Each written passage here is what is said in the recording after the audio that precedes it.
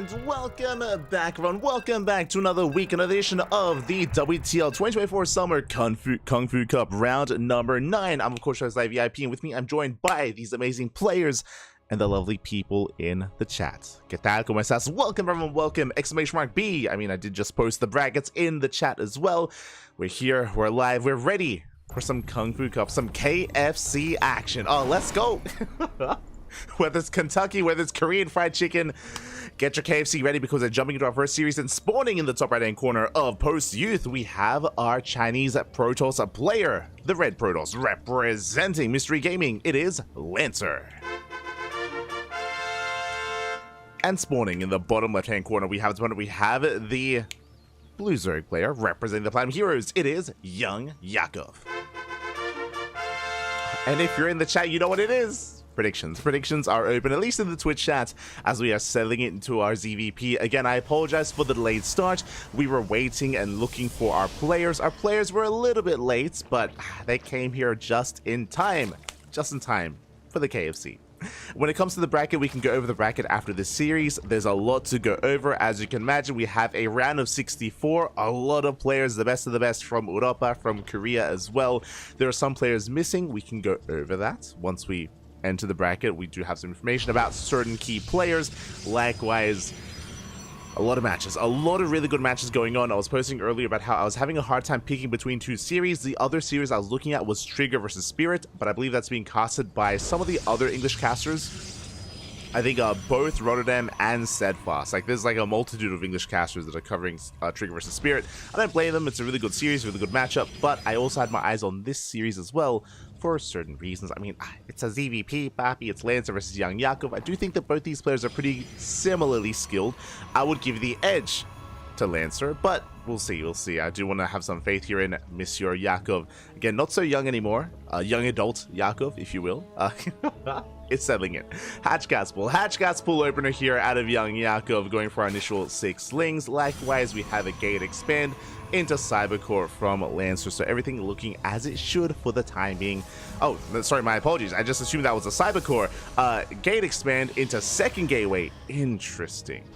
2-gate opener. Again, 2-gate opener here out of Lancer. This is to be a little bit more active, a little bit more aggressive. We're chronoing out the Zealot initially, which is wild, going for our second set of Adepts. A reason for this, I imagine, is because, my apologies before, this was a pool first. This was a pool first opener. I just made an assumption. I was like, yo, we're settling in, we're entering the game. It's going to be a standard game, right? No. It was a pool first. We had the scout, so we had a reaction. And the way this works here is that Lancer, he fully walls off, and he's going to have a big counterattack available. Meanwhile, Young Yakov is not draining. Young Yakov is not draining whatsoever. I mean, look, we could even Maynard and make use of the gold minerals. I mean, we have a hybrid base pipe, but no, we're just flooding things across the map. We're even drone drilling as well. Let's go. The boys have been pulled. We have 2 Zelts. We have a backup pylon. No shield battery as Lancer is not aware of what's going on. We're mining through. Let's go. We're mining through the minerals. We're mining through. We scout. We scout. We do confirm. We realize what's going on, but alas, it's too little, too late, and we will mine through those small patches at the same time. Links, they do not get us around. We barely do pop up. Shield battery is thrown down, but can we make use of the SimCity? Boys are going to be pulled away. We evacuate the natural base. Again, the Zerg player is completely all in, and Lancer, he does react in time. Does pull away. Boys being pulled. Very nice SimCity here. Very nice positioning with those Zelts. We avoid this round. One Zelt almost gets surrounded, but we will shut this down. The Lings are forced back. Shield batteries are finishing, and it looks like Lancer, for now, is defending. I say that he gets surrounded. Zelt is going to be surrounded. The second Zealot, ooh, almost as well. We do barely get away. But the first Zealot does go down. We have sentries. We have force fields. We can pin this back. More Adepts in production as we speak, being chronoed even. We go for another surround. We're within range though. We're within range of the shield batteries. We barely hold on. So far, so good. Again, a really delicate dance here for Lancer. Does pull some boys. The base is close to falling, but we'll survive. Whew. Barely will survive here, bringing everything back together. More Links have arrived. Again, Young Yakov is still completely all in. And he's going for the kill. He's going for the base. And it looks like he will get it. The Nexus goes down. But that costs a lot of Lings. That was how many? 31 Lings, 3 drones. But we hold. Lancer holds on back across the map. Young Yakov is droning. He saturates. He does prioritize the gold minerals, of course. And we're entering a longer game. Whew. Oh, God. Let's go. We're going to be calming things down. Now, Lancer did lose a base, but how many probes did we lose? 3. Only 3 workers so far. Very nice control, very nice defense here out of Lancer, able to defend, able to minimize his losses. Did lose a base, but I mean, again, we are still up against a Zerg player that was under droned, right? We cut workers at 16. We didn't make a single drone this entire game. It was crazy. It was wild what Young Yakov was up to. Now we're heavily droning, heavily catching up. Lancer does have the worker lead, or has a comparable worker count to Young Yakov, and the game will settle down. After the very chaotic start, we're calming things down. We're calming things down. We have safety spine crawlers on the way for Young Yakov. Meanwhile, we have a Twilight Council follow-up. Interesting. I like the idea of Young Yakov going for Glaive Adepts. Glaive Adepts in this position, bearing in mind that Young Yakov has limited gas, has no roaches, no tech to speak of whatsoever. Lair is being prioritized. We are vulnerable here to something like Glaives or some kind of early game aggression. That's why Young Yakov is throwing down the Spine Crawler, because we are vulnerable. There it is, Roach Warren's on the way. I appreciate that Young Yakov, again, he's just prioritizing gases, getting to his Roach Warren, has delayed his third base for the time being, but Young Yakov is being very safe, very secure. So he's in a way like turtling up, taking up, getting into roach play. Meanwhile, Lancer, oh my god, upon recognizing this with a hallucination scout, he confirms that there is no third. He confirms of the spine crawler as well, and we take the gold. We take the gold base. Very greedy move here by Lancer, but very calculated as well. Young Yakov moving out across the map. Will get eyes on this. Lings are here to deny. Oh, he's a Diva Enjoyer. Of course he is. For the Lings, they have arrived, going for the shield battery, forcing a cancel. Crisp cancel there out of Lancer. He does get in position. We have Zealots. We have our sentries, and that is not Glaive Adepts. That is going to be a charge lot follow-up. Once again, I appreciate this. A big reason for this, Lancer, he scouted. He scouted with the hallucination. He saw the Roach Warren. He knows, okay, Adepts are going to be a little bit less effective. Let's embrace charge instead. Meanwhile, that is a Spire on the way. 2-base Muta Papi out of Young Yakov. Okay, let's go. Hallucination will not get the confirmed scouts. We did come in, but what I'm worried by is the charge timing. Lance is moving out, and right now we are banking up resources for those mutas, for that Spire that we get roaches are forced to be made. And can we hold on? Can we at least save the third? Adepts, oh, don't commit to the shade. We push in, bearing in mind no Ravagers for the time being, which means force fields. Force fields are king here, as there's no way to deal with them. We lock down the Lings. They are going to be trapped. Likewise, roaches cannot engage. Spine Crawler does waddle on forward. I like the use of the spine. We denied the third. That's all we wanted. All we wanted was deny the third base, contain on 2 bases, but Lancer has not scouted. He has! Never mind! The NF stay shaded, they get shut down, but they scout the Spire. We see everything. Spire is yet to complete, and Lancer, we have to make a choice. Do we try to go for the kill, or do we try to get into a longer game, get cannons up and running, throw down the Stargate, work towards Blink, and get ready for the mutas? The other question becomes, did we actually scout the Spire? Like, we saw it, the Adept saw it, that's true, but we haven't seen, did we click on it, is the question. I don't really see a big reaction here to those mutas. Templar Archives is on the way. Lancer is building up towards it. But I am still a little bit concerned here about the lack of cannons, about the lack of anti-air, to be honest. Like, I don't think Lancer actually did click on that building. Oh no. Okay, Hallucination is coming in for a rescout. We have +1 air attack on the way. Temple Archives will help with, of course, those Archons, and Hallucination will confirm, and we'll get eyes on the Spire. Now we know what's going on. We have Archons on the way, and we may just go for an all-in. Like, true, if we have like 3 or 4 Archons, and if we move out across the map, we can just roll over the Zerg player. Meanwhile, mutas have arrived, and yeah, we're not ready. We're not ready, we're not prepared whatsoever. Probes are going down, and we should be looking to trigger the all-in. There we go. It's all or nothing for Lancer. 8 probes going down. Now we're sending it, Papi. We're sending everything across the map. How many Ravagers? We have 3 Ravagers to defend. But the Zealots have right there. Top of the Ravagers. Ooh, okay. Thought transfused. We keep the Ravagers alive. Archons are pushing in. Mutas, they turn back around. And they're headed for the gold for the time being. Files, they will not connect. Very nice force fields. We shut down the Roach Ravager. We're pushing in. We're going for the kill at the same time. Mutas, they do dive in, but we have the overcharge. We have Stalkers as well. Lancer, he defends, and Lancer, he will bring it down the third. And we force field the ramp.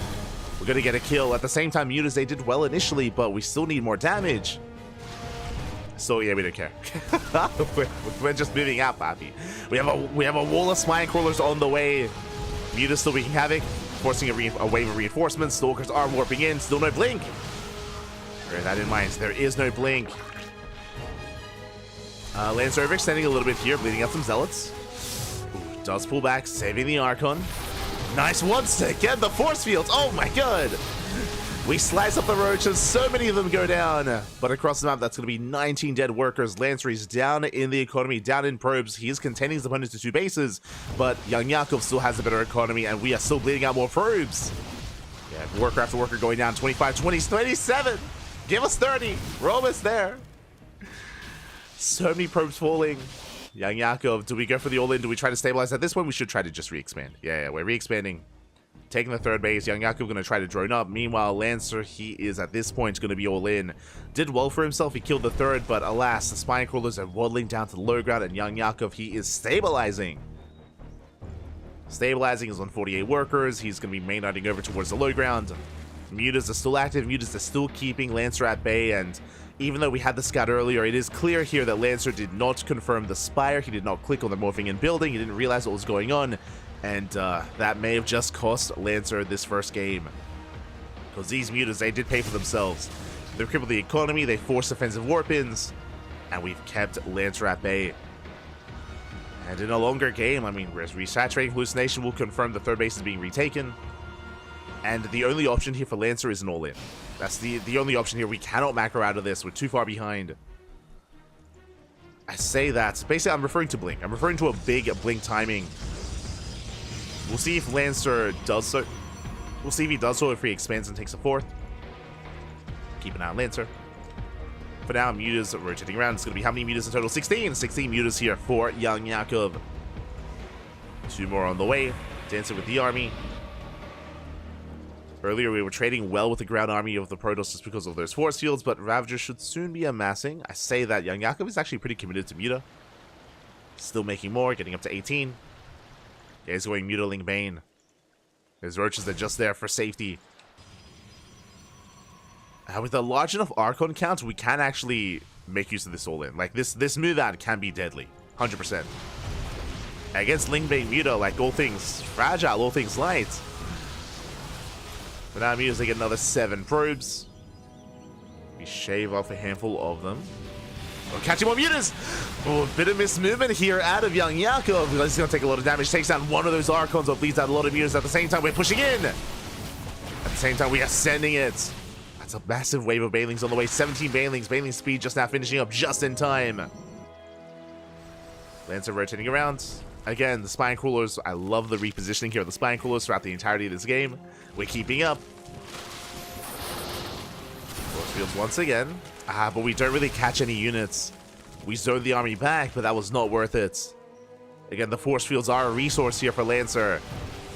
And they cannot waste them, as we are running out of energy.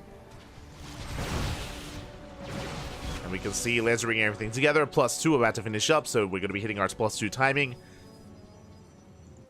But last this entire time, Young Yakov, he has not been joining. He's been massing up more Banelings, more Roaches, more army, even more Mutas. There is still a chance. The army size of Lancer is still comparable to that of Young Yakov. But the longer this goes on, the worse it is. Storm now on the way. Oh, we can't wait that long. Like, it's gonna take a long time for Storm to really kick in. I would have loved Storm, you know, 1, 2, 3 minutes ago.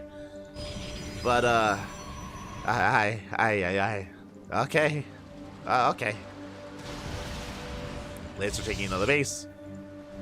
Alright, we're pushing. Storm at this point, halfway done. If we move out now, Storm might finish in the middle of the fight. Might finish in the middle of the engagement. Depending on how fast or how slow we are. Lancer taking another expansion. Lancer's hallucinations diving in. We have how many High Templar? 3. Soon to be 4. Okay, 4 High Templar. They will soon each have 1 Storm. And if we can land a Storm on these Banelings, like, that could be game. Like, these Banelings, if they all go down, if they don't trade well, if they don't trade efficiently, then the army can get out of hands. But that's a big if. Okay, nice trades from Lancer on these Mutas, but still bleeding out more probes. Yeah, still getting out of hand. Archon's forced to recall over the wall, which means now we're stuck. Oh god. Not like this. As Young Yakov is about to max out. And at this point, I feel like we have reached critical mass of Lingbane Roach Ravager. We can lose all these Mutas and it doesn't matter. I mean, well, we're still remaking mutas actually, which is a little bit concerning. Still remaking mutas.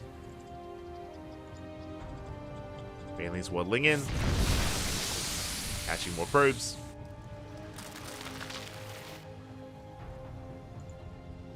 And Lancer, we're just waiting for the moment where he does decide to move out. Waiting for that moment. First storm is revealed. How many high tempo do we have? 4. So down to 3. Down to 3 storms. Bear that in mind. Another storm zoning the army back.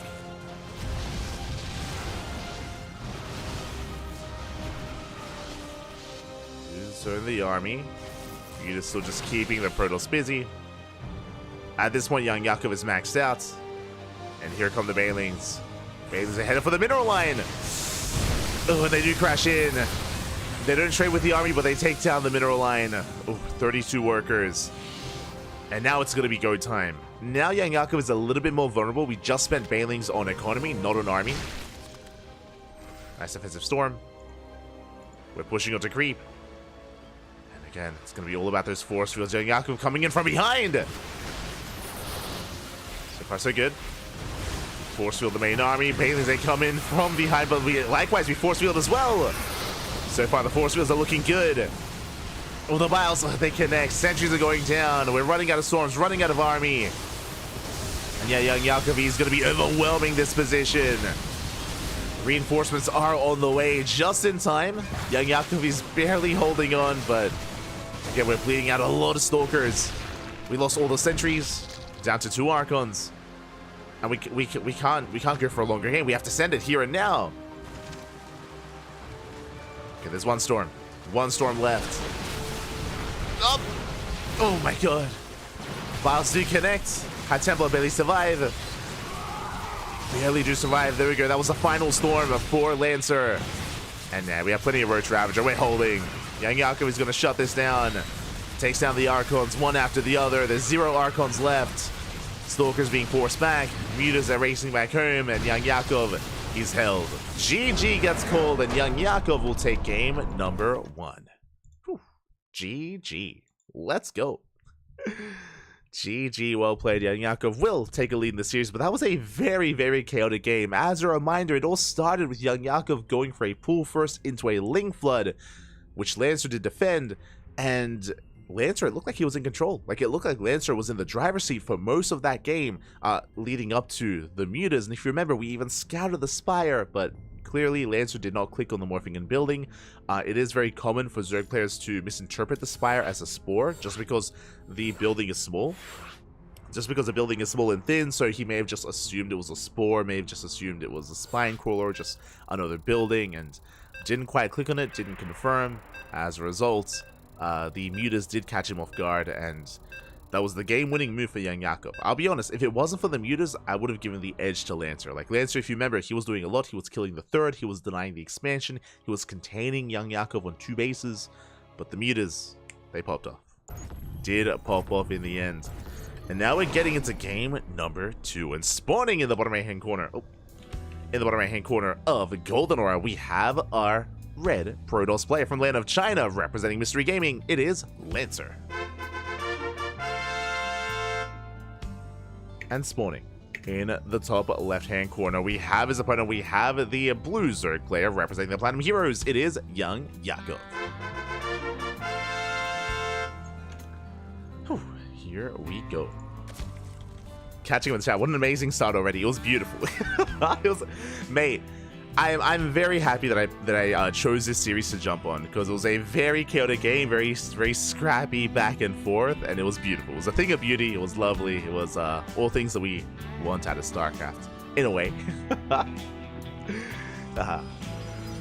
Beautiful. Yeah, I do think these players are pretty similarly skilled. In recent times, Lancer has gotten better and better results. Again, we've been casting a lot of Lancer in events like ESL Open Cups, in WTL, World Team League as well.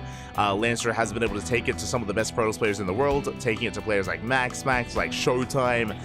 Lancer has some really terrifying PvP, but despite that, it's about his PvZ, right? It's like, I think Lancer's PvP is probably his best matchup, followed by his Protoss versus Terran, and his Protoss versus Zerg is the matchup that does kind of need the most work, I would kind of say. I think that's the case with most of the Chinese Protoss players when I refer to Lancer, Firefly, and Jeshi. It may just be because they actually don't get a lot of Zerg practice in their own region, right? Like, they can practice against players like Oliveira and Coffee for Terran. When it comes to Zerg, there's Silky, and Silky is not the most active player, right? Like, Silky is the best Zerg player in China, but not very active, and he's also very aggressive. Like, like Silky's pretty cheesy. He's not very macro oriented, so that may kind of play a factor into kind of their weaker matchups. It's possible. It is possible. But now we are going to be moving out. This time it is a standard opener, Hatch Gas Pool, out of our Zerg player. Likewise, Gate expanded to Cybercore. In game 1, we had a very chaotic display. Here, we're calming things down. We're calming down, not calming down.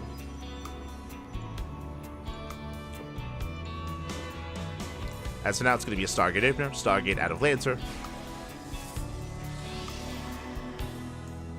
With this, I imagine, going for an Oracle into a third base, into a pretty standard setup. Ling's moving out just to get some scouting information. We're going to slip into the natural, in towards the main.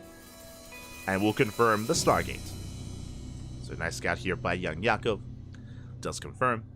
Meanwhile, across the map, likewise, we have our Adept shading in, getting an eye on any kind of crazy early gas count, early Bailey Nest, early Evo Chamber, lair timing. We're just confirming that everything's on the up and up. We shade in. We do get a drone. Yeah, late reaction here out of Young Yakov. One worker goes down. We get a second drone as well. Oh my god. 2 worker kills. Not too bad. This Lancer doesn't manage to get some key pickups.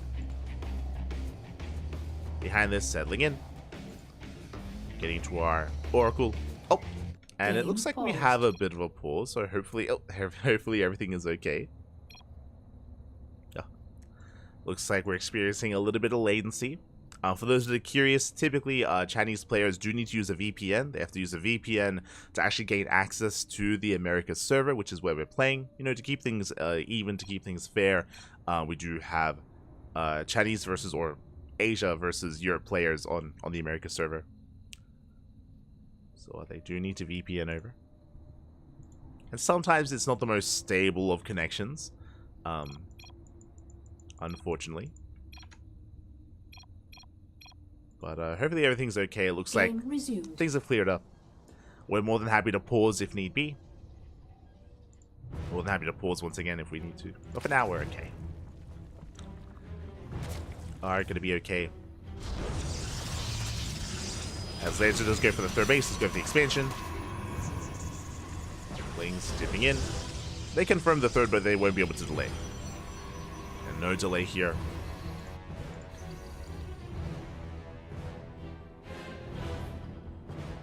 As we do see Lancer moving out with the first Oracle. Meanwhile, that is a fast lair. Oh my god. Okay. Young Yakov, yeah, my attention. I mean, Young Yakov, he's usually very aggressive. We saw that in the last game. This time with a fast lair, this could be for a Nidus-based all-in. This could be for fast Roaches. This could be for fast Spire, for fast Hydras. There's a lot of potential with this lair timing. This was a sub-4-minute lair timing. Crazy fast. And we'll see where Young Yakov takes us. We shall see. But now we get 2 drone kills. Oracle backs off. The Oracle has not scouted the main. Very important here that we have denied the scout. Adepts moving in towards the left. Second Oracle moving in on the right. And again, very important that Lancer needs to get a read on what's going on. No extra gases for the time being. I'm really curious as to what this lair is going to be for. Again, Spire, Hydroden, or the Nidus Storm. And there it is. It's going to be a Link Queen Nidus all-in. All or nothing for Young Yakov. Again, the tell is lack of gases, right? No extra gases, no further tech. Oracles, they confirm the lair. We have a piece of the puzzle. Lancer, he has an idea of what's going on, but he has no confirmation. He also confirms only 1 gas in the main. Hasn't rechecked the natural, though. So the gas count is still a little bit ambiguous here. Lanes get across, they get us around. They shut down 2 of those Adepts. Big catch here from Young Yakov. No shield battery. No shield battery, no overcharge. There we go. Shield battery just now on the way. Lings are flooding in. Nidus roaming to the main. Lancer trying to hold on desperately so, but no shield batteries, period, are ready for this. And there's no warp in. There's no warp into the main base. The Nidus Swarm will finish. And Young Yakov, he's popping up. He breaks through the Stalkers, breaks out the Adepts, queens into the main. And Lancer, he wanted a standard game. He wanted a longer game, but he's not going to get it. Ling's wreaking havoc, and we are pulling Lancer apart. He was not ready for this. Again, he wasn't able to confirm what was going on. He wasn't ready for the Nidus. He saw the lair, but that's all he saw. And we depower everything in the main. Queens waddling on forward. 14 probe kills. Another Nidus as well. And Young Yakov, he's done it. He's broken the main. We're down to one base economy. One base is all we have left. And what can we really do here on this one base? I mean, we're still mining from the third. True. 2 bases technically, but we're losing so much production, so much tech. Force field gets thrown down. We do pick up some of these Lings, but they're still flooding in. And we just don't have the numbers. We just don't have the army. We're down to 1 Stalker.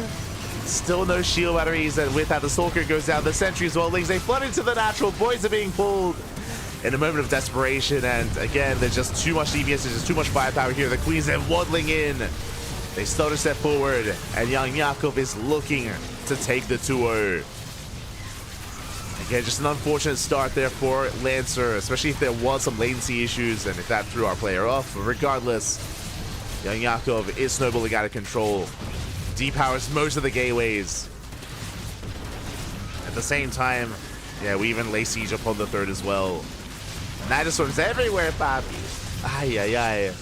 And GG gets called. Young Yakov will take the series 2-0, advancing on to the round of 32. GG. GG, well played. Young Yakov will take the series. Lancer will bow out early on in the bracket, and that just goes to show how brutal the bracket is. These are some amazing players, and they're already facing off here in the early stages of the tournament. It is crazy. It is brutal. It's KungFu Cup. It's KungFu Cup, baby. GG, well played.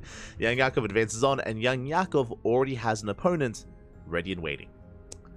Exclamation mark B. Yeah, I got you. Exclamation mark B in the chat if you guys want to have a look back at yourselves. Bam. There we go. Let's switch our scenes over and have a look ourselves. Let us have a look ourselves. From the top, there's a lot to go over. And I may as well very quickly message our players here so I don't get left behind, as Young Yakov is going to be advancing on into the next round. And I will hop over to the European region. So again, before we can delve into the bracket, I just want to make sure I don't want to be left out of a lobby. So one moment, just chasing the players. Chasing them down. Bit of a spoiler, but Young Yakov's opponent is from Europe, so it is going to be a European on European matchup. Let's go.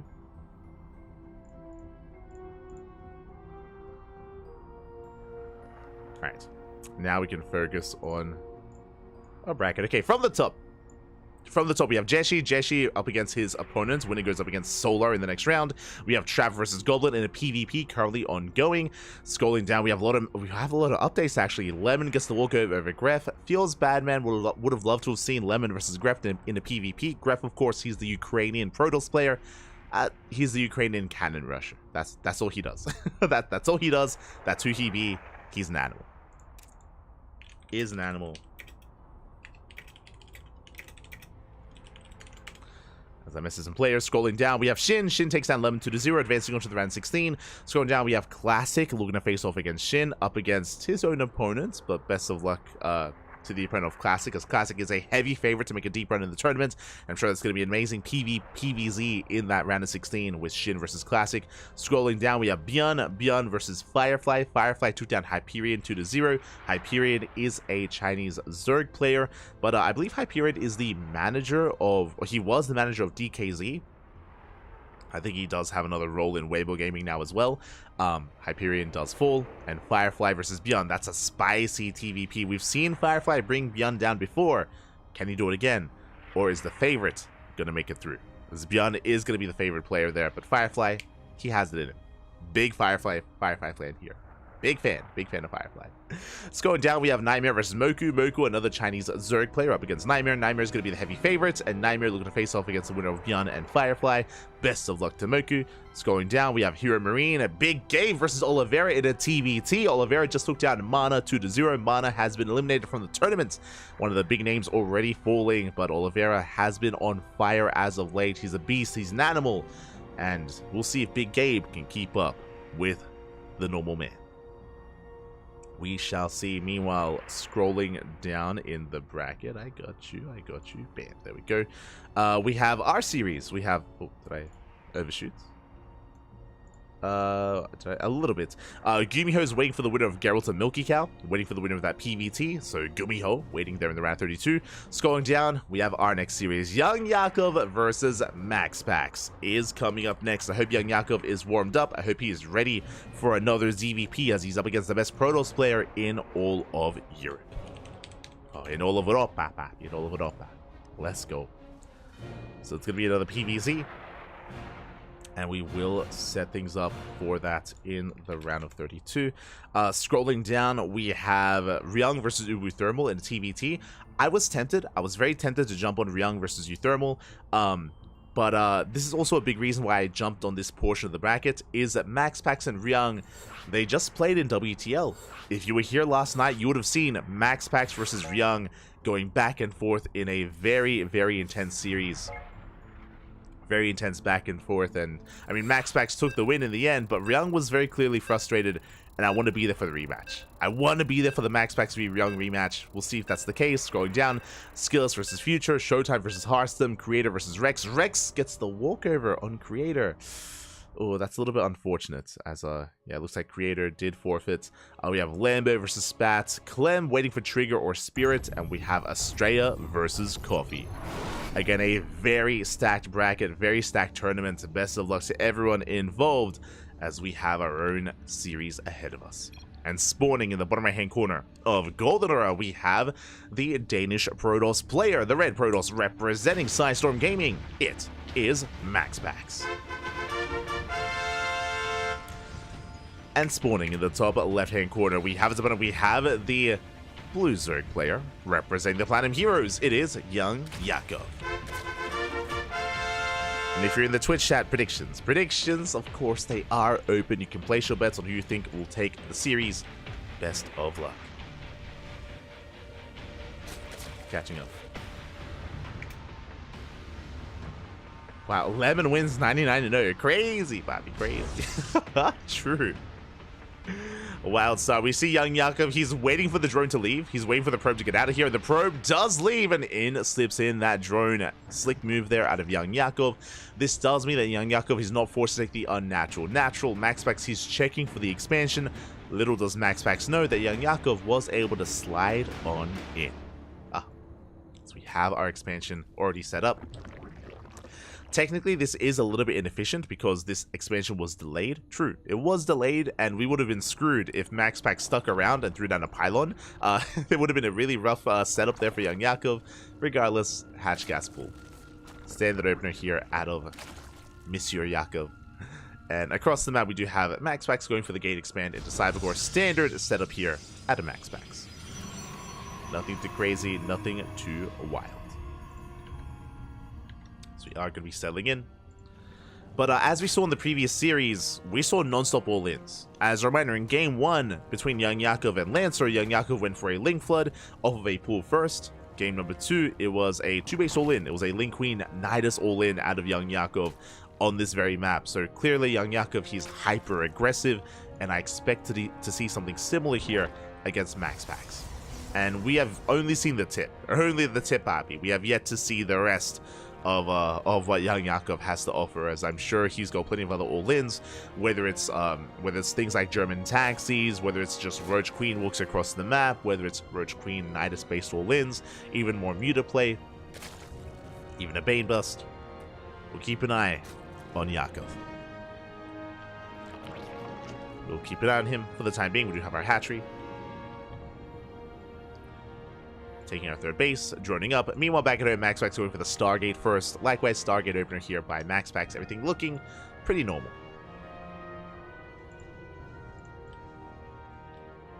Pretty normal setup. So Stargate into a third base. It's going to be double, if not triple Oracle. A PVZ, as it should be.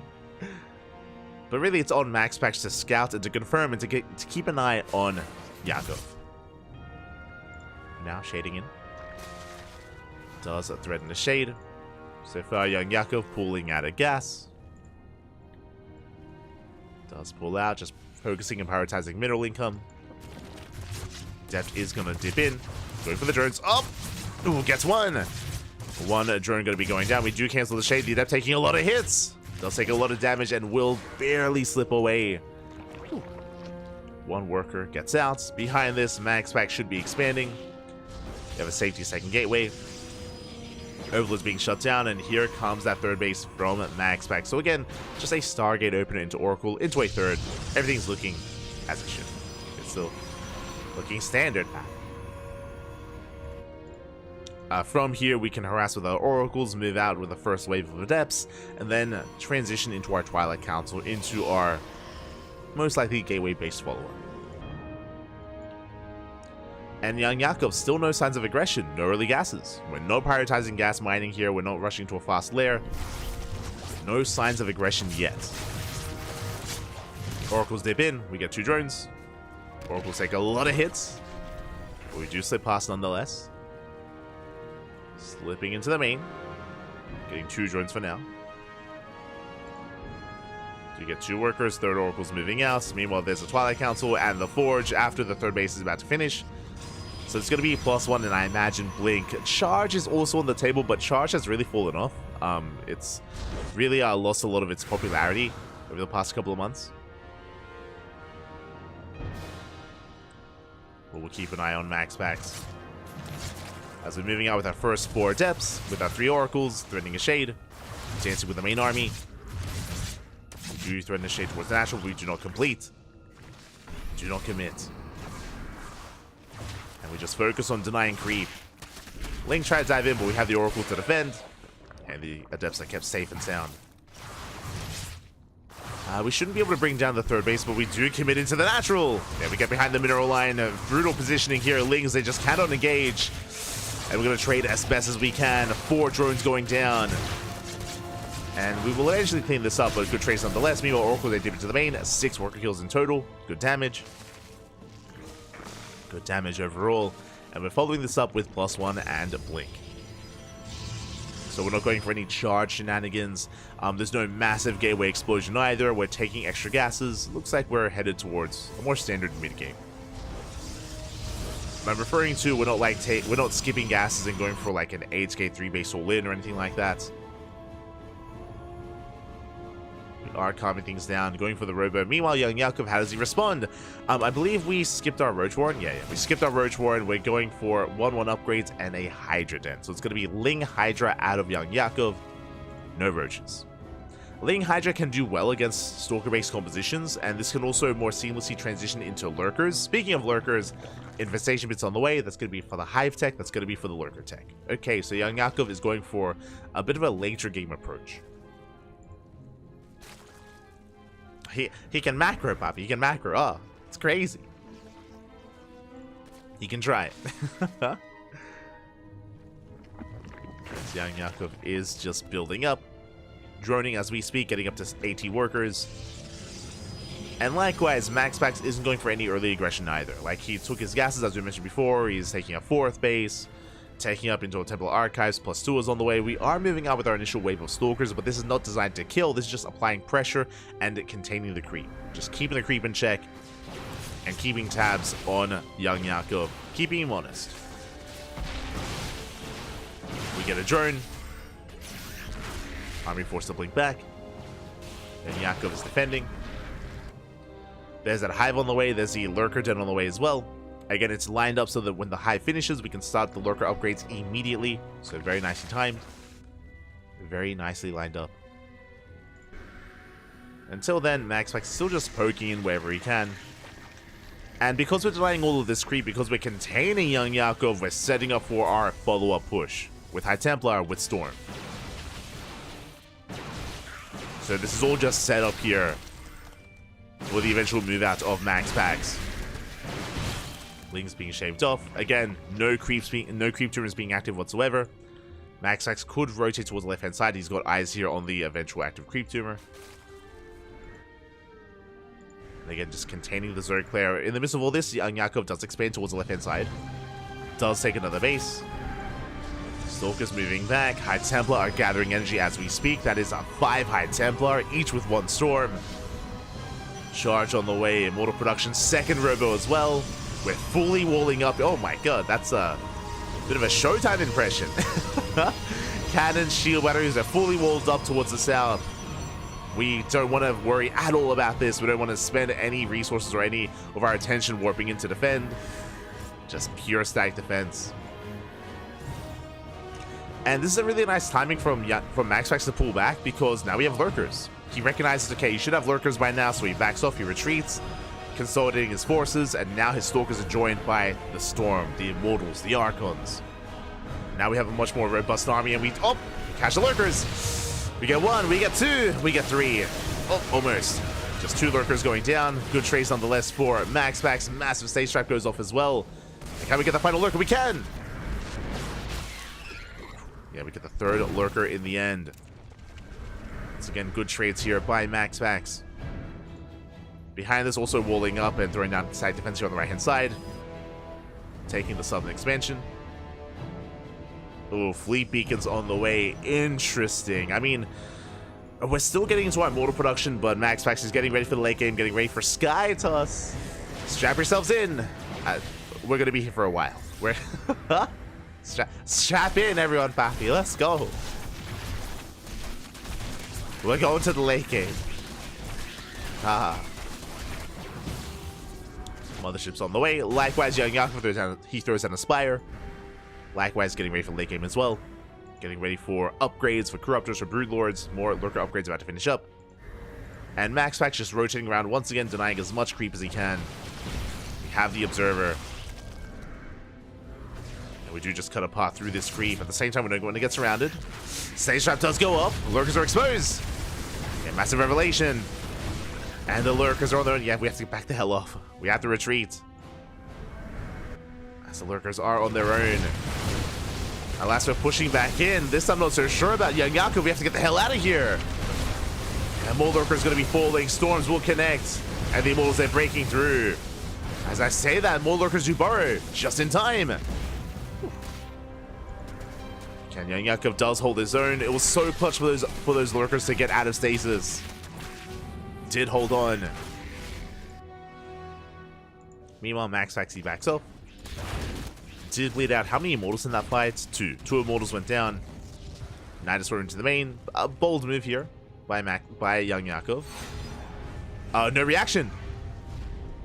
Delayed reaction, delayed response here by MaxFax, focusing across the map, going for a Zealot run by, and that means the Nidus Swarm will finish. Yeah, lurkers have arrived. MaxFax late to respond. Dupo. Pylons going down the mineral line. We can even deny. Oh, we can't quite deny +3. It looks like it's going to finish up in time. It's going to be close. Up. Oh, it's denied. 1 second away. +3 is denied. High Templar coming in. Storms as well. We do focus on the Mothership. Mothership goes down. Tempest almost as well. And Young Yakov just completely out-positioning MaxFax to get a kill on the main base. Getting on top of the production. And MaxFax is in a world of hurt. He's supply blocked. He can't make anything. He is supply blocked. We take down the Stargate. And MaxFax, what can he do from here? The Concave a little bit too good. Nice Storm on the Hydras. Storm is good. Storm is solid. But we depower everything. And more Stargates that they just can't produce. Big stasis does go up, but we have control of the ramp. And there's no pushing up this ramp. Not easily. Workers are repositioning. We take down the Temple Archives. Likewise, Young Yakov within range of the low ground. If probes are going down, we deny mining at the 3rd. Or at the 4th even. We're running out of Hydras. Yeah, we're running out of Hydras at this point. And without Hydras, we're going to have to back off as we have Tempest to deal with. I'd love to see these Stargates taken down as well. More Stargates on the way. And Young Yakov is massing up his army. He's not reinforcing in the Nidus. He's moving out towards this fresh mining base. Towards the 5th. Lurkers, they back off. And we collapse on the Nexus. And there's no saving it. There's nothing here. There's cannons and shield batteries, and that's not going to be enough. MaxPax getting pulled apart. Still denying mining time here at the 4th. MaxPax is on 2 base economy. He's on really 1 base economy. That's 2 half bases, papi. And we're pushing in. Send it. Again, what do you need to bring down MaxPax? You need a Nidus Worm in a dream. Oh my god, the storms. Storms are looking good. Young Yakov has to calm down. MaxPax still heavily supply blocked. Cannot spend his money. Can barely even mine. Lurker was dealt with. Probes did go down. We're down to 39 workers. And Young Yakov is remaxing. He's rebuilding, remaxing, looking to collapse on this base. Still supply block. Still can't make anything. Now, because this army is so fragile, storms are still something to be concerned about. True. Speaking of, here come the storms. They zone back the army. I would love to see like a Greater Spire. Like at this timing, I'd love to see like upgrades, tech, Greater Spire, Ultra in as well. Ultra Cavern even. Tech up in every which way. And get back into lurkers. Like there's not that much in the air. It is more important that we have anti-ground. Going for Banelings. Do we have any lurkers left? Just 4. Just 4 lurkers for the time being. Pushing into this entrenched base is going to be difficult. As you can see, like pushing towards the north, it's a choke point. Pushing towards the south, choke point as well. So it's difficult to break this position. Likewise, same can be said here with the wall of stack defense. But all we're doing is containing. Because it's so difficult, all Young Yakov has to do is contain and deny any fresh mining base. Maybe even Nidus back into the main. That would be a way to go about it. Or doing this, but the stasis! Ooh, massive stasis goes off. But the lurkers are within range. And the laying siege up on the wall. Main army distracted. Now we get the Ultra Cavern on the way. No Vipers. Vipers would be another way to counteract this position and counteract this army. Lurkers are going down. Not nice into the main base, but this time MaxPax is paying attention. I saw him back off for a moment. And gets the scan. Oh, is it going to finish? Does he see? He does. He does warp in, but it's too late! It's too late. Nice Storm does finish, but we're also late to unload. Yeah, it's going to be shut down. If we had some lurkers here ready to go, then maybe. Hydras, they want the Tempest. They want them. Oh, good. Won't quite get them in the end. The Stargates did survive. Catch a couple of probes. And there it is. 21 Corruptors on the way. Let's go, Poppy. Let's go. Now we have some proper anti-air. Now, I'm a little bit concerned. What is the ground army? No lurkers yet. If we commit, if we move out across the map, if we even deal with the sky-based army, there's still a lot on the ground. We do need something on the ground to hold on, and there we go, 5 lurkers on the way. It would be a mistake here if Young Yakov did focus too much on the Corruptor, so thankfully we have some safety lurkers, so he is thinking about the ground-based army. He is concerned. +2 air attack about to finish up, and we're moving out. Both armies are maxed. Bearing in mind, though, that Young Yakov can afford to replenish his army, and MaxPax cannot. Every Tempest lost, every carrier lost, is a unit that MaxPax can barely replace. He barely can replace it. And likewise, Young Yakov, he's hoping that MaxPax expands, because then he exposes himself. Speaking of, MaxPax moves out, and Young Yakov moves in. Here we go, we dive on the carriers. The first carrier going to be going down. We dive on the Skytoss army! And we're going to focus it down. The Archon's doing well, but we need to reinforce the Hydras behind this. Getting as many Tempests as possible. It's going to cost us a lot of Corruptors, though. Again, not the most efficient trade out of Young Yakov, but he can remax. He can remax, and there we go. More Corruptors on the way. Lings as well. That was a brutal trade for the Zerg. But we have a bank. MaxPax, though, he does slip away with his base. Young Yakov, he did scout. We have to deny it. We have to make sure this does not get up and running. Otherwise, MaxPax is still in this game. If he can establish a base, whether it's towards the north or towards the south, then MaxPax can remax. So there's still a lot of pressure on Young Yakov to make sure that MaxPax does not come back in this game. Base is on the way. Young Yakov, he's aware. Moving out to Greater Spires on the way. That's going to be for Broodlords. In the last fight, how much was that? That was 7 Tempests, 3 carriers. The base is getting up and running. Uh-oh. And Yakov is getting ready. Still not remaxed. Looks like he's waiting for Broodlords. He's waiting for the Greater Spire. He's leaving free supply for those Broodlords. At least it looks to be the case. Forcing out a Storm. Catching reinforcements. Carrier is barely going to go down. We take a Storm to the face. Meanwhile, Lurkers, they lay siege upon this Nexus. We can go for the production. Let's go. I'm going for the Nexus even. Going for everything. ¿Por qué no los dos? Lurkers are forced back. Uh-oh. And Max Pax going for a big counterattack. Do we commit? Yeah, we do. We do commit. Corruptors are racing back home. And back at home, what do we have to work with? Ultras are on the way. We have a line of Spore Crawlers as well. The base revived, which is terrifying. The base does live. Remaxing on Ultras. What upgrades do we have with the Ultras? We have Kindness Plating. We do not have +3 Carapace. We have +2. So we're lacking some upgrades.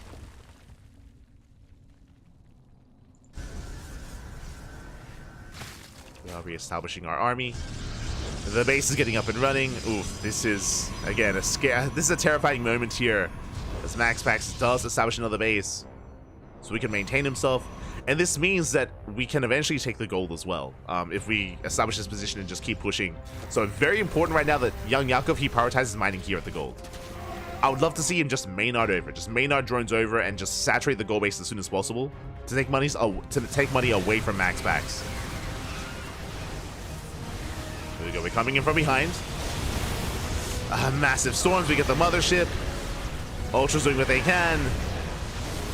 And Max Pax, he does outtrade young Yakov. This is a brutal position. We spoke about it. We have the base. We are re-establishing ourselves. We're rebuilding. Yeah, that was a brutal fight. And young Yakov, he's burning through his bank. He's burning through that bank. Looking at our saturation here, again, it's not ideal. Is mining the gold base somewhat. Max Pax pushing forward.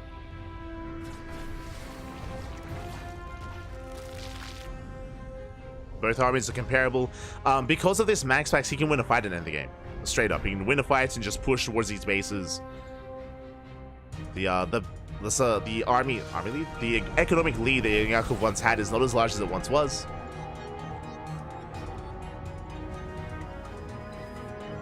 Another base being taken. We can't let this happen, Bobby. We can't let this happen. We have to stop him. Someone stop this man.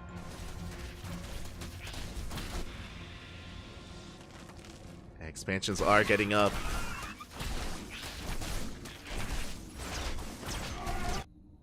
And I would even say that the game is more or less stabilized. Again, it looks like we have a lot of bases compared to the Protoss, but I mean the Protoss army is more efficient. They can do more with less. For a Zerg player to be up a base is for them to be even with the Protoss, so that's why I'm still very concerned here for young Yakov. As the advantage that he once had, it's not really there anymore. Now that Max Pax is maxed out, now he's building up a bank. Building up a bank, establishing another base. Bailings roll in, we do pull back in time.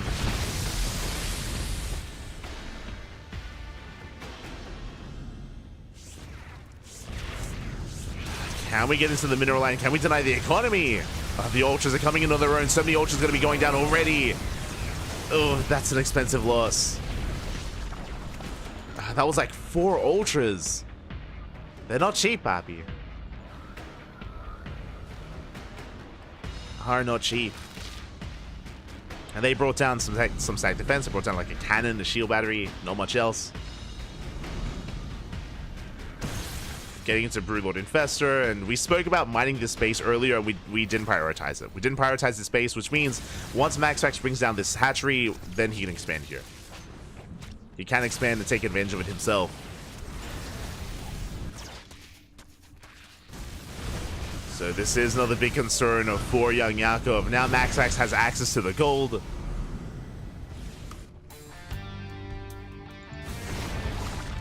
He mined through it a little bit at least, but barely.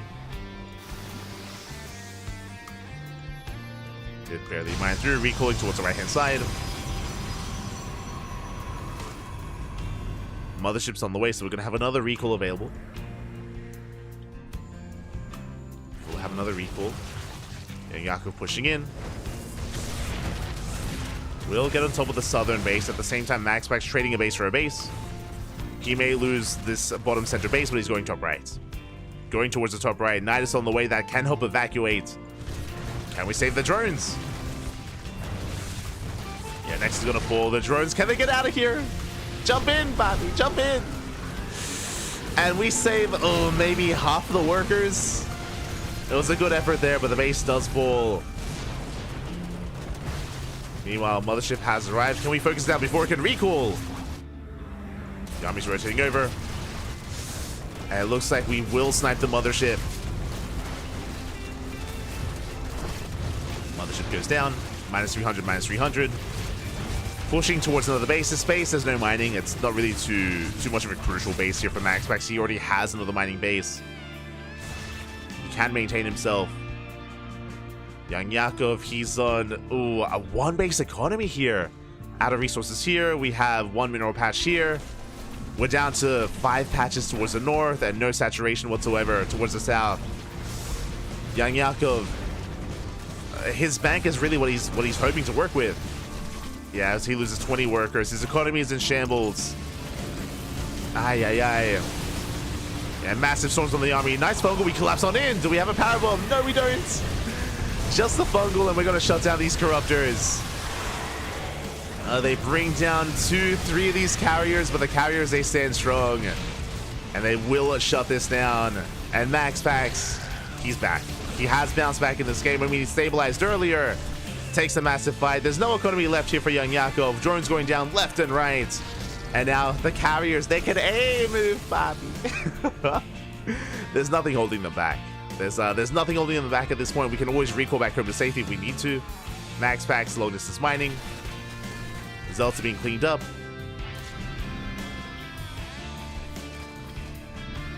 And yeah, Young Yakov, he did so well this game. Like, I don't want to take away from his accomplishments. Like, Young Yakov, he popped off. He was ahead. There was a moment where Young Yakov had like 5 bases to the 2 of MaxPax. He was doing well for himself, but he did kind of fumble the ball a little bit. We spoke about it, but a big a big moment here, a big crucial moment for MaxPax was taking this base. Was when he expanded here. As soon as that happened, you could hear like the tone of my voice being like, oh no. Like, mate, as soon as he's able to reestablish his economy, like, he's back in it. And yeah, he got the base for as long as he did. Took another, of course. Young Yakov was unable to contain, unable to deny these expansions.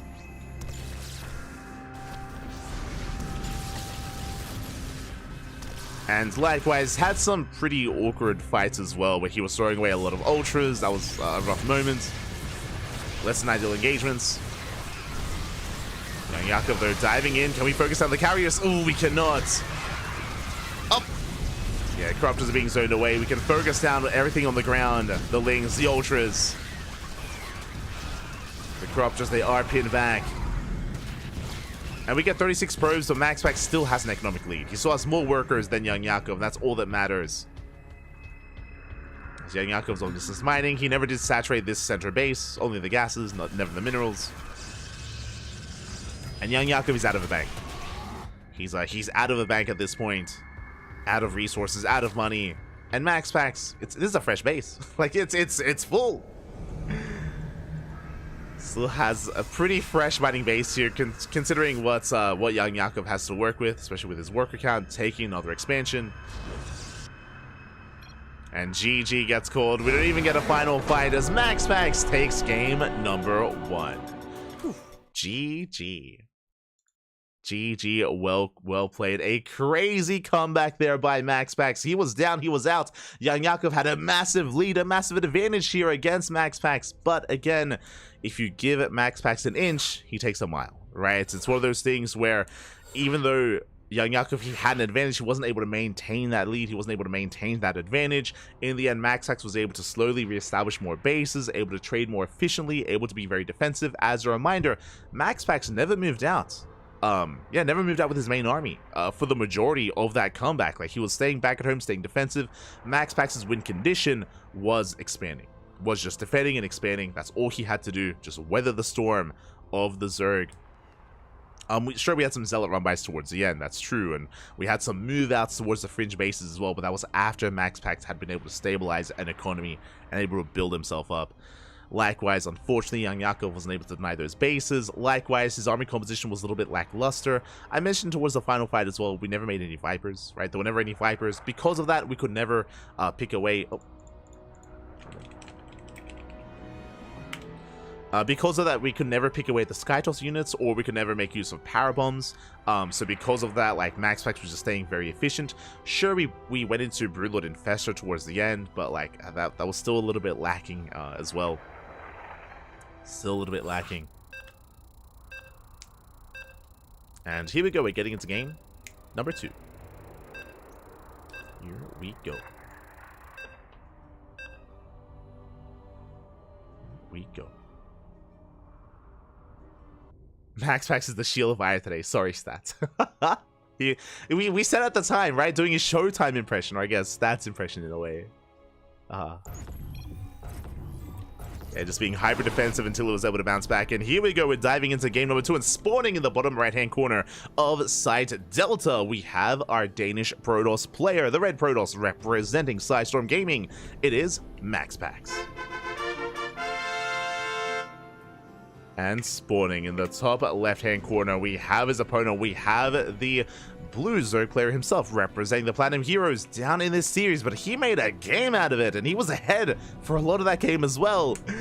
He can definitely bounce back. We'll see if he can. Give him your energy, give him your support. It is young Yakov. See if we can bring it back here. As a reminder, a big kind of factor as to how young Yakov was able to get a lead was the Nidus Worm. Remember, there was a Nidus into the main base that did finish, and with the completion of that Nidus Worm, we completely shut down the main. We completely shut down mining at the triangular third base as well, and we also killed the fourth. Like, that was the beginning of the end, or the beginning of the lead for young Yakov. We'll see if we can do something crazy like that again. We'll see if we can pull MaxPax apart. He's done it before. Can we repeat that? I want to believe we can, but we'll see. I also hope that young Yakov isn't too disheartened. Like, we've all been there, where you're ahead, you know, you have a lead against your opponent, you're winning the game, and then it slips away, and that can be a little bit heartbreaking, right? That can be a little bit soul crushing. So I hope that young Yakov can shake it off, and I hope he can look on the bright side of things, right? Like, he's literally up against the best Protoss in Europe, right? Like, he's up against the best Protoss in Europa. So to be in that position against him is not an easy feat, and it's impressive. Very impressive. Very impressive stuff there by young Yakov. So hopefully he can shake it off, look at the bright side, and delve into game 2. Dive back in. Oh, here we go.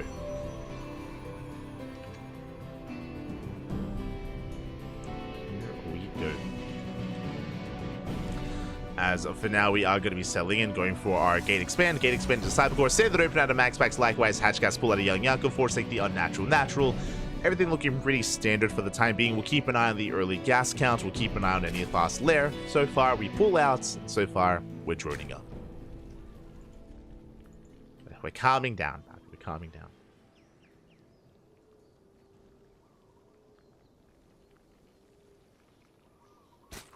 I'm going to be calming things down. Once again, another Stargate opener out of MaxPax. Grown up Yakov. Let's go. Grown up Yakov.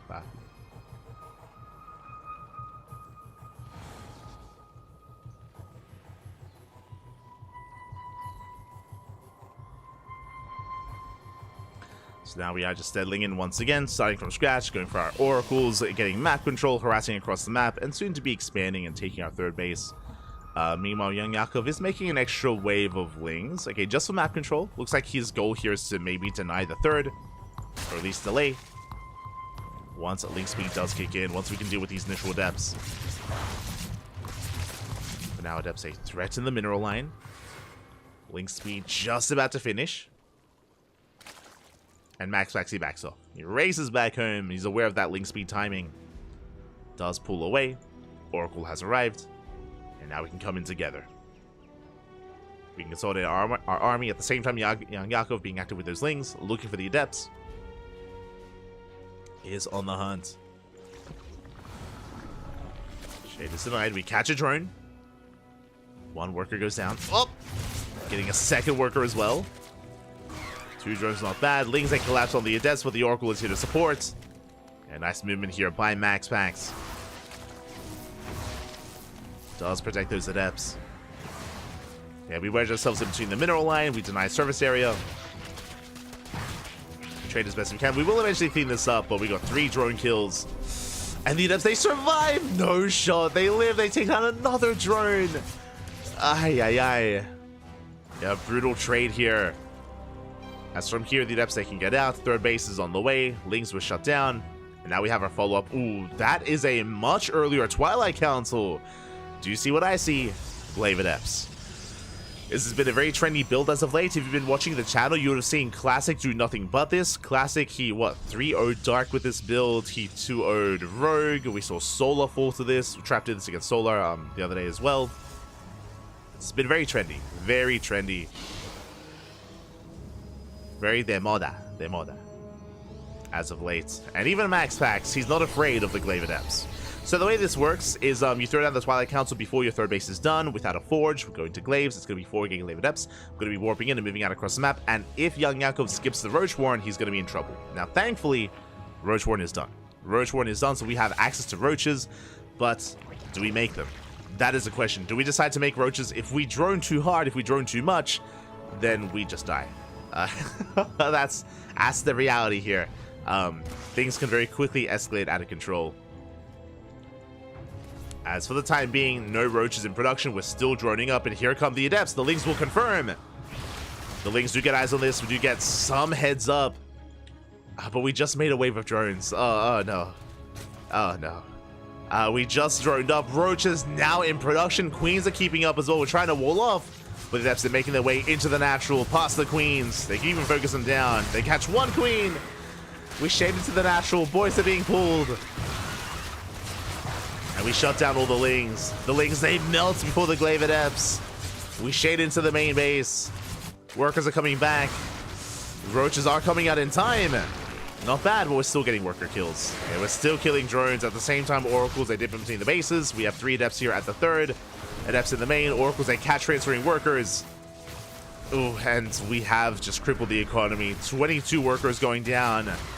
A game-ending amount of damage. 25 drones even. And we still have Adepts. No! Don't come back. It's not safe. It's not safe, Papi.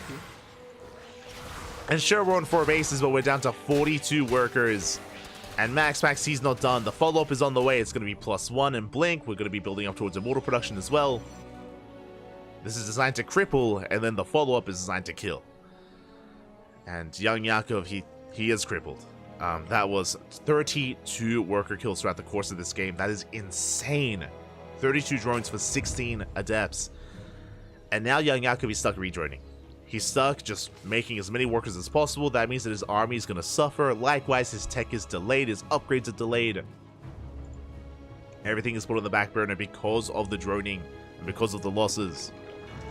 And that means that when it comes to MaxPax's next push, it's going to look pretty insane. It's going to look pretty intense here. MaxPax even, not just going for the 4th, but even going for a 2nd Forge. He's looking quite comfortable. Looking quite comfortable from here. If you remember, Classic's response to this, I think, is double Robo, to just go into Mass Immortal. Just go for an Immortal Sentry, like Soul Train follow-up. Here we can see MaxPax doing something different, getting into Blink Stalkers. This is less all-in, right? Because the Soul Train Immortal, because we are lacking Blink and any upgrades, like, it's a little bit more committed. The Classic typically goes for. Here, we're more set up for a longer game, in case the Zerg player survives. So we are moving out. Stalkers applying pressure. Again, they have a lot of micro potential. Ling Roach trying to keep up. And they do deny the stasis trap for the time being. We have 2-1 on the way. Charge as well. Poking in. Young Yakov resaturating, redroning. MaxPax already on 84 workers. He's at max saturation. No more probes required. And now MaxPax can focus on his army. He can focus on nothing but army production. Adepts, they shade into the natural once again. And here comes the push. We do move in. Bile's going to be zoning back the army for a moment. Hydras are on the way. We're getting some of the Roaches. Roaches going down. Expensive losses for young Yakov. Does blink back. Does blink away. Pull back to the stasis traps. And we can still keep the pressure up. More Adepts, a shade in towards the natural. Catching Queens. 1, 2 Queens going down. More drones as well. And again, it's just a numbers game at this point. Bearing in mind, young Yakov has inflated supply. So the soup does lie. But the supplies are looking similar, but that's a little bit more brutal for the Zerg. Oh no, the Hydras! Yeah, Hydras getting caught out as well. As they also melt against Glaive Adepts.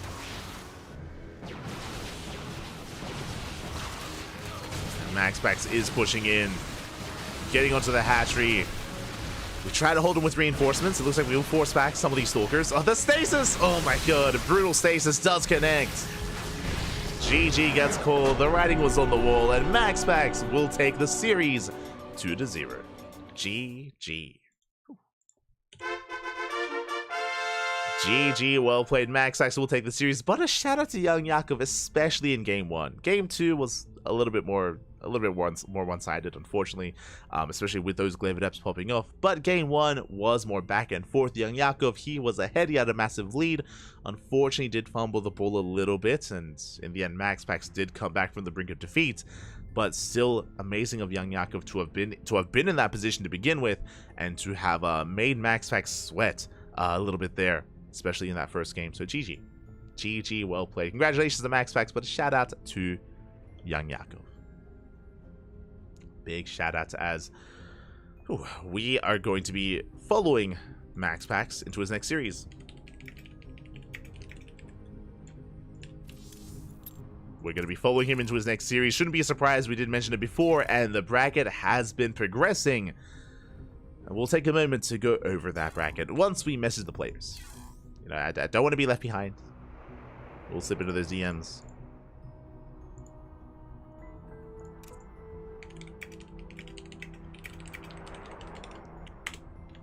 We'll slip in, and we can switch our scenes over to have a look at that bracket. Here we go. Just updating anything.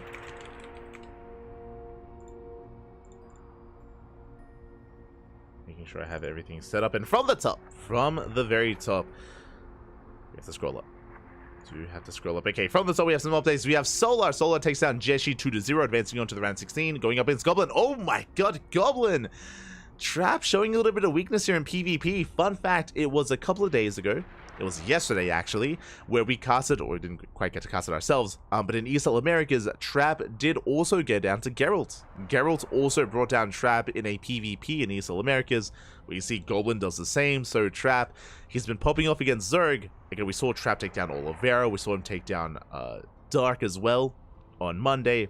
But against Protoss, is showing a bit of weakness here and does fall to both Goblin and Geralt. So big win there for Goblin. Does advance on to face off against Solar. Scrolling down, we have Shin. Shin up against Classic in the round of 16 as well. That is a spicy PvZ. Best of luck, and we are looking forward to that. Scrolling down, we have Björn versus Nightmare. Björn took down Firefly 2-0. Nightmare took down Moku 2-0 as well. Again, the favorite players do advance on. They're facing off against each other. Best of luck to Björn. Over the past couple of months, Nightmare has been the favored player over Björn week after week, so we'll see if Björn can get his revenge and bring Nightmare down, as Nightmare has been popping off in the PvT matchup. Scrolling down, ooh, I was hoping for an ace match, but Oliveira did bring Hero Marine down in a 2-0. I was hoping that Gabe could take a game there, but Oliveira, again, he has been on fire, especially in this matchup in TVT. Oliveira brings Gabe down 2-0. Congratulations, Oliveira, and oh, he's up against Gumiho in the round of 16. Let's go. That could go either way. Gumiho is a very chaotic player. He's not very standard, so best of luck to Oliveira versus Gumiho. That could go either direction.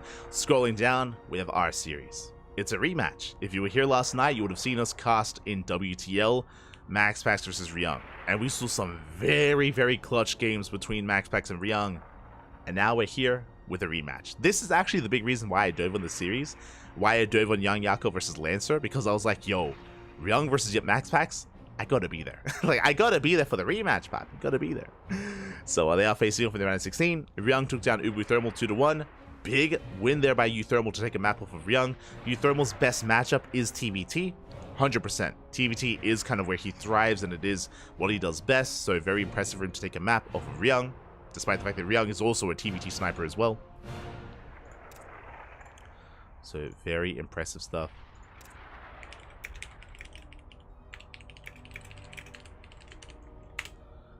Scrolling down, we have Skillz. Skillz takes down Future 2-0 up against Showtime in a PvP. That could go either way.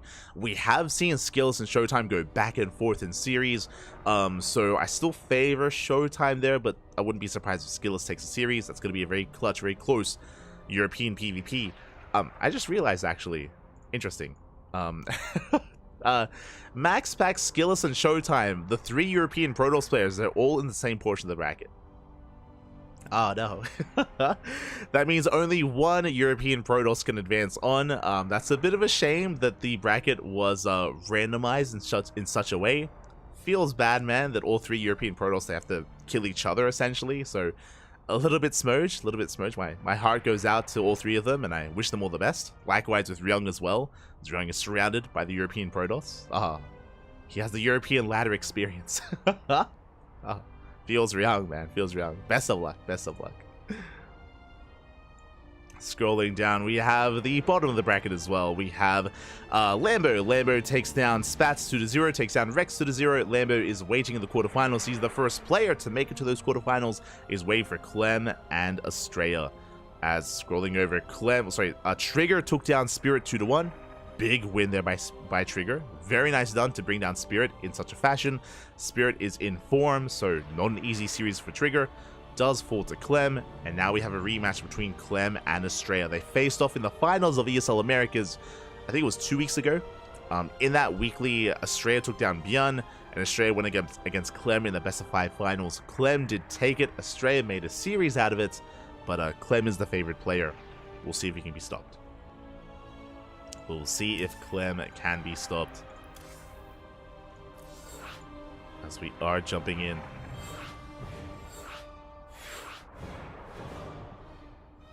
As we are getting ready for our next series, it's going to be that PvT between MaxPax and Ryung. Let's go. I'm catching up with the chat.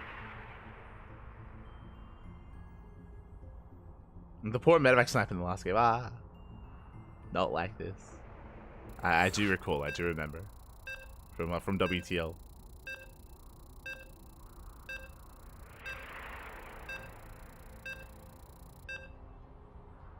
Here we go.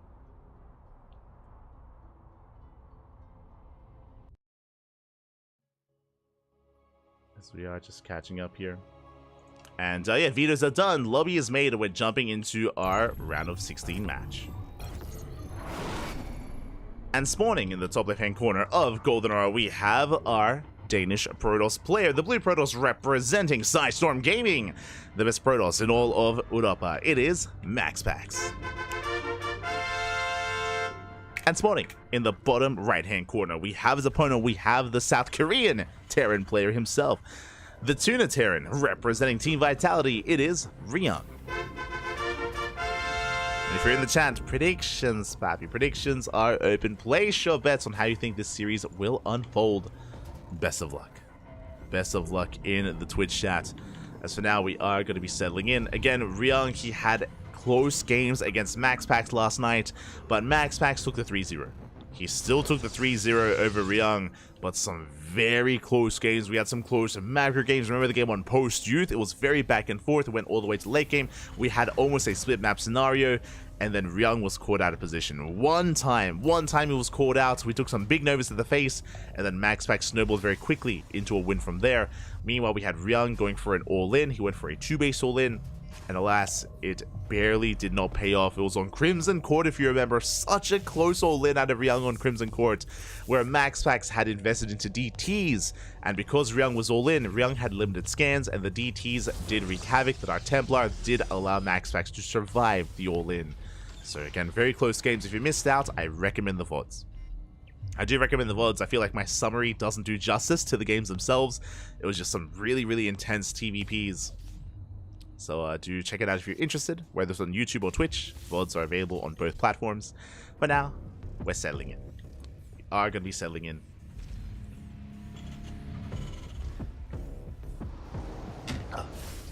As Ryung is going for a double gas opener, double gas into a faster factory. Meanwhile at home, we do have the gate cyber expand. Everything looking as it should. Again, really we expect like more standard play out of Max Packs. I say standard play.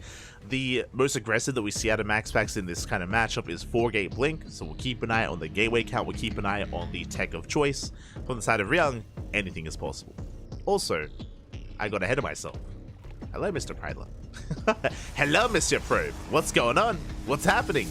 Pylon is done, and we can set up for a proxy gateway to reinforce across the map to be the aggressor instead. And there it is, gateway's on the way. So with this Max Packs, you can reinforce across the map and be that much more assertive, apply pressure, move out, and deny the expansion. Meanwhile, we can see the CC is on the high ground. Thankfully, if the CC was on the low ground, then Ryung would be exposed, he'd be vulnerable. But it's being made on the high ground, it's going to be safe and sound, it will finish. Meanwhile, behind this, going for a 1-1-1 follow-up. Tech Lab on the factory. Do we go for a fast tank or do we go for an add-on swap? There it is, fast tank is on the way. Ryung setting up for a tank drop. Very aggressive build here, setting up for what looks to be a double tank drop with our medevac, of course. The adept has arrived. And what does Max Packs see? Not much. He did not see the production, did not see the add-ons. Max Packs saw the expansion, but that's all he saw. Twilight Council follow-up out of our Protoss player. So you have that Twilight Council on the way. And back at home, there's that second tank in production. Medevac should be on the horizon, and we should soon be moving out across the map. And this is designed to, I mean, I don't think this is going to be the all-in variation. It's very committed, though. We may just pull some of the boys with this. We'll see. Very committed nonetheless. This is designed to break through the natural, or even get into the main. But the Stalkers, they do arrive. They do trade here with some of these Stalkers. And the tank is going to have to reveal itself. Yeah, the shades in. The tank is shown. And now Max Packs is aware of what's going on. Yeah, he denies the natural. He does deny any kind of economy, any kind of mining. Again, this more aggressive setup by Max Packs. Just make sure he contains Ryung, and he's stuck at home. Again, these tanks, they wanted to be across the map, and they're stuck at home instead. We're still going for a marine drop nonetheless. Ryung trying to force Max Packs to back off with that drop. The tanks will hold the main, but behind this, Max Packs happily just saturating his bases. Blink is on the way. Robo as well. And it's going to be a while here before Ryung can finally expand. Brutal position for the Terran. Drop comes in. We have a warp in. We have Stalkers. No blink, but these are vanilla Marines. Like, they can't do much. Yeah, they can't do much across the map. Ryung has to pull back.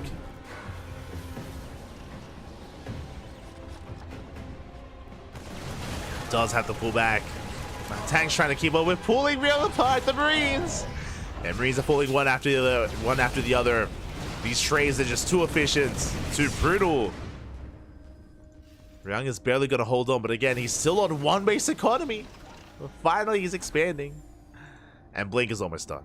And with the arrival of Blink, we can avoid the main army. We can head into the main. We have options once we have high ground vision. Max Packs taking a third. Tank is exposed, and can we focus it out? We can! Oh, the tank goes down. And Ryung has that much less pushing power. Now, he did go into Banshees, and we do have our first Banshee moving out across the map. Cloak is done. This Banshee has a lot of work to do. We have Soldiers, we have the Observer. We do have an Observer across the map. Uh-oh. Herbs are going down. Ryung, he's got some counter damage. Yeah, we force the Observer to recall. At the same time, we dive on the main army. We do respond in time. We do blink away. Observer's recalled. The Banshee moves back. At the same time, we have a Banshee in the center of the map, catching out some Stalkers, and Ryung is pushing, and he needs to get damage done. He's going for the third. Going for the third base. Picking away at these Stalkers. Tank does siege, just in time. We do catch the Banshee. Banshee's going to go down. Max Packs rotates over. Does rotate a Ryung. Unable to really move out. Still rallying across the map. The Observer does get eyes on this. As soon as Ryung unsieges, the Stalkers are going to move in. So Ryung has to be very careful with how he does maneuver. So MaxPax does rotate, catching reinforcements. The Banshee! Oh my god. Okay, SCV goes down. Banshee survives. We have the skin! He's down there by Ryung. Does realize, like, hold up, you see too much. What's going on? Does get eyes on the Observer. Slowly sieging forward. Tank volley's going up. Yeah, we have to slowly leapfrog forward with these tanks. Making sure we don't get caught unsieged. Stalkers coming in from behind. Immortals from the left.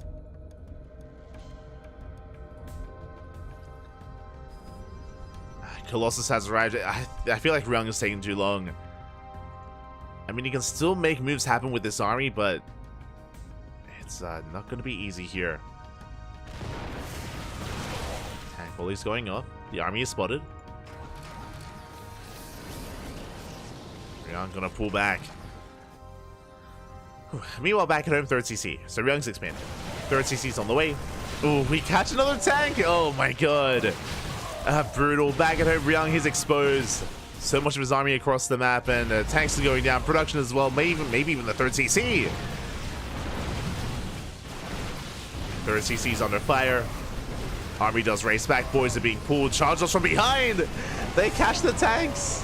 And GG gets called. That proxy gate from the start of the game paying off, and MaxPax takes game number 1. Whew. GG. A much more aggressive MaxPax than we saw in the last series, than we saw last night in WTL. Much more aggressive here out of MaxPax, and it did catch Ryung off guard because of Ryung's opener. He was left vulnerable, he was left exposed, and Ryung, he was pulled apart early on. He tried to embrace his own build and go into his own tank drop, but because of the aggression of MaxPax, he shut Ryung down before he could really get going. Did shut him down. And with that, MaxPax takes a lead. Does take a lead, and now we're here waiting to embrace Game 2. Can we bounce back and force an ace match, or will MaxPax make it to the quarterfinals where he has an opponent ready and waiting? Very little downtime. Very little downtime here tonight.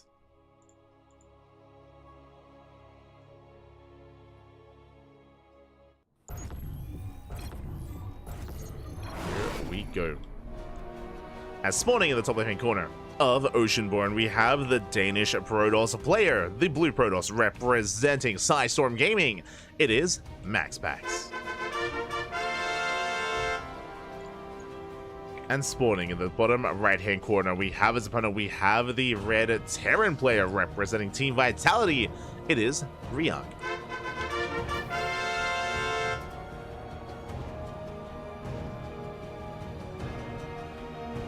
Here we go.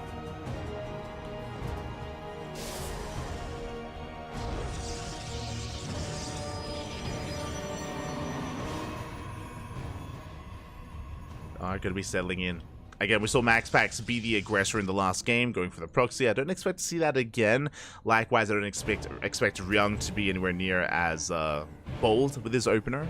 Most likely will calm things down and settle in.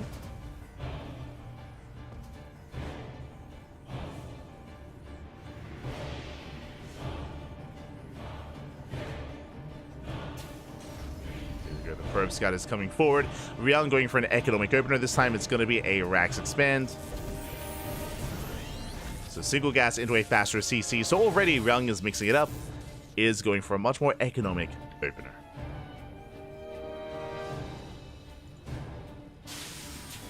Is going to be mixing it up here.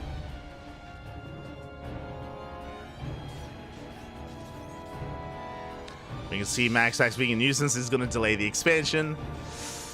And does delay for a couple of seconds there. Was thrown down at the 420 minerals. Nice.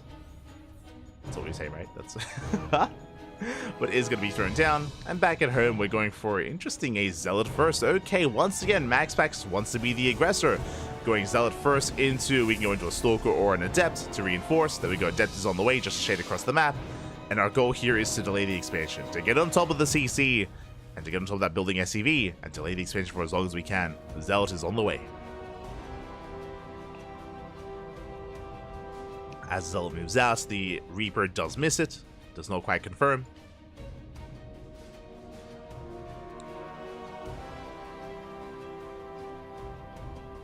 Doesn't quite confirm. Zealot head towards the low ground. Reaper going to be pinned back by that Adept. And we do delay the CC. The SCV is going to go down. We get the building worker. Behind this, that is a second Rax already. Okay, this could be the beginning of a 2-base all-in. After Max Pax's aggression in Game 1, Ryung, he's here to turn up the heat in Game number 2. What I'm referring to is a no starport. No starport here by Ryung. But before we can talk about the follow-up, we have to talk about what's here and now. And that's a shade in. First Zelda is going to go down. We saw 3 Marines. We hold the line and we do force that Adept back. We defend. But that's going to be 4 SCV kills. Oh my god. Yeah, brutal damage. 4 SCVs for 1 Adept. Well worth it for Max Pax. Now he reinforces with another Adept. Shading on the army. Collapsing on the Marines. Behind this is going to be a 2-on-1 starport follow-up. We have a safety Cyclone. Thankfully, though, with the Cyclone, we defend. We do defend. We even hunt down one of the Adepts. Good pickup. Adept does fall. Okay, so again, a 2-on-1 variation from Ryung. No add-ons on the Max. There we go. I was going to say no add-ons yet, but we have the Reactor and now the Tech Lab on the way. It's going to be for Stim. Likewise, we go for an add-on swap as well. We do not. Okay. You have my attention. Do you have my attention here? We'll see how this all comes together. I would typically expect this to be a Stim timing, as we do prioritize Stim a lot faster than we would in a normal build. A more standard setup. So Stim should soon be on the way. Meanwhile, across the map, Max Pax just calming things down. Blink about to finish up. And how many gateways do we have? 2. Sorry, 3. 3 gates set up, which means we can reinforce. We can apply more pressure. Yeah, the War Prism's on the way, and we cash the Cyclone. Ooh, just barely not. Clutch save out of Ryung. Pulls away, saves the Cyclone. We fully wall up.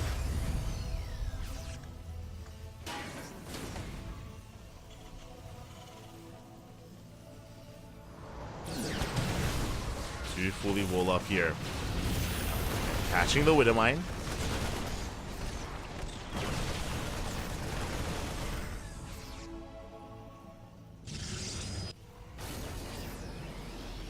Ryung still trying to build up into the mid game, still being contained. Oh, massive tank shot going up, and Ryung is holding on.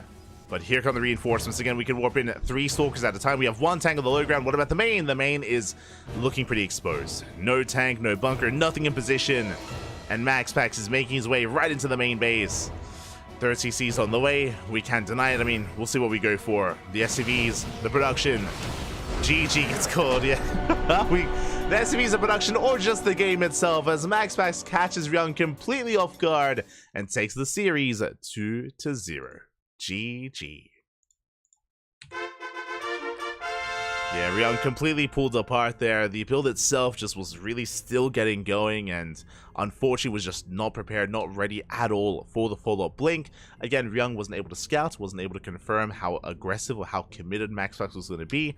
Took a risk and did take advantage of him. GG. Max Pax advances on.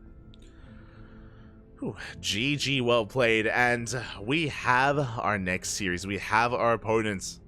We're heading over to the European region. Let's go.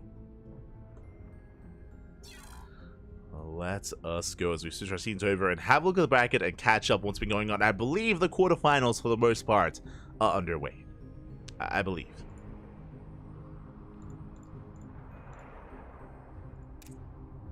Just trying to set up here. There we go. Okay, from the top. Interact. There we go, scrolling up. Apparently, Solar versus Goblin is still ongoing in his EVP. They're still mid-series, or maybe just delayed updates, but regardless, it's still ongoing there in the round 16. Winner goes up against Classic. Classic went all the way to the ace match against Shin, went the distance here. Do love to see it. Went all the way to game 3, but alas, Shin did fall in the end, and Classic makes it on into the quarterfinals to wait for the winner of Solar and Goblin. Shout out to Shin.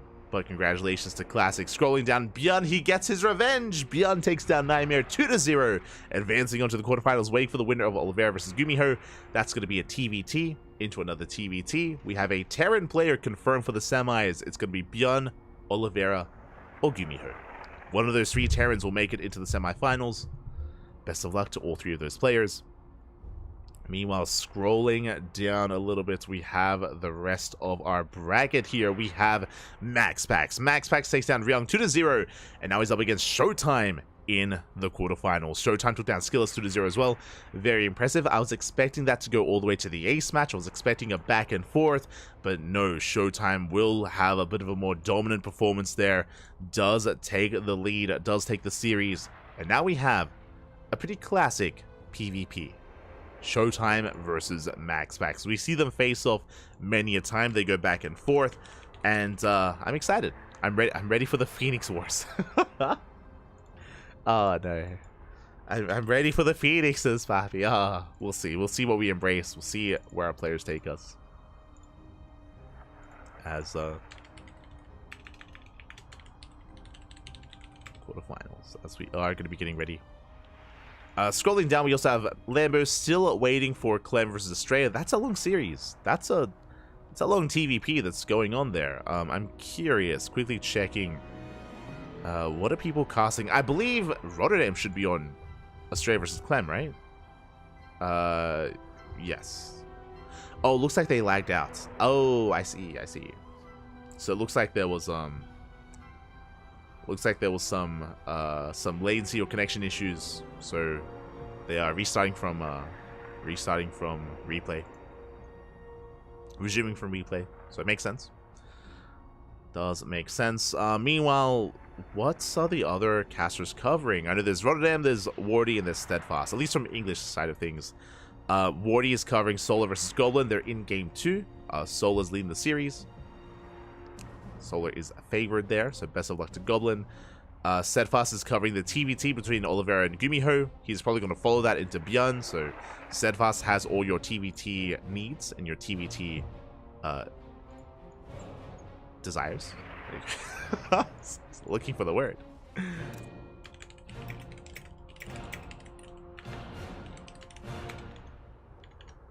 Just messaging players, making sure I don't get left behind.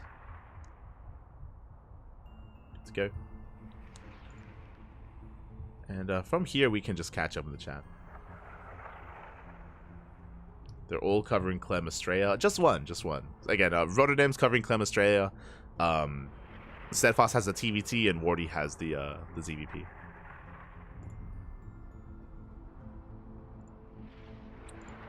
So thankfully, all the casters are spread out. Thankfully. Sometimes there is like there are times where stalkers kind of like stack up. Stalkers, what? Casters, they kind of like stack up and we overlap, but we do our best. Whatever we can, we do our best to spread out. We do what we can.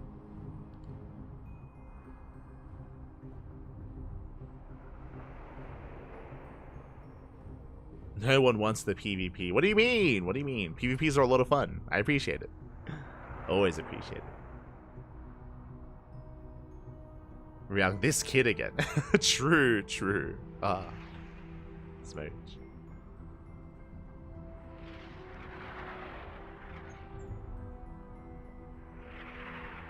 MaxPax for Showtime is its own thing. The best PvP out there. It's a very unique PvP, is what I will say.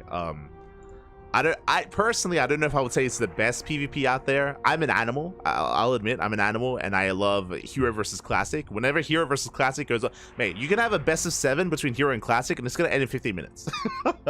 It's gonna end in 15 minutes, and it's gonna be a lot of chaos, a lot of one-base all-ins, a lot of proxies, and it's over just before it began. And it's beautiful. It's it's real quick, real fast, and it's just chaos. Showtime and MaxPax, they take their time. You know, they take their time. You know, they get into it. So we can get a back and forth mid game. We can see Phoenix Wars or the mid game. It's two different like sides of the like Protoss coin. Like one is more stable than the other, and it depends on like what you prefer as a person, I think. I can appreciate both though. I can appreciate both. I'm an animal though. I'm an animal. I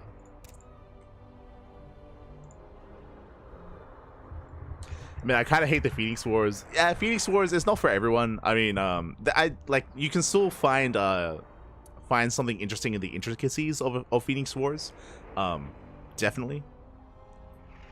But it is at times a little bit less dynamic than other kind of, you know, matchups.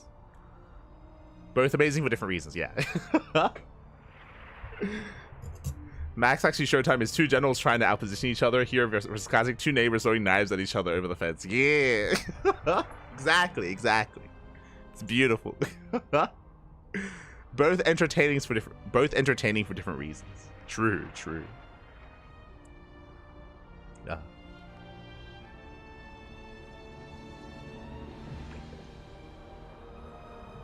We get too much TVT generally. Yeah, I mean, I guess so. That's also why, for example, for a lot of these tournaments, whenever I see like a Zerg player or a Terran player, I try to latch onto them, and I try to focus on other portions of the bracket, because eventually everything becomes PvP for online events specifically, like for Sparkling Tuna Cup, for ESL Asia, for ESL Americas. KungFu Cup, I think, is a little bit different. KungFu Cup, because of its time slots, we got a lot of the Korean Terrans involved as well, and Clem, for example. So it's a little bit less PvP dominant. But that is the case for the other tournaments, which is why I try to avoid them while I can. But here we're embracing it, Pat. We're embracing it. Let's go. Can embrace it.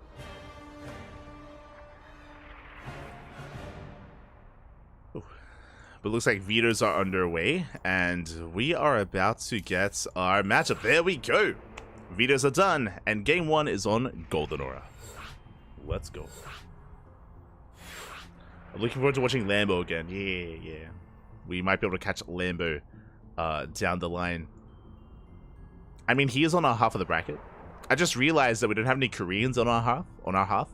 It's MaxPax, Showtime, Lambo, Clem, Estrella. So we've got the non-Koreans. We've got the foreign hopes down here on the lower half of the bracket, and we have all the Koreans stacked on the upper half. We have Björn, Oliveira, Gumiho, Classic, Solar, and Goblin, all facing up in the upper half instead. Which means we have an almost guaranteed, like, Korea versus non-Korea finals.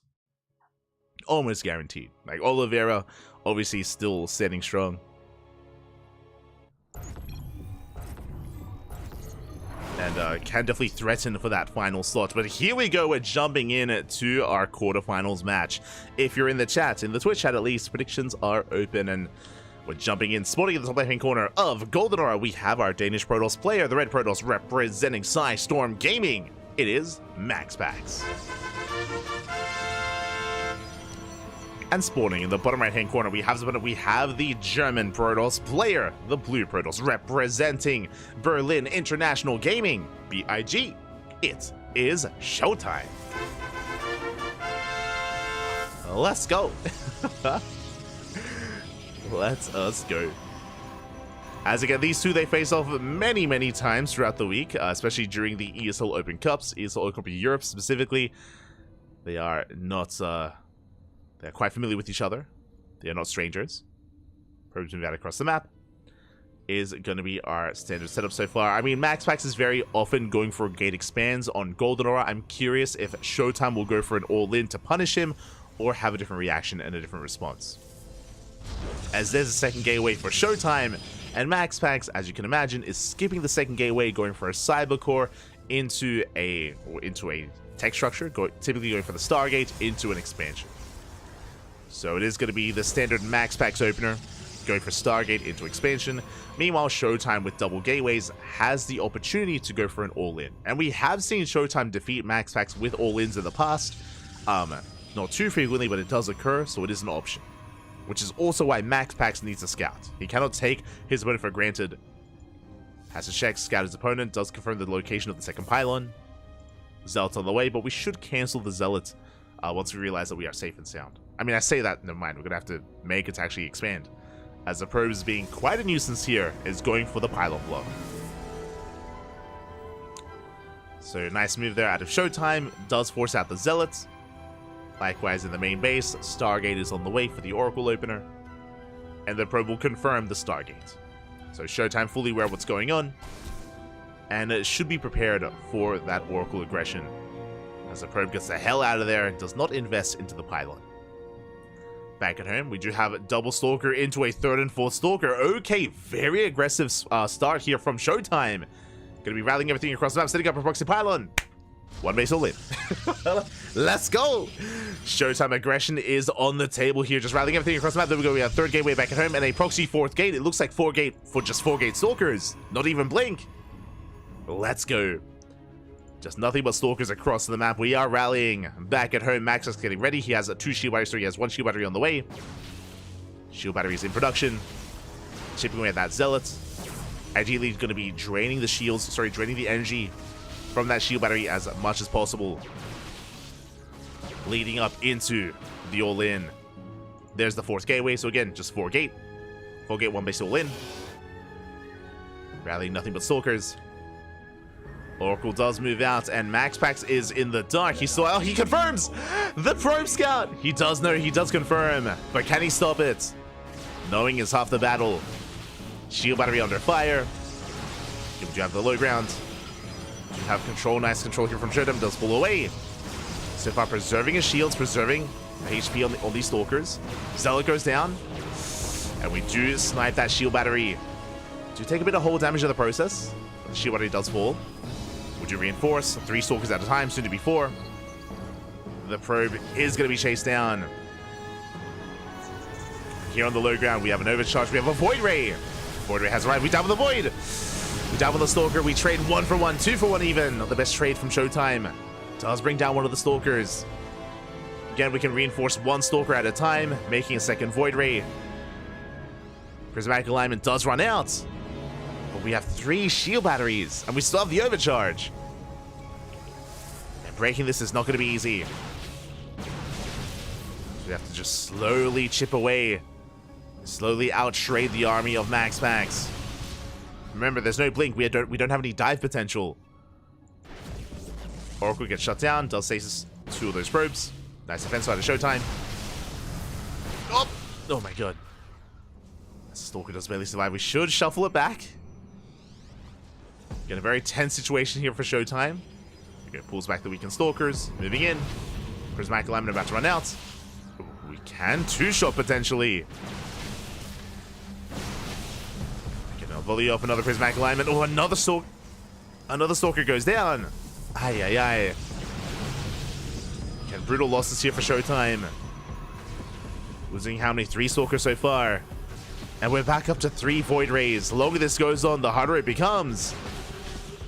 That's 3 Prismatic alignments. Like, how do we break this? I'm not sure if we can. Not sure if we can. We do focus on one of the Stalkers. Will fall, but we commit. Yeah, we're going for the dive. We focus on one of the Void Rays, and the second overcharge is popped. And do we have enough? Oh, barely we do not. Yeah, we got 2 Voids, but the other did survive. Pulling back, Prismatic alignment runs out. Overcharge runs out as well. We are vulnerable. No more Prismatic alignments, no more overcharge, but another Void Ray does arrive. Oof. Showtime's so close to breaking his opponents. We have 13 Stalkers to the 4 of Max Pax. Ooh, trading 1 for 1.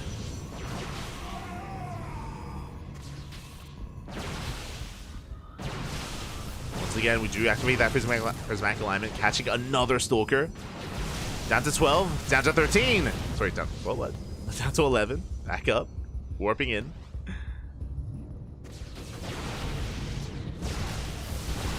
Yeah, we do commit once again. We're going to catch one of those Void Rays. I mean, we are keeping the Void Ray count low. True. Kind of. We're keeping it somewhat in check. Catching another Stalker. And another. Nice pickups. Good trades. These have been the best trades so far here for Showtime, catching 3 Stalkers. Okay. I see you. We're in this. Jippin once again. Ooh, trading out one of those Stalkers. Down to 1. There's only 1 Stalker left here for Max. Doesn't have a lot of support. Have we done it? Have we finally done it? The base is getting low. 1 more volley overcharge is forced. On the base. Yeah, on the base of all things. We commit to the dive, going for the Void Rays. We get 1, and can we get another? Not quite. But again, good pickups here from Showtime. Overcharge does run out. Again, the base getting quite low. Trading 1 for 1, getting a Stalker. Still on 13 Stalkers. Going for the Void Ray. We can focus down. There we go. It looks like we have done it. The final Void Ray is going to fall. It's so close. Showtime. He's so close to breaking through, and it looks like he will. Remember, overcharge is on cooldown. We have 1 Void Ray left. Ooh, a bit of a chaotic trade here for Showtime. Bleeding out some Stalkers. Here the probes adding a lot of, just a lot of chaos here on the ground. Max looks like he will lose the final Void Ray. We're down to 1. And Showtime, he has control of the low ground. Takes down all these workers. 2 Stalkers left. Overcharge is now off of cooldown though. Oh my god, Max is barely holding on. Barely holding back.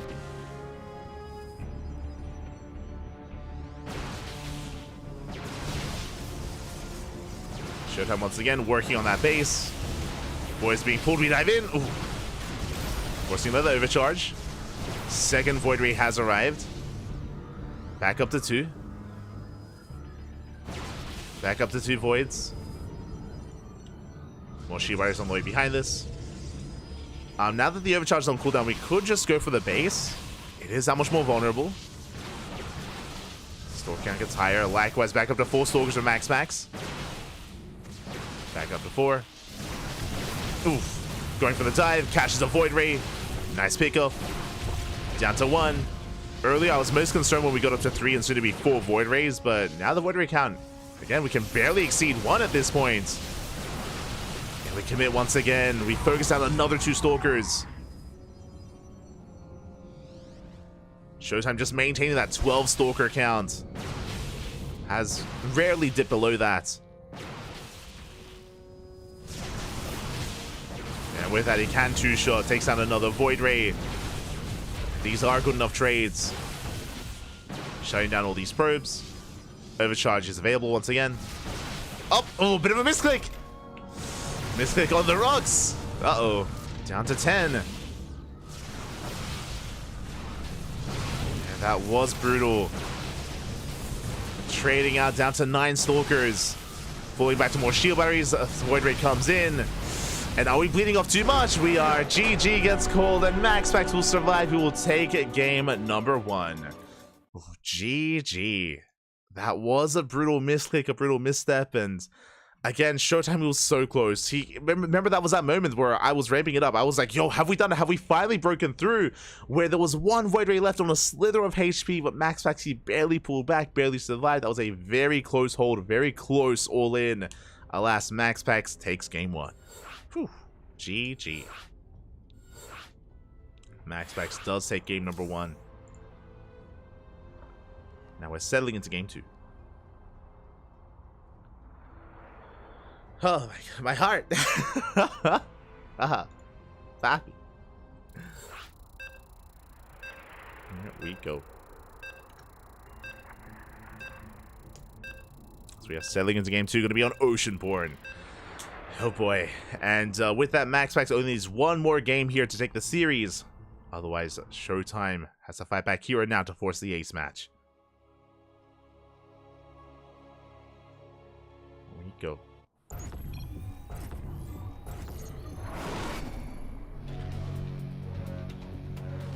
And spawning in the bottom right-hand corner of Oceanborn, we have the Danish Protoss player, the Red Protoss representing Sidestorm Gaming. It is Max. And spawning in the top left-hand corner, we have his opponent. We have the German Protoss player down in this series. He has to fight back here and now to force the ace match, representing Berlin International Gaming. BIG, it is Showtime.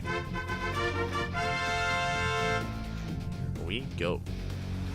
Whew. Here we go. As Showtime was so close to breaking MaxPax, and we have seen MaxPax broken before by Showtime. We have seen Showtime pop off with those all-ins, but that time, alas, he barely did not have enough. Barely was unable to break the back of MaxPax. And of course, the longer the game went on, the worse it became for Showtime, as he bled out far too many Stalkers and just could not sustain himself. And now we're settling into game 2. We're calming things down. We do see MaxPax once again going for the Gate Expand. I should say Gate Cyber into Stargate into Expansion. I say that we've only taken 1 gas. Ooh, only 1 gas so far. MaxPax being a little bit greedy here. Okay, there we go. We're good. We'll take that second gas geyser. If we stay on 1 gas, we could just go for a faster Nexus and go for the Nexus before the tech. That is an option. Gate Expands are not unheard of. But MaxPax doesn't quite embrace that this time. Meanwhile, Showtime has to make a choice. Once again, do we go for a 1 base all-in? We do see Showtime going for the second pylon in the main, so he's not going for a committed proxy early on. But as we saw in the last game, you don't have to go for a committed proxy early on to commit to a 1 base all-in. Like, you can still just double down anyway for a bit of a later push and a later timing. As the pylon is cancelled, Zelda has arrived. Cybercore is done, and we should be looking to embrace our tech of choice. I say that. We can't skip it. Yeah, going for the Nexus. So a bit of a greedier build out of MaxPax. There we go, Nexus before Stargate. That is because the gases were late. That's why earlier I assumed it was going to be a faster Nexus, because the gas was delayed. So MaxPax being greedier this time. Is cutting corners, is being greedy. Once again, Showtime opening up double Stalker, going for a 3rd and 4th Stalker as well. Same build! Let's go! Same build, 2 games in a row. 3rd gateway back at home, 4th gateway across the map. It's going to be a 1 base, 4 gates all in. Let's go. Vamonos, papi, vamonos.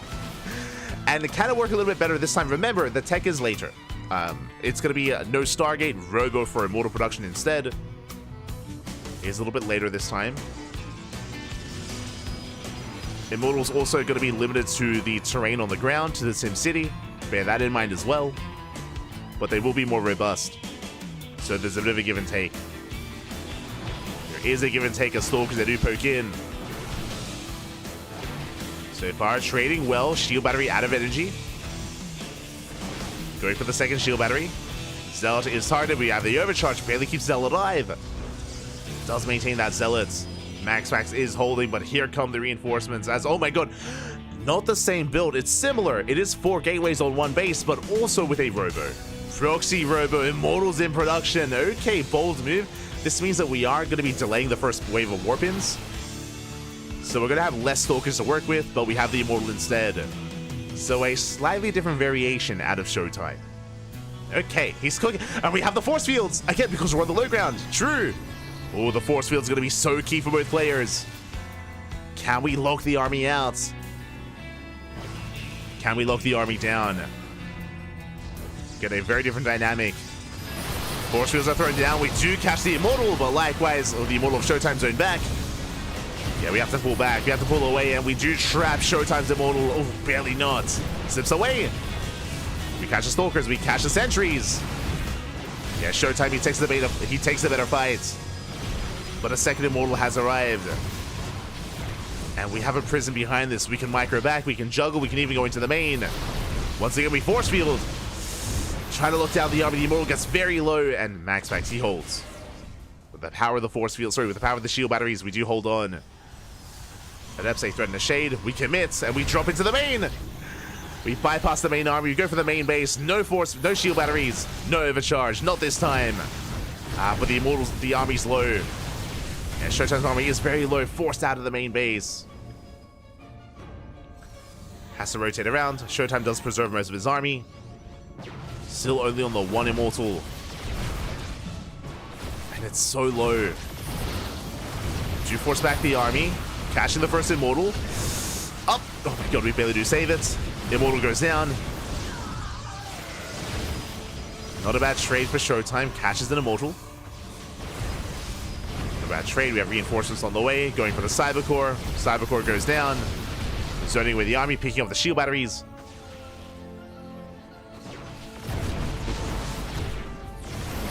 And we catch both shield batteries. Well, it's not enough to break on through yet. Backup shield battery on the way. Showtime does shade in. Catching probes. Not bad. Economic damage being done. Yeah, we get 3. We get 4 probe kills. Keeping the economy in check. Dropping back in. Going for the Stalker. Oh, can we get it? Oh my god. Yeah, not quite, but regardless, 3 damage, 6 probes go down. And no anti-air to punish the army. Remember, the Cyber Core wasn't done, so no Stalkers until now. Cyber Core is rebuilt. Showtime rotating over, up to 3 Stalkers. Nice force fields, but the juggling is good. But Epsilon once again, they shade into the main. We commit to the shade! Yeah, we're just pulling Max Packs apart. Prism is going to be zoned away. At the same time, Showtime can push towards the low ground. Max Packs in position. At Eps, they can actually fight this. They can take down the Stalker. Oh, we commit though. Commit to low ground. Stalker does survive. Part of me feels like we could have killed the Stalker and maybe the sentries as well. Like that was a bold split there by Max Packs. But does get away with it. Does get away with that split. Meanwhile, we catch the main army. Prism's a bit out of position. The Immortal goes down! Pick up an Immortal. Massive pickup. Showtime now up at Immortals. Catches another! Oh my god. Almost. Casito, papi, casito. Barely do juggle back. Once again, another Immortal falls down to 3. 3 versus 4. Overcharge is popped. The force field's making it awkward to engage. Showtime does have to back off. Leading up. Oh, another sentry. Just barely not. But Max Packs does force Showtime back. Ooh, and after all that chaos, after all those force fields, we are running out of energy, running out of force fields. Meanwhile, at Eps, they shade back in. 2 more probes. And I think Showtime has done it. I think he has done it. He's broken the back of Max Packs. Only Immortals to defend. Force fields are good. The juggling is... Oh my god, calm down. The juggling, papi. But likewise, if the counter juggling is all, GG gets called. Showtime has broken Max Packs, and we are going to the ace match. GG. Whew. Let's go. GG, well played. We are going all the way to game number 3. And the question becomes, does Showtime all in Max Packs again? I mean, it almost worked in game 1 as well. Almost did work. Again, just Showtime able to abuse the immobility of Max Packs, able to rotate between the natural and the main. The Prism added so much more complexity to that fight and to that defense, and we saw time and time again Adepts they shade into the main base, and it wasn't about the worker damage they were dealing, it was just about the army being split and the attention being split for Max Packs, so Showtime able to take full advantage of him in that all-in. And with that, we're going all the way to game number 3. Let's go.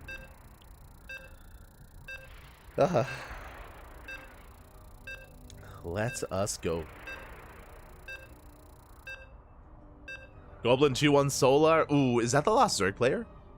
No, this is still Lambo, right? True, technically.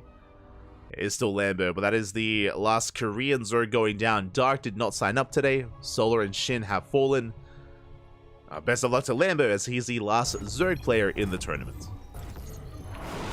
But here we go. We are embracing the ace match, game 3. We're focusing our attention here as spawning in the bottom left hand corner of Dynasty of all maps. They're crazy. The Danish Protoss representing Sidestorm Gaming. It is Max Packs. And spawning in the top right hand corner, we have his opponents. We have the German Protoss player, the Blue Protoss, representing Berlin International Gaming, BIG. It is Showtime.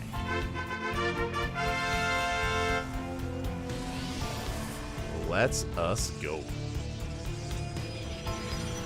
Now, what's special about Dynasty is the goal base. The goal base is going to add some complexity here. Now, I don't expect anyone to take it yet, but it can be a factor in a bit of a longer game because the goal base is exposed here to the elements because of the nature of the pocket base. We should be seeing some low ground expansions instead. We'll see. We'll see where our players take this. So far, much faster double gas setup, so this time Max Packs is opening up Stargate. This time it's going to be a Stargate opener out of Max Packs, not a Robo. We have 2 gateways from Showtime. It's going to be a Gate Cyber Stargate out of Max Packs. No delayed gases this time. And we'll see if Showtime once again commits to a 1-base 4-gate all-in, or if we have some other form of aggression, or even some crazy expansion. Do we go for the gold? Do we go for a longer game? Do we try to force Max Packs to be the aggressor instead? We have options. Again, Showtime doesn't have to go all in. He's known for his mid-game as well. You know, he has that kind of flexibility to his play in PvP. Specifically in PvP. Not too aggressive against certain players, for example, or Terran. Cyberbird's finishing up. Showtime across the map. Zelda's forced out as Max Packs wants to expand, and there's that Stargate from the Red Protoss. As we did mention, it's going to be that Stargate opener. No Robos to speak of, not this time.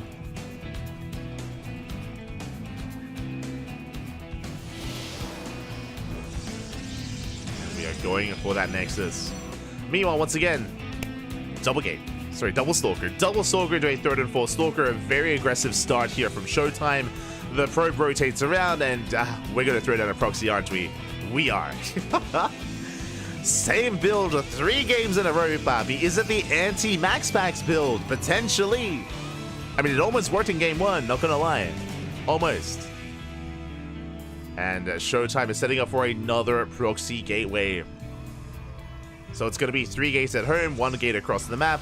We'll see if we throw down another Robo with this for a more committed, a more tech-heavy variation. I doubt it.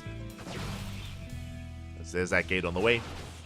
I'm pretty sure a big reasoning as to why we went Robo first was because of the production setup, the wall off on the low ground on Oceanborn. It's not here this time on Dynasty. So yeah, just going to be 4 gates. Just 4 gateways. Looks like that is most likely the tell for a different variation for Showtime. As he is applying some pressure, getting some damage done. Void Rays on the way. We did skip the Oracle, bear that in mind. So no Oracle opener out of Max Packs. Going for 2 more shield batteries. Oh my god. As we have a backup pylon on the way. Warping in 3 Stalkers at a time. Warp gate is done. We can see that Showtime is in position for the Oracle, but there is none. So some wasted resources in a way, as Showtime was playing safe. Was playing it safe. Do we expand at the gold? Is this just a contain? Okay, we're good. we're warping in. I'm like, are we that crazy? No. We're committed. We're committed to the all-in. We won 1 forward. Ooh, big of a Stalker, trading 1 for 1. Stalker does go down. Pulling back. Looks like Showtime was just checking for maybe even a proxy pylon or something of the sort. But is going to be committed. Is still very much so committed here. And basically, the resources that Max Packs has to use is, 1, the overcharge, 2, the prismatic alignments. Ideally, we want to be activating the prismatic alignments on 1 Void Ray at a time to punish any kind of dives. Now it's to 3 Void Rays already. That's a pretty hefty count. Likewise, up to 15 Stalkers. The base getting low. Stalker count getting insanely high. And once Stalker goes down, prismatic alignment is activated. We commit. Yeah, we can't 2-shot. Ooh, we barely bring down 1 of those Void Rays. 1 Void Ray does fall. Did cost us, what was that, 2, 3 Stalkers. Showtime a little bit paranoid. Base is getting low. Catching a Stalker. Getting damage on one of those Void Rays as well. We don't have an overcharge available, bear that in mind. Still a couple of seconds out. So back up to 15. 15 Stalkers. Dipping on 4, diving on the army. Ooh, not quite getting the Stalker. And trading Stalker for a Zealot. And once again, Max Packs punishing the dive. Oof. Taking down another Stalker. But we activated all 3 prismatic alignments. Oh, that's a little bit concerning. Max Packs trigger happy here. And he will not have one available. Not yet. Not until the 4th Void Ray does arrive. Yeah, there we go. 4th Void Ray has made it. The concave is real. Yeah, we dive in. We focus on the first Void Ray. It does cost us a lot of Stalkers. Then GG gets called. We don't break through. MaxPax, he holds. And MaxPax will take the series at 2-1. GG. Showtime. There was a moment that we had momentum. He had like 15 Stalkers. It was pushing in, but he barely didn't break through. Again, we were able to barely hold on. MaxPax survives, and Showtime is eliminated. GG, well played. GG. Again, it went all the way to the ace match, and clearly I'm sure this has worked. I mean, this does work against MaxPax, but very clutch holds. You know, there's a couple of differences here that did occur. For example, with MaxPax skipping the Oracle, going straight up Void Ray first, you know, kind of acclimating to the builds and acclimating to the aggression of Showtime, not wasting any resources. Meanwhile, Showtime had, for example, a Stalker back at home to defend. He had to invest into a shield battery units he didn't quite need, as MaxPax was kind of reacting a little bit harder to Showtime. Likewise, MaxPax able to barely hold on. GG, well played. Congratulations, MaxPax does advance on into the semi-finals, and he's waiting for the winner of Lambo versus Clem. Oh boy, we have some catching up to do. We have some catching up to do here. Where do we go? Where do we? I guess we should wait for Lambo v Clem. That would make the most sense. Let's see. Where are they? Where are they? They should be mid-series. Let's see if we can find them. Let's have a look. I'm curious if, I mean, the clean feed should be on Oliveira versus Beyond, right? Yeah. So Oliveira versus Beyond. Oliveira leading the series 1-0 versus Beyond. Let's go. Oh, we're cheesing. Oh my god, the series might be about to end. Oh my god. Oliveira going for Proxy Rax, Proxy Reaper here against Beyond. It's popping off. So yeah, the clean feed is in the TVT. And I guess we will wait for the clean feed to wrap up.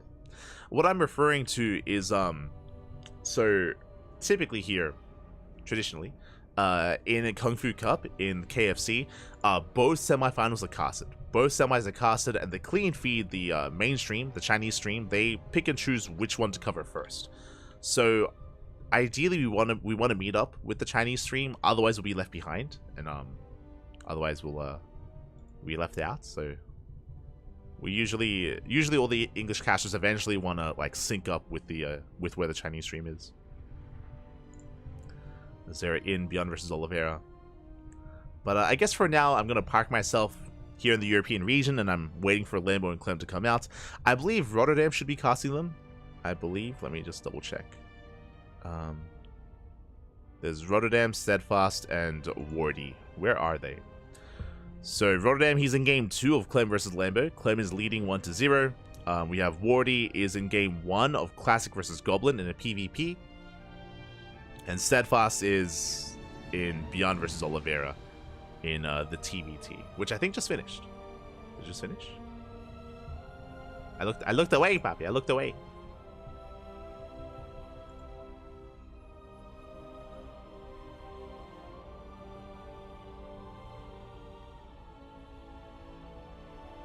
Are they in the ace match? No, Oliveira 2-0s. Yo, Oliveira with the 2-0. He takes down Björn.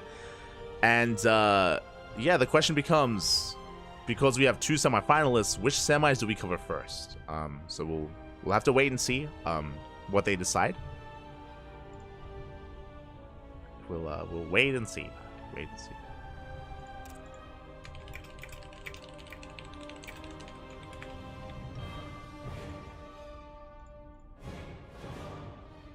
Just keeping an eye on the clean feed.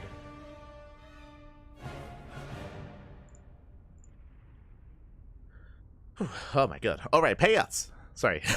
I was a little bit distracted. Payouts, man. Payouts. True.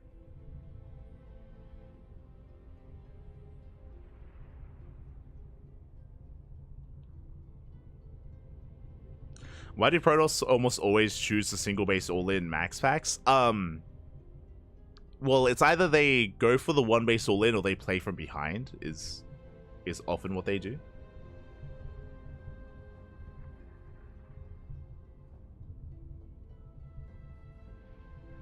Yeah, but yes, as Thorn is saying, like if they don't all in max packs, then they're just behind, right? You're just playing from behind economically in a mirror matchup. Well, there are openers you can go for to like keep up with the greed of max packs and go for your own. Like you can go like 2-gate opener into a sentry into an expand, right? By skipping your second units, like you can keep up somewhat with the greed of max packs. But yeah, most people would prefer to just all in instead. Still my favorite response is out greeting max packs. It was Hero. I will always remember it was Hero versus max packs on Royal, was it Royal Blood?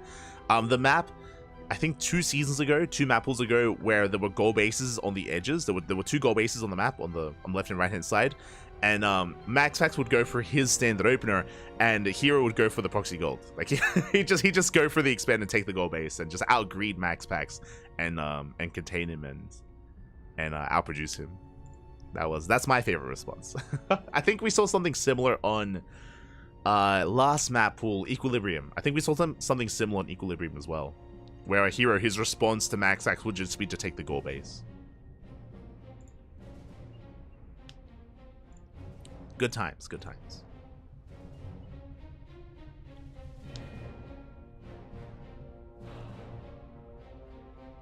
Good times. Until then, we might just be... we might just have a bit of downtime.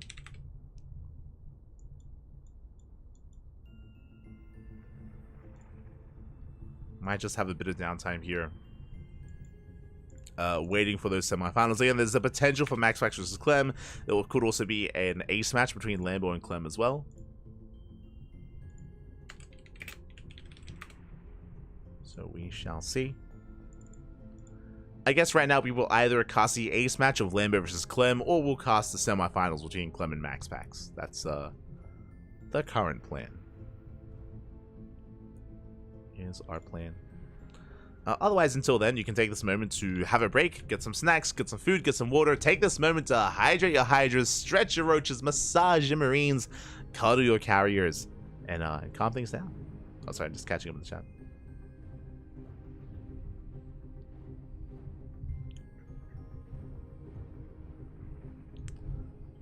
I'm just catching up. The Clambo, Cloblin. God. Did Max Ash just kill his own probe? I remember the moment you were talking about. I think he did. I think he did. I was a little bit confused why the probe suddenly exploded.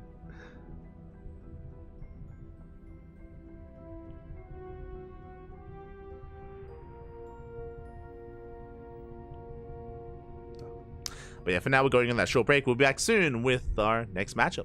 See you soon. Yeah.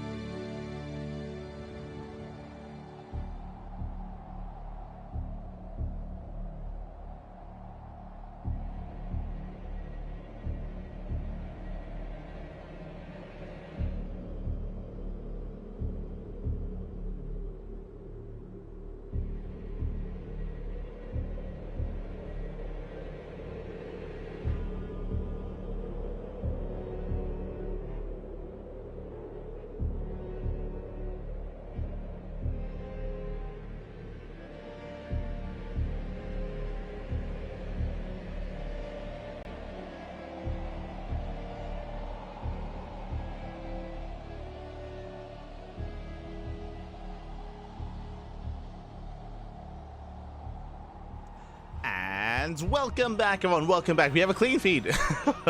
Apparently, the Chinese stream, they found themselves in Goblin versus Classic game number 2, and we're jumping in towards the start of the game. Goblin did go for a proxy. Goblin did go for a proxy robot in the center of the map. We're just jumping in. Classic has a 1-0 lead. It's on Goblin to bounce back here and now with the 1 base all in. A bit of a trend that we're seeing so far. Likewise, Classic responding with his own robot opener as well. Oh, the chaos, Papi, the chaos! We have immortals from both sides on the way. Alas, Classic's prism was spotted. Gonna rotate over. There we go. Just trying to set the audio. Does rotate over, does keep up. Likewise, Stargate on the way for Goblin on 1 base. Okay, Robo into Stargate.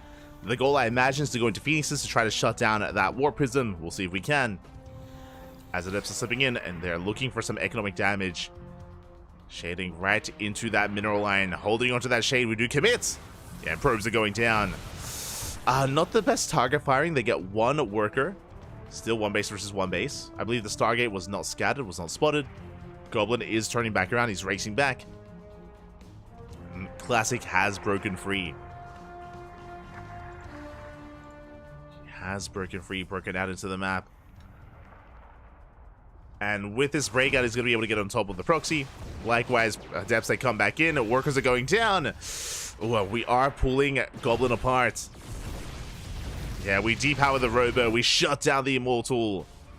The Phoenixes will help. They can, of course, shut down the Prism. They can also lift the Immortals if there's enough anti-air. They can wreak havoc. So Phoenixes are going to be a nice addition. Meanwhile, Classic, he shuts down the Robo, racing back home. Wants to make sure he doesn't take too many losses here to the Prism, to the drop play. Classic is getting in position. Meanwhile, as Goblin is building up Phoenixes, Classic is expanding and working towards Blink Stalkers. Or working towards the Twilight Council, I should say. Could even go Dark Shrine, going for Glaive Adepts. Okay, it's going to be an Immortal Glaive Adept roll in on 2 bases. Classic has been very fond of this. But Glaives are on the way. This tells me that we have that much less anti-air. Oh, we lose an Immortal! Nice pickup. Nice juggling here out of Goblin. Very nicely done.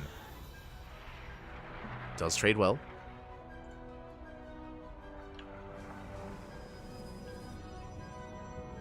Does trade nicely here. As Classic is expanding. I mean, both players are. And with Phoenixes, we have a lot of micro potential. We have a lot of harassments. Oh, yeah, harass potential as well. Could get across the map. This Goblin is building up.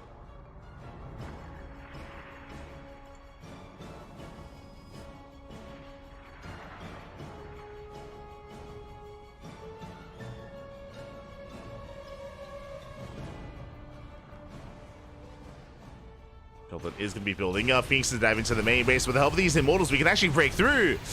Classic in a bit of trouble here. Yeah, the Prism is under fire. The Phoenixes, they go for the dive. And the Prism, oh, it goes down. The Immortal inside as well.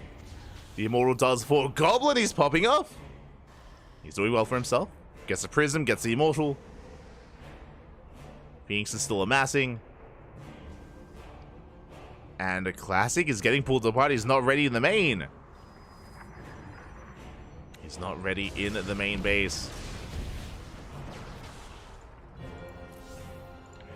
Ay, ay, ay.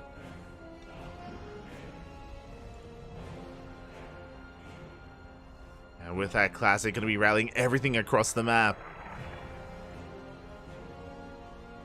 Is going to be rallying everything else. Prism keeping up. Phoenix, they're going to try to pick off whatever they can and slow down the push. Goblin getting ready. We have our Immortals, we have our Stalkers. Adepts, they can bypass the army, they can go straight into the main. Oh, they are going to be denied. Quick warp in there, quick wall off out of Goblin. Is holding the line, and Classic is all in. That's a lot of Adepts. Even with these Phoenixes, we may just have too much. Yeah, the Adepts, they shade over the wall. They collapse on the main army. Overcharge is popped. With the help of Overcharge, we can hold on. Yeah, Adepts are being completely shut down. And Goblin, he's holding. He's holding the line, Papi. Let's go. Yeah, Goblin is going to be able to shut down the main army. The Immortals being forced back. Barely any Adepts remaining. And Goblin, we're looking to force that ace match. GG gets called, and Goblin ties up the series 1-1. GG. GG, well played. Goblin does tie up the series. And with that, we're going to the ace match. We are going to the ace match. I believe the lower semis are ready, but I don't think they've begun. Yeah. I don't believe they have begun. But I can try to catch this. I probably should have. I wasn't expecting this to go to the ace match. I was waiting for the in Europe for the other semifinals. We'll see if we can't catch him. Yeah, we're here. We're all coming together. So all the casters have converged. I mentioned before that we cast one semifinals and the other, and typically we all want to join the same series, and we all want to follow the mainstream. So if you're curious, we're going to be covering this, then both semifinals. You know, currently Max Pax versus Clem is being held. Max Pax and Clem, they are not facing off against each other. They're not playing at the moment. They're being held until we're done. Until we have concluded our series. So we still have some more StarCraft ahead of us, and here we go in the top left-hand corner. We have the South Korean Protoss player, the Red Protoss, representing Twisted Minds. It is a classic. And spawning in the bottom right-hand corner, we have the Croatian Protoss player, the Teal Protoss, representing the Platinum Heroes. It is Goblin. And predictions are open. This is for a best of 1, essentially, as this is a best of 3 overall, but we're here in the ace match, so best of luck in your predictions with how you think this series will unfold and who will take it in the end. Will we have a massive upset from the side of Goblin, or is Classic gonna, once again, make at least another semifinals run? Here we go. We are looking to build up and move out. For now, we do have our openers. It's going to be our 2-gate openers all around. Unlike the PvPs with Max Packs, no one is... Oh, actually, yeah, no one is setting up for a gate expand. We are just opening up in a much more standard fashion. We are loading into Ghost River, a very small map, very congested, very aggressive map in the map pool. And we'll see if either player commits to it all in. As a reminder, in the last game, Goblin did start with a proxy robo in the center of the map. Did start with the initial proxy and the initial all-in. We'll see if Classic responds and if Classic reciprocates. We shall see.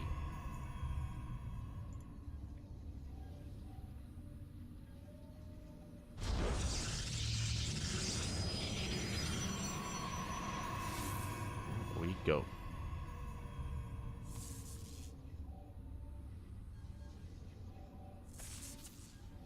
So now we are settling in.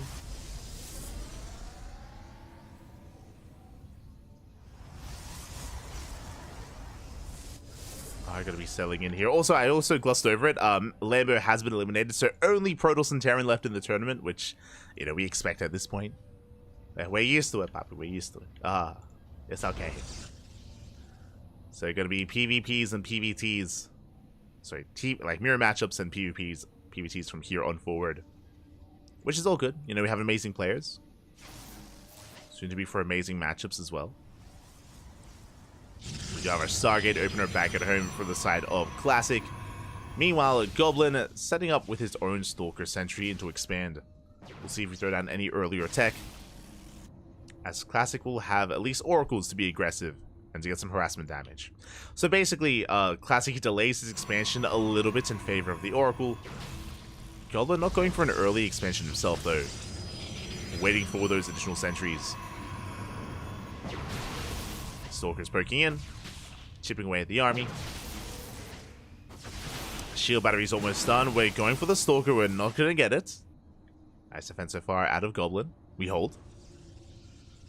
Goblin does hold on.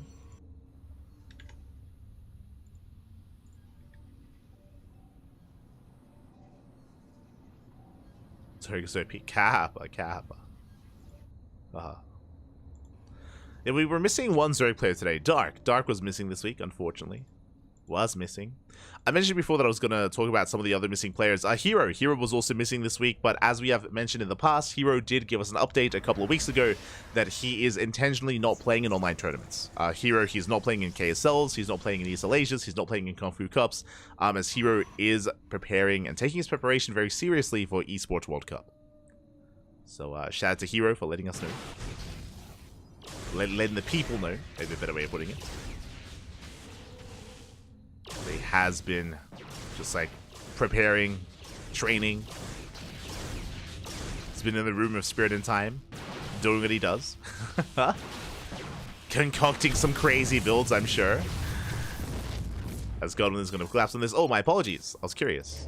There we go. I was like, where was the music, Bob? Yeah, I turned it off earlier.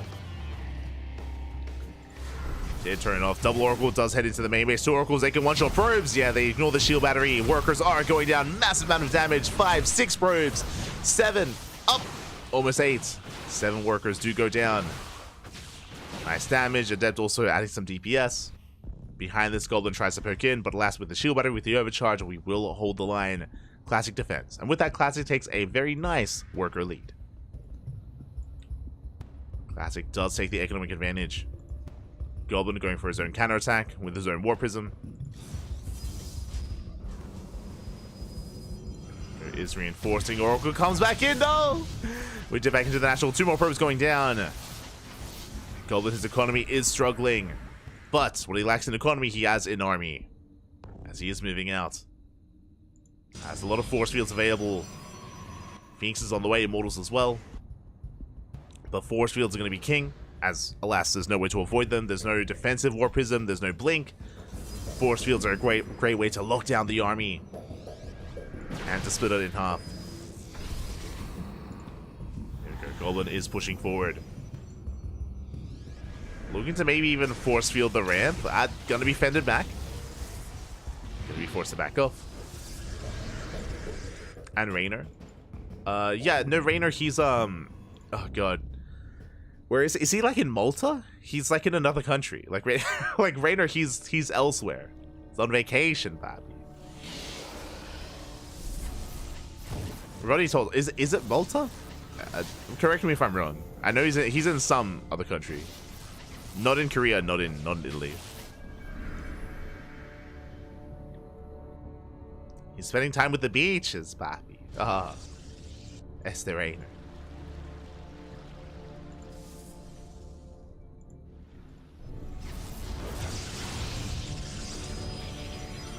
Goblin does rotate over, is forced back, taking a third base, so it's Classic. Both players are expanding, both players are calming things down. After a very chaotic early game, I mean, Classic still maintains the economic advantage, and there's still a lot of pressure on Goblin to fight back, but I mean, here we go. We have Adepts. We have Adepts in the Prism. We can one-shot probes. This can be a way to bounce back. At the same time, though, Immortal drop into the main. Yeah, we can one-shot probes. We do catch 2 workers so far, a Stalker as well, not bad. 4 probes, 5 probes even. Immortal taking a lot of damage, but we will get away.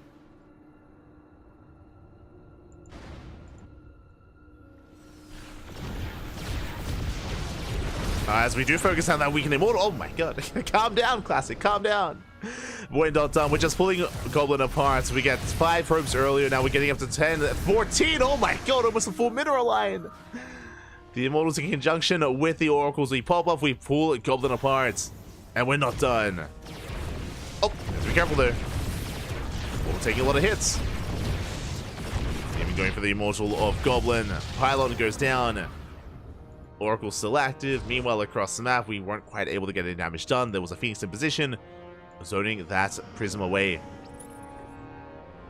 And Goblin's been on the back foot. Unfortunately, been on the back foot this entire game. Things are looking bleak. There is a chance to bounce back here when it comes to our positioning, maybe getting to a mineral line, catching the army off guard. But outside of Classic making a big mistake, Classic is in the driver's seat. So we get another 3 probes, and Goblin's pretty all in. The longer this goes on, the worse it becomes for Goblin. As Classic is making better and better use of his economic advantage, it's being translated into a larger army. +1 on the way, Blink. More gateways, more stalkers. Goblin does catch the Observer.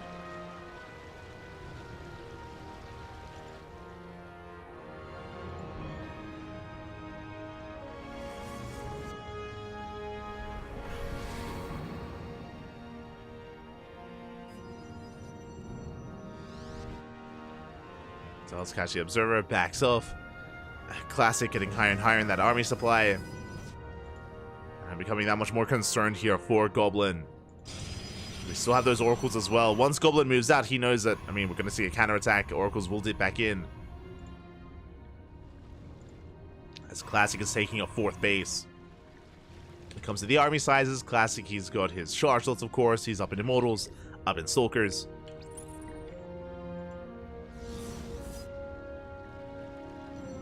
Again, if Goblin can cash the army out, whether it's catching the army on the low grounds, looks like they will clash. Observer gets caught. Observer is caught out. Classic rotating over. Plenty of sentries, plenty of force fields. And, oh, we do force with the ramp. We do catch an Immortal. It goes both ways. And we do juggle back. Nice micro here from both Classic and Goblin. They save the Immortals.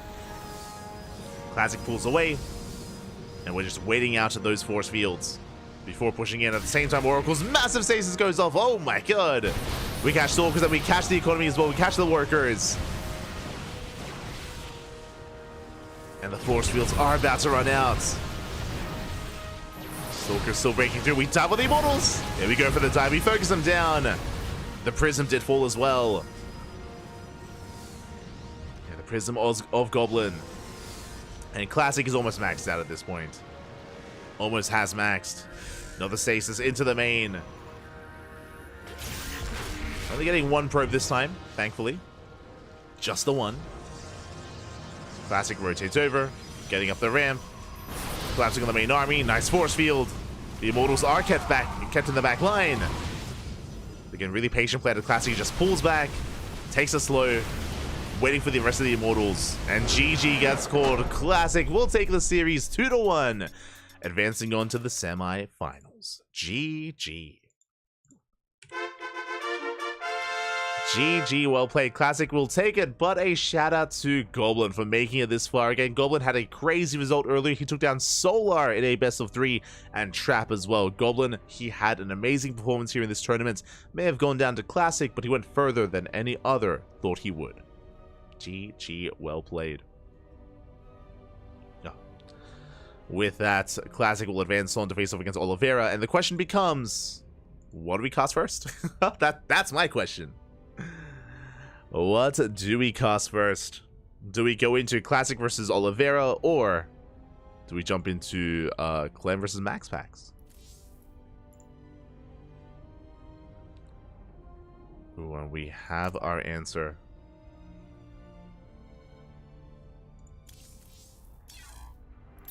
I'm a little bit confused. Does anyone know, is Clem in America?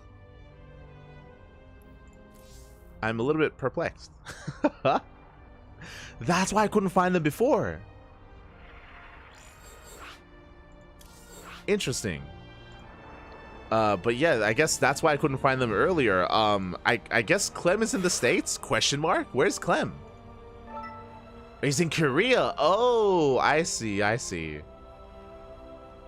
That's why, like, earlier I was looking for Lambert versus Clem on the European server. And I couldn't find them. Okay, cool to know. Go to here.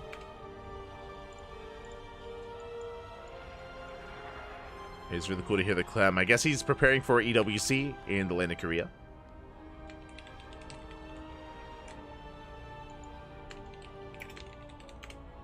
But we are going to be jumping onto Clem versus Max Packs initially, followed by Classic versus Oliveira. That is going to be the plan for the upcoming series. The upcoming semifinals.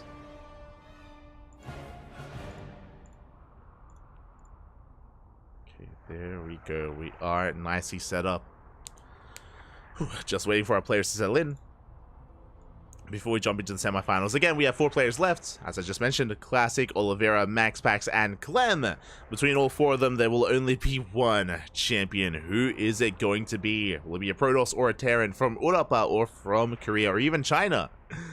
Could be either or. We did, I believe, cover Classic versus Oliveira in ESL Asia. Let's quickly double check ESL Asia this week. I know we casted Oliveira versus Trap, and I believe that led into the finals. Yes, this week we did cast Classic versus Oliveira. Classic did win the series 3-1. It wasn't one-sided. Oliveira was fighting back, but Classic did come out on top in that best of 5. Now they have a rematch. Once again, facing off this week in the semifinals this time of KungFu Cup. So I'm sure Oliveira wants his revenge. We'll see if history repeats itself or if Oliveira can bounce back. But we'll get there. We'll get there. For now, we're focusing on our TVP between Clem and MaxPax. Focusing on our first semis.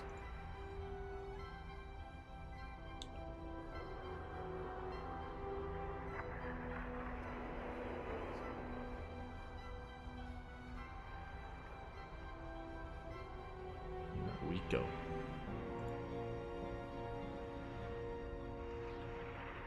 Such is life. If Classic move commands his entire army into Goldman's army, he has a chance. True, true. That is true.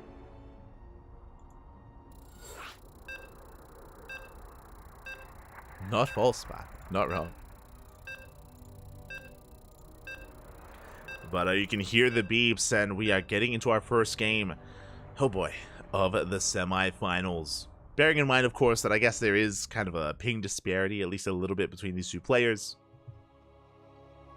More so than there usually is. But outside of that, happy to embrace them. Happy to embrace them. And here we go. We're jumping into game number 1 and spawning in the bottom right-hand corner of Oceanborn. We have our French Terran player, the Red Terran representing Team Liquid. It is a Clem.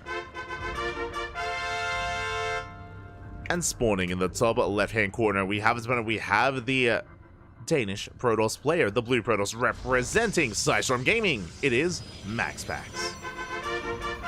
And if you're in the chat, predictions are open, Papi. All the predictions, they are open. Place your bets on who you believe will advance on to the grand finals. Will be our Terran or our Protoss. I imagine if Clem is in Korea, he recently arrived, as we did not see Clem participating in the Korean weeklies this week. He wasn't in KSL. He wasn't in ESL Asia.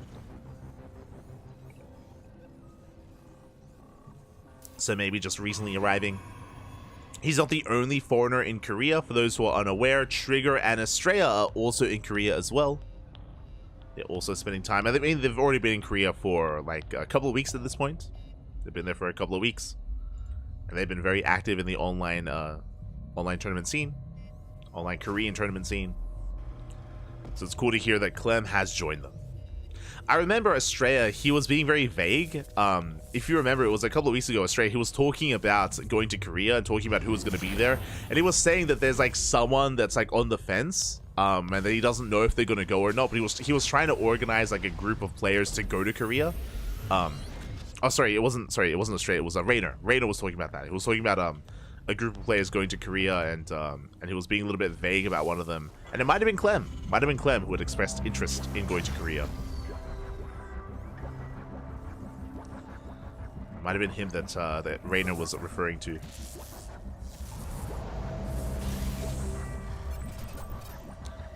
As for now, we are going to be settling in. It is going to be a double gas opener. Double gas into a faster factory out of Clem. Meanwhile, MaxPax going for a standard opener himself, going for a gate expand into Cybercore. Sorry, gate cyber expand even. Standard opener from our Protoss, and a bit of a more tech-heavy or aggressive start out of Clem. This can lead into mine drops, this can lead into Reactor Reaper Hellion, this can lead into Cyclones. We'll see where Clem takes us, even into early tank production. As for now, the first Reaper does move out. Cyclone initially is on the way. Have our first Cyclone. And we'll see where Clem takes us.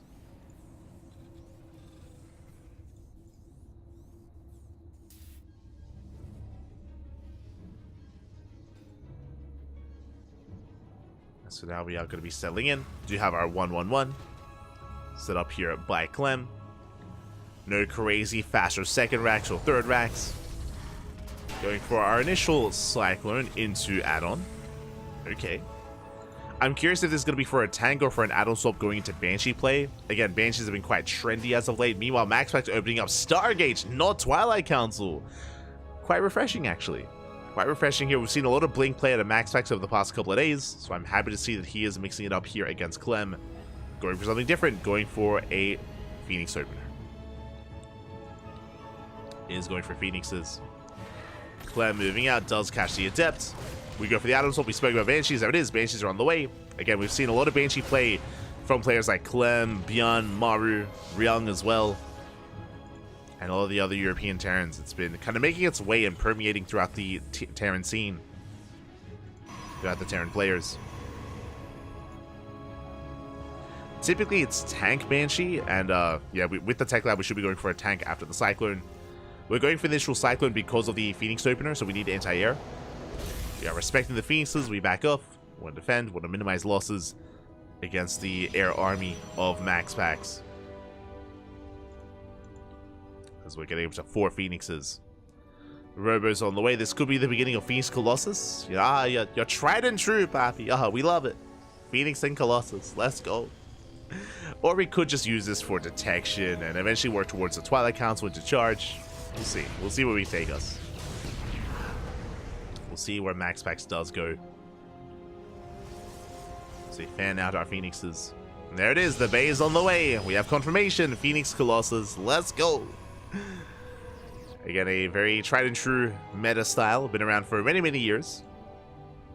It's quite solid. Phoenixes, they give you map control. And Colossus, they shut down any kind of bioaggression.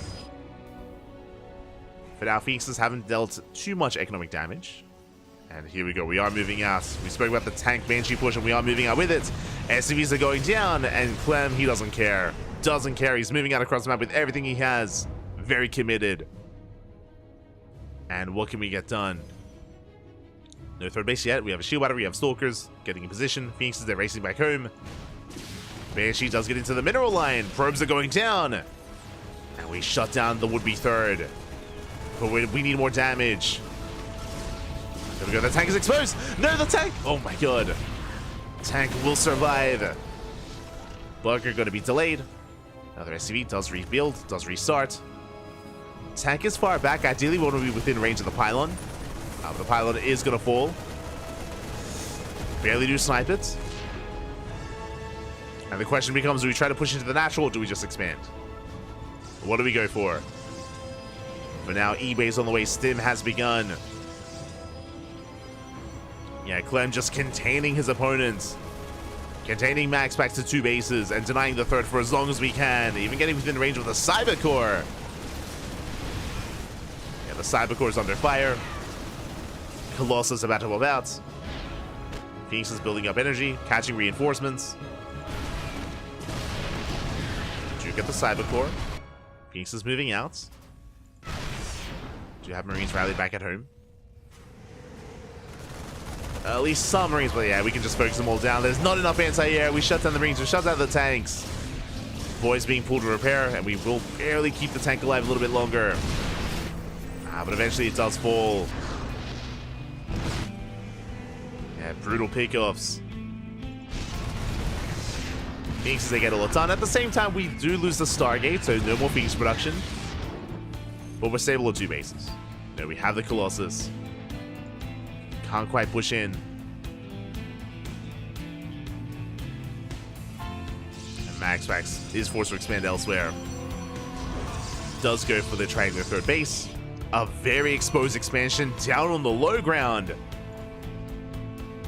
And Clem is going to have to either pack up and leave or rotate over towards the third base again. Where are we headed? I guess the third option is we can push in into 2 Colossus. Not going to be easy.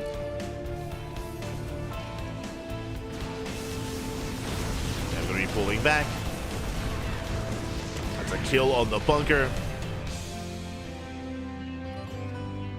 Backup bunker on the way. Clem still just maintaining his ground here. Gets another pylon. Not a bad pickup.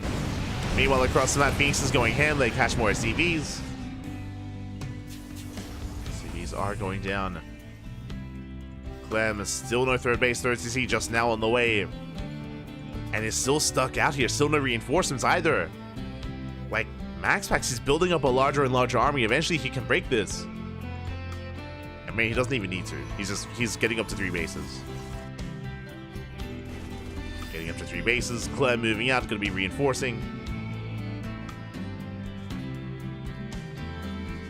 Let's move out across the map.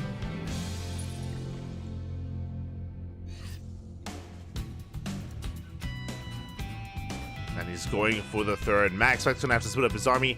As Clem goes for the third base, we could try to push towards the natural and take control of the high ground. Does depend on how MaxPax does split up his army. Clem pushing in with Massive Marauder.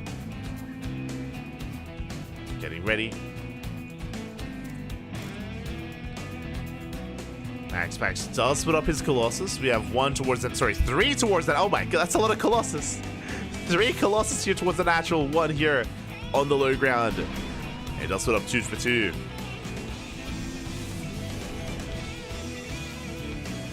At the same time, Phoenix is once again catching reinforcements. Getting a Viking. And another. Pylon going down, but yeah, we have Colossus in position. MaxPax is holding. That is a lot of Marauders, though. So far, kiting back. Again, still just a very tense situation. And Clem is going to evacuate. We'll try to get the hell out of here. Is racing back home. We'll see if he does survive. He should be able to. Yeah, Phoenixes, they get caught out. We shut down 2 of the Phoenixes. Oh, barely just the 1. Charge shots diving in, going for the tanks. Hot pickup. We do save them. And crisp control here at a Clem.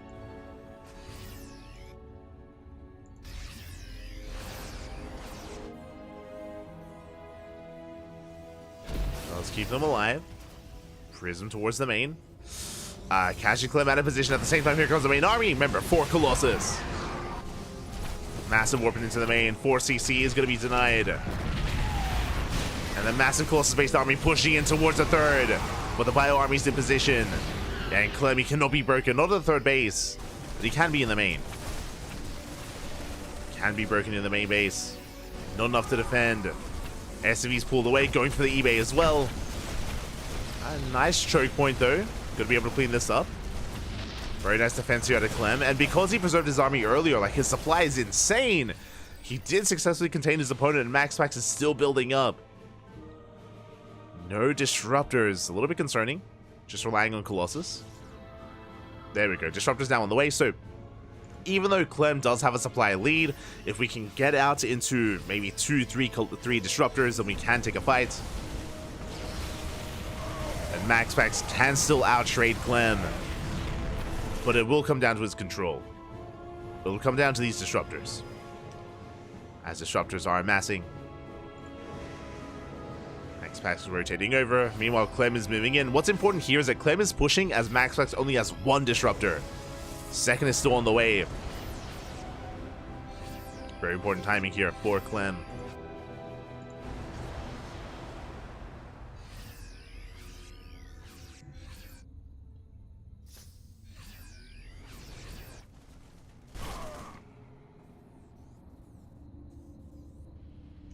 Clem does max out. MaxPax not too far behind him. Also with a comparable army size. How many Vikings do we have? 11. Pretty good. Solid Viking count. Now to 2 disruptors. Third disruptors on the way. I'd love to see a second robo for double disruptor production. Especially if a fight goes awry. Clem is fanning out.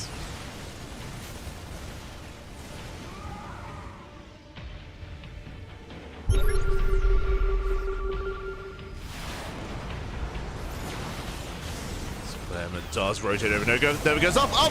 Massive connection. We take down the Ghost. We take down the Marauders. Good Nova to start things off. We have another Nova in the chamber. Ooh, Colossus goes down. We get 1. Other Nova. Once again, grazes the army. Catches some Marauders. Third disruptor has arrived. We catch the disruptor. Oh, it is going to get caught out. Barely not. Oh my god. Somehow we keep it alive, but we're down to 1 Colossus. The Vikings, they have done well.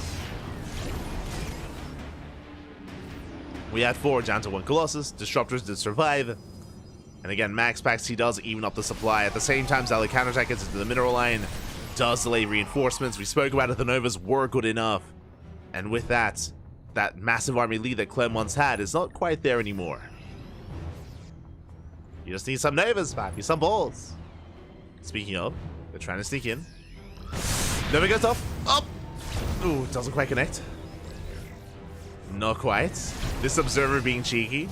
Max Pax, calm down.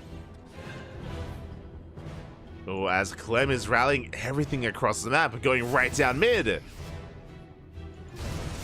will get until the 4th base. It's a cancel on the 4th. Max Pax out of position. We're going for the natural. Do we race back home or do we go for a base trade? We're racing back. We're racing back home. Nova going off. Disruptor gets caught out. Ooh. A bit of miscontrol there by Max Pax. Disruptor is going to go down. We just dive into the main. And as the army turns around, now this forward base is exposed. Clem, he's going for the kill. He's going for the 4th, just pulling Max Pax out of position. As everything came back, we have some disruptors to defend, but it's not going to be enough. Oh, he killed the critter. Ah.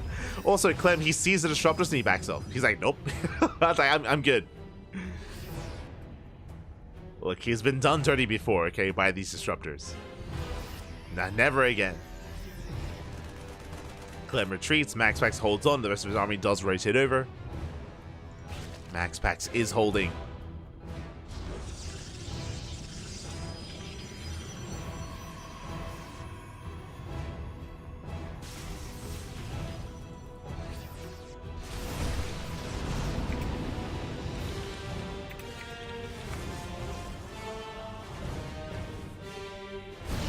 The main armies clash. Oh!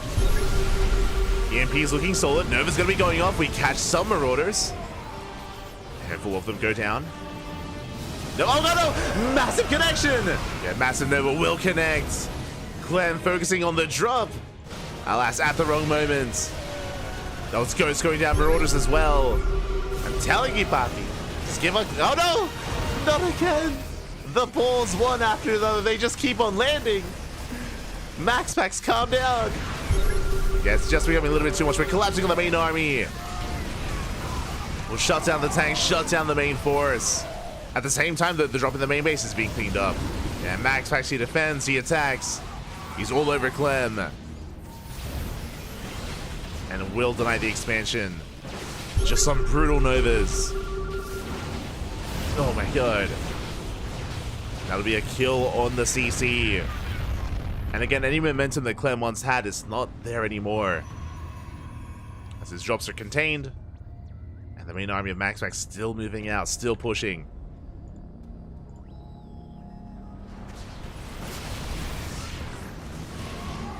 Oof. Nova's going off.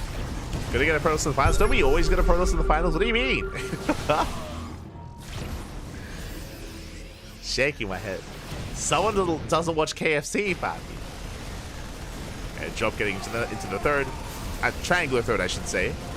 Probes are going down. Nicely done. Max Pax crippling the economy. Nova goes, oh my god! The Novas, they're brutal! Over and over again. Clem, not like this. Taking all the balls to the face, Pappy. Max Pax is not holding back. Not anymore. He's unleashing. As we're just bullying the Terran army further and further back towards the natural. We take control of the 3rd base. We have so many disruptors, so many Novas. And we always have at least one available. Just staggering those shots. Zoning the army back. Connecting with SCVs, connecting with fire. All efficient trades here. We always have a Nova. We always disruptor. Oof. And over time, it's all just worth it. Just non-stop Novas. Meanwhile, the drop is coming back in, but there's not much in the main to work with, not much in these medevacs. Drop is coming in. MaxPax will be forced, or will force back the drops.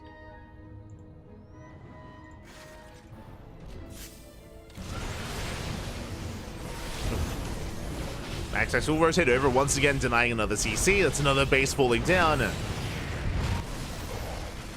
Meanwhile, Clem does find a Colossus. That was a Colossus floating up into the air. Not bad. Denying another expansion.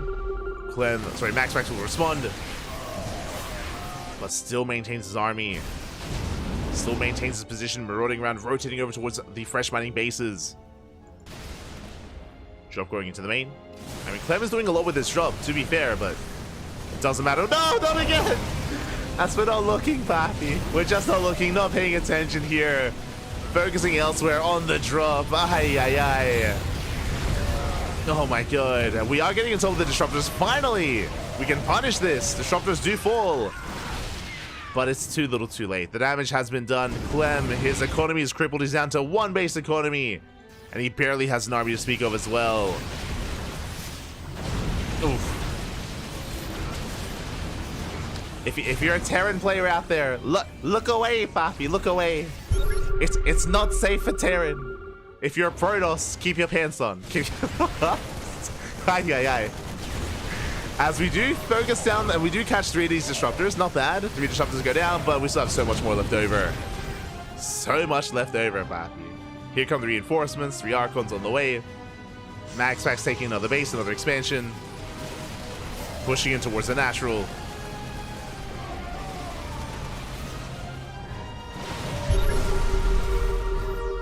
And again, Clem is barely holding, is barely surviving. Still active with the drop, still has retained it, still kept it alive. But really, we're just waiting for MaxPax to consolidate his forces and push in towards the last mining base, or even the final army of Clem.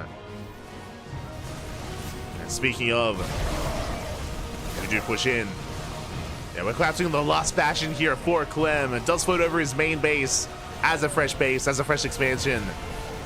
But Zelsay collapse in. GG against Cole, and MaxPax will take game number 1. GG. GG, well played. Oh my god. Just a brutal showing there by MaxPax, having some expert play with those Disruptors, Purification Novas. There was a time in this game, if you remember, where Clem was up. He was up in army supply. He was up in army, up in economy as well. When he was containing his opponent, he had like a 30 army supply lead. But we spoke about it at the time when the first Disruptor was coming out. We were like, hey, if we can land like 1, 2, 3 Novas like MaxPax, he can bring this back. And he did. Like, he did land those Novas time and time again. Throughout the entirety of that game, we saw some insane Novas. And because of that, despite the supply lead that Clem at one point had, he very quickly lost it. Did lose it, and MaxPax snowballed out of control. With that, MaxPax is 1 game away from making it into those grand finals. Let's go.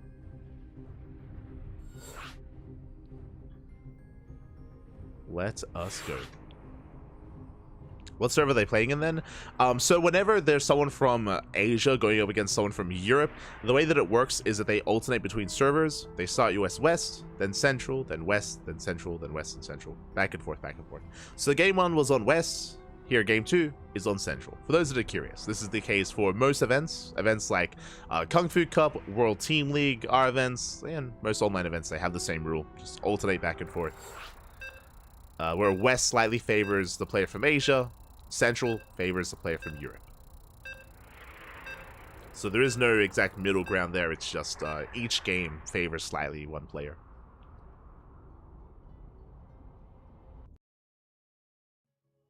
Is MaxPax in Asia? Clem. Clem is in Korea.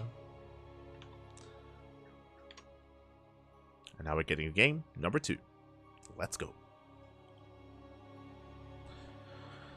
And as a reminder, this is a best of 3. Does it all end here and now, or do we get an ace match? I'm hoping for an ace match. I'm hoping for a back and forth, but the pressure is now on the Terran player. As spawning in the bottom left-hand corner of Alcyone, we have the French Terran player, the blue Terran representing Team Liquid. Down in this series, looking to bounce back, it is Clem. And spawning in the top right-hand corner, we have his opponent. We have the Danish Protoss player, the red Protoss himself, representing Storm Gaming. It is MaxPax. we go. Are settling in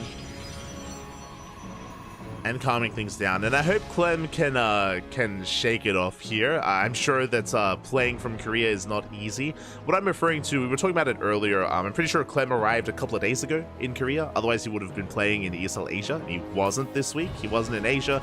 He wasn't in KSL. And if I remember correctly, I believe Clem, his camera showed that he was in his earlier apartment in WTL over the weekend. So everything was looking normal there, if I'm not mistaken. But yeah, playing from a new setup is something we have to get used to. So hopefully Clem is able to get accustomed to that. Fingers crossed. I'm sure that did play a factor into that last game, but it's something we have to quickly get over, especially if we're going to be practicing in a Korea environment. For those that are unaware, it isn't just Clem in Korea. Trigger and Estrella are also in Korea.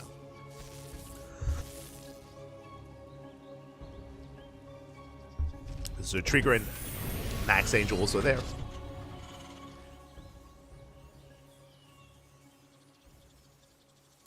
I don't know if there's anyone else. If you maybe have a little bit more information, then let us know. But I'm not familiar with any of the other Europeans also spending time in Korea. So unfamiliar. I do know that Reiner is no longer in Korea. I know that. I know he's having a bit of a vacation back in Europa. Again, I can't remember if he's in Malta. And like we were told the other day, he's either in Malta or like Dubai or like one of those like Mediterranean countries. Like, like he's, you know, he's out there vacationing. It's with the beaches, Pat, with the beaches.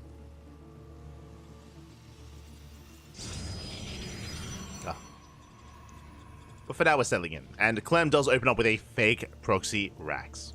Rax is thrown down here at the natural, not across the map. Trying to force an overreaction. We can see that MaxPax is going for some safety stalkers early on. Shield battery as well, settling into his own Twilight Council opener. Probe does confirm the Reaper back at home, so MaxPax is now fully aware of the location of the Rax, that it's not proxied, and we can settle into a longer game. Can settle in.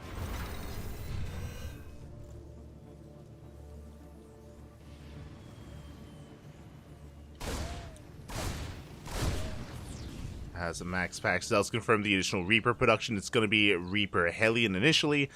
Just the initial, how many Reapers? Ooh, 4 Reaper double Hellion. Okay, very aggressive start here by Clem. The goal here is to bust into a mineral line. It's to break through the initial line of defense and get into a mineral line and get some economic damage done. And here we go, we're pushing in. Stalker is in position, we just race past. We don't even care, we go straight up for the workers. And how many probes can we get? Very committed play here out of Clem. Goes for the dive, workers are lining up. 2 probes so far. That's it, 2. 5 workers, not bad. We're gonna get 6. Can we get 7? Can we get 8? Up, up. We can get 9.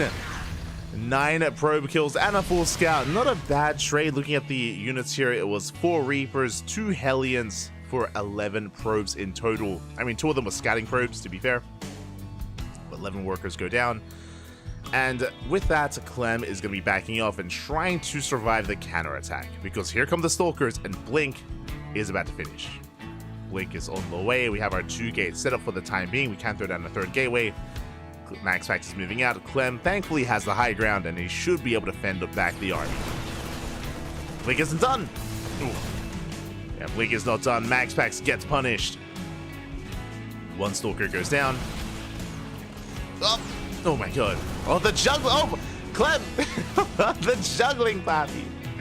We saved the Cyclone. The Micro. La Micro. We save the Cyclone, we pull back, gonna be able to repair. Very nicely done. Clem showing off his own moves as well. He's showing off, settling into his 2-1-1, soon to be a 3-1-1 setup. Tanks are on the way, Ravens as well. Clem is securing himself. Meanwhile, MaxPax does not throw down a 3rd gateway. It's 2-gate Blink into a 3rd. Economic opener out of MaxPax.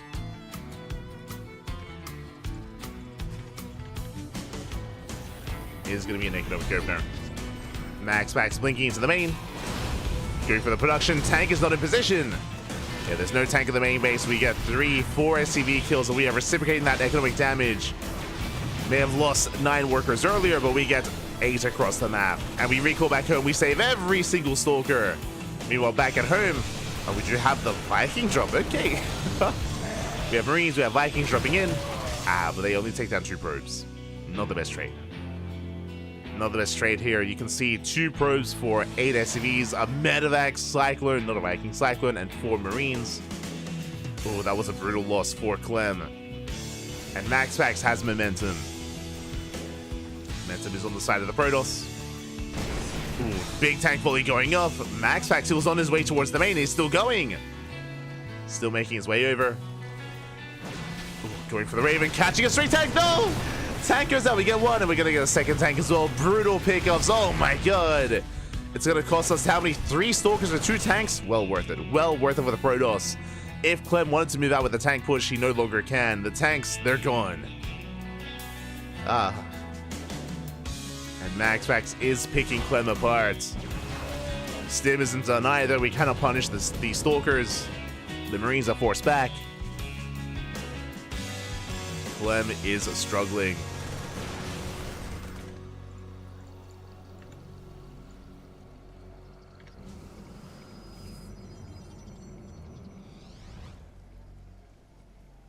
He's going to be struggling here, going for some auto harass, some desperation auto harass across the map. Let's go. Once we are in position.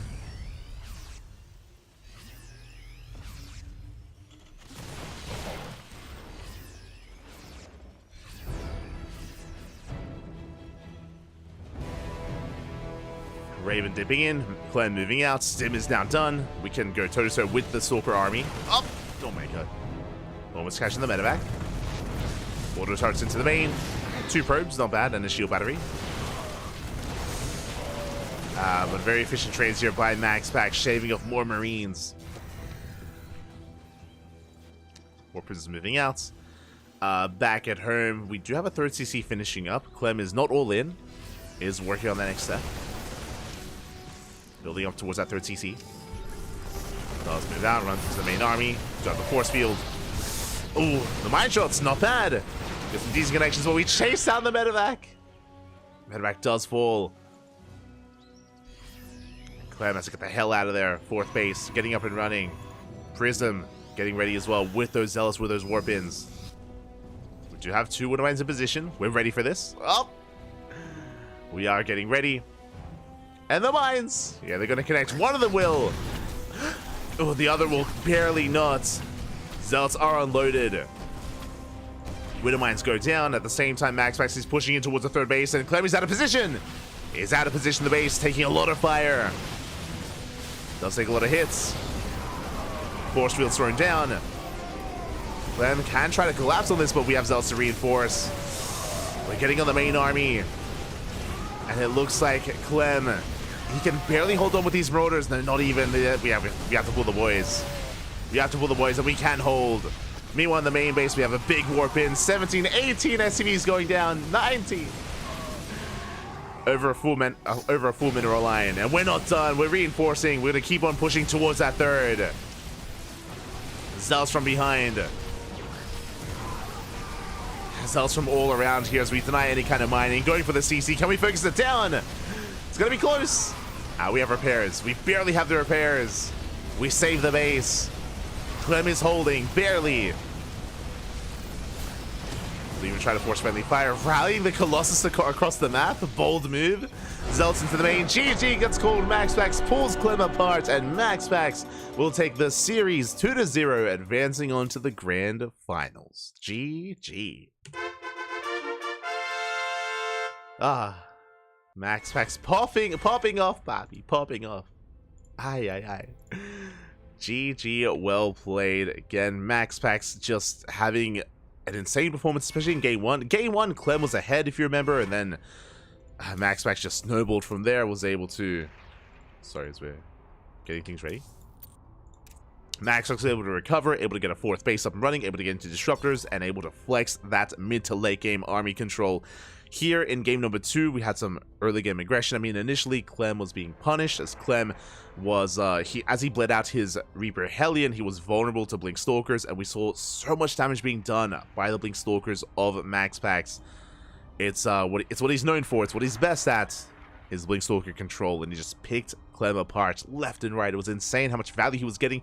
He was catching medevacs, catching tanks, catching marines, SCVs, and lastly was just crippling Clem. And with that, congratulations. MaxPax will advance on, and the question becomes, who will face off against MaxPax in those finals? Will it be a Terran or a Protoss? What's it going to be?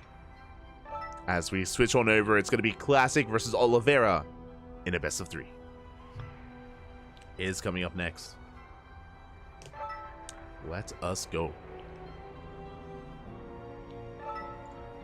And this is going to be a rematch. For those that were here a couple of days ago, you would remember that we casted ESL Asia. The finals of ESL Asia this week was these two players, was Classic versus Oliveira. It was a best of 5, and Classic did take it 3-1. It was a bit of a back and forth, but Classic was looking a little bit more dominant. And I'll be honest, I do favor Classic here. I do favor Classic in his series against Oliveira in this rematch, but I want to believe that Oliveira, especially in a best of 3, does have a chance here to fight back, to force an ace match, and to bring it home, and to get his revenge.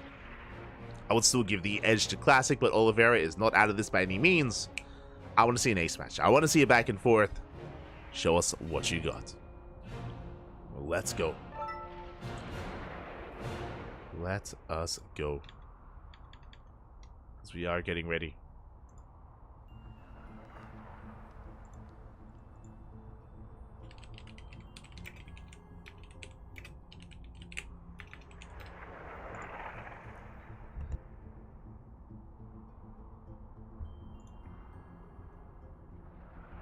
As vetoes are done, Game 1 is going to be on Oceanborn, Game 2 on Alkiona, and Game 3 is going to be on Site Delta. As a reminder, winner of this series goes up against MaxPax in the Grand Finals. So we are nearing the end of the broadcast. We're nearing the end. 2 series left.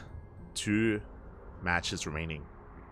Before we wrap up with our second broadcast of the day, earlier we were casting the KungFu Giants Cup, a Brazilian tournament. That was 9 hours, yeah, around like 8 or 9 hours before this cast. And fun fact, we have one more cast after this. Let's go. 3 broadcasts back to back to back. Not quite back to back. I was able to nap. I was able to sleep. I think I slept around 6 hours in between casts. So I was able to get some sleep, jump back in. And after this broadcast, we have OC King of the Hill. OC King of the Hill is right after this, scheduled to start in 1.5 hours. We will, of course, focus and wrap up KungFu Cup first. And then we'll be jumping into OC King of the Hill. Oh, the StarCraft. Here we go.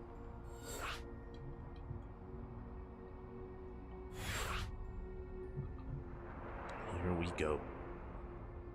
As we are setting up.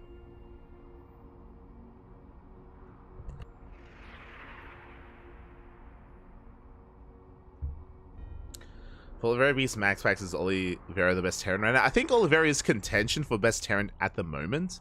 I think it's always important to take into consideration like current level of players here, and I think you can make an argument for Oliveira. I say argument because obviously Maru is still an amazing player. And I think you can definitely make an argument that certain players have like stronger aspects than others, and they have back and forths, right? Definitely. But we'll see as we are settling in. Getting into our next semifinals. And we'll see if our Terran player can get his revenge from ESL Asia. Can he get his revenge, Pappy? If you're in the chat, predictions are about to be open. Predictions are about to be open. And here we go, spawning in the top left-hand corner of Oceanborn. We have the red Protoss player, the South Korean Protoss representing Twisted Minds. It is a classic. And spawning in the bottom right-hand corner, we have the Chinese Terran player, the blue Terran himself representing Weibo Gaming. It is Oliveira. Let's go. Let us go. So we are going to be calming things down. I'm sure a very different kind of dynamic is about to be portrayed here as well. Oliveira, he's not afraid to be hyper-aggressive and all-in at times. Not afraid to even go one base all in this matchup. No fear, Papi, no fear. I think we spoke about this during ESL Asia, how Oliveira, as of late, he has been trying to be the aggressor in this matchup. He had an interview where he spoke about how he was approaching TVP, how he had a discussion with Maru, and how he was struggling. Oliveira was struggling a lot in TVP, and Maru told him to... Oh God. Emil Este Rotterdam. Unfortunately, a little bit of latency here, and we may end up dropping one of our casters. It's okay, there's a clean feed. There is a clean feed. If Rotterdam's internet goes down, he can always catch up. Oh, Wardy left. Harst. Oh my god. It wasn't you guys. It was. Oh my god. Why did Wardy and Harstam leave? It was Rotterdam. Wait. Oh, was it all three? Was it? Did someone cut the cables connecting to the European server? What just happened? What? Just suddenly all the European casters lagged out. Aye. Hopefully they're okay, and again, there's a clean feed, so it's all good. There's a clean feed. They'll be able to join. They'll be able to cast from the Chinese POV, the Chinese observer. It's all good. EO internet, true. I mean, EO internet it can be smudged at times. Yeah, it's okay. It's okay, but it happens to the best of us, you know. Hey, we have Australian internet. Hashtag relatable. We understand.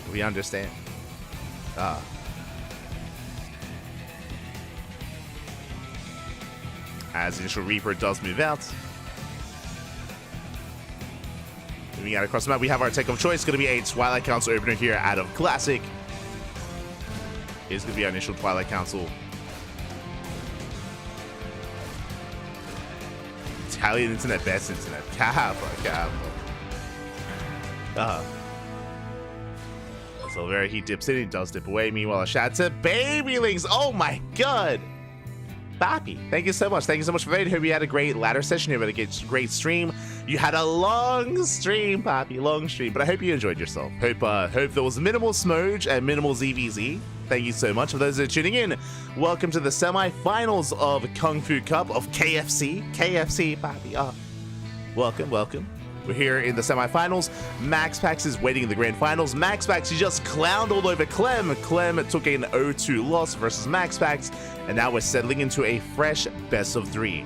The normal man versus the chin toss. Let's go. Let us go. Long street, no. No, not like this. Regardless, hope you enjoyed yourself and hope you had a great time catching up with everyone again. It's great to see. For those that are curious, Babyling, longtime supporter of the KranKy Ducklings, likewise has been a long-time streamer, has been on a bit of a hiatus, but has recently started streaming again.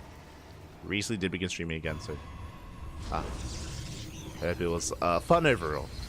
As for now, we're settling in. It is going to be a 3-gate opener. We have 1 gateway in the main base. We have 2 gateways here on the low ground. It's going to be 3-gate blink out of Classic. Very safe play. This allows us to be assertive. This allows Classic to gain map control. He can threaten Oliveira and shut down any aggression. Speaking of aggression, this looks like the beginning of a 2-base all-in. I was a little bit distracted, so I do apologize. But Oliveira, he throws down 2 more axes. That is a 3-1 setup. Delayed starport. Usually when you delay the starport like this, when you prioritize stim, it's to hit a stim timing. Very, very potent stim and combat shield timing on the horizon. We should be moving out with 2 to 3 tanks, and we can pull the boys with this. We can pull the boys. Oh boy, we'll see how committed Oliveira is with this timing. Technically, you can throw down a 3rd CC behind this push, but for the most part, this is usually an all-in. Meanwhile, back at home, we do have our Bay on the way. Classic going for the Bay before the 3rd, so very safe play at a Classic, so I do favor Classic here. He has triple gateways and a Bay first. Safety Immortal as well. Oh my god, Classic playing so carefully. He's not cutting any corners here. And the Stalkers move out. He does get eyes in the main. We have to be careful though. Starport now on the way. Classic does threaten a dive. He gives some SCVs, gets 2 workers, stim is done in 10 seconds, and Classic will have to back off. Doesn't want to get caught out, doesn't want to get caught by the stim. Classic is forced out of the main. Meanwhile, we only built up towards one tank. Interesting. Just the one tank, not additional tanks.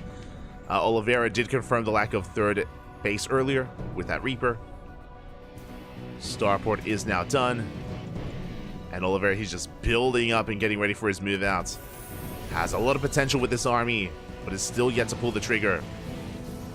Back at home, again, because of the safe opener, we already have the first Colossus. Like, I think Classic should be fine. He should be safe. It should be.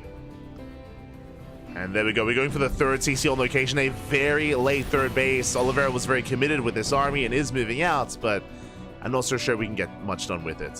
So we're forced to take a delayed expansion. Stalkers don't quite dip in. And back at home, Classic is just settling into his 3 bases. Second Colossus on the way. 2 shield batteries, overcharge as well.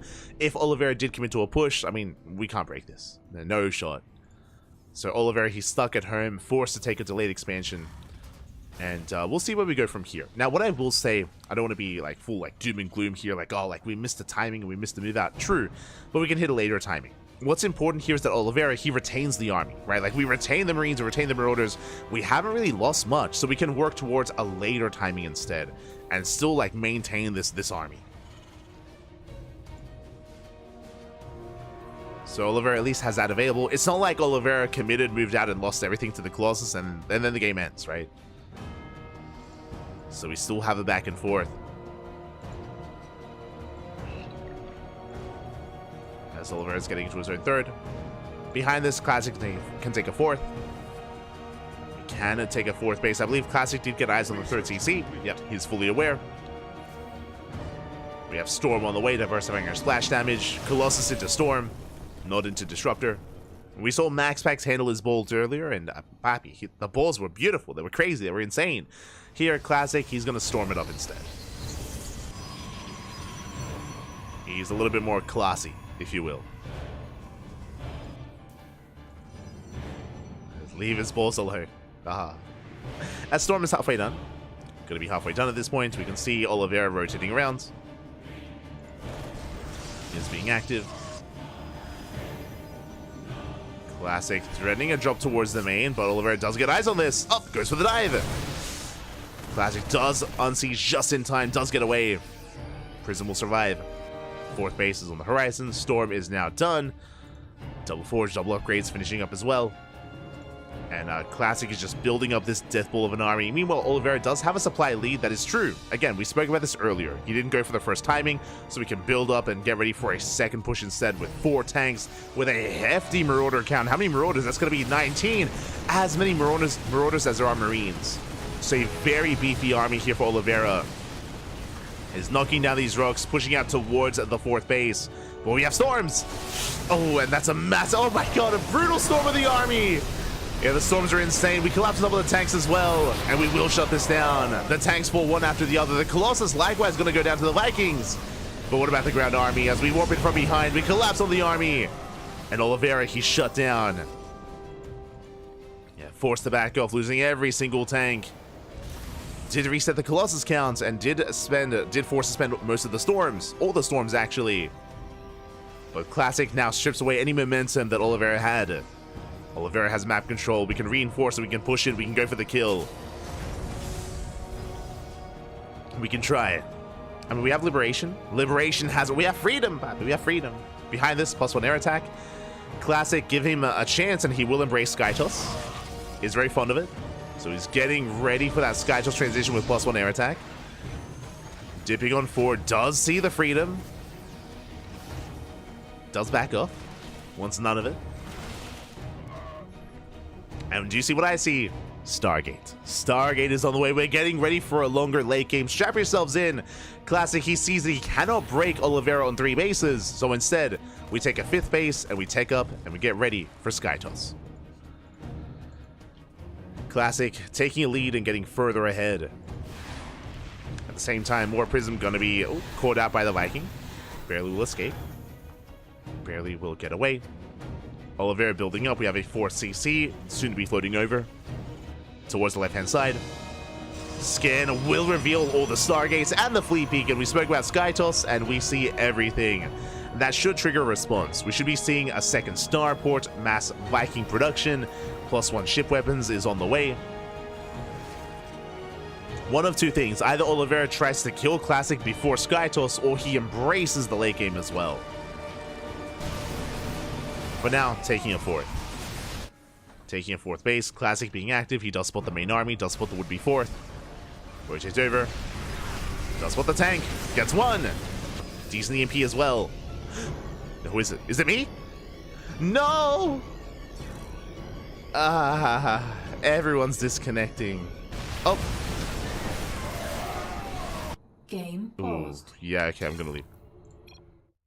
I am gonna leave here.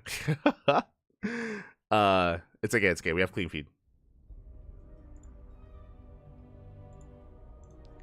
We have a clean feed, so I will hop on over. Fun fact, I know what it is. It was OBS.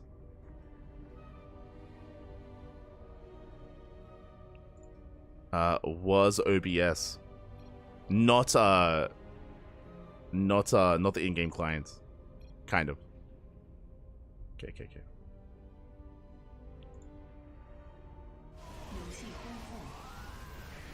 Bam. There we go. Okay, we have a clean feed. Rotating over. Whew. And with that, we do see Classic pushing in, and I mean, we were already towards the tail end of the game as well. Storm's going to be popping off. The quality of the clean feed is not too clean, but we can make use of it. And GG gets called. Classic will break through and does take game number 1. Whew. GG, well played. I do apologize for that, but yeah, that was interesting what just happened there. I imagine the same thing happened to the European casters. If you remember, Roddy, Harsum, and Wardy also disconnected.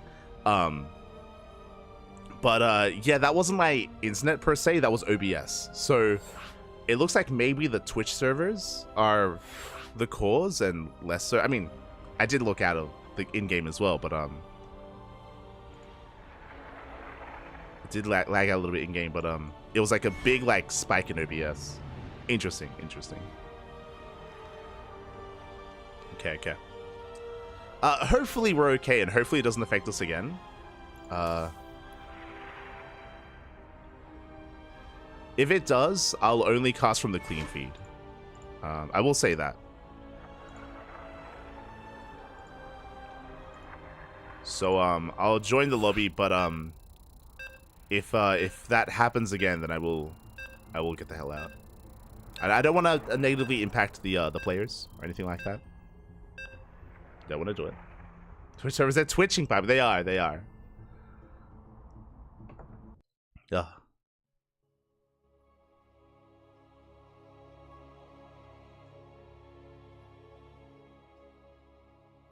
Here we go. We are getting in.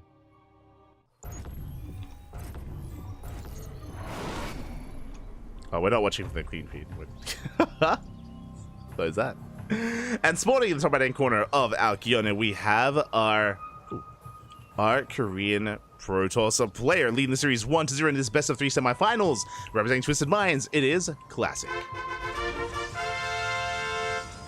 And spawning in the bottom left hand corner, we have the red Terran player from Land of China representing Weibo Gaming, WBG. It is Oliveira. But yeah, straight up, if that happens again, if I do lag out, then I will just leave the game and I'll just focus on casting from clean feed. I think that's what the other casters are doing. I think that's what Wardy and Rodem and Harsum, I think they're focusing on the clean feed for now. So I'll do the same if it happens to me as well. We'll do the same.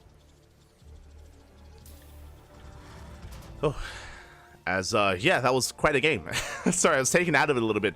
But Classic, he was all over Oliveira. He was all over Oliveira, able to just shut down the initial aggression. If you remember, Oliveira was stuck at home because of the Blink Stalkers. Likewise, he missed his timing, went for a later push, but the storms were brutal. The storms were insane, and Classic just shut down the push then and there.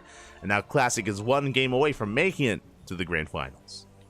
One game away.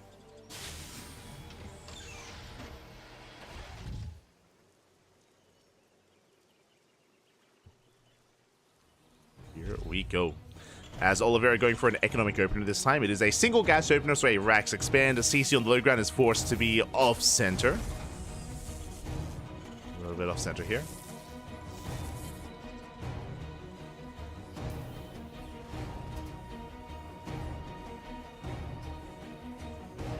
CC is on the way. Classic going to be embracing another standard opener. We'll keep an eye on Classic. As a reminder, last game it was a Twilight Council opener into 3-gate blink. It was 3-gate blink into a Robo Bay before the third base. Again, it was just really safe play from Classic in game 1. I think he had recognized that Oliveira was being more aggressive and responded with just as safe a play as you can go for. Already had Colossus out even in time for the first push that Oliveira didn't go for. And once again, Twilight Council from Classic is going to be that Twilight Council opener.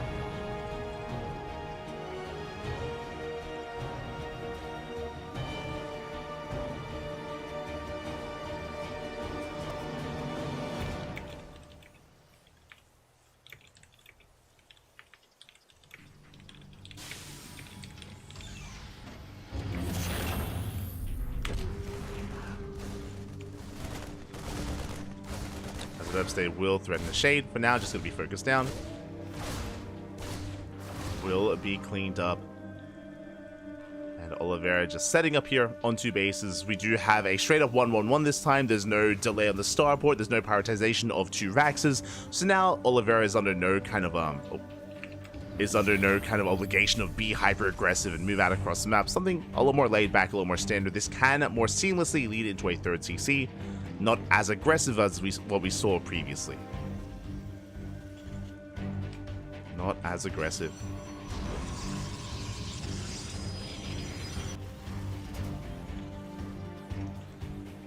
As Oliveira is just going to be settling down.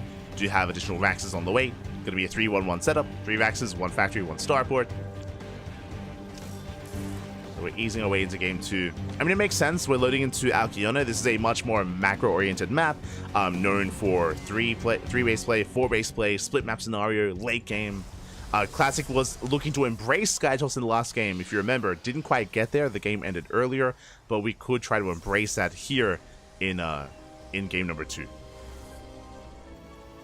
Again, Classic, his style of PvT, if he ever sees an opportunity, if he ever notices that he has a lead, that he has map control, that the Terran is stuck at home, then he will start the fleet peek.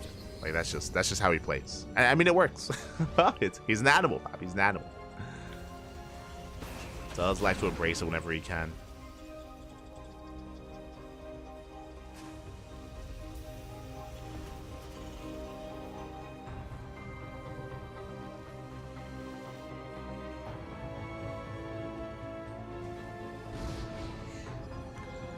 As Medevac will threaten to drop into the main.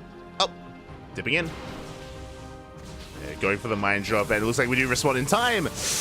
Oh my god, 1 mine shot will go off the other, barely nods. We do get 2 probes. That's an okay amount of damage, but we will shut this down.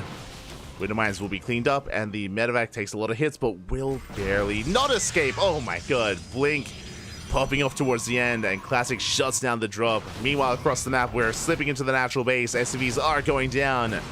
We get 2, we get 3 SCVs. Remember, there is no stim, so we can blink away.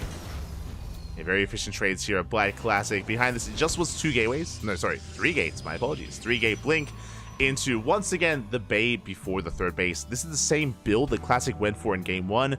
Very safe play. This time, I don't think this works anywhere near as well for Classic. Last game it was working beautifully because the Terran player was being aggressive. This time, we're just playing overly safe and now taking a bit of a delayed 3rd. Regardless, damage was done, and Classic still has map control. Still has the map control. We can see that Oliveira is still just building up, getting ready for his eventual buy and move out. Stim about to finish up as well.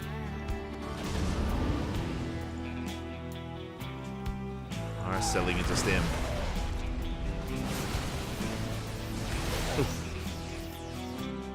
Oliveira vying for map control, forcing Classic back. But again, back at home, we have a Colossus, we have a shield battery, we have an overcharge. Really, we're just fighting for the Zonaga, essentially. Like, Oliveira can't really threaten the base. He scans, he confirms, Oliveira backs off. And we get a 3rd CC. Third CC is on the way. We are building up towards the mid game. We're calming things down. Here. Settling into our 3 bases.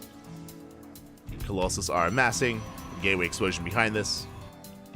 From here, Classic can take a 4th. Already mining through the middle patches. Could even take the gold, actually. We'll see what we go for. We'll see how greedy we want to be.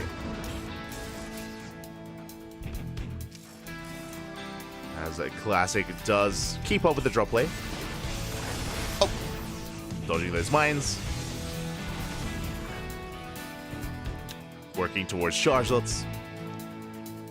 Towards his gateway composition. No big sign of other splash damage yet. If you remember last game, we embraced Storm, and there it is. Temple Archives is on the way. It looks like once again Colossus into Storm. Not really relying on disruptors. That's kind of the big difference between Classic and MaxPax so far here tonight. If you remember, MaxPax was more than willing to embrace disruptors in his games. Here, Classic is avoiding it. Both in Game 1 and here in Game 2.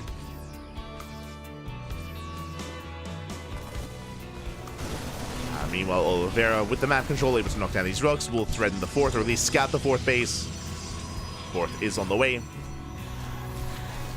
Oliveira will confirm. And as he supports the 4th, as we have Storm on the way, we have the Ghost Academy. So both players, you know, they have their back and forth. They're building up.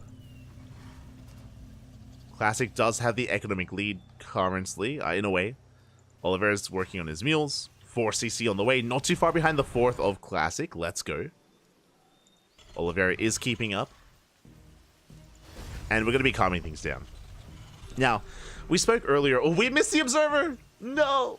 We barely do miss the Observer. Here on the right-hand side. I was going to say that if both players calm down, if we expand and get a 4th base, then Classic will take that opportunity to tech up into Skytoss and go for a Fleet Beacon. So we'll keep an eye on Classic to see when and where he does it. This is a really good map for it. We saw last game that the game ended before we could really embrace the Skytoss, but this is a good map for Skytoss. And I'm sure Classic is aware. Speaking of, yep, there it is. As if on cue, Stargate. Stargate has been thrown down. Keep an eye on +1 air attack as well.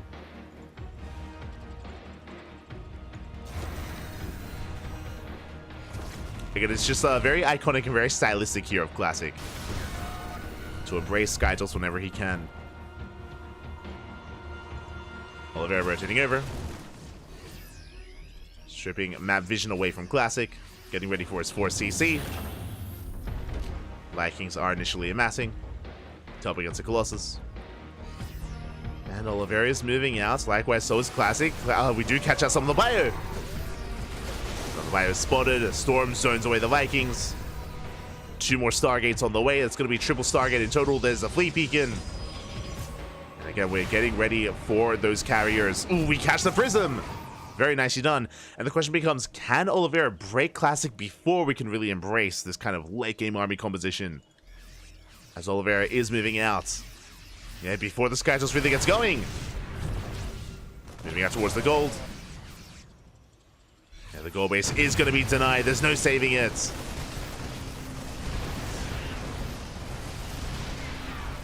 Yeah, it's going to be cancelled.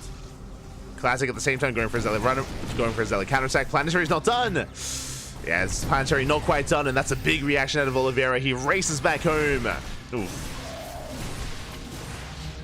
Leading out to 8 SCVs, and Classic, he's chasing this down.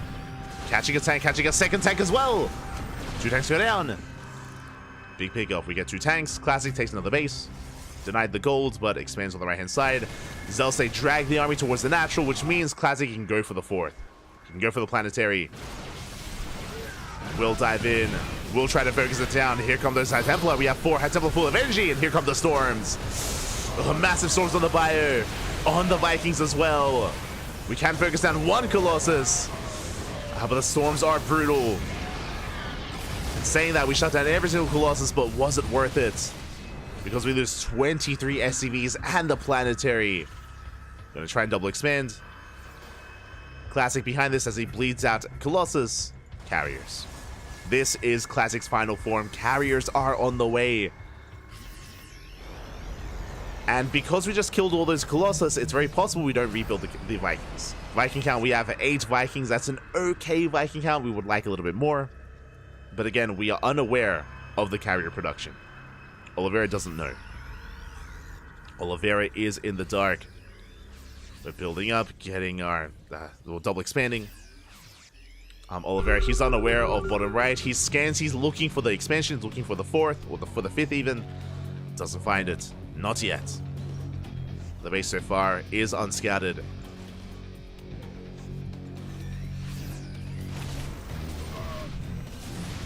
Is unseen. We have +1 air attack on the way. How many carriers are we up to? We're up to 3 carriers, soon to be 6 carriers and a mothership. Scan does reveal. Big scout. Scan gets eyes on the carrier production, on the fleet peak, and on everything we need to see. And Vikings. Immediately, Vikings are on the way.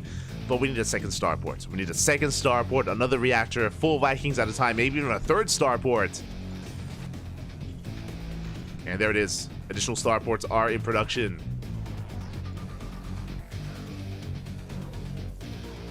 They are on the way. +1 ship weapons as well will help. But Oliveira does not have the ideal army. He's got a lot of supply in Marauders. A lot of supply. And that's not necessarily what we need right now. Oh boy. Yeah, you can see double starport. So that's the 2nd and 3rd starport on the way. We need as many as possible. Do we finish the warp in? We do. Ooh, kind of. Not really. Just 1 zealot. Classic pushing forward. The army is scanned. How many Vikings do we have? 10 Vikings. That's okay. That's okay. It's an okay Viking count. We are pushing in. Oliveira getting ready for the surround. Is coming in from every single angle. How good are the storms going to be? So far, so good. And we land 1 storm. We land another as well. And the Bio Army crumbles. Classic is snowballing out of control. He shuts down the Marines. GG gets called in. Classic will take the series 2-0, advancing on to the grand finals. GG. GG, well played. Congratulations here. Classic will take the series. My condolences here to Oliveira, but that was a very powerful showing. I mentioned before that Classic and Oliveira, they faced off a couple of days ago. A couple of days ago in the finals, in the grand finals of ESL Asia. Classic did win there as well. He was looking strong in that best of 5. Here, likewise, Classic is on fire, is on point. We spoke about it during ESL Asia about how Classic is a player to keep an eye on leading into EWC, leading into Esports World Cup. Classic has been winning tournament after tournament. Classic is this week's KSL champion, this week's ESL Asia champion, and can he be this week's KungFu Cup champion as well? Can he go for the trifecta? Can he go for the hat trick? Oh boy. We'll see. As Classic is going up against Max Packs in the grand finals. Here we go.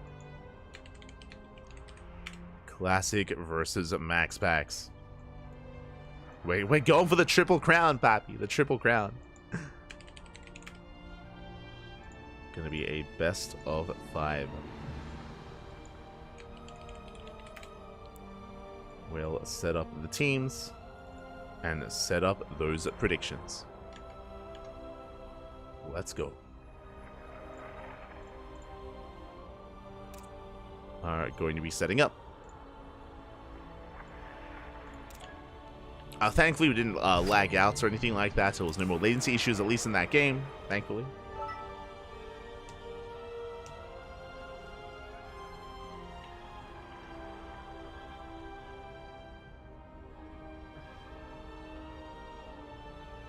I see some coping in the chat. I blame Clem's loss on lag.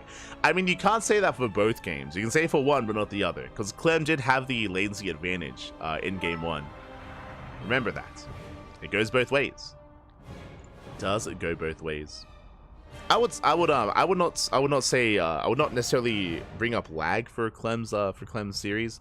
What I will, I mean, I said it at the time. The fact that Clem is playing in an apartment. He's playing not at a home setup. And that does take some getting used to. Does it take some getting used to? That's something that I would bring up a little bit more instead. But for now, we're going to be settling in. We are going to be settling in. Vetoes are done. Oh wait, sorry. Vetoes are underway. And we're getting ready for that best of 5 grand finals. You can take this moment. Actually, I'm completely out of water. So take this moment to get some snacks, get some food, get some water, and get ready for the finals. We'll be back soon in a couple of minutes. I'm going to quickly hydrate myself. I need some agüita, papi. Be back soon. Huh.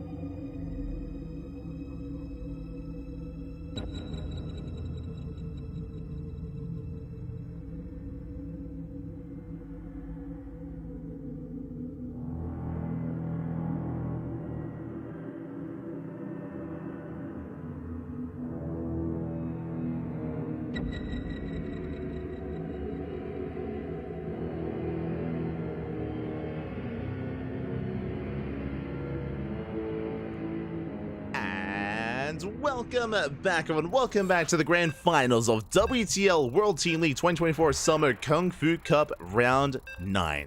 I'm of course Josai VIP, and thank you so much, Wardy, for the raid. God, Papi, God, thank you so much. Hope you had a great stream. Hope you had a great cast over on your end. Hope everything's okay as well. Did see the raid, and yeah, hope everything was going well on your end. I did notice you dropped from earlier from the semifinals, and I hope there's no kind of major issues or anything like that. But welcome everyone, welcome to the grand finals, a fresh series, a fresh best of 5, and spawning in the top right hand corner of Ghost River, we have our South Korean Protoss player, the blue Protoss representing Twisted Minds. It is Classic.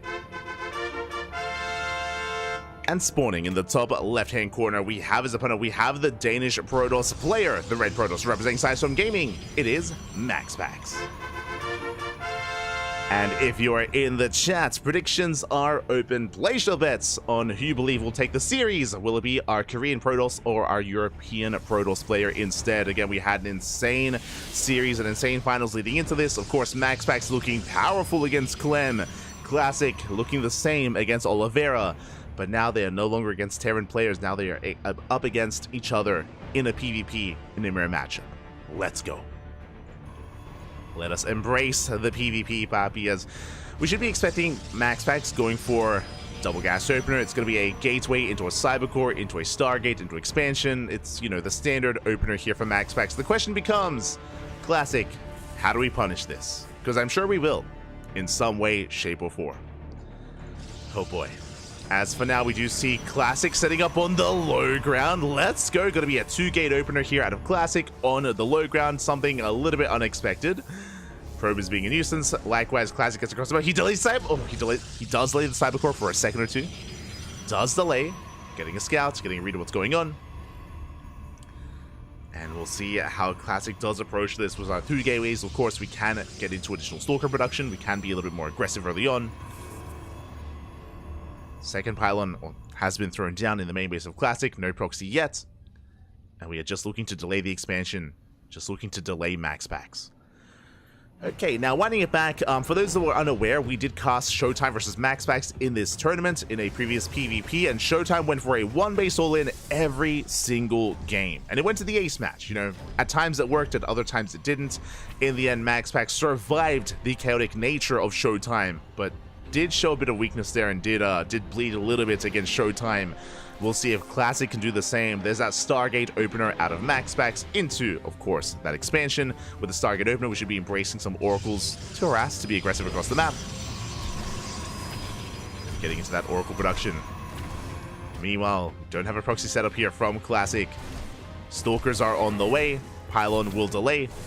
And the Stalker's going to be moving out across the map. Again, because of the short rush distance by ground on this map on Ghost River, it doesn't take long at all to move out.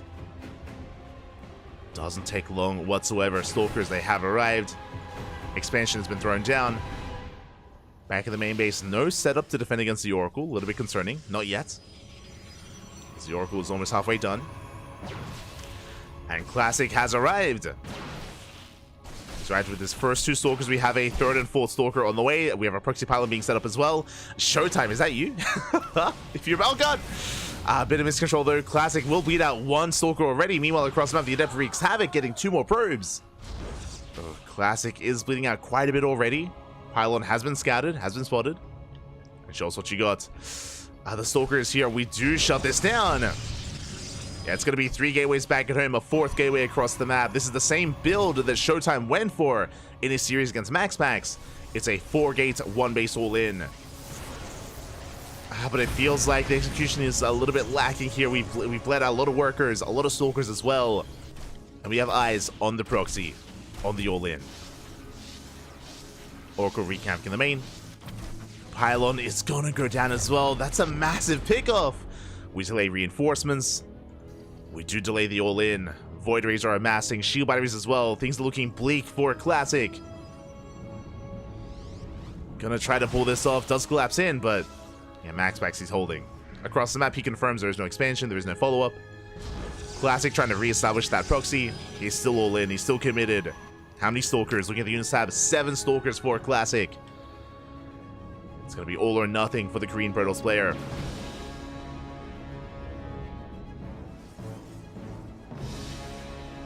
MaxPax, though, he is holding on now to 2 Void Rays. We have 3 shield batteries. Second pylon to keep everything powered. Third Void Ray on the way. The longer this goes on, the better it is for Max. And we do catch a Stalker. We get one. Not bad. That did cost us all the force fields, as we only had enough energy for 2. We only did have the energy for 2, but good Classic dipping in once again. Does threaten the natural. Still holding on to that prismatic alignment. Still keeping it close to the chest. Oh. Not activating yet. Likewise, we have the overcharge as well. Classic up to 13 Stalkers. Does shave off the shields on the Nexus. And there's the prismatic alignment. Is activated on all 3 Void Rays. A little bit trigger happy there. Doesn't quite manage to get too many pickoffs. Another Void Ray has arrived. Meanwhile, across the map, the Oracle going ham, getting 4 more probes. Full workers go down. Another defensive warp in as well from Classic. The base is getting low. We're going for the dive. We have the overcharge. The overcharge will maintain the Void Rays. And Max holds. Okay, shuts this down. Not a single Void Ray falls. Oof, and we're bleeding out too much. Down to 9 Stalkers. GG gets called. Max holds. And Max takes game number 1. Whew. GG. Very intense game there. What I will say though, it was the same build that Showtime featured earlier today. Showtime went for the same build every single game against Max. It was a 4-gate, 1-base all-in. The problem here was that Classic did bleed out a little bit too much too early on. We lost a lot of Stalkers, we lost probes, we lost the pylon, the gateway was exposed, the gateway was scouted.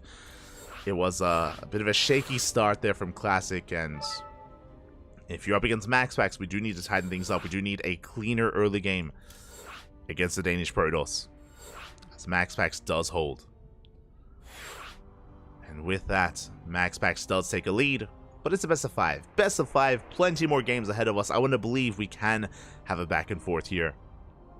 I want to believe that Classic can take a game and make a series out of this.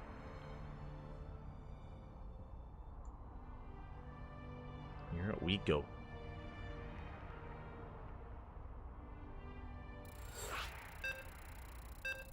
How many 1-base games? True. How many, Bobby? How many? I mean, I imagine things are going to be a little bit different as we're loading into post-youth. And both players this time are going to be tempted to go for economic openers. That means that we could be seeing Phoenix Wars.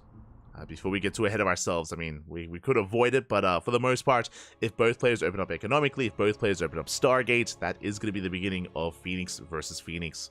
We'll see if that's the case as we're loading into Game 2. Are loading in and spawning in the top right-hand corner of post-youth. We have our South Korean Protoss player, the Blue Protoss representing Twisted Minds, down in this series. Looking to bounce back here and now. It is Classic. And spawning in the bottom left-hand corner, we have his opponent. We have the Danish Protoss player himself, the Red Protoss representing Psystorm Gaming. It is Max. Here we go. And again, because of this in-base, hybrid base, we are tempted to go for more economic openers for both players, both Classic and Max, so we should be seeing gate expands. We should be. On the flip side, of course, post-youth is the shortest rush distance map in the map pool, so if we wanted to be going for an all-in, this is a little bit more conducive to that. Like, I can see that happening on post-youth, but for the most part, we should be being economic. I hope. Do hope. As for now, probe scouts are coming in. We have our initial gateways, and we only have single gases being taken from both Classic and Max packs. That tells us that we want to go for a slightly faster expansion. Speaking of, both players will deny each other. Yeah, probes are getting in position, and we are looking to pylon block and delay the expansions for as long as we can. And it does force both players to take their gases. Gases are being taken, cyber cores are on the way. And if we delay even further, it's going to force out Stargates. We do have our Zealot on the way from Max. Classic has yet to begin his own Zealots. Bit of a greedy move here. There we go. Bit of a greedy move out of Classic. But there we go. Zealot is now in production. So mirrored builds for the time being. are going to be mirroring each other. We'll soon have Gas to take a Stargate. And speaking of, there's a Stargate for Classic, there's a Stargate for MaxPax. This is why I said before that a map like Post-Truth is the most likely we're going to be seeing Phoenix Wars, and why I brought up Phoenix versus Phoenix, because of this. Because both players are forced into Stargates, both players scout each other, they see each other, they know they're going for Stargates, which means Oracles should not be made, which means Phoenixes. Yeah. Let's go, Poppy, let's go. Phoenixes are on the way. Now, whether we double down or try to pivot away, we have seen that from Classic. We have seen Classic attempt to start with Phoenixes, get map control or deny vision, and then try to slip and sneak into Blink Stalkers. It is a risky thing to do, though. It is very risky to try to transition to Blink Stalkers out of Phoenixes, as you're going to be vulnerable. You're going to be vulnerable to your opponent just massing up more Phoenixes and overwhelming you. For now, Phoenix Wars have begun. Phoenixes are on the way. Adept's going to be dancing with each other. Classic does get the better end of this, forcing MaxPax back. We'll have to shade away. And is going to be chased down as well. Not bad. Classic slightly out trading MaxPax here. Just getting an Adept. And we're just waiting to see if either player throws down a second Stargate and doubles down on mass Phoenix production. There it is, second Stargate from Classic. He's embracing the Phoenix Wars, and we should be seeing the same from MaxPax. We should be. So we're waiting for an extra round of gas. There it is, a second Stargate is on the way. So we have confirmation, the Phoenix Wars. They have begun. They have begun. Let's go. Now when it comes to these Phoenix battles, Defender's Advantage is a big factor here, of course. Is a big factor. Likewise, shield batteries and overcharge can come into play. If we have shield batteries set up back at home, and if you fight within range, then that will give you an advantage as well. Outside of that, you have to be very careful, because these battles, these engagements can very quickly swing in favor of one player or the other, and the game can very suddenly end. It's also risky when you go for the Fleet Beacon and go for Anion Pulse Crystals for Phoenix range, just because that typically does eat into your Phoenix production. So it is a risky maneuver to go for. For now, we're stuck at home. We're stuck at home. Because Phoenixes don't shoot buildings, things like site defense can be a factor, like throwing down pylons and shield batteries and cannons at key locations to support your army. Speaking of, MaxPax does move forward, and I believe this should be for an offensive pylon. We'll see. Yeah, there it is. Pylon has been thrown down. Again, Phoenixes, they can't do anything. Like, we can't touch the pylon. It's crazy. Third base is being taken. Probe is rotating over. A little bit too late to delay the expansion, but we'll get eyes on the third. Phoenixes move out. We'll come across the probe. Well, Classic going for the Fleet Beacon. And you can see here that he is missing his Phoenix cycle. He is missing that second Phoenix here because of the Fleet Beacon. As he's working towards Phoenix range, but we can see that we're doing the same. Yeah, MaxPax is doing the same. So we are keeping up with each other. Classic with the faster third, MaxPax yet only just now expanding. Very late third base in comparison. So Classic does have the slightly superior economy. And that can lead into a faster third Stargate. Can lead into a third Stargate, into additional shield batteries, for additional site defense. MaxPax slowly pushing forward. Pylons have been thrown down. Just gaining map vision, gaining control. Okay, we have 12 versus 12. So far avoiding each other. Rotating into the main, catching probes. Yeah, 4 probes go down. Very nice. Classic out of position. Again, unlike MaxPax, there's no spotted pylons. We dive in. Do dip in. MaxPax does take the Phoenix lead. Ooh, and is that going to be it? Oh, leading out another Phoenix. Trading 1 for 1.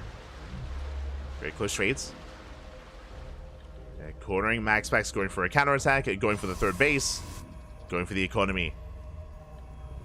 Classic doesn't quite catch another Phoenix. Yeah, not quite. Up! Yeah, Classic getting baited out and will bleed out so many units. Yeah, so pieces are going down one after the other. MaxPax, he takes the fight, takes the trade. And that's going to be it. A massive lead for MaxPax. Ay, ay, ay. Classic getting baited into the army, losing every single Phoenix. All it takes is one bad trade, one bad fight. GG gets called, and MaxPax takes a 2-0 lead. Whew. GG. GG, well played again. You can see how quickly things escalate out of control in favor of the winning player in these Phoenix battles. Losing one stray Phoenix here or there, and that could be it. That could be game. As Classic was not ready for that surrounding army, for the Northern Force, and GG. GG, well played. MaxPax now one game away from becoming this week's champion. Here we go.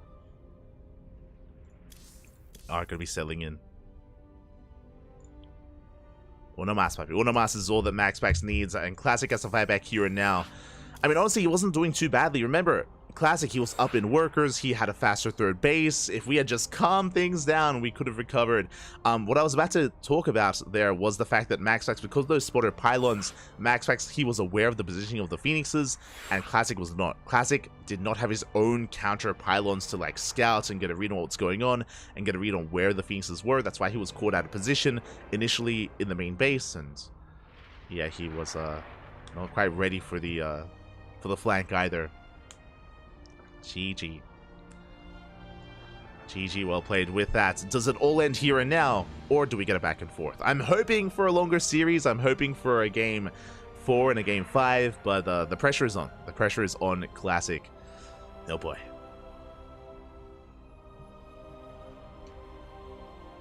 Here we go.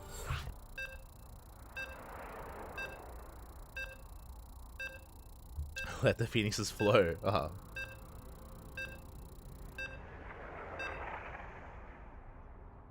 We're misbehaving, so don't worry. Este ahí está. He's always misbehaving. True, true. Shaking my head. And our next game is going to be on Amphion. Let's go. We have our game 3. And we're loading into potentially the final game of the series. And spawning in the in the bottom right-hand corner, bottom left-hand corner of Amphion, we have our South Korean Protoss player, the Red Protoss representing Twisted Minds. It is Classic. And spawning in the top left-hand corner, he is leading the series 2-0. One more game is all he needs to become this week's KFC champion. It is MaxPax. For Sidestorm Gaming. Here we go. We are settling in. Once again, similar to post-youth, loading into Amphion, we have a ramp. We have a ramp leading into the natural, which means both players are tempted to go for gate expands. And because both players are tempted, both players are also tempted to go into Stargates before their expansions, to go into Phoenixes, to go into Phoenix Wars. Just like post-youth, kind of the same advantages or the same kind of builds are available to our players, and we could end up in the same place. I say could because I mentioned before that it is not uncommon for Classic to try to deviate and try to go into Blink Stalkers after the initial Phoenixes and try to blindside its opponent. Has happened in the past. For now, it's a little bit early to tell as we're trying to expand and we are in position to deny that. Second gas here for MaxPax is getting ready for his Stargate. Classic a little bit late to take that second gas, a little bit more stubborn. As Classic throws down the Cyber Core. And Classic will expand. There we go. Probe moves out of position. And Classic will be able to get away with a greedier build. Meanwhile, MaxPax, less so. MaxPax's own expansion is going to be delayed as he did invest into the initial Zealot alongside the second gas. MaxPax does get the gas steal though. Nice moves. Slick moves there out of MaxPax. But the chain has been broken, and now the builds are no longer mirrored, and now there's a lot more pressure on MaxPax to get damage done. And Classic does not need a Stargate. So because of this, MaxPax will most likely open up Oracle. It's going to be an Oracle-based opener from our blue Protoss player, and from our red Protoss, most likely going to be Twilight Counter follow-up into a standard game. Okay. So, no Phoenix Wars is basically what I'm getting at. Not this time.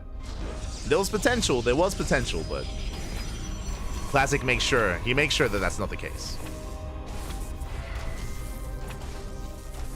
Does make sure. Pylon is denied. Classic hiding in the main, keeping that probe hidden. And there's the first Oracle in production for MaxPax. Is looking to move out across the map.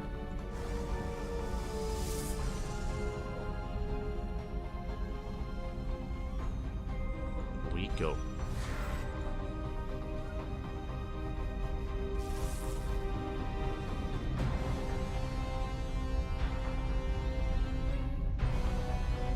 Is looking to move out. Stalkers are applying some pressure back in the main base. We actually don't have much to defend, but the Oracle does move out across the map. Classic going for the pylon in the main. MaxPax does spot this. He is aware. MaxPax is aware. Oracle goes straight for the mineral line. Probes are under fire. We get one. We get almost two. There we go. Two probes going to be going down at the same time. Classic going to be keeping up the ramp. Does try to commit, but the shield battery does finish, and MaxPax holds. MaxPax does hold on. Meanwhile, Classic warping in right into the main base of MaxPax. Remember, he did spot that pylon. But the warp in does complete. Yeah, the warp in does finish. Oracle racing back into the main. Probes are going down. We get two. So we get two workers looking for a third. And shading over towards the other side, getting a third probe just barely.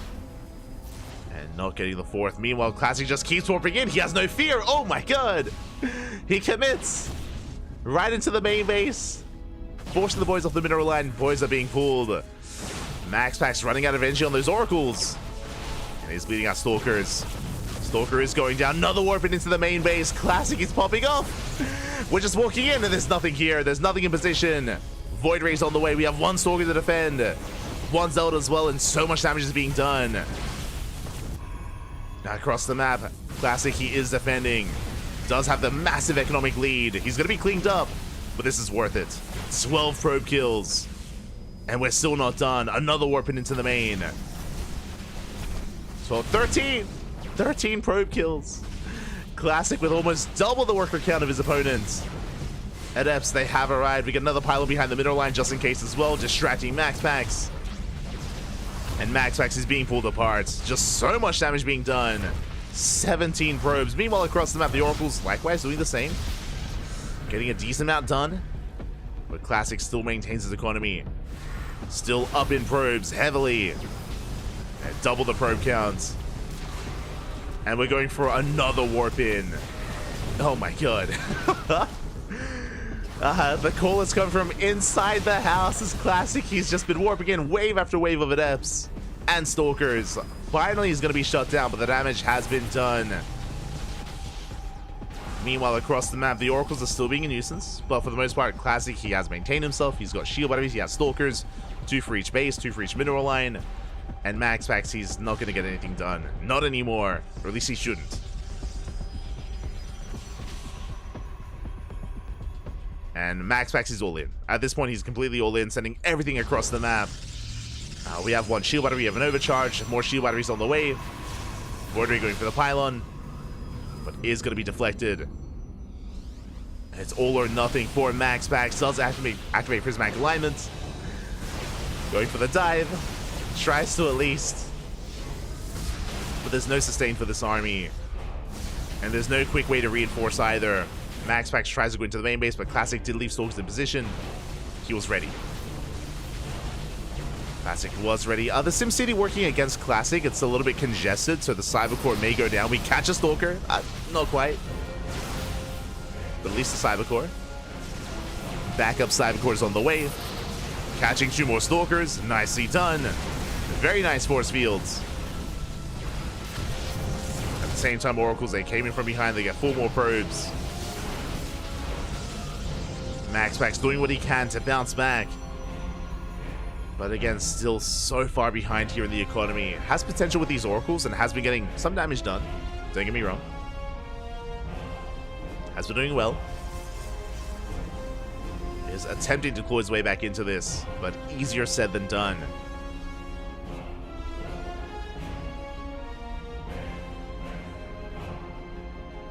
Classic is getting ready for his own counterattack. Blink has completed. We have a massive amount of Stalkers looking at the units tab here. 13 Stalkers against the 4 of Max Packs. Robo just now on the way. Without the Robo, we don't have a way to reinforce across the map with a Warp Prism, but I'm sure that's going to be the plan here for Classic.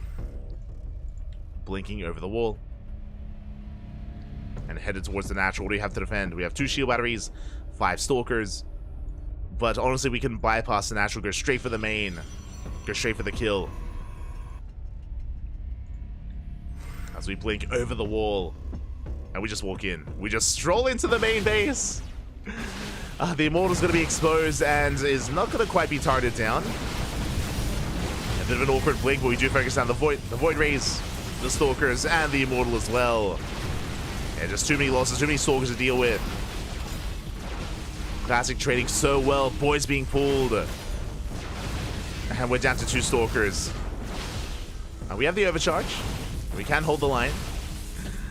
Another Stalker does come in to reinforce. Meanwhile, across the map, the Oracles, they get shut down. 1 Oracle left.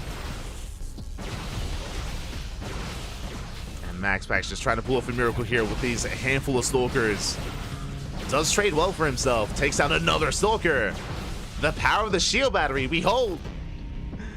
Max Packs does hold on. It costs him 6 probes, but he does hold. But alas, the only thing keeping Max Packs in this is the fact that Classic could not reinforce across the map. Ooh, Oracle gets caught. And for now, we're just going for the safety observer, just in case there's something crazy like DTs. Classic playing it safe, taking a 3rd base. Yeah, just taking it easy, slow and steady. And Jazz. GG gets called. No final fight. We're too far behind. And Classic, he fights back. He puts a point on the board. GG. We have a series. We have a back and forth. That's all we ever wanted. It will not be a 3-0. And Classic gains a bit of momentum here. Can we force the ace match? Can we go all the way to game 5? I hope we can. But again, the pressure is still on Classic. Still on the Korean Protoss. Here we go. Catching up in the chat. As a Protoss is disgusting. It's true. You're not wrong. Disgusting, Pappy.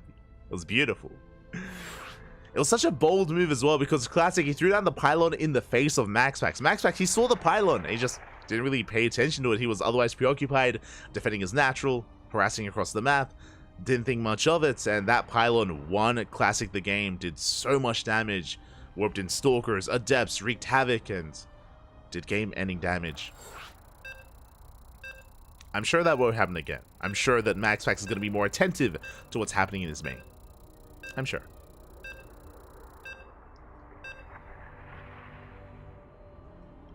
As we are making our way into game 4. Still on match point. Still potentially the final game of the series. Here we go.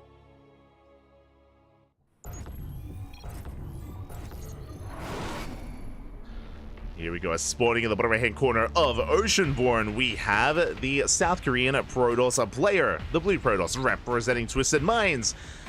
Fighting back, putting a point on the board, but still the pressure is on. Can he fight back here and now to force the ace match? It is Classic.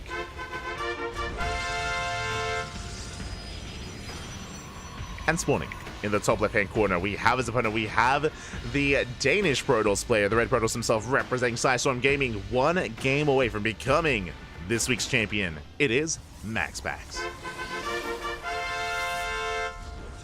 Can he deny the Triple Crown from Classic? Again, Classic, he is this week's KSL champion, ESL Asia champion, and he is a KungFu Cup finalist. Can he go for the Triple Crown? Can he take all 3? We're here to find out. Here to find out. Still has a chance. You could say the effect of the pylon piled on. No. Ahí está. Tempted to time you out. Shaking my head. Ahí está. But now it's going to be a double gate opener, 2 gate opener out of Classic. It's going to be a gate cyber expand set up here by Max Packs. Once again, we have kind of put a lot of onus on Classic here. Classic, how do we respond? How do you respond to this greedy build from Max? Do we go for the all-in, or do we play from behind? Or do we try to catch up economically? What is the plan? We have our second gas, so it's going to be a Stargate before Nexus. At least it should be.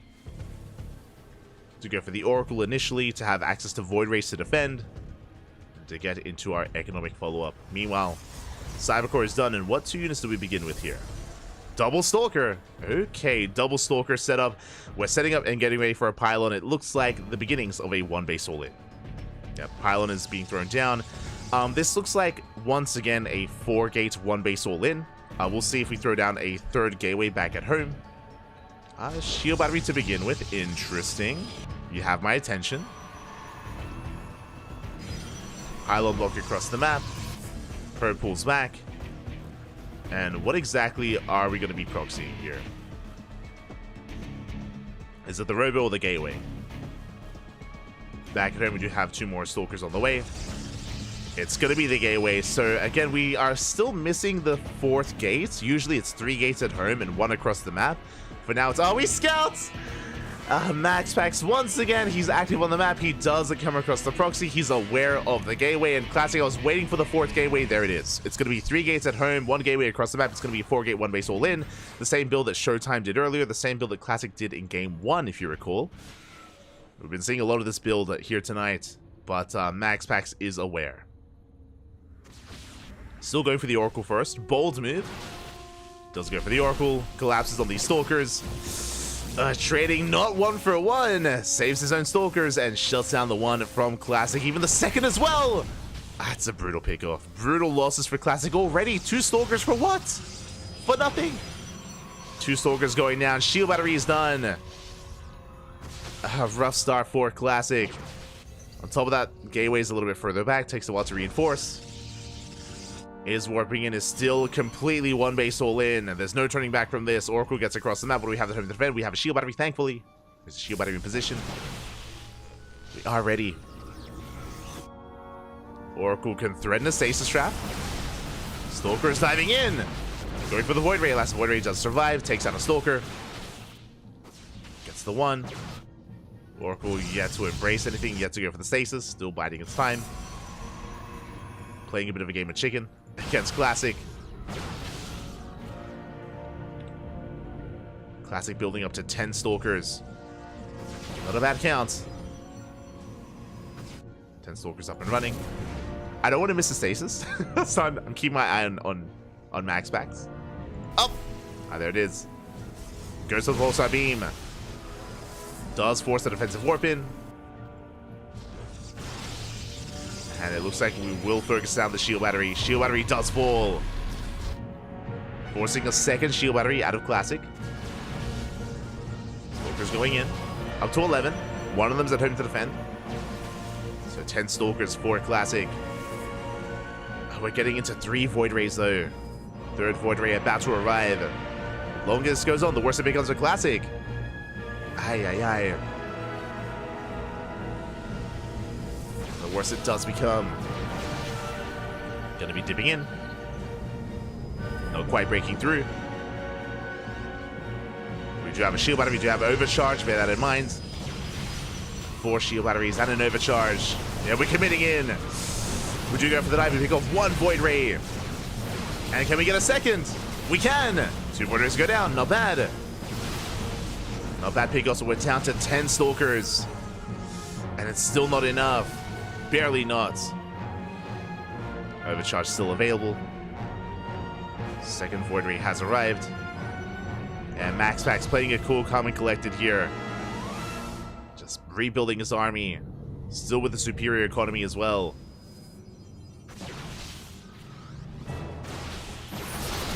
And once again we go for the dive, and do we trigger the overcharge? We do!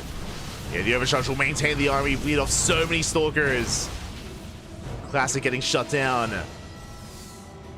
Just unable to build up his Stalker count in time. Leading off another Stalker. Again, down to 10. Meanwhile, across the map, stays trapped in the mineral line, catching 3 probes. Every worker does count. And we pick off one more Void Ray. We get a second Void Ray as well, but once again, we're down to 6 Stalkers. GG gets called. It's not going to be enough. MaxPax holds. He survives. And he will take the series 3-1, becoming this week's Kung Fu Cup champion. GG. GG, well played. Congratulations to MaxPax as he survives the all-in. What I will say, comparing Classic and Showtime a little bit, I do recommend the VODs if you missed out on the Showtime series, is that, honestly, Showtime's execution of this build was cleaner. For those that are curious, Showtime went for this exact same build 3 games in a row. 3 games in a row, it was a 4-gate, 1-base all-in against MaxPax. Went to the ace match, and even in the games that Showtime lost, he barely did lose them as well. Like, MaxPax barely held. Showtime was doing a bit of a, I should say, in those games, fortunately for Showtime, his proxies weren't being scouted anywhere near as often. Like, they weren't being scouted at all, actually. And likewise, was able to preserve and build up his Stalkers early on as well. Especially here in the final game, it was brutal because Classic lost 2 Stalkers immediately. If you remember, 2 Stalkers went down, and that's pretty huge. Like, every Stalker, every unit is so valuable in this kind of 1-base all-in scenario. That's the difference between 10 Stalkers and 12, right? And that's the difference between that's the difference between 3-shotting and 2-shotting Void Rays. We saw that Classic just didn't really have the momentum he needed and wasn't able to break through, and yeah, in the end, MaxPax did hold beautifully. GG. GG, well played. Congratulations to MaxPax. My condolences to Classic. Did have a good run making it this far. I mean, I don't want to take away from Classic whatsoever. He brought down Oliveira. He brought down Shin. Brought down Goblin. Goblin, who was popping off tonight. Special shout out to Goblin. He took down Trap and Solar. Goblin was on fire, Bobby. Oh my god. Goblin, calm down. And he even went to the ace match against Classic as well, so really, really strong performance this week by Goblin, not just in this tournament, but in WTL. Very impressive stuff. I know Goblin was a little bit more inactive, especially at the start of the year, but it's great to see him being more active in these online tournaments and doing well, getting some better and better results. So, big shout out to Goblin. Likewise, Oliveira having a deep run. Oliveira popping off in TVT. I don't know if you noticed. Let's switch our scenes over. But Oliveira, to make it to the semifinals, he went through the TVT gauntlet. Let's quickly scroll up here. Scrolling up a little bit. We have Oliveira. He 2-0'd Byun, he 2-0'd Gumiho, and he 2-0'd Hero Marine. Like, that's crazy. He 2-0'd Big Gabe, Byun, and Gumiho. Like, Oliveira, he popped off tonight in the TVTs. Unfortunately, he couldn't carry him through Classic, but yeah, just really impressive performance out of Oliveira as well, specifically in the TVT matchup. It was looking a little bit rough against Classic. Like, Classic was looking very strong. Classic and MaxPax very strong in the PVTs against both Oliveira and Clem. But yeah, some just amazing performances here. It's one of those things that because Kung Fu Cup is so stacked, even if a player doesn't make it to the finals, they still did well for themselves. Like, they still popped off. Crazy. Outside of that, guess we're done. Guess we are going to be wrapping up here. We are going to be wrapping up with our broadcast for the time being. I say that this was our second broadcast of the day, and we're going to be live in 15 minutes with some more StarCraft. We're going to be live in 15 minutes with OSC King of the Hill. So we have a bit of our trifecta. This morning we were live with the Code for Giants Cup, which was a Brazilian tournament. Then we just wrapped up with Kung Fu Cup. And now we have our third event of the day. We have OSC King of the Hill.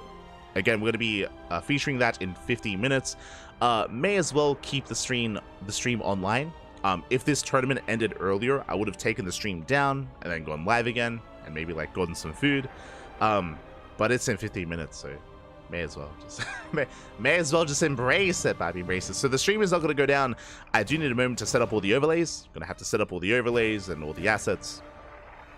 And get ready for some King of the Hill action. If you are curious, if you maybe haven't tuned into this event before, OSC King of the Hill is a weekly tournament. It is a King of the Hill style tournament. What that means, 15 players. We have 15 players, 15 best of ones, back to back to back. 15 best of ones. The winner stays on, the loser is eliminated. And you earn money depending on how many wins you accumulate, how deep your run is, how much of a win streak you can go on. For how long you can be King of the Hill. There you go.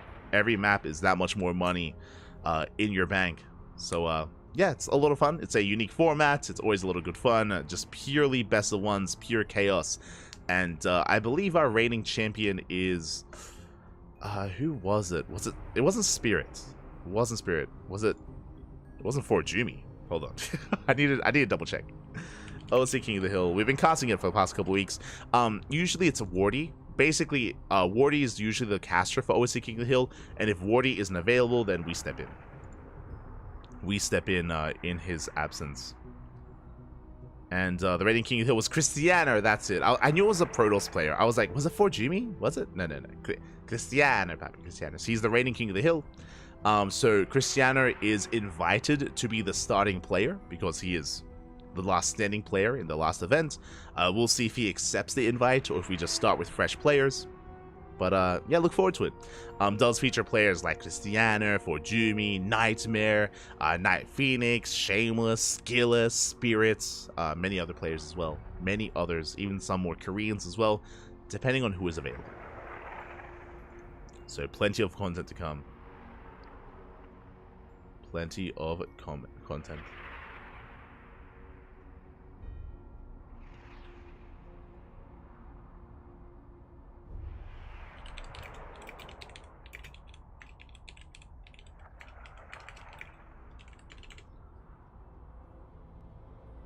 No sleep, Papi, no sleep. Coffee? Yeah, I will boil some water. I have 10 minutes. I have to go get ready.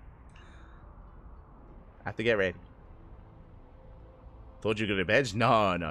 No bed. So yeah, we're gonna be going on a 10-minute break. I'm gonna very quickly set everything up and boil some water and make some coffee and get ready for our third broadcast.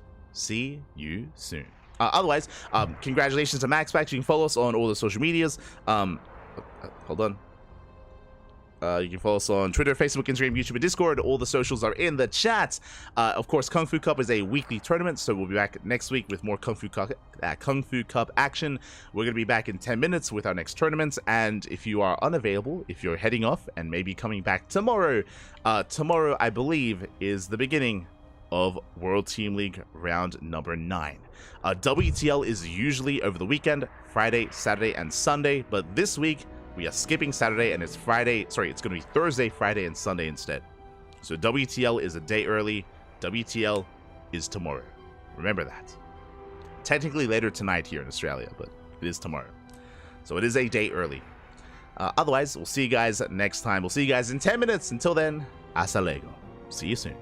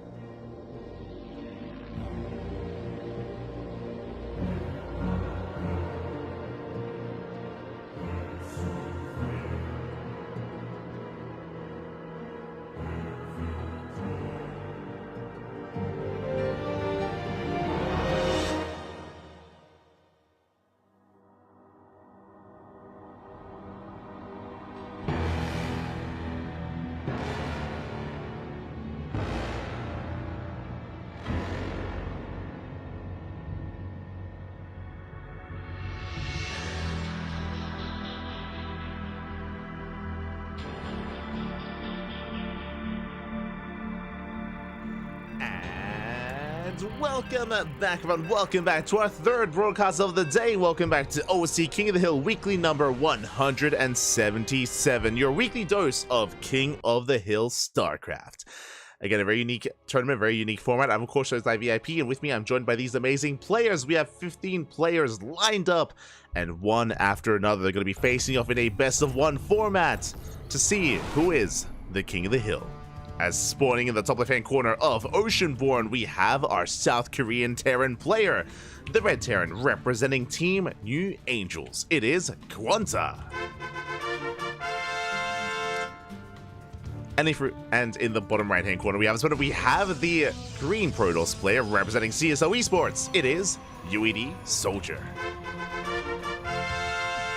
Let us go. We have our first best of one. I mentioned before that Cristiano had the option. He did have the option to reprise his role as the King of the Hill, but Cristiano is otherwise not available, and as a result, is not going to be here in the starting round. Instead, we have two fresh players rising to the challenge instead. Bam! As we have our initial TVP. Some Korea versus Europe action.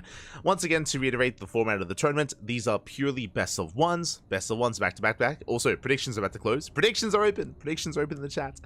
Predictions are about to close. These are best of ones. The winner stays on, the loser is eliminated. Now, as the tournament progresses, if we run out of players, if we run out of opponents that we might revive, it is up to the admin, but we might revive some players if we do run out and if we do need to find some more opponents. Otherwise, we should be having some fresh players rising time and time again. Players like Cristiano, Geralt, Spirit, I think Max Pax has made his appearance from time to time, Special as well, and many, many others. That is merely a taste of what's to come. For now, single gas opener. We have the single racks here, single gas into an expansion, very economic opener out of Quanta. Meanwhile, UD Soldier going for the gate, Cyber into Nexus as well. So standard openers all around, standard opener out of UD Soldier, economic opener out of Quanta. And I'm always happy to cast Quanta. It's been a while, been quite some time, and Quanta, of course, is an up-and-coming, rising Korean player in Terran player in the Korean scene. Has been on the rise, for a long time was on Club Envy, was representing Club Envy, but now has joined a new team, has joined New Angels. Again, Club Envy, for the most part, they no longer do support players anymore. They were supporting Creator for a long time, but Creator did join Blacklist International recently, so alas, would you see Quanta kind of finding other teams to continue to participate in team leagues, I imagine, like New Angels. So Quanta showing us he still wants to be active in the online tournament scene. As behind this is going to be a Stargate opener out of UED Soldier. Okay, I appreciate it. I do appreciate it here. It's going to be a Stargate into, I imagine, Phoenix. We could go for an Oracle-based opener instead. We have options. We have options for UED Soldier. But I appreciate it just because we've been casting a lot of Twilight Council games in today's broadcast. We've cast a lot of PvT today. Not just in KungFu Cup, but also in Code for Giants Cup as well. We casted a lot of PvT, so I appreciate this. This is refreshing to be rushing into Phoenixes instead of Bleak Stalkers. I appreciate it. And back at home, we do have our 1-1-1 setup. Do have our 1-1-1. Nobody's a real streamer below 4 broadcasts a day. Ah, true. True. I don't think I've ever done 4 events in a day. I have had like a long cast, definitely, but I don't think I've done 4 tournaments. Maybe technically, technically I have, if you count like ESL Masters, like OCE into ESL Masters China, into an ESL Masters like Europe, into ESL Masters like America. Like that's the only exception, is when we were doing like the trifecta, not even the trifecta, the quadfecta, if you will, when we did all 4 regions of ESL Masters. This was a couple of years ago. Like that's the only time I think we've done like 4 events, but it's kind of one, like it's you know, the only time. For now, we're settling in. We're settling into our 3-1-1 setup. 3 axes, 1 factory, 1 starport. Phoenixes, they do threaten a dive, but we are in position. We have Cyclones, we have Marines, we have Ready here back at home in both mineral lines. So Quanta is set up defensively. And back at home, as we have gained map control, we can take advantage of that. We have the Bay on the way, getting ready for our third base. It is going to be a Phoenix Colossus setup. Let's go. The tried and true. Phoenixes and a Colossus on the horizon here, going for a safety immortal. That was a Bay and gases before the expansion, so very safe play out of UED Soldier. He could have gone for a faster third, but he delays his third in favor of all this tech, in favor of all this setup. So very safe overall from our Protoss. Meanwhile, Quanta moving out across up. He's spotted by the Phoenixes, and we'll see if he can deny the base. Can he deny the third? Is moving out across the map. Meanwhile, UED Soldier setting up a proxy across the map as well. With that gateway, Colossus is on the way. The army is spotted, and the shield battery is on the way. Not done yet. We need more time. We do need a little bit more time here. As a reminder, these are vanilla Marines. No stim. No stim, no combat shields. We do get within range. Do you manage to get some pressure on? A turret's on the way. Let's go. We throw down the turrets, but they will be denied. Yeah, they will not finish. Quanta has to back off. Will not quite catch the Phoenixes. Get some damage done. And UED Soldier, he saves the base. He saves the third. The Nexus stands strong. Colossus has arrived. And we hold. Take advantage of the third base. Quanta back at home, building up. Still no third CC in sight. Not yet. Now what's important, Quanta may not have denied the third, but he did preserve his army. The Marines, the Cyclones, would you preserve them? And Stim is about to finish. So suddenly this army becomes that much more impactful, that much more deadly here to UED Soldier. Looking for the Observer, doesn't quite find one. Not quite. As there are no Observers out. Meanwhile, Mind Drop being sent towards the right-hand side. We're taking our third base, going for the drop. At the same time, it's now time for UED Soldier to move out. When his third base is getting up and running, we do run into the main army. Colossus is a little bit too far behind. Making our way through the Mind Shots. Ooh, massive connections. They connect with the main bulk of the army. And UED Soldier, his army is softened up. And he's going to keep pushing. No fear. And he commits nonetheless. We have the second Colossus on the way. Swiping away massive connections once again. The Mind Shots. Oh my god. Earlier they connect with the Phoenixes. Now with the Sentries. Quanta still mustering up his army. At the same time, the mines across the map. Ooh, massive connections. Probes are going down. And we're trying to commit. Boys are being pulled. Stalkers are going down. We're getting on top of the Colossus. Yeah, just barely. It looks like Quanta will hold. Collapses on the main army. We'll shut down the first and the second Colossus. There's no escaping this. There's no getting away. Yeah, the lock-ons are real. And oh, one more shot. Uno más. And we get it. GG. Good luck in the next round. Quanta survives, and Quanta takes game number 1. Whew. GG.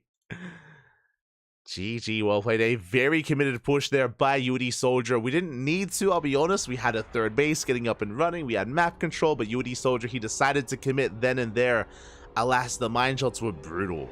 Time and time again, we had some insane mine shots on the main army, and with that, some insane trades out of Quanta was able to shut down the main force, and we were completely all in. There was nothing behind this. Likewise, mine drops across the map, probes are going down. GG. GG, well played. Quanta is our current king of the hill.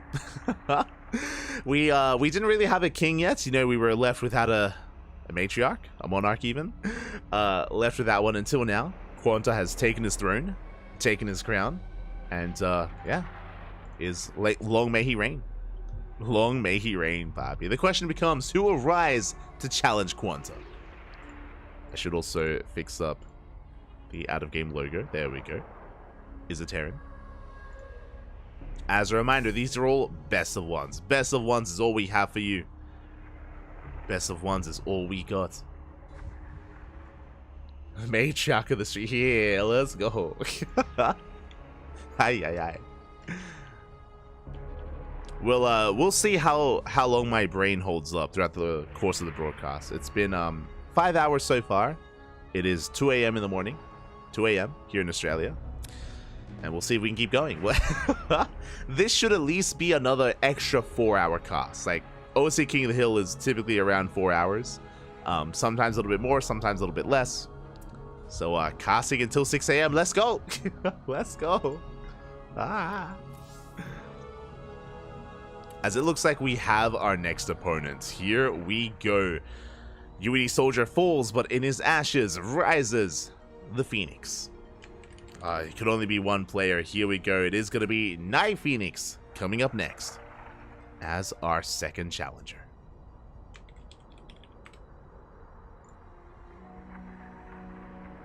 Here we go. It's going to be Quanta versus Night Phoenix.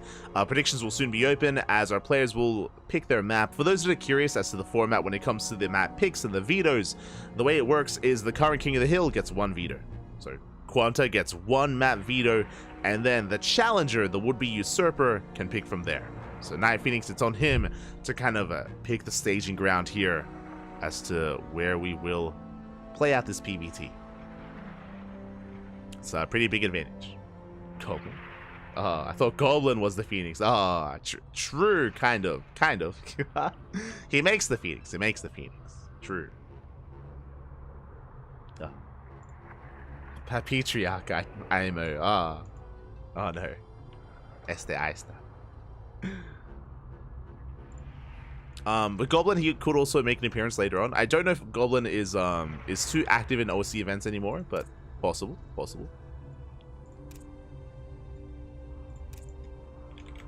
Is a possible pick.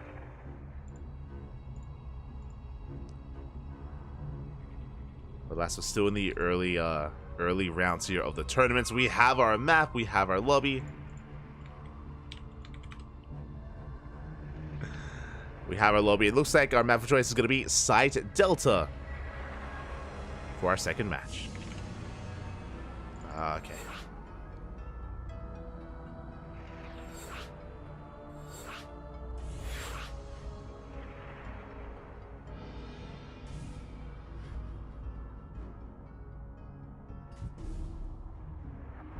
We go. Players are just getting things ready, getting things sorted. And once again, if you're in the chat, predictions. I'll do my best to try to keep up and get the predictions going as quickly as possible. I'll try to keep up. Yeah, players are ready. Interesting map. I mean, Night Phoenix, he's typically a very aggressive player. Very aggressive. We've seen a lot of cheese. We've seen a lot of 2-base all-ins. It's always a lot of fun. Always a treat casting Night Phoenix. Always. And we'll see if he can pose a challenge here to our current King of the Hill. Got your predictions. I got him back. I got him. This morning, in the top left-hand corner of Site Delta, we have our Ukrainian Protoss player, the Red Protoss representing Astronaut Esports. It is Night Phoenix. And spawning in the bottom right-hand corner, we have the South Korean Terran, the Blue Terran player himself, representing Team New Angels. It is the current King of the Hill, Quanta. I will clear up that name. There we go. And Quanta is looking to spice things up as we are sending our first SCV across the map. Hello, Papi. Where we going? Where we headed? For proxy racks. Let's go. I was talking about the aggressive nature of Night Phoenix, and I stand by that, but our current King of the Hill showing us that he is not afraid to get down and dirty with the masses. The Rax is on the way. Just the one Rax. There's no second SCV. There's no second Rax across the map, but it's going to be 2-Rax Reaper nonetheless. 2-Rax Reaper at a Quanta. The goal here is to get some economic damage done, to get some probe kills, and to, of course, transition back at home. This is not as committed as a proxy 2-Rax, just because one is back at home. It does allow us to transition a little bit easier, have some defenses back at home, and settle into a longer game. Probe Scout comes in, does confirm the Rax is back at home. Everything is looking as it should for the time being. For now. As the Night Phoenix is being as annoying as possible. Oh, we get an SCV kill. Oh my god. Night Phoenix, calm down. We do get a worker kill. Meanwhile, going proxy Marauder, not Reaper. Okay. You have my attention. Okay, Papi, calm down. Marauders are on the horizon here for Quanta. We could go proxy factory and go for a one base all in. We have seen that in the past, but for now we just have our 2 Raxes. We are not committing to any other building out on the map, but Marauders are on the way. Oh my god, going for another tech lab back at home. Okay. Okay, Pappy. Quanta's cooking. Castle being researched, of course. On that proxy Drax. Back at home, Night Phoenix none the wiser, going for the gate cyber expand. And we'll see how committed we're going to be. Are we going to be making Marauders back at home as well? No shot. What do you have for us? What do you got? We are! Oh my god! 2 Rax Marauder, let's go! But one's at home. They're going to take a long time to get across the map, is what I will say. It's going to be a while for them to really impact this initial proxy. Another SCV being sent out. They can buffer, they can throw down bunkers as well. And we are that much more committed. Okay. Marauder is revealed. To reveal ourselves. First Marauder will shut down this Adept. The other 2 move out across the map. No shield battery. The pylon is exposed. And the pylon's going to go down. Here come the bunkers. Yeah, bunkers are on the way. Now we have a choice to make. Do we dive into the main and do we try to kill Night Phoenix, or do we throw down the bunker and kill the natural and get ahead and expand? Ooh, for now, bunkers on the way. SV goes down. We are going into the main. Yeah, we're going into the main base. Boys are being pulled. So far, able to kite well. First Marauder is about to go down. The bunker is still not done. Can we save it? We cannot. Marauder does fall, but the bunker will complete. Yeah, just barely it does. The bunker does finish up. We have control of the low ground. Nexus should fall, but in the main base, we have a robo to respond. We have Immortals on the way. Immortals are in production. That will help when it comes to breaking down this bunker. And we're expanding. Yeah, we are expanding back at home. We are working towards a longer game. We're trying to transition, I should say. SCV goes down. We do focus on 2 more Stalkers and a 3rd. 3 Stalkers going to be going down. The Immortal as well, under fire, cannot escape. Oh, barely goes down. The trades are insane. We shut down the army. We have control of the low ground. The Nexus will still fall as well. And this is getting so much damage. Oh my god. It's getting so much damage done. Night Phoenix falling back, getting into another Immortal with a War Prism as well. We cannot save the base. Stalker doing what it can. And now Quanta going further into the main. Immortal still on the way. Rack's gonna be landing. Let's go. Boys are being pulled. Oof. And hopefully everything is okay as looks like we do have a bit of a lag spike going on. We are on US Central, so it shouldn't be I mean, it looks like that might be on Night Phoenix's end. It's okay. We're more than willing to wait. More than willing to wait here, but things are looking bleak. Things are looking bleak here for Night Phoenix, just because back at home Quanta is expanding, and Quanta is already working on a 2nd Rax. eBay's on the way, Stim +1. Quanta's in control of this game here, and Night Phoenix will be able to hold on to the main, that's true, but it's about the counterattack, right? Like, can Night Phoenix get some counter damage done across the map? We need to, desperately. Otherwise, it's gonna be a rough game here for Night Phoenix. We'll see. We shall see. As Night Phoenix is still testing his ping. Quanta's my new Maru. Quanta's beautiful, man. Beautiful. Yeah, there used to be a lot of rising Korean Terran talent in the Korean scene. I don't know if you're familiar with some of the more amateur Terran players back in the day, but Percival was one of them. It used to be... Oh, as we're jumping back in.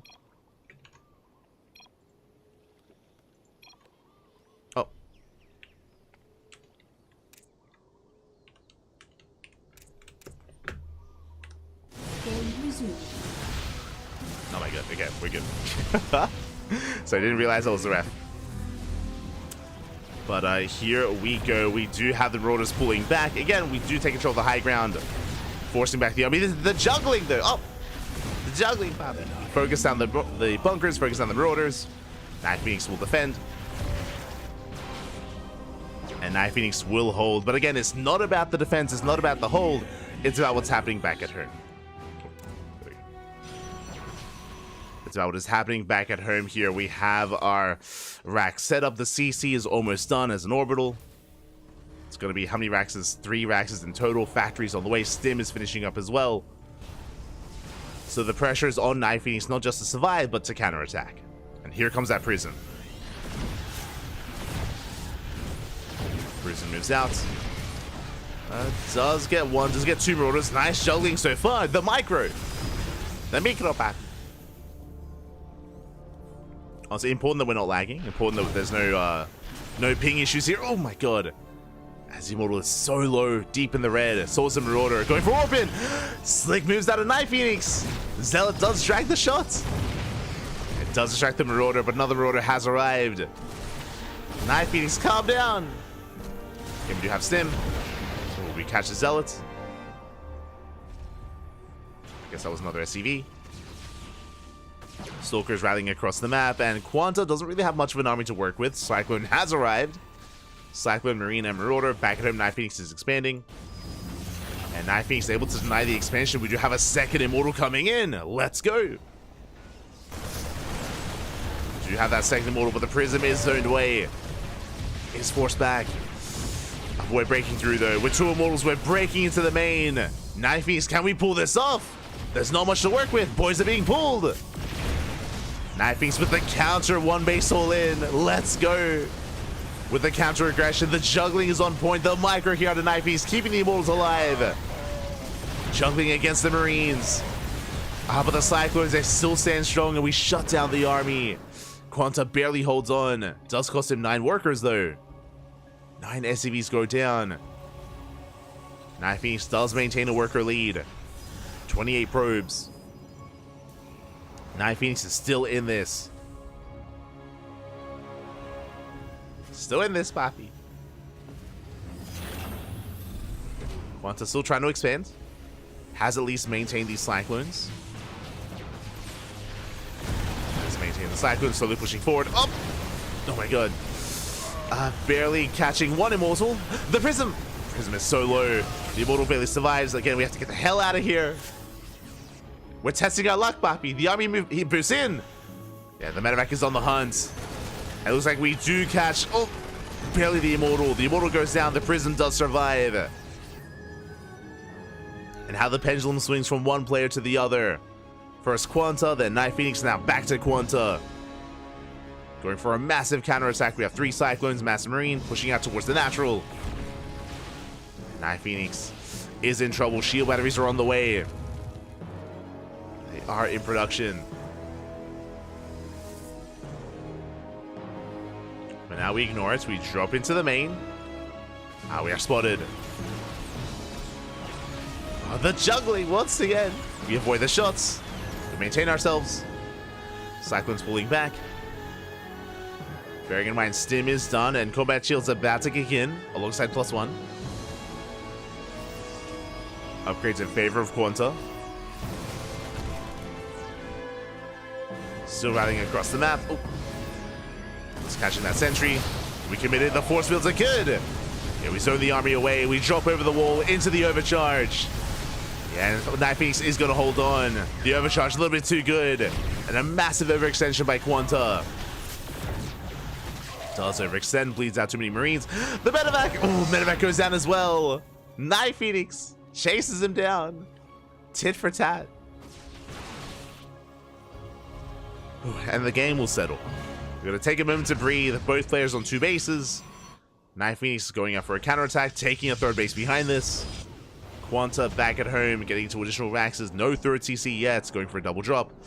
Is going to run into the main army. Oh, does run in. Medevac goes down. A full medevac as well. Who needs Blink? And Night Phoenix is moving forward. No bunker on the high ground. No tanks either. Quanta caught with his pants down. Yeah, barely an army to work with. Widowmines are burrowing. Night Phoenix pushing forward. And Quanta just has, what, a handful of Marauders and some Widowmines. Boys are being pulled. Nice force fields.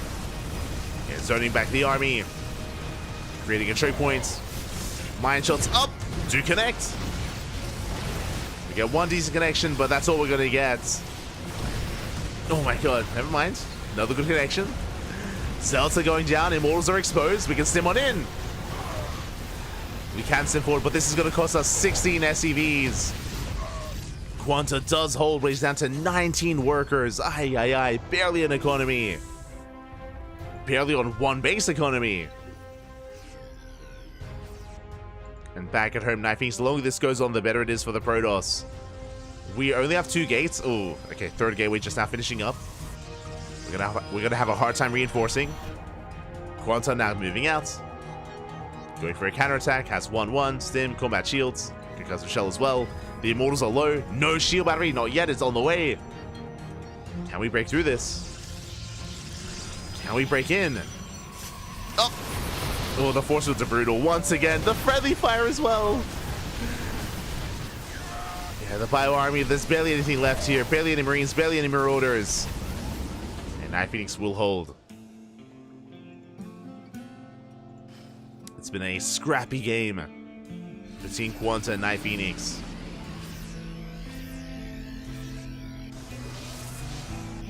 And Quanta does have a supply lead, bear that in mind. Does have an army supply lead specifically. Night Phoenix going for a prism across the map. Won't have it at home, won't have these reinforcements either. Night Phoenix that much more vulnerable.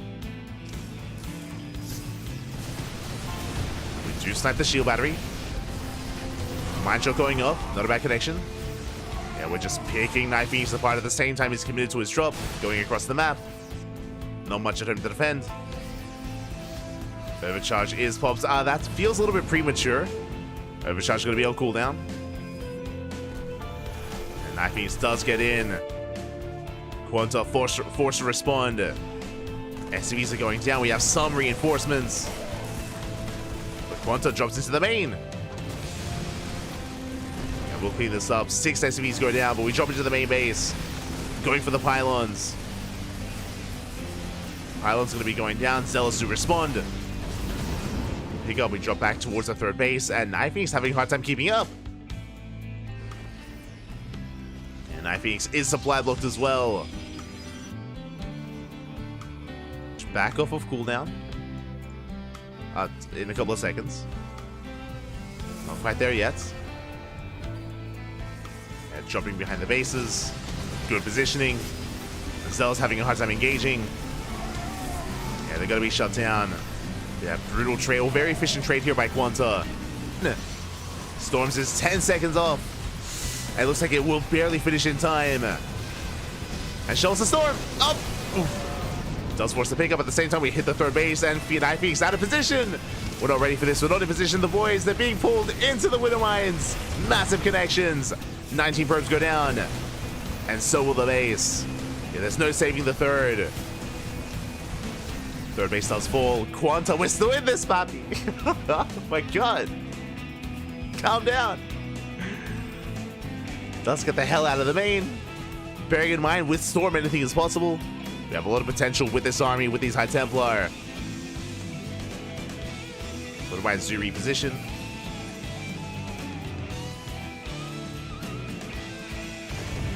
Zoo reposition here. Oh my god. Be careful. We scan, we get eyes on the 3rd. We can rotate over. Yeah, Quanta pulling back. Taking a moment to breathe. Ghost Academy's on the way. No 3rd CC. At this point, we may as well just lift the main. There's no minerals in the main base, so we can just lift and take the 3rd. That is a viable way to maintain ourselves in this kind of setup.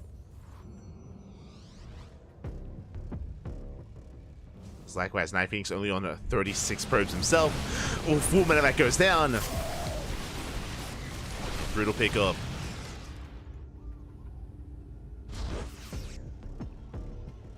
I mean, Quanta has potential. We can't really dive right now just because of Storm, but that's where the ghosts come into play.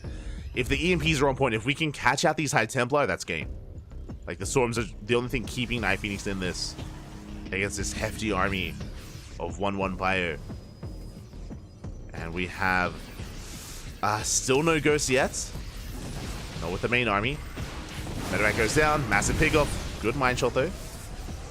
Water mine does connect. Reinforcements on the way. Where's the ghost? Ghost just now popping out. As Quanta goes for a drop, Night Phoenix does spot it. It does spot the Medevac, is in position. And we'll focus down a full Medevac as well. Oh, brutal losses for Quanta. Getting completely shut down. The Observer, the MVP. 2 full Medevacs falling, and Quanta plummets in supply. And sure, now we have a ghost, but even without these storms, like, Night Phoenix can take the fight. Night Phoenix can hold his own. And things are looking more and more bleak for Quanta. There we go, he does lift the main, taking it as a third.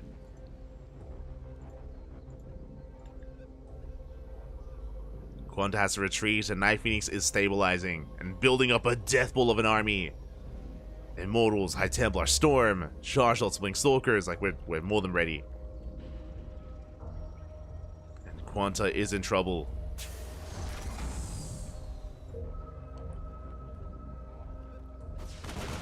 Again, we have 2 observers, one covering the main, one covering the center. Spotter pylons as well. Night Phoenix sees all.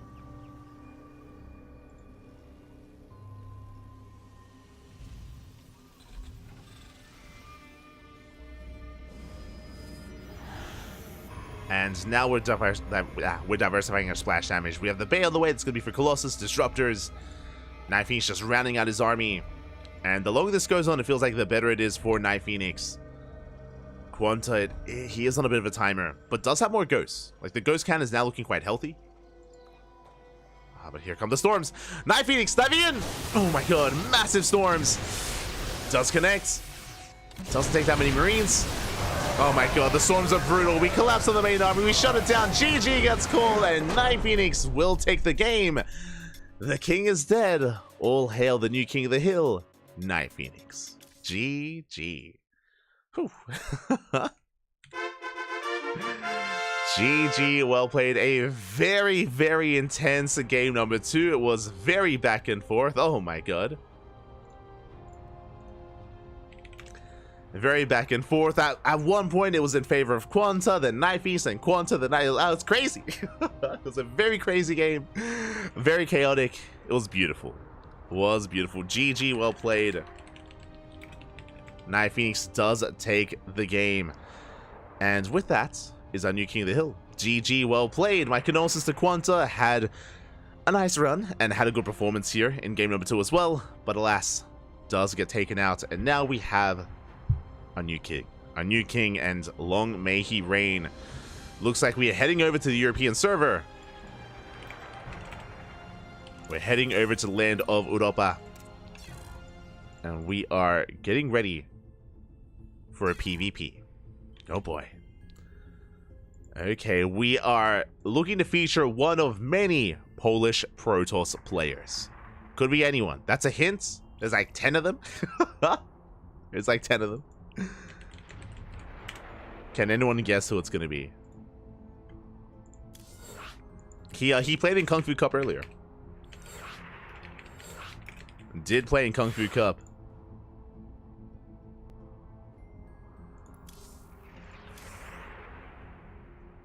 Earlier today. And no. Not gonna be Geralt. It is gonna be the Polish Protoss player himself. It is going to be Mana. Let's go. Let us go. It's the other one. There's so many of them. There's so many. Mana is gonna be rising here to the challenge to face off against Night Phoenix.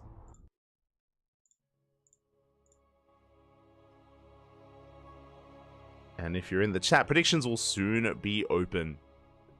But I'm sure we'll see Geralt later on. Not just Geralt, Christiana, Papi, Rodzin, Ziomek.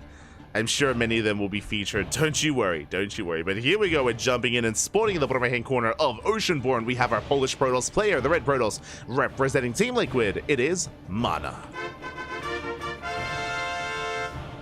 And spawning in the top left-hand corner, we have the Ukrainian Protoss player, the Blue Protoss himself, representing Astronaut Esports. It is Night Phoenix.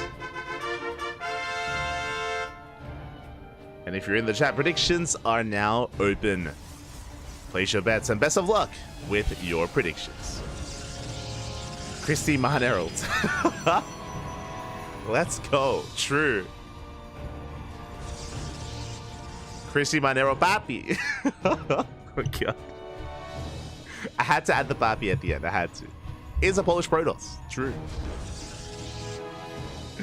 But now we're selling it. We're selling into our PvP. I should also fix up the names. I apologize. Night Phoenix is a cat girl. True. It is known. Catching the chat. That was just awful. That was beautiful. What do you mean? It's a thing of beauty, man.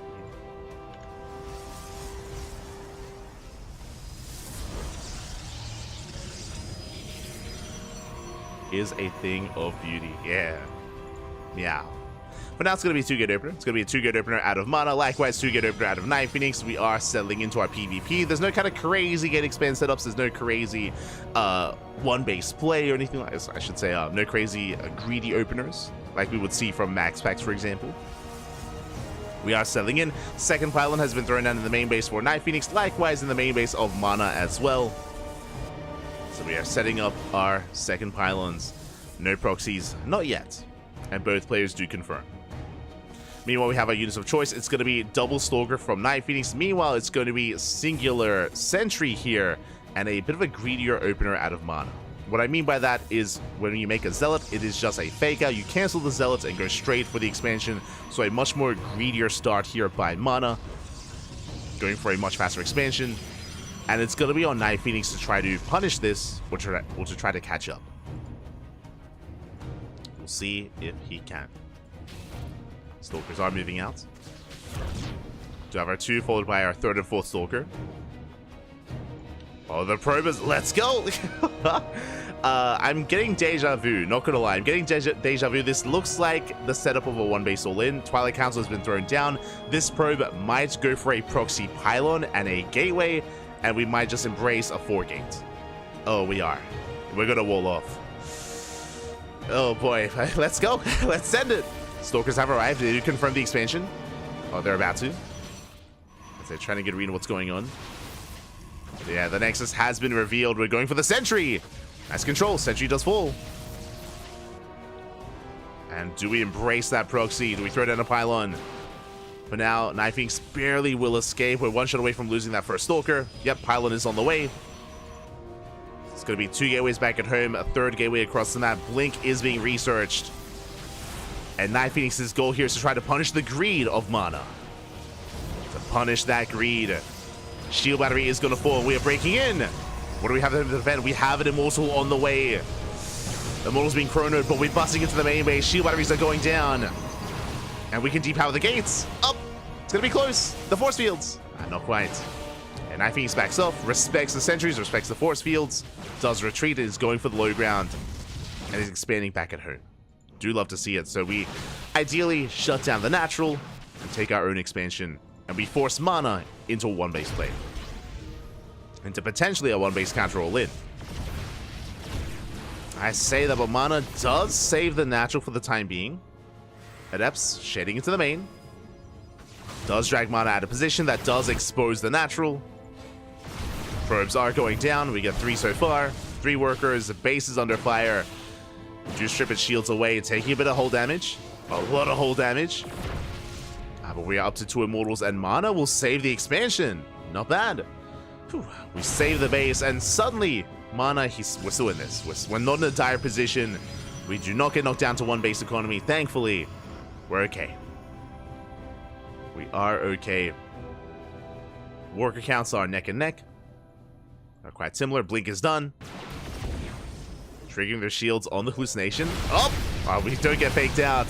The juggling, though. We save the Immortal. Oh my god, a massive overextension. The force fields are brutal and Stalks are going down left and right. GG gets called. Night Phoenix gets baited. And Mana will take game number 1. It is our new King of the Hill. GG. Oh my god. Bappy. GG, well played. Mana will take it. Again, Night Phoenix did have the opportunity to get into a longer game, was expanding, but did see how exposed those Immortals were. As you saw, we dove on the Immortals. Just as we dove in, the Prism arrived, and the Prism was able to save the Immortals, able to avoid those Stalker shots, force fielded the army in, and there was no way out. There was no way out from then on forward. Night Phoenix was trapped, and Mana takes the game. GG, well played. Mana does take the game and is our new King of the Hill. Now we have entered these kind of tournament states before in King of the Hill's past where we just don't get a win streak, going, and we just trade game after game after game, and we only ever have like a king for one game max. That could be the case here. That could be this could be the beginning of a trend. As no one has taken more than one game so far. Still early in the tournament, but oh, I can see it happening. I can see it already as we are getting ready for our next best of one. We're going to be staying here in the European region, and we are about to get some Polish on Polish action. Mana going up against his countrymen in a PvP. Of course. It's going to be Mana versus a player that was mentioned earlier today. It's going to be Mana versus Geralt. Let's go.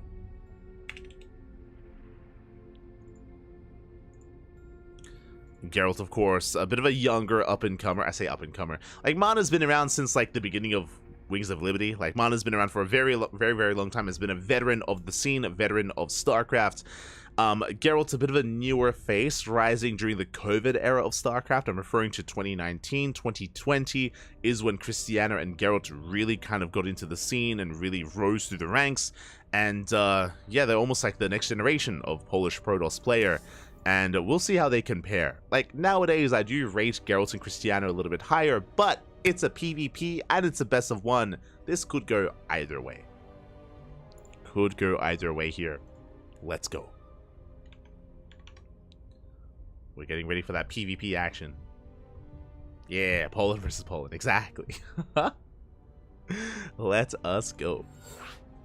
It's been active for 10 years. Exactly. That pales in comparison. Mana's been active for 50 years, papi. Since the inception of StarCraft. For so long. Let's go.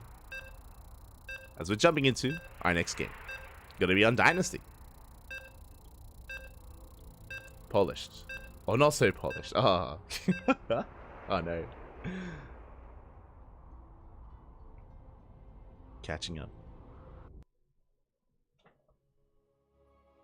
Interesting map choice as well. Dynasty, one of the most vetoed, or one of the more vetoed maps in the map pool.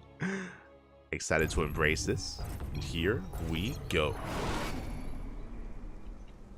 As spawning in the bottom left-hand corner of Dynasty, we have our blue Polish Protoss player representing Sidestorm Gaming.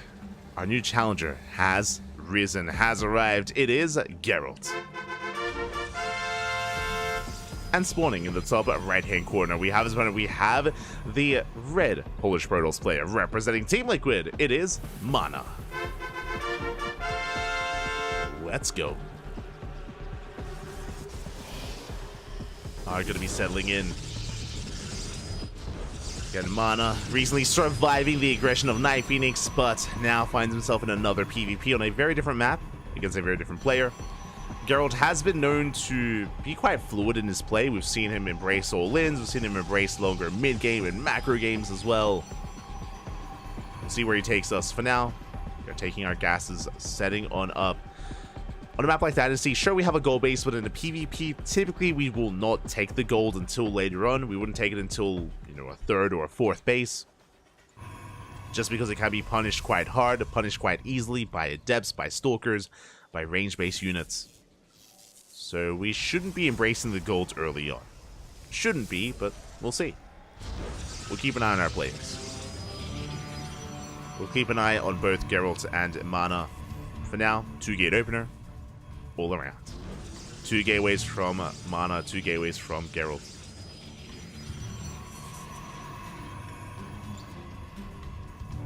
Oh, my apologies. My apologies, Pat. Okay, I got you. I got you covered. Look, this is what happens when players, they make their names meow. we have to manually change the names in the UI. I'm shaking my head. But thank you, I do appreciate it. It is Mana, not Night Phoenix. For now, it is going to be a double adept opener. Interesting, a bit of a more aggressive side of the Mana. With double adept, we can zoom across the map, of course, threaten the mineral lines. We can follow this up with another set of adepts, up to 3 and 4, and even up to 6 adepts as well. We'll see how hard we commit to adept aggression. We shall see. As Geralt is being a nuisance, we'll pylon block on the low ground. Likewise, Mana doing the same. We'll be pylon blocking, delaying the expansions, trying to get read on what's going on. Pylon does finish, actually. Okay. Mana does cancel, Geralt does complete. That means it's going to be 100 minerals down the drain. Oh my god, going for the cyber block as well. And Mana doesn't care too much about expanding. That is going to be a robo opener. And we are setting up for a proxy. PvP. Let's go, as we'll see if Mana can sell the story that he does want to expand. Adepts, they do shade across, but we do get locked down, forcing the recall. Mana racing back, and there it is. There's the proxy gateway. Gateway has been thrown down. Mana, oh no, you're stopping my expansion. What can I do? Cheese it. Send it, Pappy, send it. Let's go. Robo's about to finish. Additional adepts are on the way. For now, Geralt is unaware. He's expanding. A little bit concerning here. Geralt's yet to throw down any tech. There we go. Twilight Council's on the way. That's going to be for Blink. And we'll see how hard Mana does commit with this. As the Cyber Core is still up and running. At this point, Geralt should be aware that something is wrong. We can see that Geralt is rotating to check the gold. He is rotating over. Cyber Core just now about to go down. Gateway's finishing up. Mana going for the initial Immortal, followed by the Warp Prism. And Geralt, he did just take the gold, confirming there is still no expansion, and back at home we need some defensive setup. As the Adepts are warping in. Here we go, shield batteries are on the way. The Immortal catching Stalkers. They will barely escape. Do slip away as Adepts shade into the main. They get 2 probe kills, but not much more than that. Now, what I do appreciate by Geralt is with this pylon, we can actually warp in across the mineral wall on the other side to try to harass and try to cripple the economy. That is something that's now available here to Geralt. But can he survive the initial onslaught here of Mana? That's the question. As Mana is rallying across the map, we have our 4 sentries. Adepts going to be shading in. We have a shield battery. Where's the army? Not quite here, not quite ready. We cancel the shade, shield battery goes down, we have control of the low ground, and the Nexus is forfeit. At the same time, Geralt does warp in. He slips into the main base, likewise, so does Mana. Mana going for the Nexus, probes are falling, getting one shot by two Adepts. 4, 5, almost 6 probes going down, pretty good damage. I mean, Mana was already 1 base all in. His economy is that much more crippled. Back at home, he does expand, to be fair. Does take the expansion. His goal now becomes to contain. Up! The Prism! Prism goes down! And War Prism does fall. But the force fields are good enough, and we lock down the army. His Stalkers are falling one after the other. No escape. Blink just finishing up now after the fight. A brutal Blink timing. Geralt unable to save his units. Will Blink forward into the Immortal. Oh my god! A questionable Blink. Only bleeding out 1 Stalker, thankfully. But it is about to be caught out. Oh, slick moves. Slick moves out of Geralt. He does thread the needle. Gets out of there. Meanwhile, reinforcing across the map. Warping into the main. Moving out towards the natural, but we do recall in time. Mana does make it back home with 3 Immortals. The force field, though. Nice moves here out of Geralt. Does lock down the army. Takes down an Immortal, but we're down to 3 Stalkers. That's not enough. And Geralt, we're taking the gold. How do we bounce back into this game? The gold base, of course. The gold is on the way. Mana shutting down the army. Yeah, with these Immortals, these Stalkers, they just cannot keep up. They cannot hold on. GG gets called, and Mana will be the first to take the second game. GG, Mana. Our king holds onto his crown and will take down Geralt. GG, well played. Mana will take the game. A very chaotic game though, very chaotic, very back and forth. There were moments for Geralt, but of course Mana was able to force you all in, was able to punish Geralt a little bit further. We saw the Blink timing was brutal. Remember, Blink finished like seconds after he lost half of his army. So many Stalkers went down.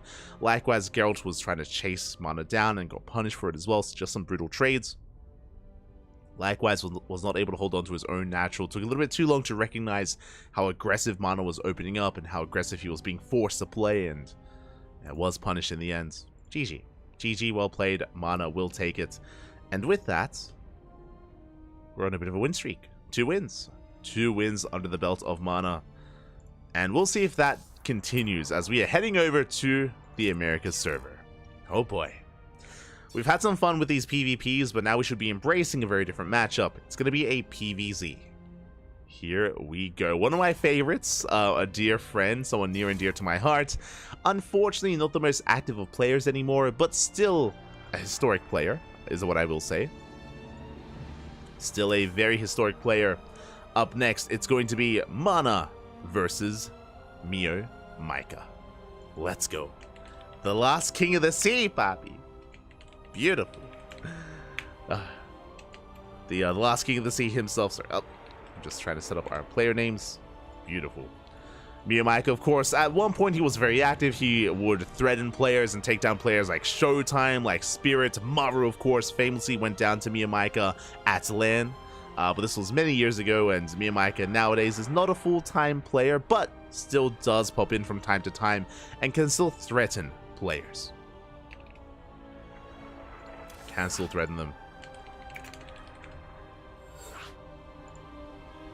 And we'll see if he can keep up with Mana. We shall see. The other downside is that Mio Micah, he really thrived a couple of years ago when a lot of the European players were less familiar with him. A lot of players were not really too familiar and not really aware of Mio Micah's playstyle, and he would often catch players off guard. That's how he beat Hearthstone, if I remember correctly, at an EPT. But alas, nowadays, you know, I remember a lot of the European players were actually like trading notes and like giving each other advice and discussing and going over Mio Micah's style, and they more or less, I don't know if I want to say figured him out, but you know, got a little bit more accustomed to him is maybe a better way of putting it.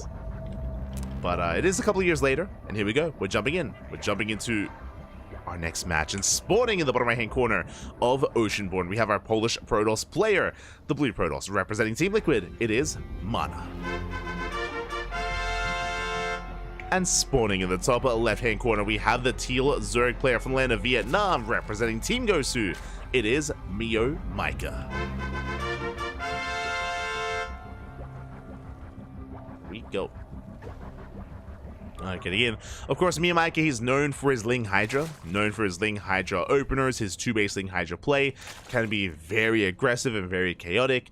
But if you're aware of it, we have seen Mio Micah crumble time and time again to something like Glaive Adepts. Glaives, as you can imagine, can really ruin a Zerg player's day if they skip Bailings and if they skip Roaches.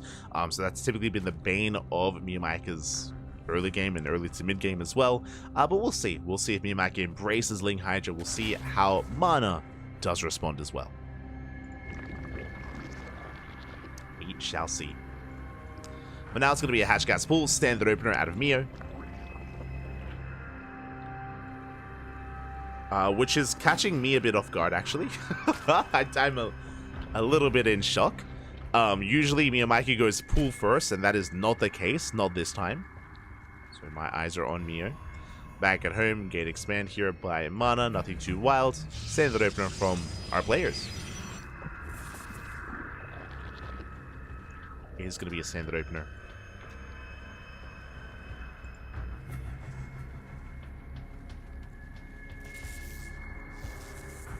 Here we go. That's now the probe does, oh my god! Probe does dip in. Does dip in, tasing away at that worker.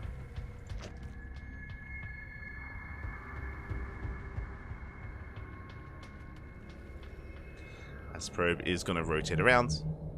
And yeah, just confirming that everything's as it should be. Miyamika does take a third base. A little bit of a faster third here out of Mio. Does skip a queen to make this happen. So only a 1 queen opener, which allows Miyamika to take a much faster third base. So really greedy play out of Mio. Interesting, not something you see too often, but I do appreciate it. Very intentional play here out of Miyamika, going for the first tumor as well, skipping on the first larva. First inject, I should say. And back at home, it's going to be a Stargate opener from Mana. It's one of those things where you can't think too hard about what Mia's doing. Like, you can't let him get into your head. Because he is adding his own quirks here to his opener. And Mana has to stay strong. Maintain his mental, Pappy. Adept dips in. So far, Miyamika is able to keep up, zoning that at a pack. Does zone the Adept away. So far, no major losses. Ling's likewise keeping up on the left-hand side as well. As Mana does threaten the shade, but doesn't commit. Meanwhile, we are staying in gas. It's going to be Ling speed, and we have the extra gas to work with. This could be for a Bailey Nest. This could be for a lair. There it is. Very fast lair out of Miyamika. Second gas on the way. If we see a third gas, this looks like a variation of Hydras. Of 2-base Hydra. Otherwise, if we only stay on 2 gases, this could be for a Nidus. It could be for something more all-in. We'll see. We'll see if we do take an extra gas, as we're not even fully saturated here. Meanwhile, the Oracle dives in. Spores in position. Queen as well. We're going to get 1 worker. We do deny some of the gas mining. Being zoned back. For the time being, we're still joining up, so this should be for a Hydra Den, but we'll keep an eye on Mio. See if he goes something a little bit more crazy. Behind this, Mana following up with the Twilight Council and a Robo. We're staying on 2 bases. Interesting move here from Mana. No third base yet. Roach Warren's on the way! Okay. Okay, Mio, you have my attention. You're going for Roaches, not Hydras. Likewise, Lings, they get across the map. They try to get a read on what's going on. No third base. I feel like this is kind of dictating Miyamika's decision here. Because there's no third, because Mana's playing 2 base, it is safer to get into Roaches instead of Hydras. So even though we have the lair, we're not really making use of it, right? The lair, it was rushed into, and it's kind of being left there. As I think Miyamika is just respecting the setup here that Mana has, as he's contained on 2 bases. So Miyamika going to be embracing Roaches. Roach speed is on the way. And Mana going for a bit of a delayed Archon drop. Okay. Did open up Temple Archives. Into charge. Into the Archon drop. So we are moving out. How late is it in Vietnam? I think like 1 a.m. I think. Around like 1, maybe midnight in Vietnam. Pretty sure it's earlier than here in Australia. As the Archons do go for the dive, they pick up a Roach. 1 Roach goes down. Prism will survive with the 9 mining time at the third base, and we trade well against the Lings. So far, good value. And 1 Roach, 12 Lings going down. Going for the Archons, going for the Overlord. We do get it. Overlord is sniped. Second Overlord as well. That's going to be supply blocking Miyamika. Meanwhile, Miyamika, he's not droning. I mean, he's supply blocked right now, but I believe he has cut workers. We'll see once these Overlords finish. But it looks like we might be looking to hit a timing with Rush Speed. See if that's the case. Queen barely survives. Zoning back the army. Oh, the Queen goes down to the Oracle. Big snipe. And yeah, there it is. 10 more Roaches in production. No more drones. No more economy. Miyamika is going for a straight up all-in off of 2 gases. Okay. This does mean that we don't have any gas for Ravagers. We have 1 Ravager in production, but barely any others. So I'm curious how this works out against sentries to defend. Gonna have limited Ravagers available. We are moving out. We can maybe morph in 2 more. The army does recall. Miyamika has arrived. Does lay siege on the third base. First force field is thrown down. And we're just diving in. We just don't even care. Here we go for the diving focus, and the sentry's overcharge is popped. The Oracle does focus on the Ravagers as well. It looks like we can defend. Nice juggling. We have 3 immortals, and the Roach army gets completely annihilated. We cannot break through. It's not going to happen. And Roach is being forced back. And oh my god, we're gonna clean up every single Roach, Papi. Oh my god. Roaches are falling one after the other, and Mana has momentum on his side. We have 3 immortals. We have a massive supply lead, and we're pushing in. Massive army supply lead, I should say. We only have Roaches to defend. And against immortals, what are they gonna do? What can they do? They're gonna try to engage. The immortals are a little bit exposed. We can juggle back. And we can just juggle back. GG gets called, and Mana will snowball out of control, taking down another challenger. GG. GG. A very interesting game there from Miyamika. It was a fast lair into delayed Roaches. Again, it did feel like maybe he was playing things safe instead of going into Hydras, which it was more known for, into eventually the all-in. Unfortunately, again, against a massive immortal-based army. I say massive immortal, it was 3 immortals. 3 immortals, more than enough. 3 immortals with an overcharge, with a couple units to defend, is enough to defend against, you know, the wave of Roaches. They just melted before those immortals, and yeah, Mana was more than ready for the Roach aggression. GG. GG, well played. Mana does take down another challenger. And where do we go from here? Where do we go from here? As Mana's on a 3-game win streak. Let's go.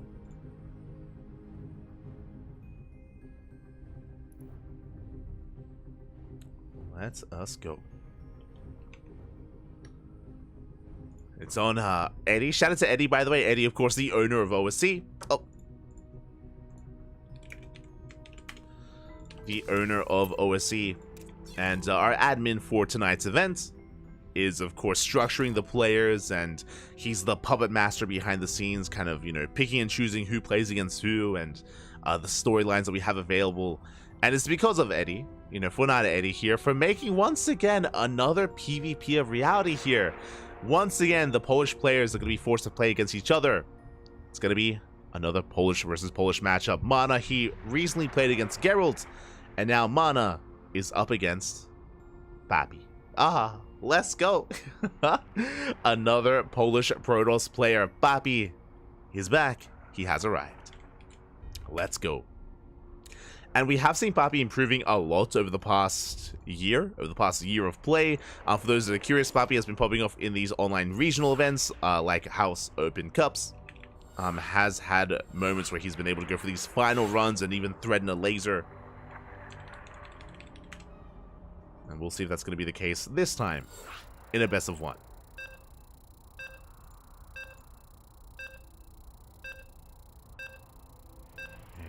Best of 1 of all things.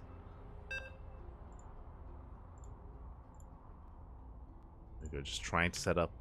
Oh, as we are jumping into Crimson Court. And we have our map. We have our match. Predictions in the chat are now open. And place your bets on who wins this PvP.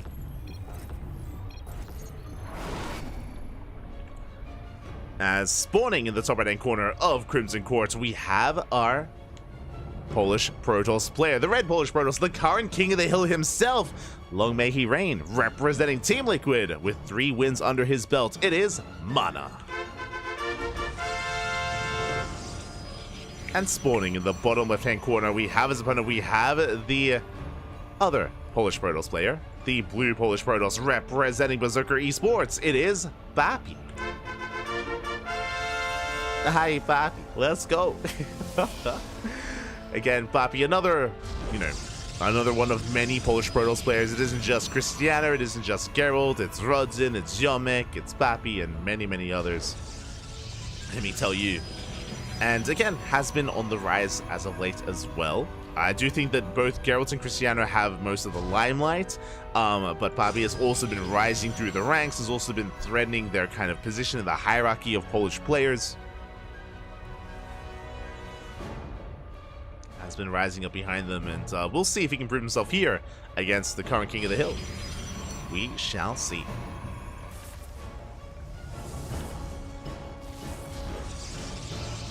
I haven't seen Papi in ages. I think we casted him last week. It was, I believe Papi played in last week's OSC King of the Hill. I could be mistaken. OSC King of the Hill 176. Yeah. He played last week. He played last week, Papi. Aye. Likewise, in the house events as well. But we haven't had a house event in a couple of weeks. I believe it's coming back, as there is a new house LAN on the horizon. If you're curious, house? What? What are you MD? No.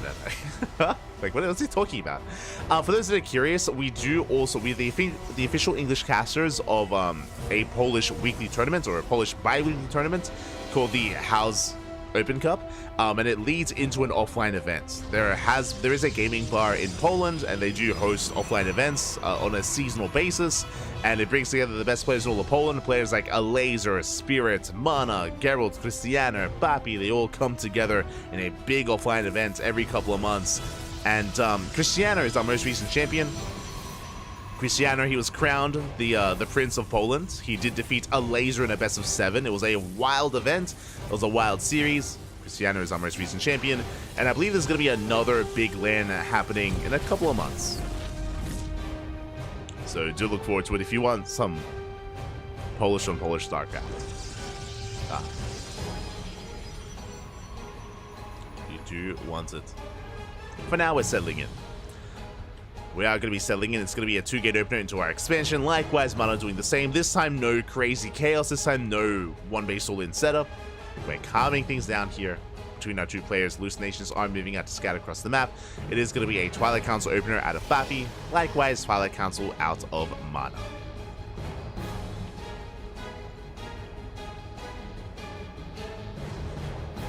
Play needs a low. Let's go.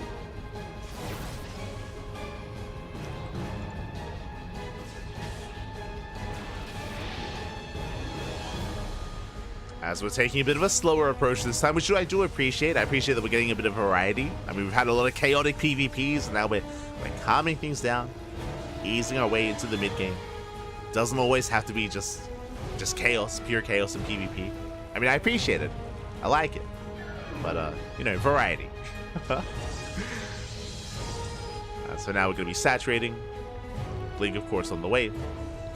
Going for the constant hallucination scouts. This is a big reason why Stalker Sentry openers are so commonplace nowadays, is that because we're able to have these hallucinations to confirm the tech, confirm anything crazy like additional gateways, a delayed third, a faster third, tech like a Dark Shrine, a Stargate.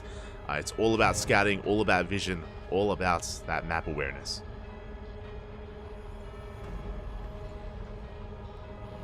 As hallucination gets eyes on the would-be third, we got third base being taken. Papi does confirm. Research complete. Likewise, going for his own. So yeah, much more a bit of a gentleman's agreement here between Mana and Papi, where we're just building up. Mana is mustering up his army here in the center of the map, is looking to push towards a third base, looking to distract the main army and slip into the natural with those adepts. Bit of a multi-pronged attack here from Mana. Papi's in position. He will shut down the first push. Nice force field. Does take down a Stalker. 2 Stalkers even. Yeah, Blink isn't done for Mana, and he gets punished for the push. So many Stalkers go down, but at the same time, the Adepts are wreaking havoc, and they do get probe damage. 4, 5, 6 probes going down. Oh my god. And it's worth it. Mana may have lost a lot of Stalkers, but he does cripple the economy. 7 probe kills. And Mana does take a worker lead. Looking at the trades, that was 7 probes for 3 Stalkers and a Sentry. And 2 Adepts as well. So it wasn't a free trade, but overall we're going to be able to replace our losses, replace that army, and settle into the mid-game. And the pressure is now on Papi to bounce back.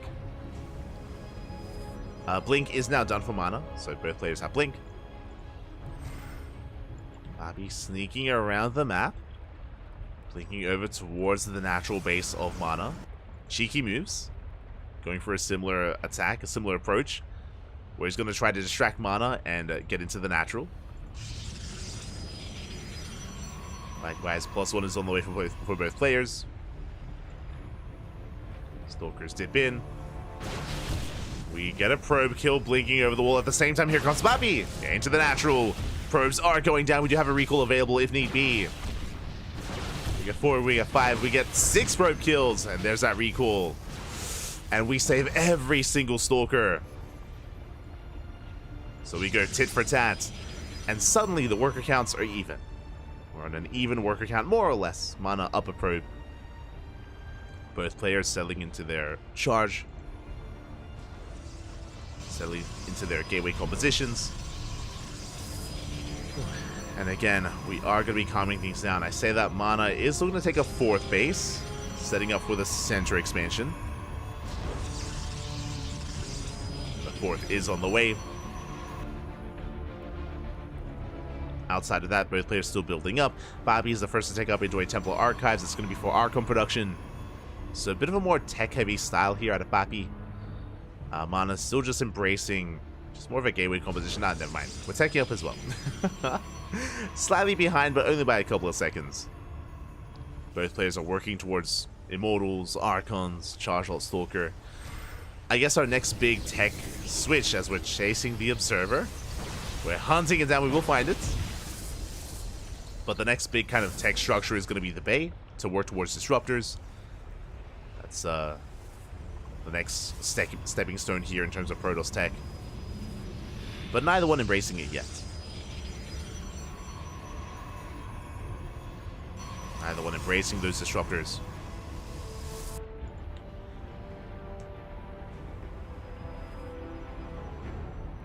Drone sync here.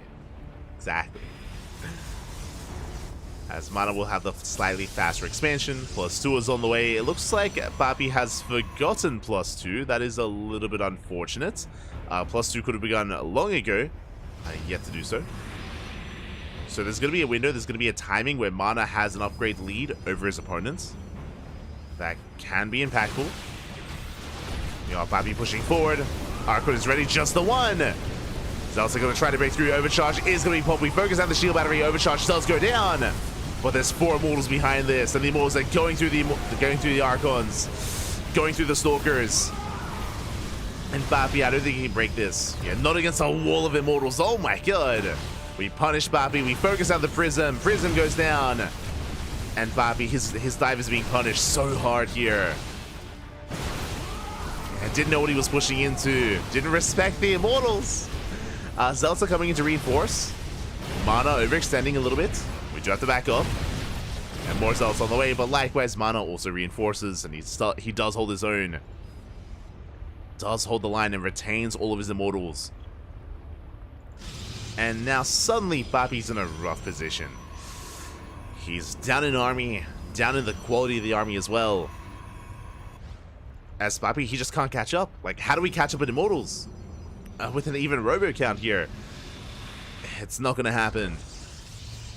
And there it is. The Bay is on the way. This is how we catch up. We have the Bay, we have the second robo. We spoke about Disruptors, but this feels late. This feels like a late response, a late reaction, a bit of a desperation Hail Mary move. The reality is that Mana's pushing first. Before we can even think about Disruptors, here comes Mana. Is moving in. Shield battery's exposed. It's going to go down. Army's out of position. And Zelsa getting into the mineral lines. Going for a massive wave of reinforcements. We go for the dive. We deny the warp in. Let's go.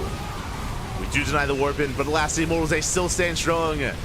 Yeah, Stalkers, they melt. GG gets called, and Mana takes down, claims another victim, takes down another opponent. GG.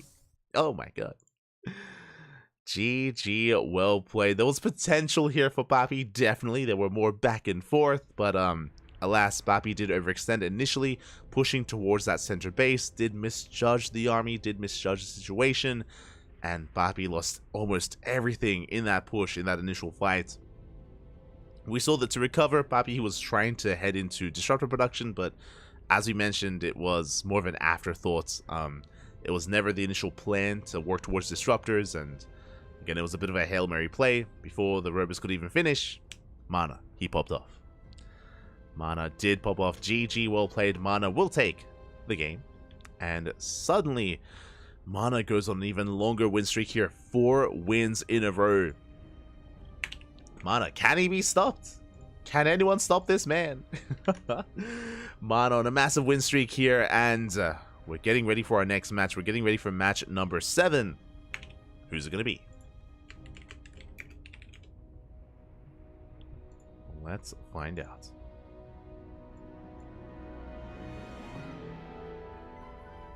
We've seen a lot of Protoss. We've seen a bit of everything, actually. We had Quanta for Terran. We had Miyamaika for Zerg. I'm sure we'll see more PvPs in the coming matches, but do we have another Zerg or Terran opponent lined up? We've yet to like embrace players like Fiant, Eva sometimes shows up as well. Mixu, that's another one. Baby Marine, Milky Cow, Spirit, Honmono. We'll get there, I'm sure. Ooh, speaking of, we do have another opponent here, and it is not a Protoss. It's gonna be a European Zerg player instead. A pretty top contender, actually. I always do give him praise. Is a Zerg player that I would say is what, just on the edge here of the upper echelon of European Zerg players. You know who it is? It's gonna be Radita. It's gonna be Wayne. It's gonna be the Pokemon himself.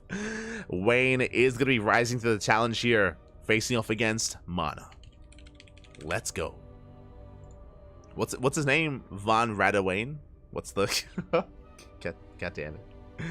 I think we're due for a name change, right? At this point. I think we're due for one. Este Wayne. But it is going to be a ZVP.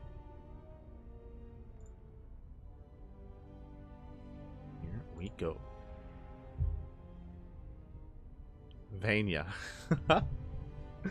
What will Eva play? True. He's going to play Terran.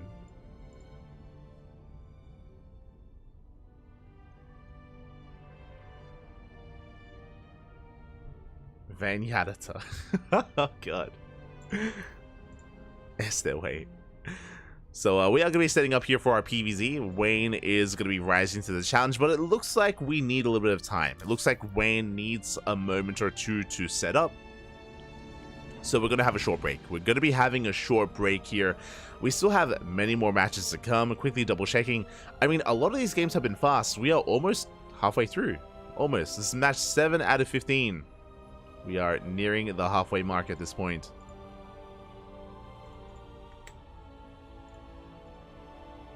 A lot of these matches have been fast. We've had a lot of cheese, a lot of aggression. Oh, we're blazing our way through the tournament, which I'm okay with. I'm okay. It's 3 a.m. It's 3 a.m. in the morning. I'm okay with this. I'm okay. But we are going to be going on that short break, and when we return, we will have our next series. We'll have our ZVP. See you soon. Take this moment, you know, hydrate your Hydras, stretch your Roaches, massage your Marines, cuddle your Colossus, and we'll be back soon in a minute or two. See you soon.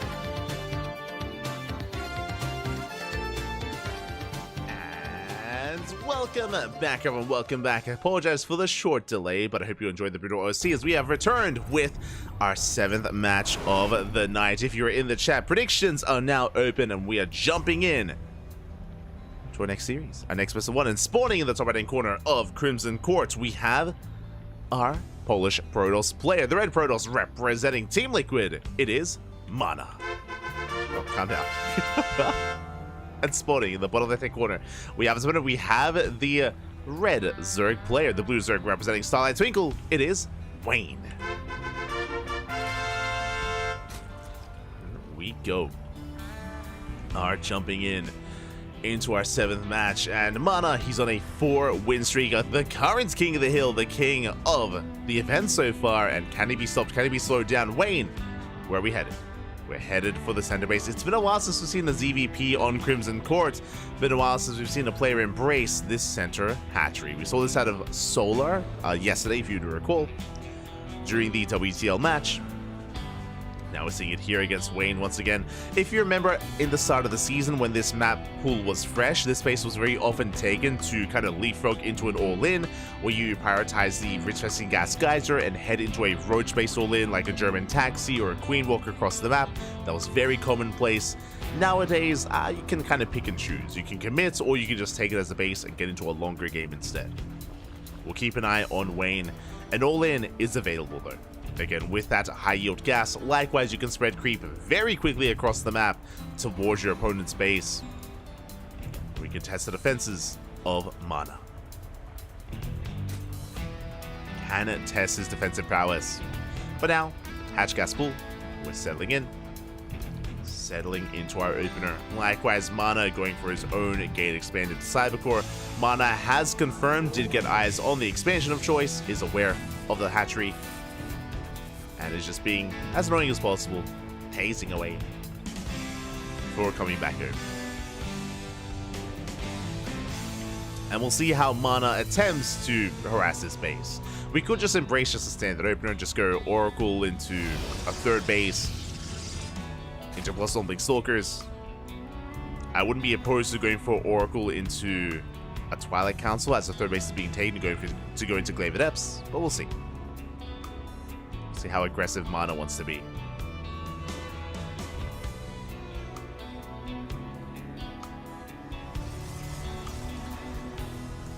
As we are going to be saturating that center base. So far we have not taken the gas geyser yet. Link speed is on the way. We're pulling out of gas, being as efficient as possible.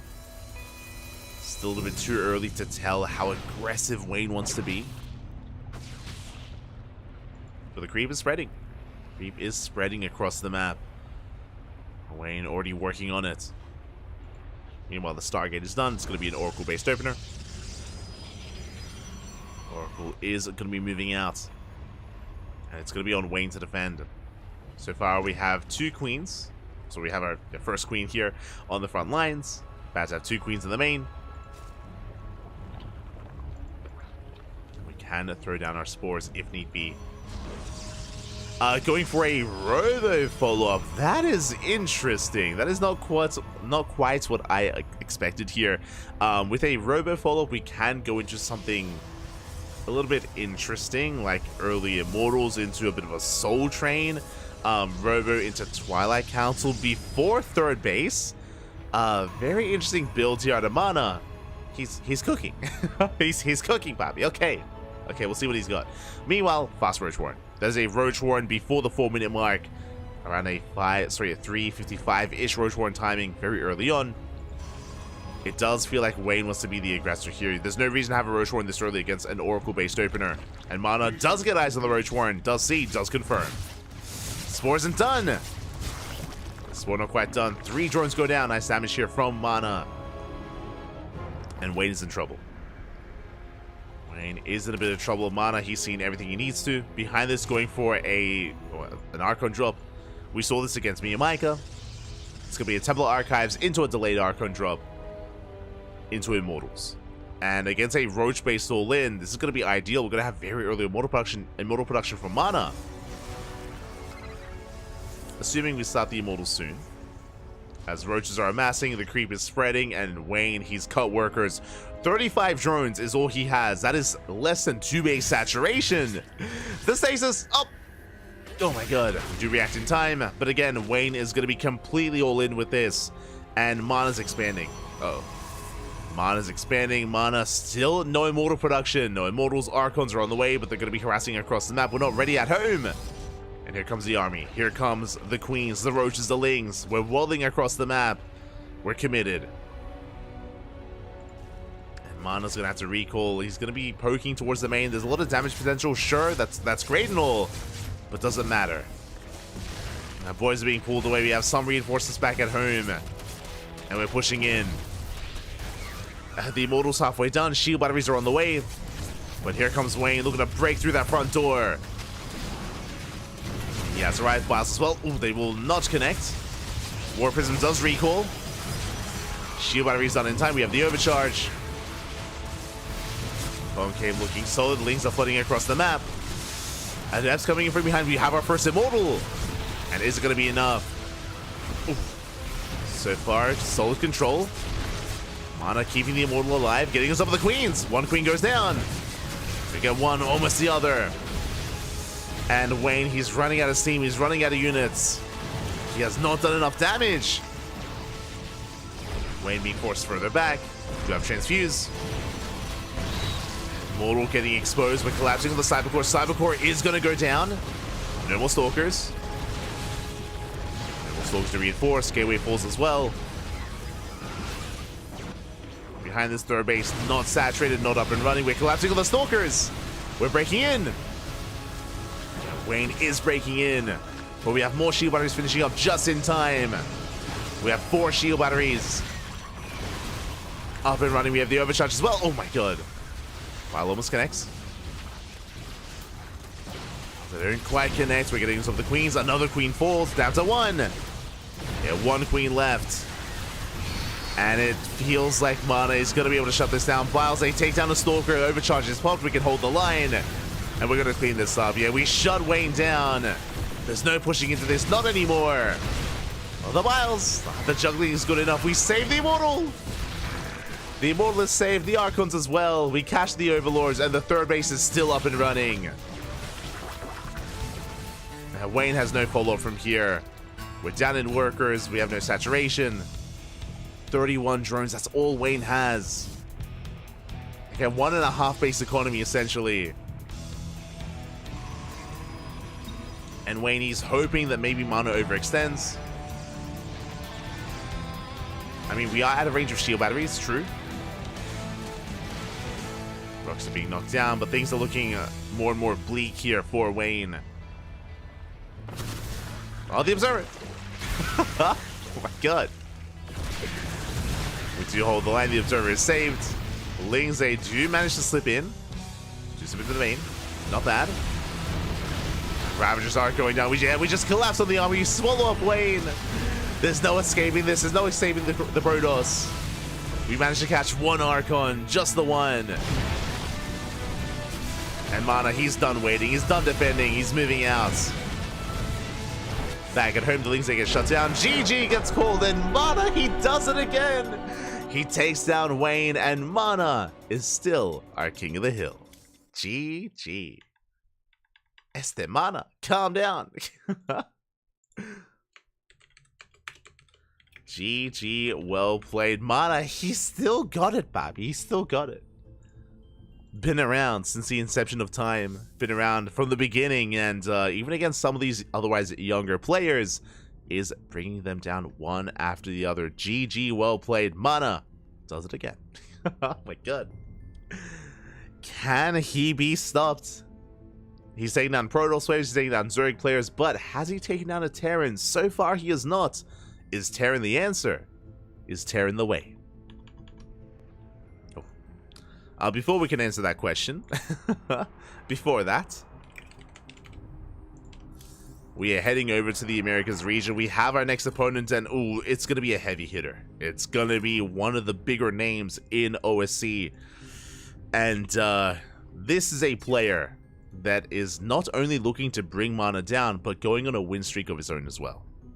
He's looking to go on his own win streak. We'll see how he compares. We'll see if he can keep up.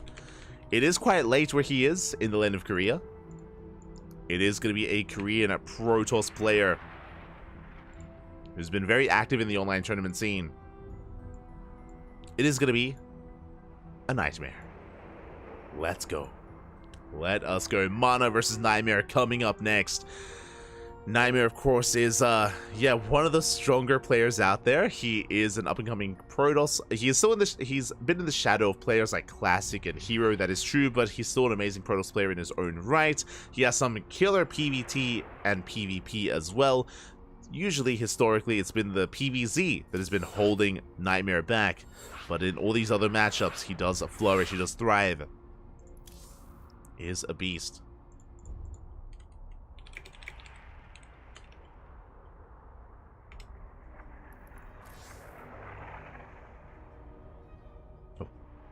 And we're getting ready for our next matchup. Let's go.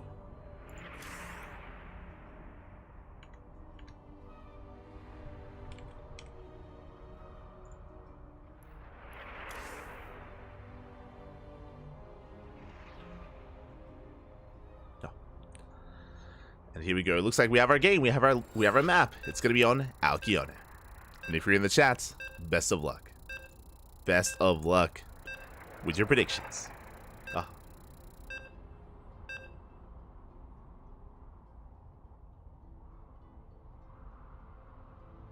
Mana should be dead here. I mean, the control was crazy. It's very impressive. Very impressive stuff. For Mana to be able to survive the wave, the onslaught of Wayne. But here we go. We're diving into our PvP. We are jumping in and spawning in the top right-hand corner of Alkione. We have our Polish Protoss player, the Blue Protoss, representing Team Liquid on a 5-game win streak, the current king of the hill. But now he's up against his strongest opponent yet. It is Mana. And spawning in the bottom left-hand corner, we have the Titan himself. We have the Korean Protoss, the red Protoss player, currently teamless, deserving to be on a team and searching for one. So if you're out there, if you're a team owner, consider picking him up, consider supporting him. He's an amazing player, the would-be usurper. It is Nightmare. Let's go.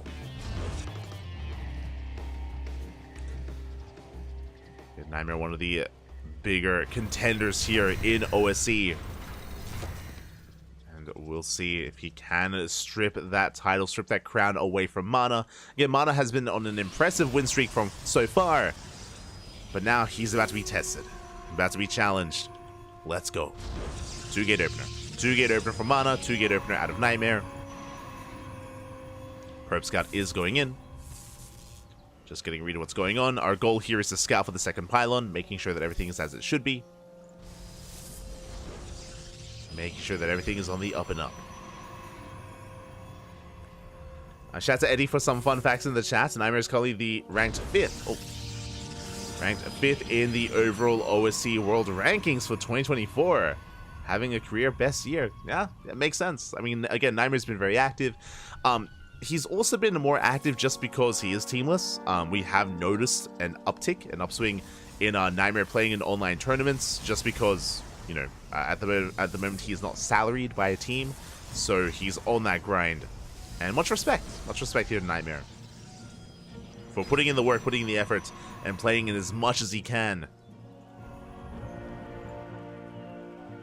Getting that practice in, getting those results. Do appreciate it.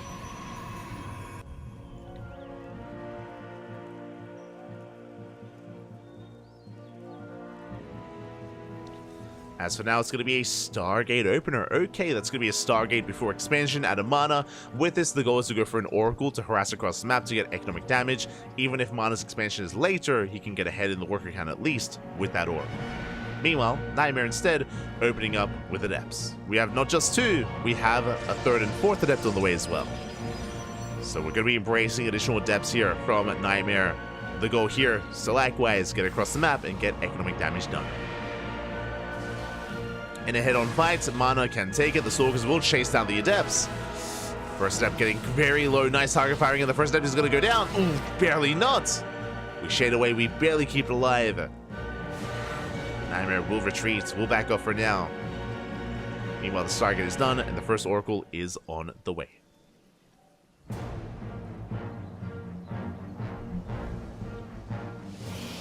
Is on the way here. Why is Beyond on the online tournament grind? He needs to grind even more, Papi. It's been a year since we've seen him in Sparkling Tunica. just saying. He's afraid of Cristiano. True. Este bien. Este bien. Shaking my head.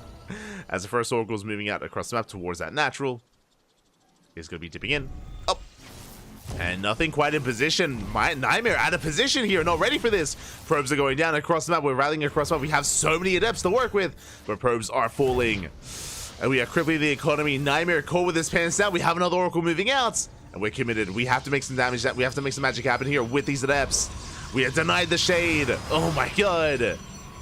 Mana getting 6 probe kills. And we're not done. The Oracles are racing back. Ooh, adepts, they do break in. That's a lot of adepts. That's a lot of adepts. And the boys are being pulled. They have to be. And probes are going down left and right. 10 worker kills. And we don't commit to the shade. We just keep on going. We keep on trading. And we're getting the entire mineral line. 18 probe kills. Oh my god. Mana did well. Nightmare, even better. 18 probes do go down. Nightmare does take a worker lead. Now, these Oracles do have potential. The Oracles are going out for a counterattack. They can help recover and recoup those losses. But the pressure is on Mana. The pressure is on. We have Stalkers in position in the natural. Stalkers in the main. Shield battery as well. Despite that, we can still one-shot probes. We can still one-shot. We get 4 extra workers, just barely. Worker counts are evening up somewhat. Are evening up. Nightmare still with the worker lead. Meanwhile, across the map, working towards Blink. Blink is on the way for Mana. Nightmare not really embracing any tech of his own. To have a robo opener that can lead into Immortals, but outside of that, there's no real mobility or flexibility here for Nightmare. Is going to be stuck defending.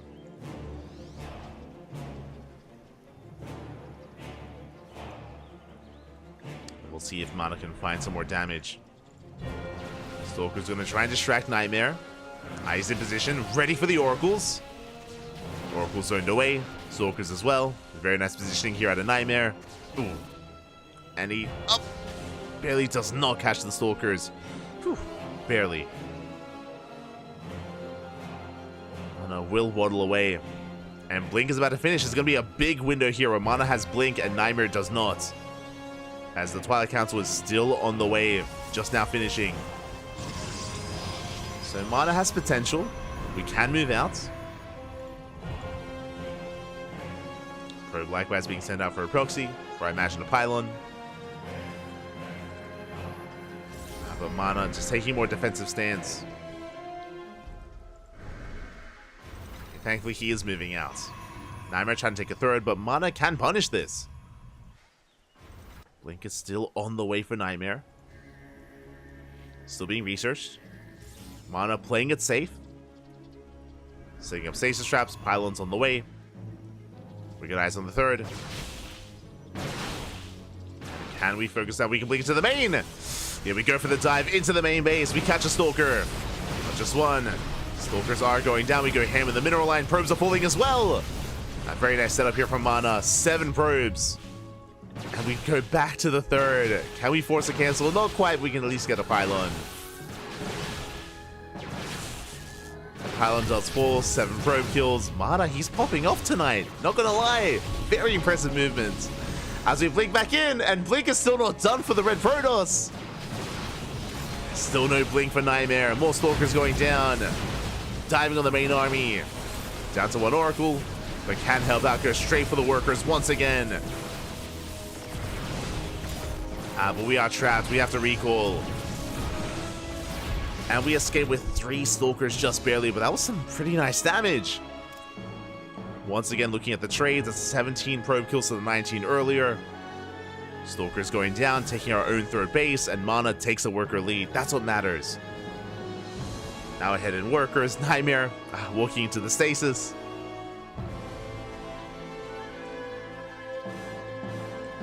Bear in mind, Nightmare has Blink himself, so it can keep up with the movements of Mana. On top of that, we have Immortals as well, so we have a backbone to Nightmare's army. We have the army sizes, 10 Stalkers to 13. No shield battery. Ooh, that's a little bit concerning. No shield battery set up. The Stalker is caught. Adepts, they get across the map. Ooh, that pylon paying off. 7 more probes.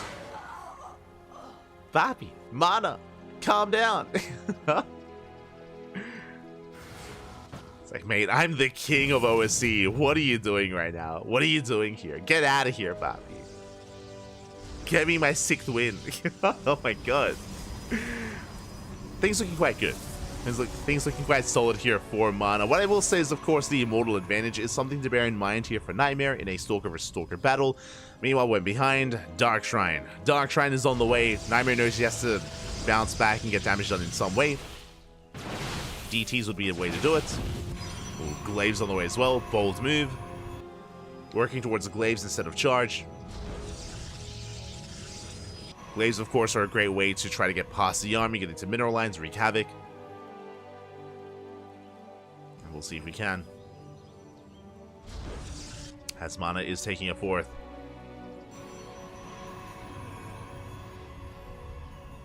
And the Immortals are left a bit exposed. We go for the dive. Oh, we don't quite get. We do get 1. Oh my god. 1 Immortal goes down for 2 Stalkers. Better trade for Mana.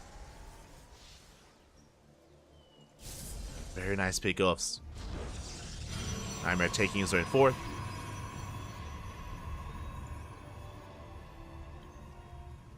DTs are on the way. Gonna be DTs across the map with the War Prism. Uh-oh. DTs, they're getting into the main base, they're getting into the natural as well. Probes are going down. Do we have an observer? We do. Does get recalled. When we do shut down the DTs, but we still get 6 probe kills. And we're still not done. Another DT towards the third base. Pulling Mana apart. 11 probes go down. We depower some of the tech. Not the most important pickup. Still have another DT at the 4th. 11 probe kills, and just like that, in one swift move, with 4 DTs, we get 14 probe kills.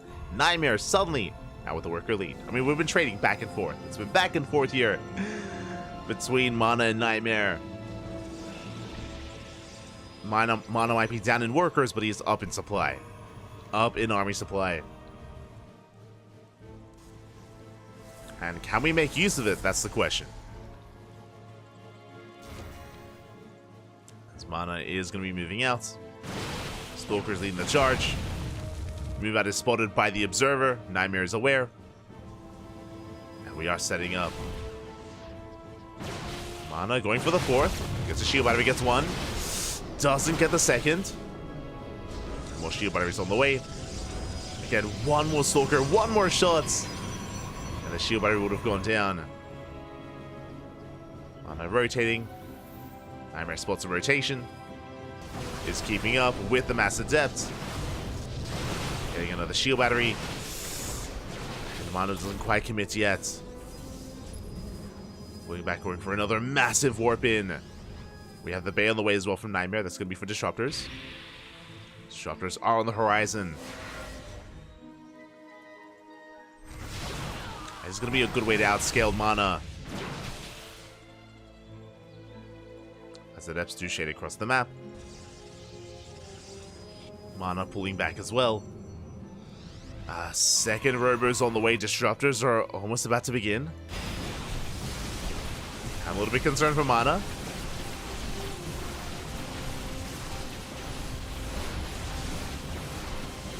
I'm going to be concerned. Adepts a shade towards the mineral lines. Mana out of position. You have a warp in, but probes are going to go down. Oof. Against 4 Adepts. 4 workers already.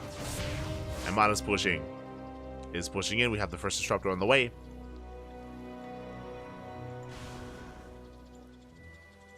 Adepts are cleaned up. And Mana pulls back. He doesn't commit. Uh-oh. And as the game goes on, Nightmare is going to be outscaling Mana. Disruptors are going to be ideal here against this kind of army composition. One or two good Novas, and that could be game. Mana does rotate, collapsing on the main army. Disruptor does swap out. Nova goes off. Ugh, decent spread. Decent split there from Mana. Does avoid the Nova. But he pulls away. Yeah, Mana does pull away. More Disruptors have arrived. Nightmare holds. At the same time, Zealot counterattack. Got shot down. Plenty of cannons, plenty of shield batteries. And I do worry for Mana here in a longer game.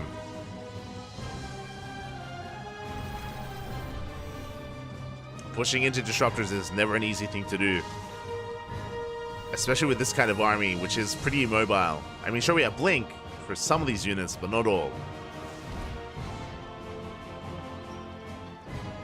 Again, the Nova target's going to be the Charge Lots, the Archons, the Immortals. An Epsay shade across the map. Throwing a bit of an A move, but there we go. They target down as many workers as they can. 3 probe kills.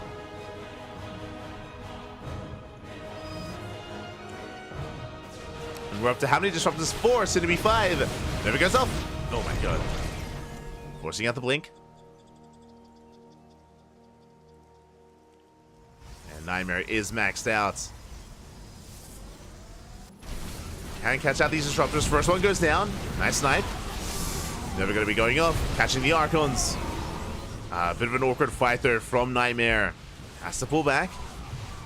Mana relying on mainly a Stalker-based composition. We're done with the Zealots. Done with those Charge Lots, and so far we do outposition Nightmare. The concave is real. Still concave there from Mana. Disruptors from behind. Getting ready for a flank. Novas go off. We focus on one. Ooh, the other does connect. Massive Nova. Takes down a big chunk of Stalkers, but still a really awkward position here for Nightmare to push in. This choke point is brutal, working against Nightmare. Likewise, more Nova's going to be going up, zoning the army back. Does zone the army away, but still better positioning here for Mana. Despite being down in supply, trading quite nicely here in the choke points. More Stalkers, more depths going down.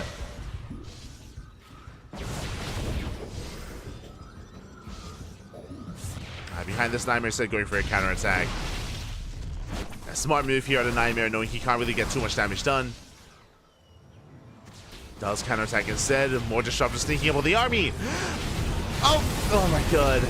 And 2 Novas connect as well. Massive connections. And that's all we need. You can see Mana plummet in supply. Just cannot keep up. Not against Disruptors. And you can see why this is kind of the end game here of PvP. I mean, the end game is Sky Toss technically in like super late game PvP, but for the most part, Stalker Disruptor is what you want. And Mana was just not set up for that.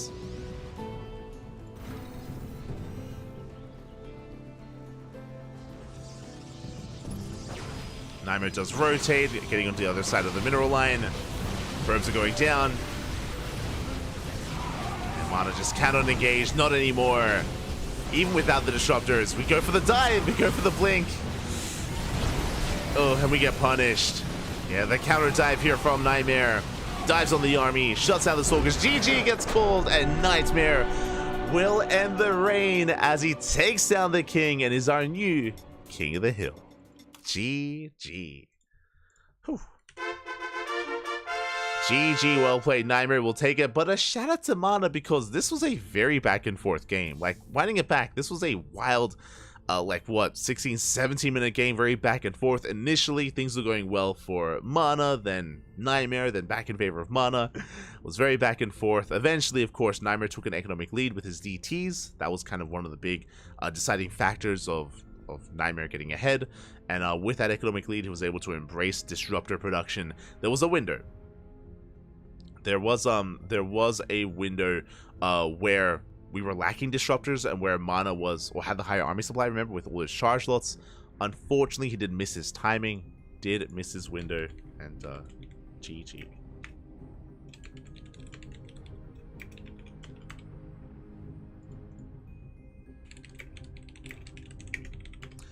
GG, well played.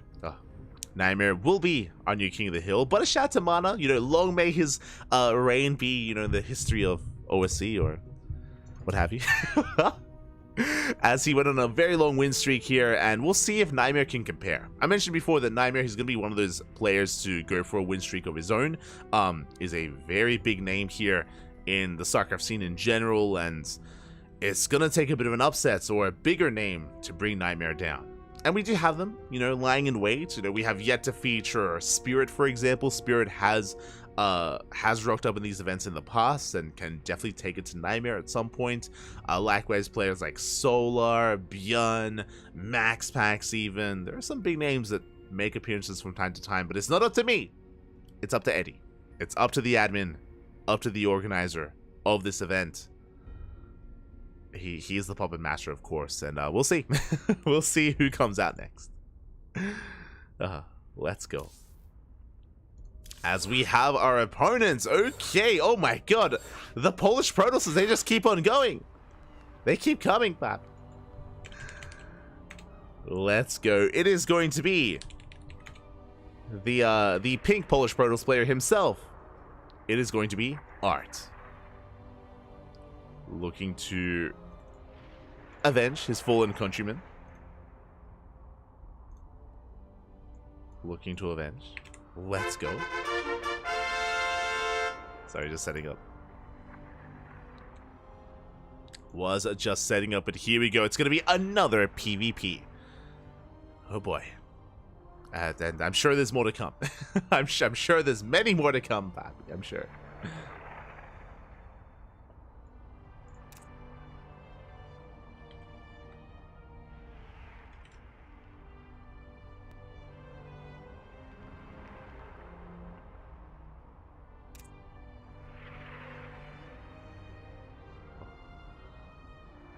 We go. As for now, we are going to be settling in. Looks like we have our map. It's going to be Golden Aura. Golden Aura coming up next in this PvP. Bring Indy at this point. True. Send out Indy, Papi. Send him out. Shout out to Indy. Indy is also casting this event in Polish. It makes sense because we're featuring so many Polish players. It's basically a Polish event. There's always at least one in these matches. Very fitting for Indy. Get off my hill. Exactly.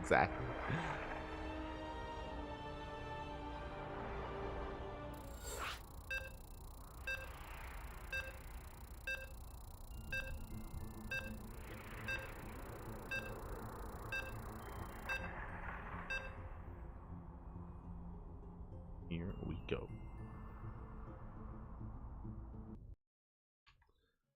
And we are going to be settling in. We have our next map. We have our next series. It's going to be another best of one, but this time featuring a new King of the Hill. Let's go. Let us go. Predictions are open and spawning in the bottom right hand corner of Golden Aura. We have our pink Polish Protoss player representing the Platinum Heroes. It is Art. And spawning in the top left hand corner, we have the current King of the Hill himself, the red Korean Protoss. Representing himself, currently teamless, but deserving to be on a team. It is Nightmare. Here we go.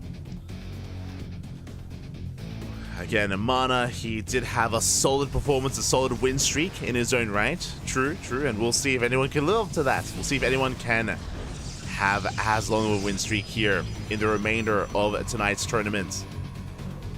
As we are nearing, or we're now past the halfway point. Past the halfway mark. Here we go. For now, we do have our 2 gate openers. We have our gases being taken, and a second gateway should soon be on the way. Keep an eye on Art. Keep an eye on our players. Here we have our additional gateways. Nightmare. What's up, man? What's Nightmare pulling a bit of a max packs, going for a gate cybercore opener. Okay, let's go. Cybercore is on the way. We have our 2 gases. We're setting up for the Stargate and for a faster expansion. Max packs, is that you? Oh my god. Do we have confirmation? No one's seen Max Packs. Is Max Packs actually Nightmare? Oh, there you go. Aye, aye, aye. Have you seen Nightmare and Max Packs in the same room? I don't think you have, but don't think you have. As we do see Art setting up in his main, does hide the second pylon, but Nightmare will find it. He does come across it, as Art was trying to fake out a proxy, fake out the pylon, and there it is as the expansion from Nightmare. Very fast, very greedy. And it's on Art to try to punish this. As Art, he skipped the probe scout. Ooh, that is brutal. Art did skip the probe scout, so he's in the dark. He has no idea how greedy Nightmare has been. He doesn't know. He has no idea. So Art, he's just getting into his own build. He's going for the Stalker into Sentry. I mean, for all Art knows as well, Nightmare could be going for an all-in. There could be cheese. It could be a proxy. Crazy play. I mean, to skip the probe scout in a PvP against Nightmare. He's lost his mind. I mean, like, he's not going to get punished too hard for it, but I mean, again, Nightmare gets away with his greed, will expand. Nightmare does also confirm, expansion's on the way. I'm sure Nightmare feeling good about this will have an economic advantage. Likewise, Oracle's on the way to harass the main base. Art should be getting ready. Just because Art hasn't scouted, we should be seeing some safety shield batteries on the way. There's a pylon, but I am a little bit concerned here for Art. Your hallucination is diving in. We get eyes on the expansion, it's already done. And we also get eyes on the Stargate. So Art is getting ready. Should be getting in position. Does get eyes on the Oracle. Yeah, Sentry Stalker does head over towards the main. And we should be able to minimize losses. Should be okay.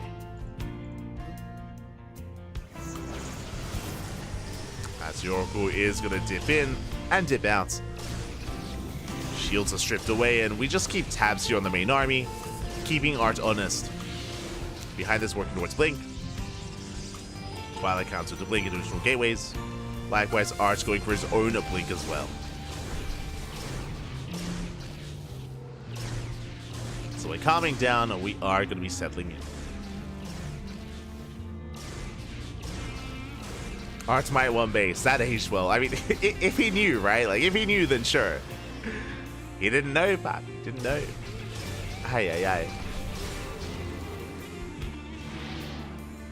Oracle's getting the revelation. Nightmare just taking the third.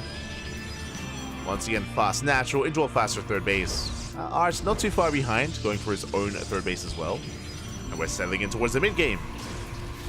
We're settling in towards a much longer game. Assuming Art expands. And yeah, he should. Should be looking to do so.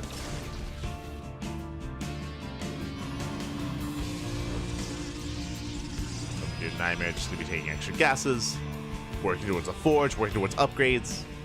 Art should be looking to do the same. And yeah, I don't often see this kind of dynamic here, especially considering what we just saw against Mana and Nightmare, where both players were hyper aggressive. Mana with Oracle aggression, and likewise Nightmare with Adepts. But yeah, here we're calming down. We're settling in. I mean, Nightmare is going to be poking out with these initial 7 Stalkers. But Art has the high ground, has Shield Battery, has the soon to be Overcharge. Shield Battery is going to be targeted. Nice pickup. The blinks are clean as we focus on one of the sentries. Yeah, very nice control. Nightmare not losing. Oh, I spoke too soon. Bleeding out 1 Stalker.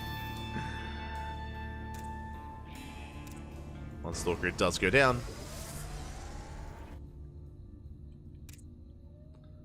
1 Stalker for a Sentry and a Shield Battery. Nightmare does back off. And Art, we've seen a bit of a rise in popularity here of Immortal Adept. Adepts are on the way, Immortals as well.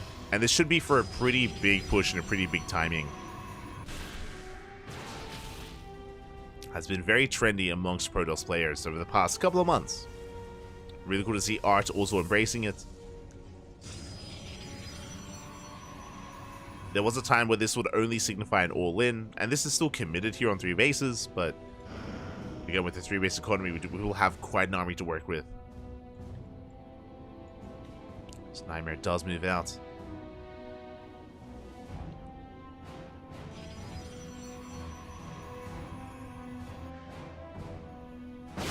Moving out, running to the Immortals. Ooh. Takes out a Stalker, takes down 2. The punish is real. Are trading well. Zoning back Nightmare. Meanwhile, Nightmare taking another base, taking a 4th, working towards possible in charge.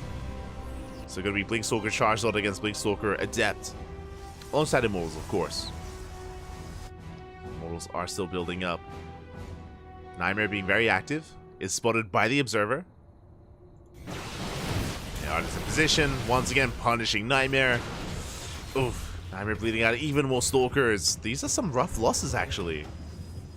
That's 5. Like, the trades have been brutal. 5 Stalkers for nothing. That sentry died earlier, if you recall. 5 Stalkers going down. Art can be pushing. Nightmare in a bit of trouble. Observer is sniped. But Art, he's had enough defending. He's moving out with this army, looking to reinforce with those Adepts. +1 about to finish. Likewise, charge for Nightmare. We go warping in 5 Adepts at a time. Another 3 behind this as well. And Nightmare not quite ready for this. Okay, he's rotating over. Backup shield batteries on the way. Now Zealots are going to be shut down. We are looking at collapsing. Those Immortals are doing so much in the back line. More reinforcements on the way. We do have shield batteries, we do have an overcharge, but yet to pop it. No overcharge yet, and we're breaking through the Stalkers. And Art, can he take it? Can he break through?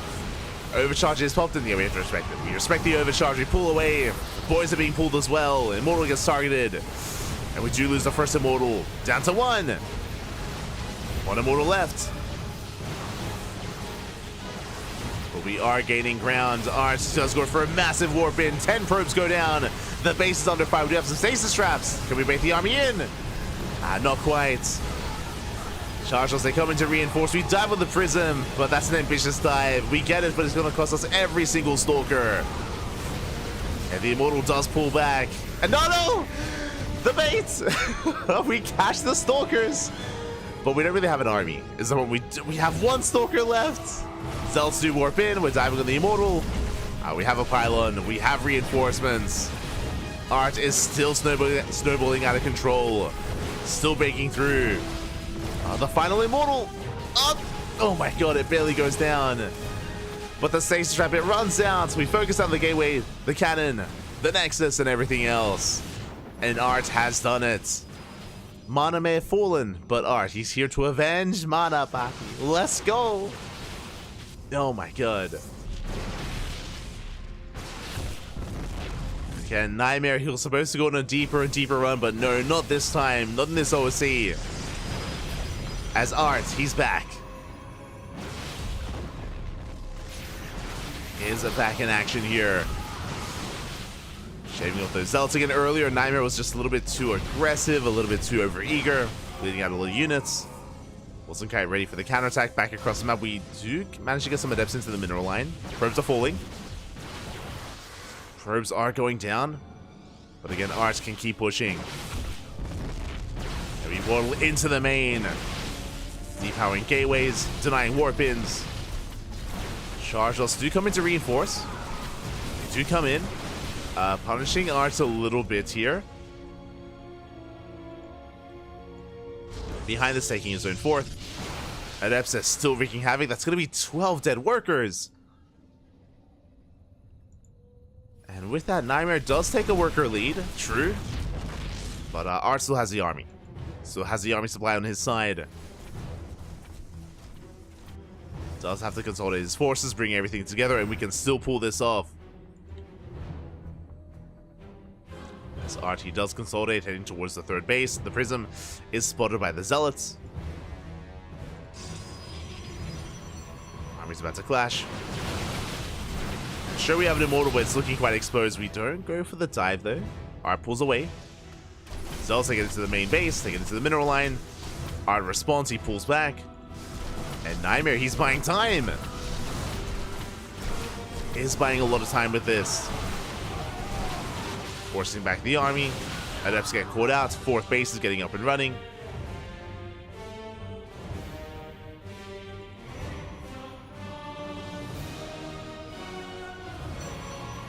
And Nightmare does have Stalkers in position. We're ready for the Prism. Art still has a lead, but it's not as large as it once was. And the Prism is going to be shut down. Prism is targeted. Stalkers get caught out. And Nightmare, he's fighting back. I mean, it was over. It was almost over. If it wasn't for that stasis trap, then maybe the game would have ended then and there. But Nightmare, he's recovering. We're not there yet. Like, I still want to give the edge and the lead to Art, 100%. Nightmare, we're holding on, Pappy. We're holding on.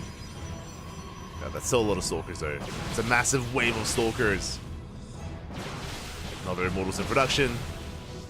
Art trading here against Nightmare. Still with double the Stalker count. Art's still playing scared, though. Is not really willing to, like, blink aggressively on the army and focus on the Immortal. Taking another base. Getting a fourth. Shields are triggered. And because of this tentative army movements, I mean, Nightmare, he's bouncing back. Like, I do feel like we could have been more active here with this army, whether it's pushing in and committing on the fourth, or maybe rotating over towards the main, pushing towards the natural, anything. This Nightmare does move out. Going for his own counterattack, down in upgrades. +3 is done for Art.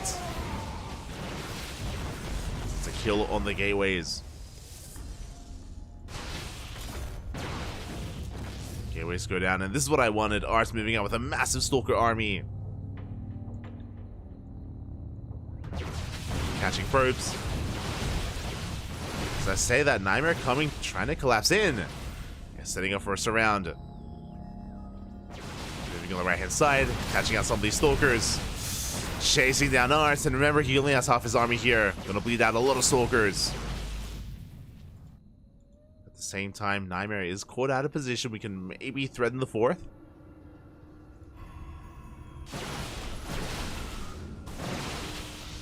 Yeah, poking in, picking up some Zealots. Picking up some of them at least.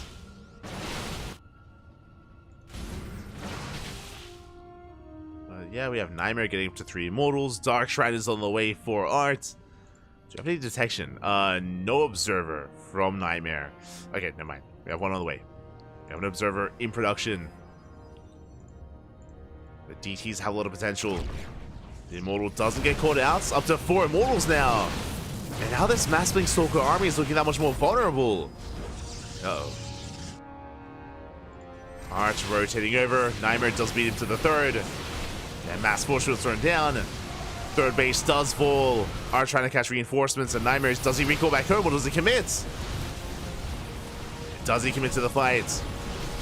So far he does. Does force through the ramp, rotating over. Trading well, but here we go. Art, he dives on the army, finally! No fear! We dive on Nightmare, we focus out every single Stalker, the Immortals as well. And Art, he will clean this up. This is what I was waiting for. I was like, don't be afraid, Bobby. Just jump on him. Take him out. Send it, Bobby. And with that, Nightmare's army does crumble. And Art can keep pushing.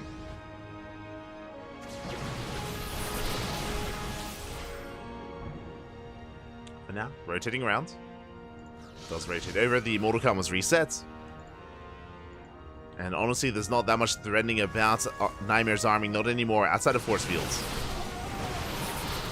But honestly, we can just jump on the army again. Yeah, let's go! The aggressive flanks! That's all we needed, Papi. That's all we needed. Forcing Nightmare back. Diving on the 5th.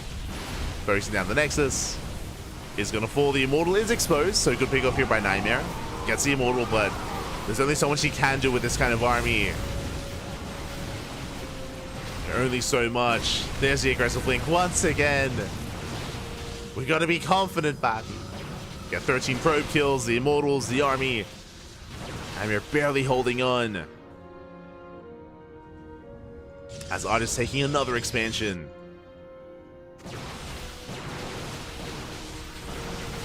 And despite Nightmare maxing out earlier and having a chance at taking this game, and that's true. Did have a chance, but has come and gone at this point.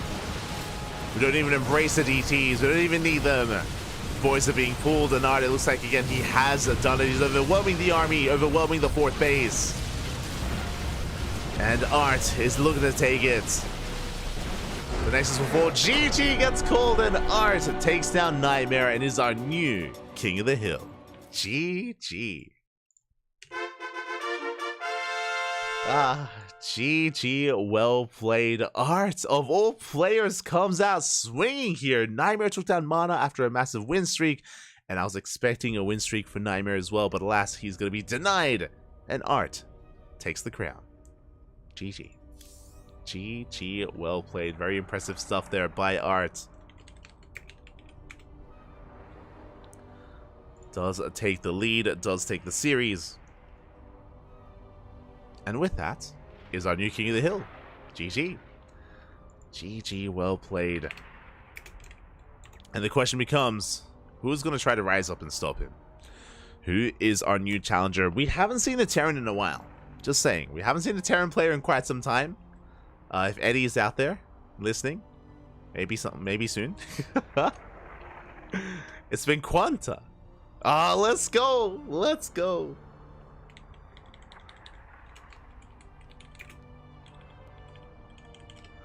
Let's go as we have our next opponent. We're heading over to the European region. And it might be another Protoss, or it might be a Zerg. Not too sure. I think it's going to be Protoss. I think it's going to be a PvP. I'm pretty certain, actually. We'll slip into some DMs.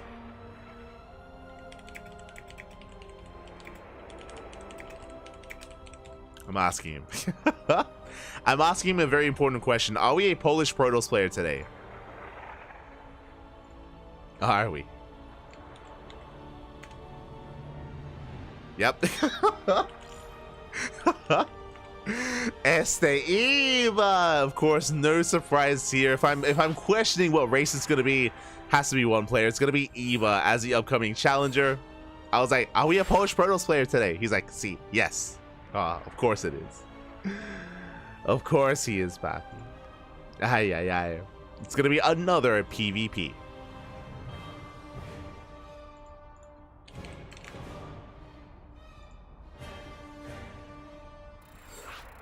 Here we go. No hablas español, papi. Aprende.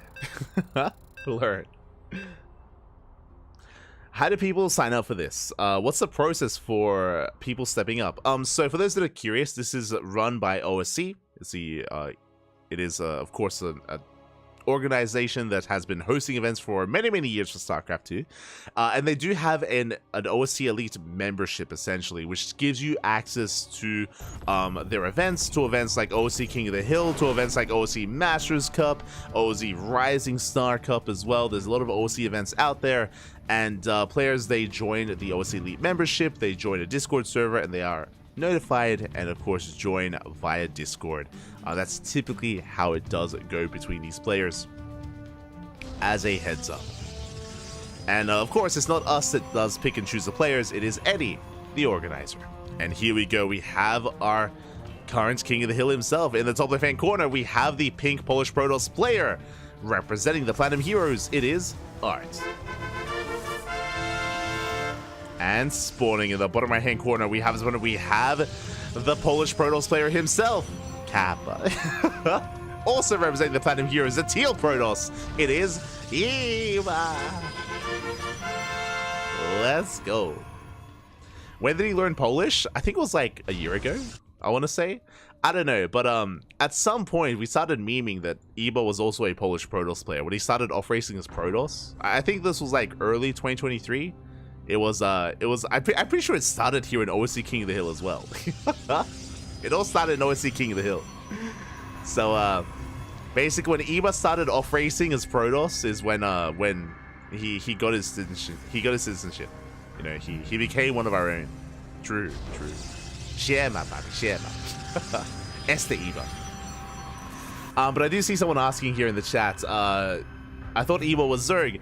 Eba, he used to main race Zerg for a long time, but over the past like 12 months, I would say maybe starting 12 months, maybe a little bit more ago, than that ago, Eba started off racing. Every now and then he started playing Protoss against Protoss and avoiding ZVP. And more recently, Eba has been main racing Protoss. So he's been kind of like over the past year or so has been slowly kind of off racing and transitioning over to the Protoss race instead. I don't think it's a good thing. Like when it comes to my personal opinion, Eba has been, I think, like for his enjoyment of the game, it's probably better if he plays Protoss. He's been having a hard time playing Zerg and getting very frustrated and very he's been very vocal about his frustrations about certain matchups as well. Yeah, this is better. It's probably better for his psyche, I should say. So yes, Eba, he has embraced the Protoss race instead. He's enjoying it a lot more. He likes it, Bobby. He likes it. He's like, Papi, watch me A move. I'm like, oh, I'm watching. Let's go.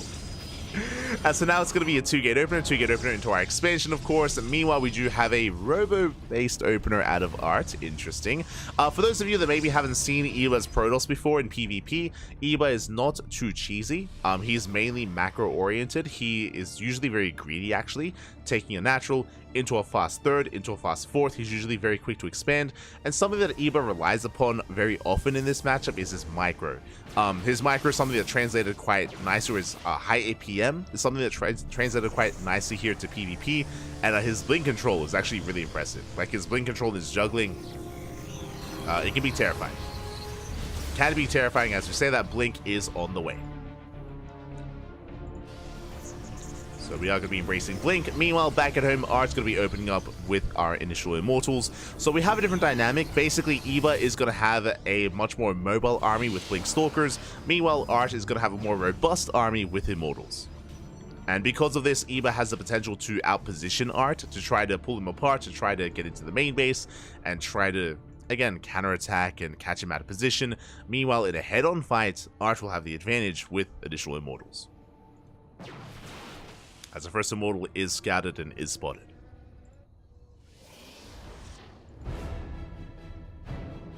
Like, what's your MMR these days? Oh, very, very low. Very low, Papi. Smooge. Like, I barely have time to play anymore. I'm so frustrated. Because we've been casting more and more, like these past 6 months, this year, 2024, I've barely laddered. I ladder like once every 2 weeks. Which means I just stay rusty. Which means like I've become the rust. I can't shake off. If I shake off the rust, I disappear. So I barely get to play, which is a little bit sad. I wish I played more. I do enjoy it. As we do force field, we catch a sentry. Not bad. Not too bad. But yeah, basically, whenever I ladder, I look at my ladder history. I'm like, oh, last play like 14 days ago. It's like, oh, and it never changes. It's always like, yeah. If you're curious, the reason why is it isn't just all the casting, but I usually avoid laddering if I'm gonna cast because it takes a lot of energy. Like it can be quite draining to have like a 3 or 4 hour ladder session and then cast after that. And I don't want to take away from a cast. Like I'm usually very animated, I'm usually very like energetic, and I don't want to be like, you know, out of energy or like down when I'm casting. So I try to avoid that. Papi. Especially if the ladder session goes poorly. Like if I'm smoging after a ladder session, if I end up like in back to back like 30-minute like ZVTs against mech, like one mate, mate, you want me to cast after that? No, Papi, no. Oh god, it's not good, Papi, not good. For now, Eva going for a split push. Oh, getting caught out, actually. 2 Stalkers are going to be going down. We do catch a couple of probes towards the left-hand side, but looking at the trades, that was 2 Stalkers going down. Okay, not the worst trade from Eva. 2 Stalkers and 3 probes. Does pull away. And focusing on our game, focusing on our matches, Eva is getting to his 3-base economy, focusing on a gateway-based composition, Blink Stalkers into Chargelots. Meanwhile, we do see Art catching up with his own Blink and moving out with a pretty hefty army with that Immortal lead. That's the advantage here of going for the Robo Opener, is we can move out with this triple Immortal timing with Blink Stalker, and this is going to hit like a truck. We're going to hit hard, we're going to hit fast. Blink is now done for Art. Stalker's going to be going down. Eva getting the hell out of there. Does Blink away. And here come the reinforcements. Here comes the army of Art behind the taking a 4th base. Not taking any extra gases. No charge yet, but charge now on the way for Art. And we'll see if Eva can hold on. Shield batteries are in production.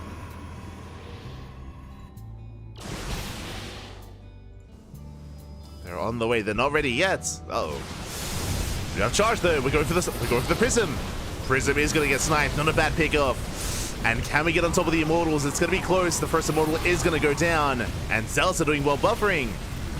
Great job here reinforcing. As we have the defensive advantage, we're going to be able to shut down every single Immortal. The first, the second, and the third as well. And Eva holds. Eva does hold on. Cleans up the Immortals, takes the 4th base. +3 attackers on the way. Massive upgrade advantage here for Eva, as we only have +1 for Art. And Eva has momentum. Does have momentum on his side. Getting into reinforcements, more Archons, more Chargelots. Back at home, Art trying to stabilize, getting into his own upgrades as well, but is 1 step behind. And with that timing falling on its face, now suddenly Eva, he's in control. He's in the driver's seat. He does have a lead. And we're waiting for his move out. We have our first Robo on the way, and I imagine this is going to be for the Warp Prism, so we can reinforce across the map. It's possible that maybe Eva doesn't want to move out without that Warp Prism. So we are waiting for it. Bay is on the way for Art. Uh-oh. Getting ready for Disruptors. There's that Prism on the way for Eva that we did mention. Stalkers do rotate. Keeping Eva in check. Eva does have a supply lead, but that can change, or at least that won't matter when Disruptors do arrive. Eva catching out the army to get it, setting up for a surround, forcing the recall. Very nice catch. Very nice setup there by Eva. Shuts down the army, moves out across the map, has a 30 supply lead. The Bay is almost done, but it's not done in time. It's not ready yet. Ooh, Stellar Rambai does distract Eva. He does turn around. Does turn around for a moment. But he wants to keep pushing. He needs to. Yeah, the first Disruptor is now on the way. Eva consolidating his forces. The War Prism has arrived. Massive wave of reinforcements on the way. Massive wave of Zealots. And Eva looking to snowball out of control, diving on the main army. We have the overcharge, but it doesn't matter. We can focus on the shield battery. And the Disruptor is not going to be a part of this. Not a part of this defense. As we're breaking through the defensive line, Stalkers are falling left and right, and Eva, he's breaking through! Just barely. I say that, we're running out of Archons.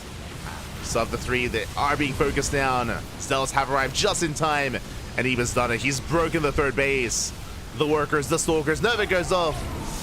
Not a good enough connection. Yeah, the Disruptors, they were too little too late, and Eva, he's looking to claim that throne here, looking to break through and be the new king of the hill.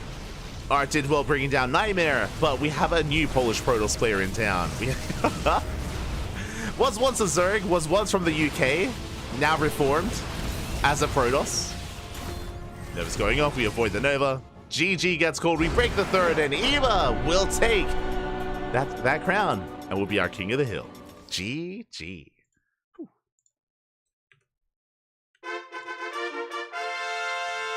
GG, well played. Eba does take the win here, does cause a bit of an upset. I mean, it always is an upset whenever Eba's up against some of these bigger players. He's brought down players like Art in the past, Cristiano as well. Been looking quite impressive with his PvP, and Eba does take the win. GG. GG, well played. I see in the chat. I don't understand why Eba doesn't play random, because that means that Eba could roll Zerg, and then he smoges. Like, just to reiterate, Eba, he doesn't really enjoy playing Zerg anymore. Like, it's yeah.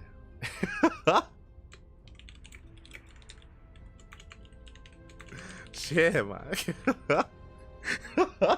Eva just messaged me. Polish Protoss does it again against his own brother. Ah, smoge.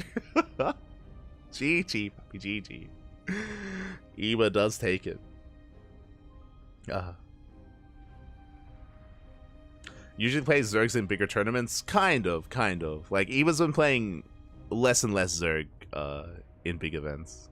Like, even in, like, Tuna Cup, for example, he was playing Protoss. When he usually wants to win. I mean, he wants to win right now. Wants to win, Pat.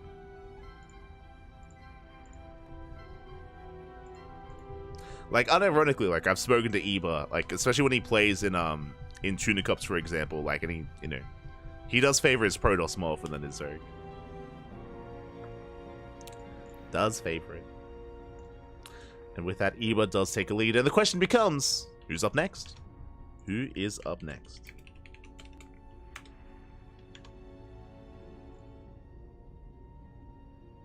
Who will rise to the challenge here, as we are now 2/3 of the way through. I believe we're entering. Oh, let's go! Oh my god, do we off race?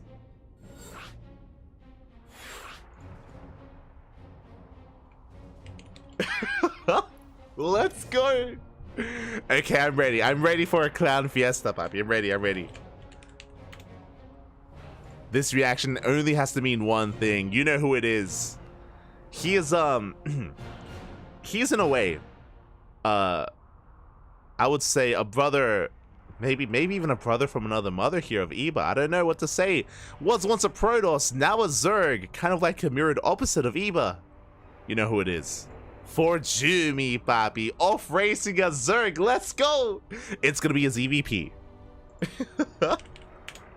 It's gonna be his EVP, papi. Jimmy versus Eba, Zerg versus Protoss. They will collide. Oh no!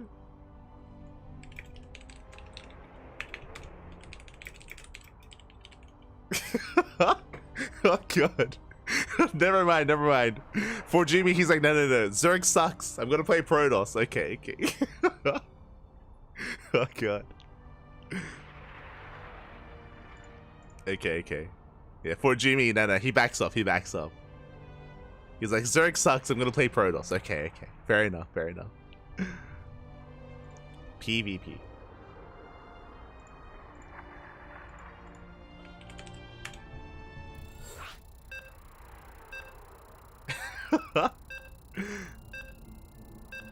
Eva calling him out. It makes sense. We're loading into side Delta, and Eva the banter. He's saying, Jimmy, you're cringe for picking side Delta.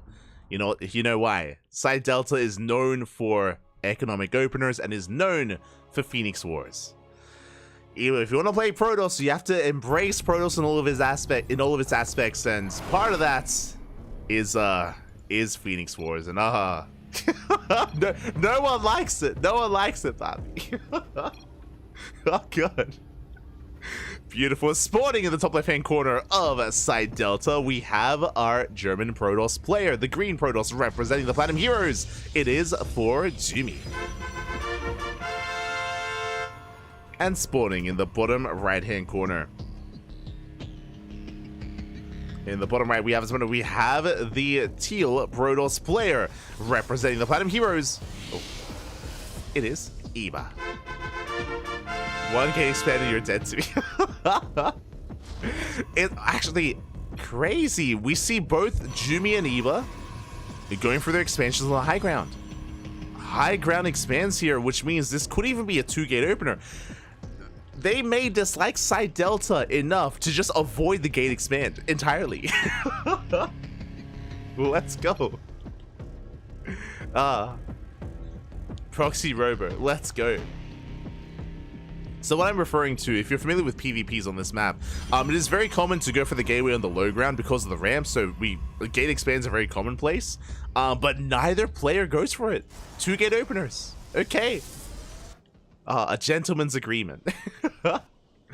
But where is Jumi headed? Where are we going? We are setting up for a proxy pylon. Proxy pylon here.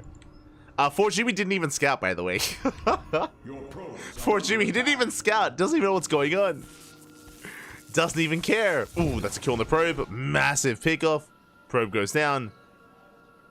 Eba saying, oh, 4 gates. You should... And this looks like a proxy Stargate. This looks like the setup for a proxy Stargate to get economic damage done. Yo, these Zoomers and their banter.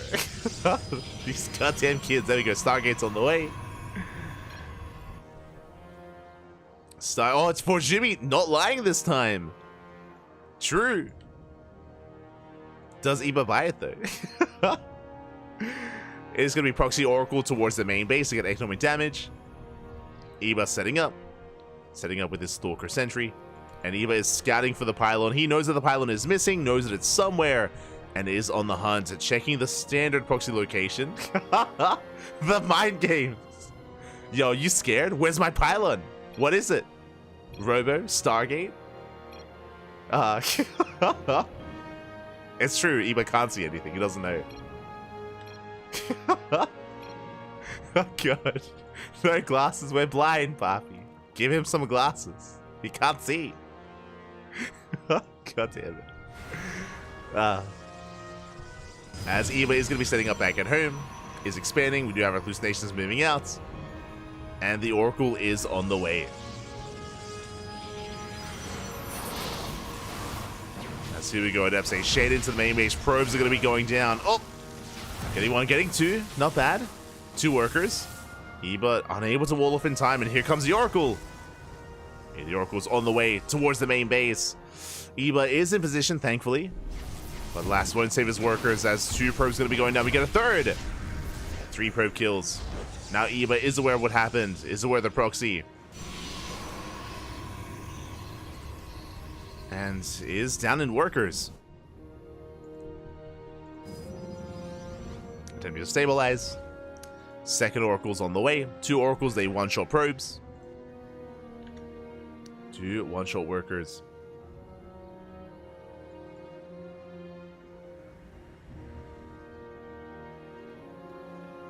So 2 rotating to the main. Yeah, catching another 3 probes. Oh my god, does cost us an Oracle. Bit of an overextension there by Jumi. Also, I love that, like, once the harassment started, like, both players stopped talking. Like, they stopped typing. They're like, okay. We're playing serious. They're like, okay. We gotta focus, man. We gotta focus. No more banter.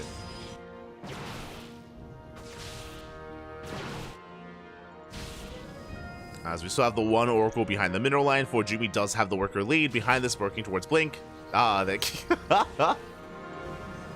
Thumbs up, Protoss, man. Thumbs up. But we are working towards Blink. Both players are. Likewise, Forge on the way for Eba. I like how now that the aggression subsides, then the banter begins again.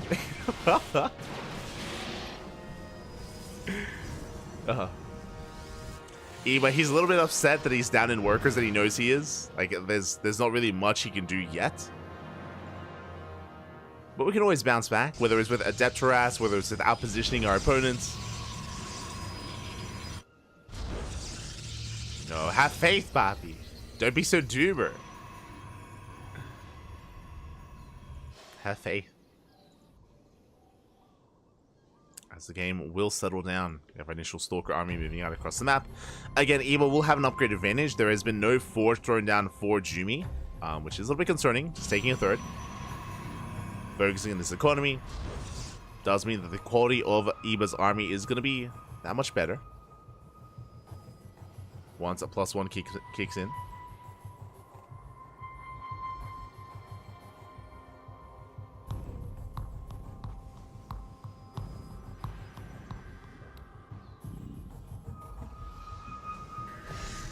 What MMR? Yeah, Smurge. Skip ladder months. True. Feels MMR, man.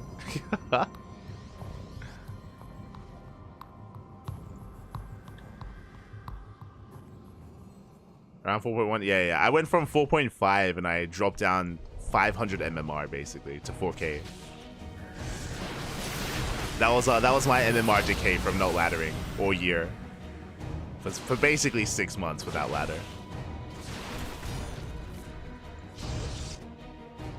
But now, for Jimmy, rotating around, trying to outposition Eva, does go for the blink, goes for the dive. Dives into the main base. Oh, does he power some of these gateways? But Eva, he does keep up. He's got +1. Ooh, and does a chase down for Jimmy. Does punish him. Stasis is triggered, only one Stalker. Eva does hold, both players taking their third bases. For Jimmy's is faster, of course, does have the better economy. Maintains the better economy as well. Going for the Dark Shrine, let's go! DTs are on the way.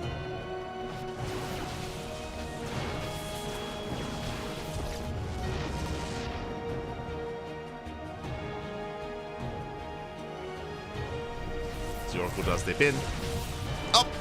Oh, it's finally going to be going down. Best Oracle skin ever. It's so round. True. Cute puppy. Do we have detection? No shot. No shot here as we currently do not have any detection. Probes are going down. Probes are going to be going down. DTs, they pop off. And alas, we are not ready for the Invisible Man. No detection whatsoever. And just like that, for Jimmy is the new King of the Hill. GG. GG, well played. Jimmy will take it with the power of Protoss. What do we do? The Invisible Man, Bobby, as they do rock up. Again, unfortunately, no detection was available, and that does happen. We've seen that happen to Max Packs. We've seen that happen to Hero. We've seen them both fall to just the arrival of DTs. It does occur sometimes if you don't have a Robo, if you don't have any Observer, if you don't have detection. GG. GG, well played. That's the Protoss experience, man. That's the GG, well played. For Jimmy will take it, and for Jimmy is our new King of the Hill.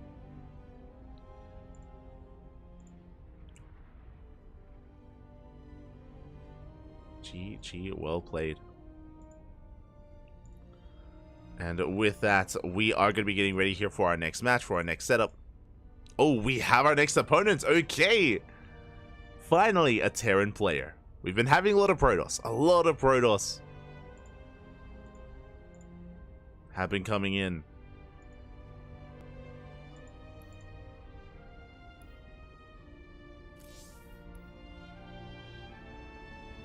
And with that, we are going to be getting ready here for our next matchup. It's going to be a PvT. It's going to be one of the big Terran heavy hitters in Europe. It can only be one, as you can imagine. When it comes to these OSC events, Hero Marine, he doesn't partake in OSC events, neither does Clem. But you know who does? Spirit. Here we go. Soul, Spirit, be out there, if you will, is coming up next to challenge for Jimmy. Let's go.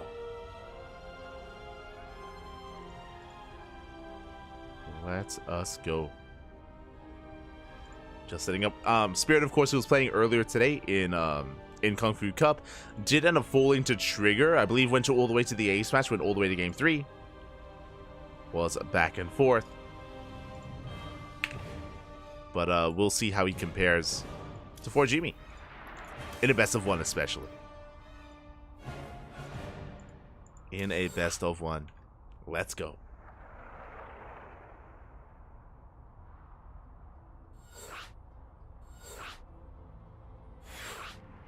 Terran. Let's go. Yo, shout out to Shura. Yo, do we have a command? Exclamation mark. Shura in the chat. Much love, much love. For those who don't know, Shura, he is the MVP of the CranKy Ducklings in more ways than one. In more ways than one. Shura, he's an artist. He's a graphic artist, and thanks to Shura, we're able to have all of our emotes, a lot of our logos as well. He's beautiful. Thank you. Big shout out to Shura. Big shout out. He's an amazing artist. Amazing artist, man. Gracias, gracias for all that you do. Without Shooter, we wouldn't have our new emotes, or almost any of our emotes. Do recommend. Do recommend. If you're ever out there looking for your own emotes, Shooter. For now, we are going to be settling in and getting into our next game, into our next best of, and spawning in the bottom right hand corner of Oceanborn. We have our German Protoss player, the Green Protoss, representing the Platinum Heroes, our current King of the Hill. It is for Jumi. And spawning in the top left hand corner, we have his opponent. We have the Red Terran player, representing Navi from the land of Poland. It is Spirit. Predictions are open again. Spirit is one of the big names in the European region. He's a top 3 Terran, arguably top 2 Terran as well. There have been times where he has exceeded even Big Gabe in events, in tournaments. Regardless, an amazing player in his own right and looking to make a deep run. But if you remember, I said that again about Nightmare. I did say that. I was like, yo, Nightmare is going to go into Terror. Then he took one game. Took one game, went down to Audible players, was a crazy result, a crazy upset. The same could happen here. Same could happen here, but we'll see. As for the time being, Spirit is our new challenger, going for our initial setup.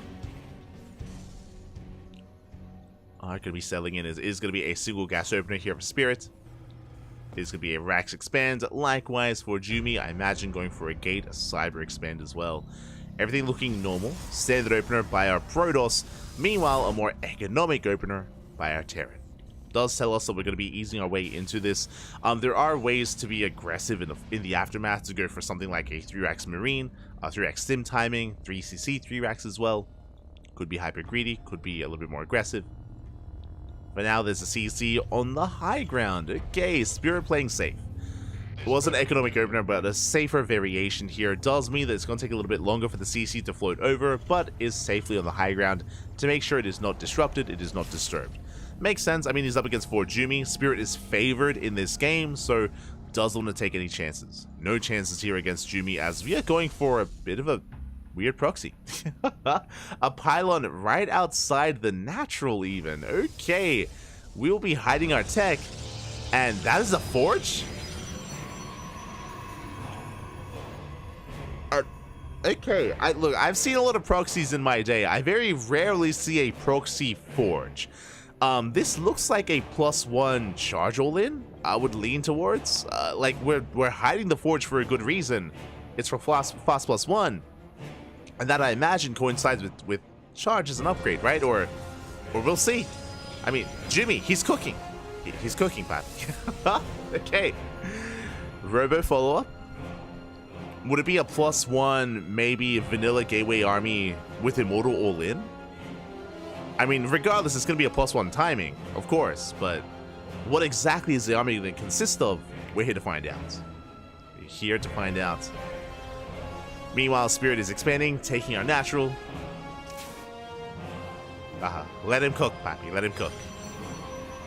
Additional gateway is going to be on the way. Like, if this was just a Robo opener, I would assume it was going to be for a fast Bay into Colossus. But with +1, I'm leaning towards Immortals instead, right? Like, that would just make sense. Yeah, there we go. Immortal production has begun. This does look like a bit of like a Sentry Immortal all-in from 4 Jumi. And I'll be honest, we rarely see this in PvT. Like in this matchup, this is not seen too often. Okay, let's go. Meanwhile, Spirit gonna be moving out. Behind this did open up 1-1-1. Bracing our 1-1-1 opener. Marines are moving out across the map alongside that medevac. Meanwhile, back home, what do we have to defend? We have our early Immortal. That is gonna be a bit of a tell. Immortal is gonna be spotted. Spirit rotating over. Meanwhile, a big shout out to Noam Chomsky in the chat for subscribing with the Twitch Prime. Oh my god, gracias, papi, gracias. Thank you so much. Long-time supporter of the channel. Gracias, do appreciate it. As Spirit does dip in. Oh! Getting a lock on. Going for the Stalker. Mine shot not quite going off. Can we bait it out with the Shade? Up! Not quite lined up correctly there. Adept does go down. But last we keep up with the rotation, we do zone Spirit away. For Jumi does defend. We're going for Glaives? Okay. +1 Glaive Adepts with Immortals. I was leaning more towards charge, but okay. Let him cook.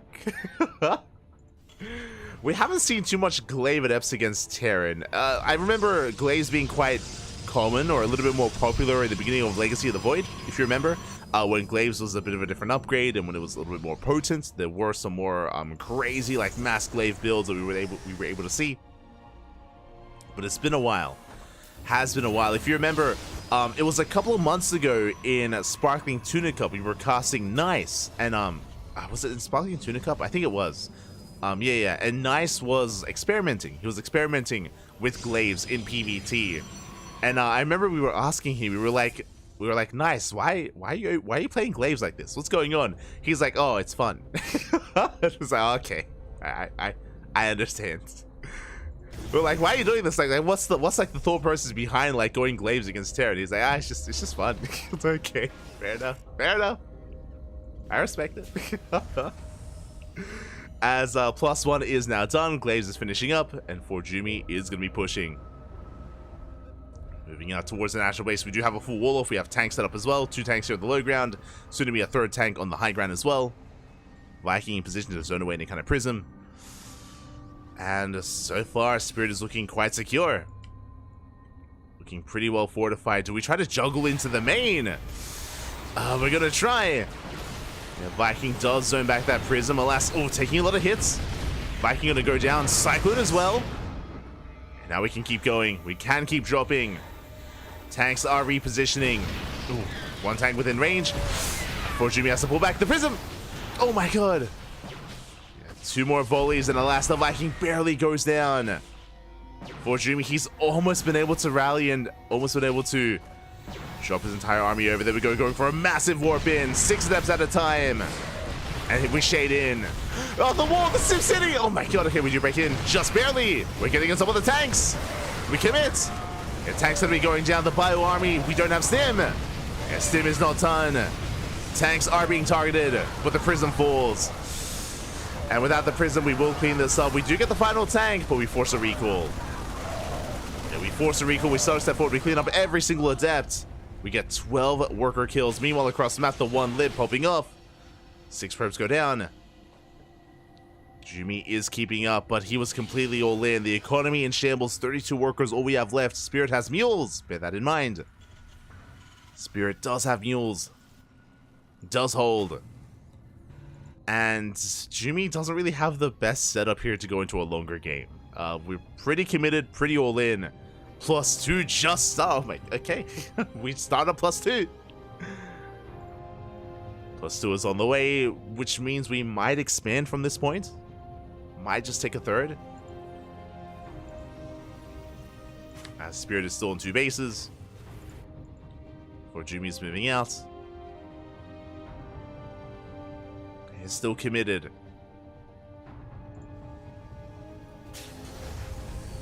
And he might try to ferry into the main again, but we have a Viking on patrol.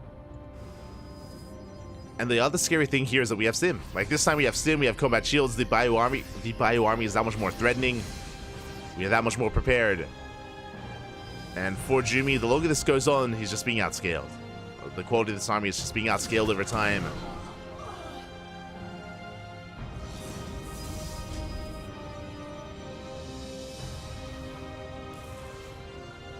More depths on the way.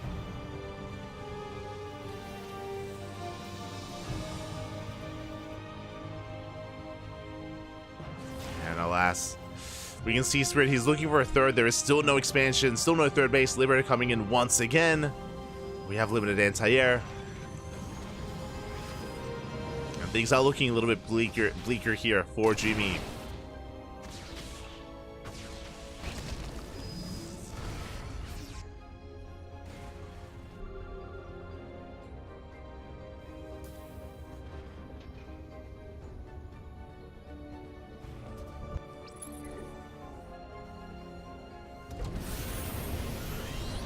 Yes, we are going to be moving out with that double drop. We have 1-1, by the way. 1-1, Stim, Combat Shields. This double drop is going to be insane. For Jumi is able to keep up, though. He did spot the drop with the Observer. Oh, limited anti-air, so doesn't really do much here. If we had a couple of Stalkers, then we could shut this down, but yeah, the drop does survive. Observer gets found out. Spirit, I'm sure, wondering, hold up, how did you know where I was? Catches the Observer. Going for another double drop. Jumi still on 2 bases as well. Still very all in. +1 is done. +1 has completed.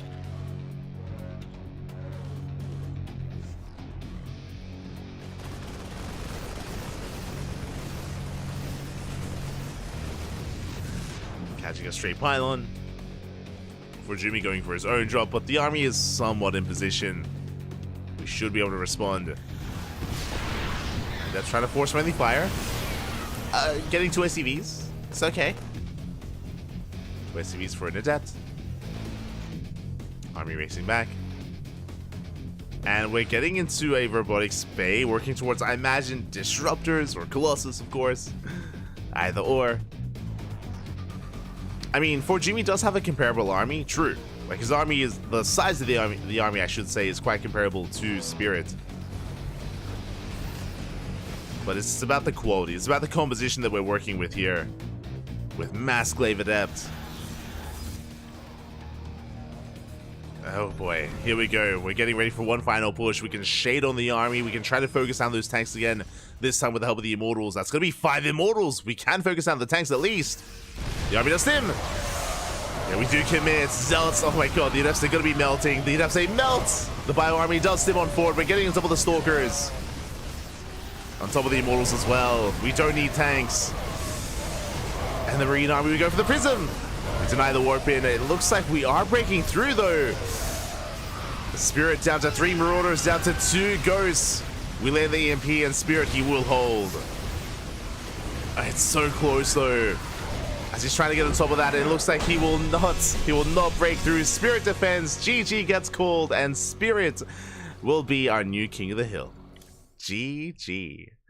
Whew. GG, well played, Spirit. He does hold on there again. We saw how quickly those Adepts just melted to the 1-1 Marines. Adepts, they're so fragile, so vulnerable to that kind of Bio Army. It's why they have like a small window where they can be useful, and then a little bit less so. And yeah, GG, well played. I appreciate the build of choice out of Jumi. It was a really awkward execution, if you remember, when he was trying to get into the main. Unfortunately, the SimCity was working against his Immortals. The Adepts, they did get on top of the tanks, but the Immortals were stuck back, and they weren't able to really help and really engage with the tanks either. Took a long time to bring them down, and GG. GG, well played. Spirit does take it, and Spirit is our new King of the Hill. GG. GG, well played. Oh my god, that was a game of StarCraft. I'm not entirely sure what I just saw, but I appreciate it nonetheless. It's why we love Jumi. He always comes up with his own builds, his own playstyle. Sometimes they work, sometimes they don't. Always a lot of fun though. Always a lot of fun nonetheless. Ooh, as we have our next opponent here, looks like we have a revive. Okay. Usually we do have a revive in case we run out of unique players that are currently available. So looks like we will have a revive, and this is just turning into a Polish tournament. It's almost every single best of one has involved a Polish player of some kind. Almost every single one. And here we go. We're getting ready for our 13th best of one. It's going to be Spirit versus Geralt. Let's go. True. Eba has been revived. Kappa. Be careful.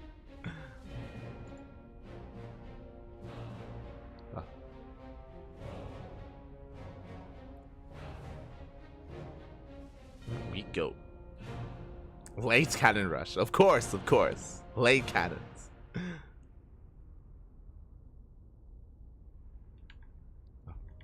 But yes, it is going to be Geralt versus Spirit. We have seen Geralt take it to Spirit in the past, but it's a best of one. Best of one, anything can happen, and Geralt at least has the map pick advantage.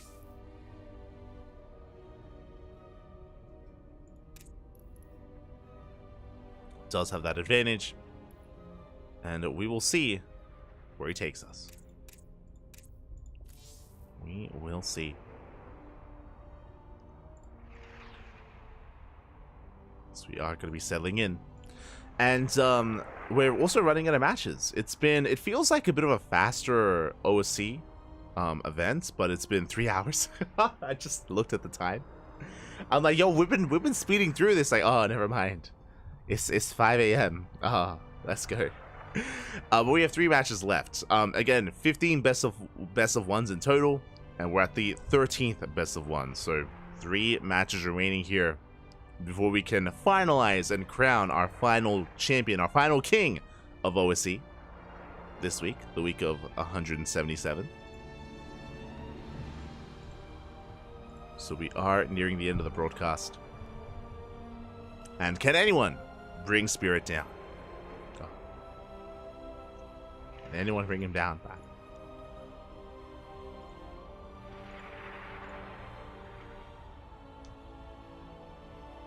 It's catching up.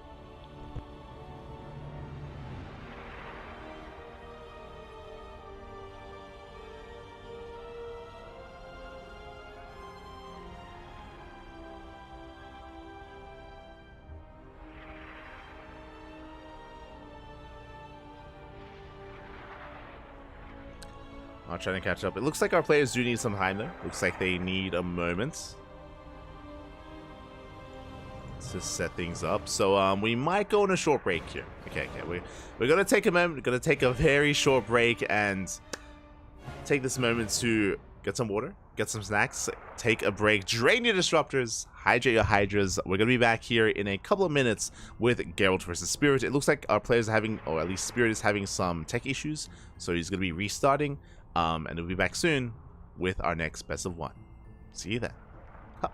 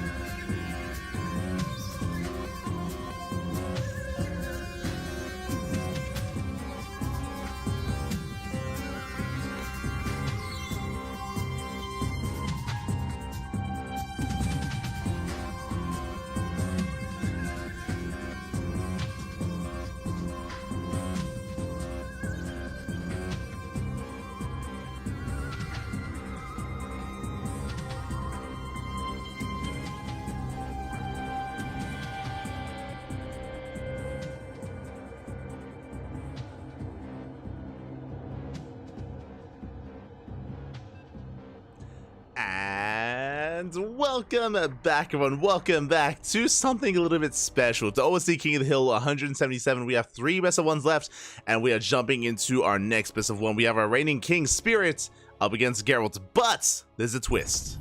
Can you tell what's going on? Can you see what has happened? Best of luck when it comes to your predictions. Make sure you realize what has occurred, and we're jumping into technically a TVP. And spawning in the top left hand corner of Oceanborn, we have the blue Terran player, usually a Protoss, but he is embracing the Terran race this time, representing Storm Gaming. It is Geralt.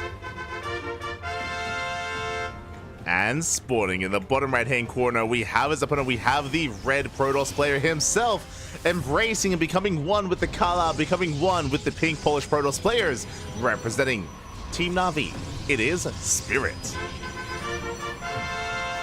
Now, I'll be honest, I believe we have seen Geralt off race before. He has been tempted off race in the past. I don't think I've ever seen Spirit off race, so I have no idea what to expect. I'll be honest. I'm not really too familiar with Spirit's off race. I'm sure it's comparable to the off race of Geralt. Geralt, he has offered to off race in the past in tournaments. This is true. This has happened. Spirit a little bit less so. So I wonder. So show us what you got.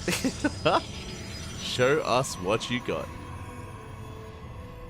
Geralt's Terran is pretty good. It is pretty good. Yeah. I do know that. I'm pretty sure Geralt's Terran is GM. I'm unfamiliar with Spirit's Protoss. Spirit usually plays Zerg. Ah, I see. Okay. So, I don't know what to expect. So far, double gas. Okay, double gas open out of Geralt. He's going for... Oh, I should fix this up. There we go. Double gas open out of Geralt, going for a faster factory. A bit of a more tech-heavy, aggressive start. This could get a bit out of hand. Based on the factory placement, it's going to be harder to scout. It's further back in the main. I'm curious if this is the beginning of something cheeky like a 1-base all-in, if we throw down a starport or if we throw down another Rex. We'll keep an eye on Geralt. Meanwhile, Spirit across the map is going for a gate cyber expand. Standard opener out of Spirit so far. Meanwhile, Geralt, show us what you got. Initial Marine opener here, moving out across the map. Okay, followed by Cyclone into Starport. Yes, we are very committed here on 1 base. Geralt, calm down. He's like, Papi, let's off race. And then he's gonna try to cheese Spirit out. Oh my god. Este Geralt, no chill. The first Marine is shut down, so it doesn't really get much damage done here. Shield battery is on the way just to be safe. We do have our Twilight Council opener out of Spirit, looking to work towards Blink. Meanwhile, Geralt, I'm curious where this build how it all comes together here. With the medevac, with the starport, we can get into a medevac, we can head into a Cyclone drop. And we are still massing Marines, still no expansion. No CC here for Geralt, not in sight, not yet. So we're still waiting for that medevac. There we go, medevac is on the way. So hyper aggressive here out of Geralt. And Spirit is still trying to piece it together. For all Spirit knows, there could be a CC on the high ground. That's the problem. There could be a command center already finishing up. Adept is going to be denied the scouts. Adept goes down. Back at home, Blink is on the way. We have a second gateway as well. So far, it's going to be 2-gate Blink from Spirit. And here comes the push. Now, it looks like Geralt is going to be expanding behind this, but still a very committed opener here out of Geralt. Very committed, very aggressive, rallying everything across the map, and here come the reinforcements. Here come the Marines. So, double Cyclone with our Marines as well. We are moving out. Back at home, we have a shield battery, we have an overcharge, we have 3 Stalkers. Robos on the way. 3rd gateway in production as well. So, Spirit playing very safe. Very safe play here out of Spirits. Meanwhile, we are going to be able to find a pylon. Not bad. Pylon is going to be going down. Stalker's going to try and respond. Oh, we juggle into the main. Here we do ferry in. The pylon will fall, but we're going for the Stalkers.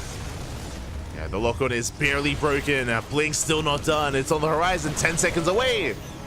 And we need 10 more seconds. One Stalker does fall. We get a Stalker, we get a second as well. Nice juggling here to Geralt. And again, he wants to go for the kill, gets another Stalker, but he will be cleaned up. We get a surround, we will shut this down. Ooh, the final Cyclone does get cleaned up. and Spirit holds. Whew. Oh, God. That was very intense. Spirit does hold on. Bleeding out 3 Stalkers and a Pylon for 2 Cyclones and 7 Marines. We don't get the medevac. Bear that in mind. Medevac does survive, but Spirit holds nonetheless, and we will take the third. Third base is on the way as Geralt is still getting his own natural up and running, still yet to be morphed into an orbital. Behind this, following it up with 2 more Raxes. 2 more Raxes, tank production underway here by Geralt.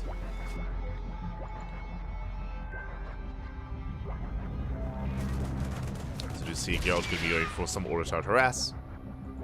Does dip in. Likewise, Spirit. Oh! Not quite committing. Walking into a wall of tanks. You have to respect it. Tanks are in position. Spirit has no high ground vision. He cannot blink into the main. Not yet.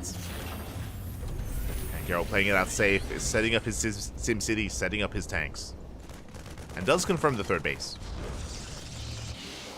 Base on the way. We're getting ready for Colossus production. Charge on the way as well. And we are settling into a longer game. Into the mid game. Are settling in. After the opener of Geralt's, I'm curious if he will take a third. He's been quite aggressive so far, and there's no big sign here that he will go for a 2-base all-in. But he is going to be building up towards, I imagine, a 4th tank. We'll see if he stops at 3 or if he makes a 4th. But now just focusing on fire production. Getting into his upgrades. Into Stim, +1, combat shields. And there it is. 3rd TC is on the way. We're expanding. We're getting into the mid game. We're macroing, man. We're macroing. Oh, let's go. Likewise, back at home, gateway explosion. Charge has been researched. And we're going to have a back and forth. We'll have a back and forth.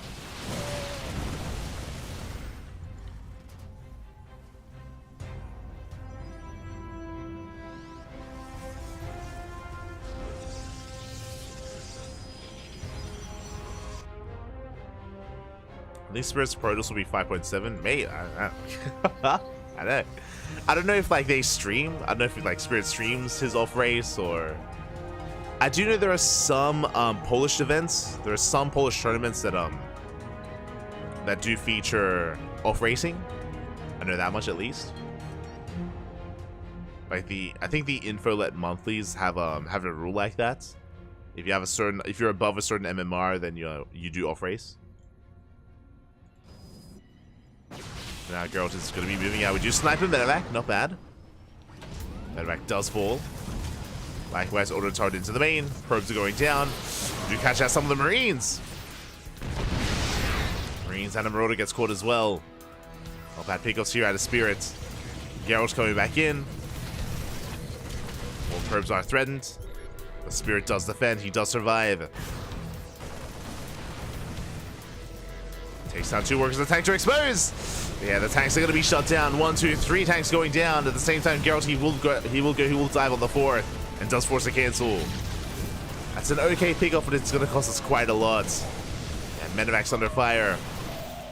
And we are bleeding out Marauders. 4th is being retaken. Geralt's now taking his own 3rd. He's going to be expanding. 2nd starport's on the way. That's going to be for Viking production.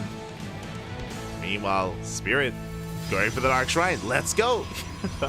DT's on the way.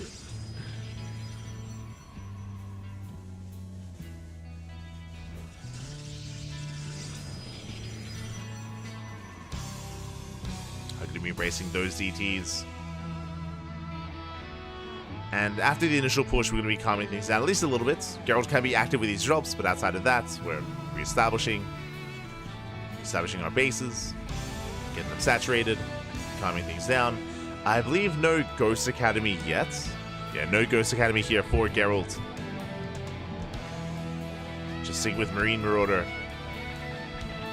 And I imagine working towards Vikings.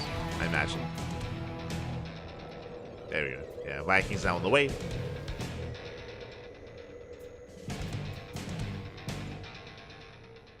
As Geralt does move out. Ghost Academy now being thrown down as well. So have a Ghost Academy, our armory. Is that the Raven? Not quite. Okay, Raven does survive. We're still up and running. And as Geralt moves in, Spirit, he does slip in towards the main base, going for those drops. Going for the Zealots. Yeah, fourth base under fire. Spirit late to respond, late to react. The base goes down. That's a kill. That's a kill on the fourth, but across the map, Zealots there in the main base. They're at the third as well. SCVs are falling. Yeah, Chaos all over the place. We catch the Medivacs. Medivacs are getting caught out. Yeah, Spirit, he shuts down the main army. He gets across the map. SCVs are falling left and right. And Geralt, he can barely keep up. That's going to be 14 plus SCVs going down. 17. No manning at the third. And here comes Spirit with a Death Bullet army. 3 Colossus, Mass Stalker. We knock down the third and we're pushing towards the natural. Geralt, he's overstimmed. Does have an army. And there's not much support here. We're going for the recall. Oh my god. Barely in time. That was a kill on the third base. Disruptor rallies in, unfortunately, but Spirit, he still has that supply lead. Fourth base is on the way. And Geralt, he's down to how many workers? 45. That's a 2-base saturation for Geralt. Spirit double expanding. Double expanding preserves his Colossus, getting to Disruptors. Out to triple robot. Oh my god, as the Nova does go off. Spirit, he's having fun. Yeah, hiding these Novas. Hiding these Disruptors.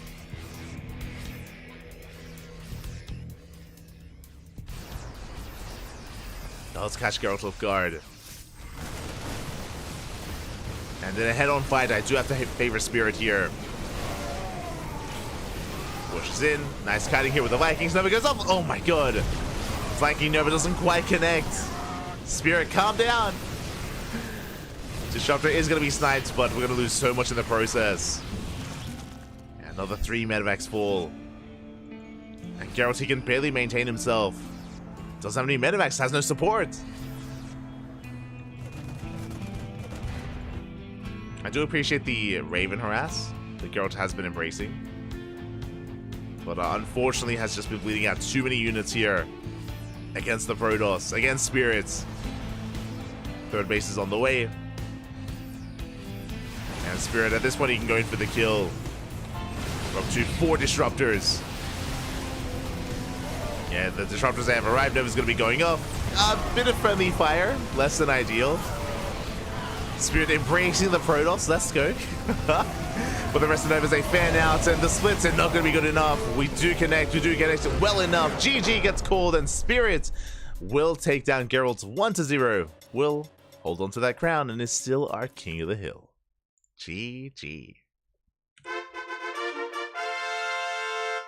GG, well played. Spirit will take it in a very chaotic PvT, very back and forth in their own way. Unfortunately, again, Geralt was just outscaled over time. He was hyper aggressive. He was shut down. Likewise, Spirit's able to pop off with his own multi-prong harassment, especially with the Zealot harass. Zealots towards the third base and towards the main as he was defending back at home. It was in that moment, in that moment where he was able to just cripple the economy, and Geralt wasn't able to quite recover from there. GG. GG, well played. Spirit does take it, and now we have 2 matches left. 2 best of 1s remaining. Who's it going to be? Who is it going to be? Who haven't we seen? We haven't seen... Someone mentioned Nickrat earlier. We haven't seen Nickrat. We haven't seen Christiana. Who else are we missing? Mixu. We haven't seen Mixu. Only 2 Zerg players tonight in Wayne and Miyamika. We might be able to convince the next player to off-race the Zerg. True. Maybe. Jumi as Zerg coming up next. Kappa. Eba off-racing a Zerg. Maybe.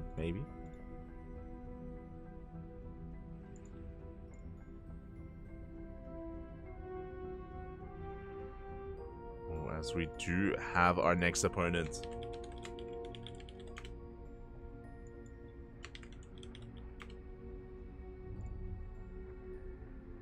Okay, it is going to be another Protoss player. It's going to be, I imagine, another TVP. I'm not going to put it past our players to embrace off-racing again. Could happen.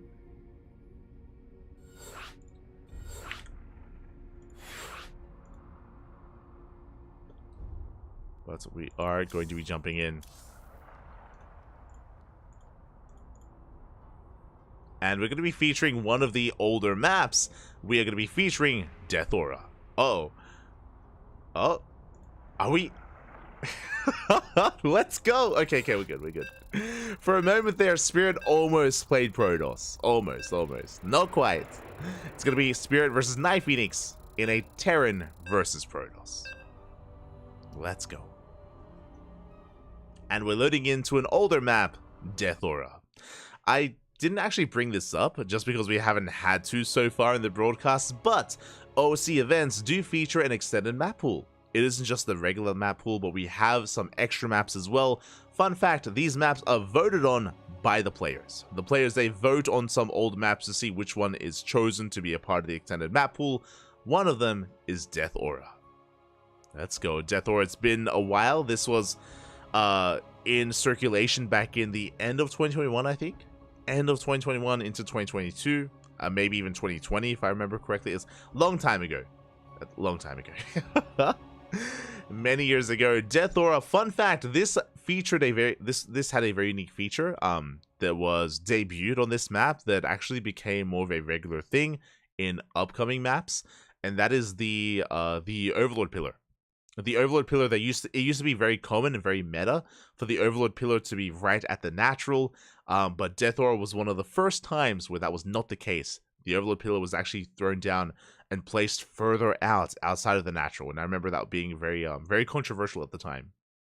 Very controversial, and nowadays it's a lot more common for that, for there to be a little bit more diversity when it comes to the positioning of that Overlord pillar. Just a fun fact. Likewise, this was one of the first maps with speed zones. Not the first map, but one of the first maps with speed zones. And here we go, spawning in the bottom right hand corner of Death Aura. We have our Ukrainian Protoss player, the Red Protoss, representing Astronaut Esports. It is Night Phoenix. Ooh, who is it? Is it me? Game paused. Checking my ping. No! Oh, good. Spirits, stay with us, Pappy. Stay with us. Oof. As oh god. Unfortunately, our current King of the Hill is struggling to connect, and we can always resume from replay. We can always remake. It's all good. But we did have an extra long loading screen coming into this, so this might be the reason why. And we might have to remake. We're more than happy to just, allow Spirit to maybe restart his router and get things going. Yeah. We're restarting. We'll restart. Mention Young Yako. Spirit's Protoss is pretty good. True. It's pretty good. Was pretty good. But yeah, it's been a long time. I'll always remember, I always remember casting a lot of matches on Death Aura. This was also back in the meta of Skytoss, back in the meta of like Double Stargate Void Ray, like just Void Ray openers in general into Skytoss. That was the meta. That was the meta back in the day. Rushing into Carrier or rushing into Tempest, pick your poison. Yeah, that was when Death Aura was in the map pool. Likewise, I also remember some split map scenarios on Death Aura as well, with Bombilla, Peruvian Terran player. A lot of split map players, because I believe the center bases are high yield bases. I believe they have a high yield gas geyser, if I remember correctly. High yield gases. So I remember there was a lot of contention, a lot of contested kind of play there around those bases, especially in longer games. The good old days, Pappy, the good old days. But here we go. Looks like we have resolved our issues, and spawning in the top left-hand corner of Death Aura, we have our Ukrainian Protoss player, the Red Protoss, representing Astronaut Esports. It is Night Phoenix. And in the bottom right, we have his opponent. We have the current King of the Hill, the blue Protoss player from land of Poland. It is Spirit. For Navi.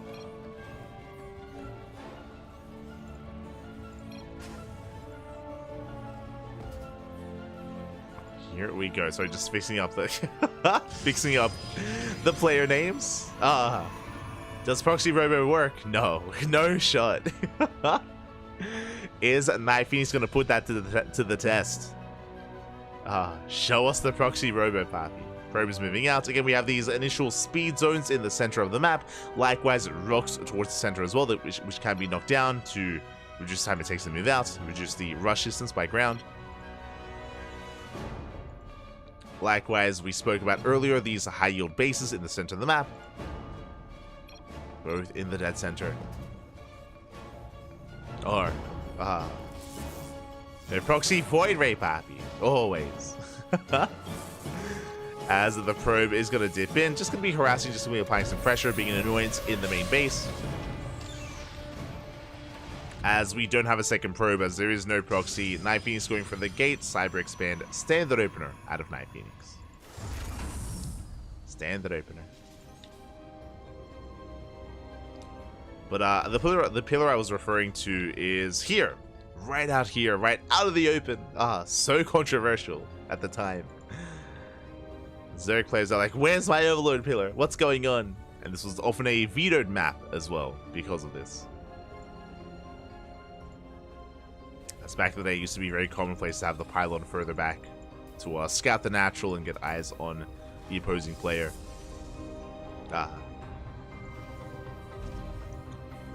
Behind this, it is going to be Iraq's expand into our factory follow-up. Second gas being taken as well. We're just calming things down, settling into a bit of a longer game. To our standard openers.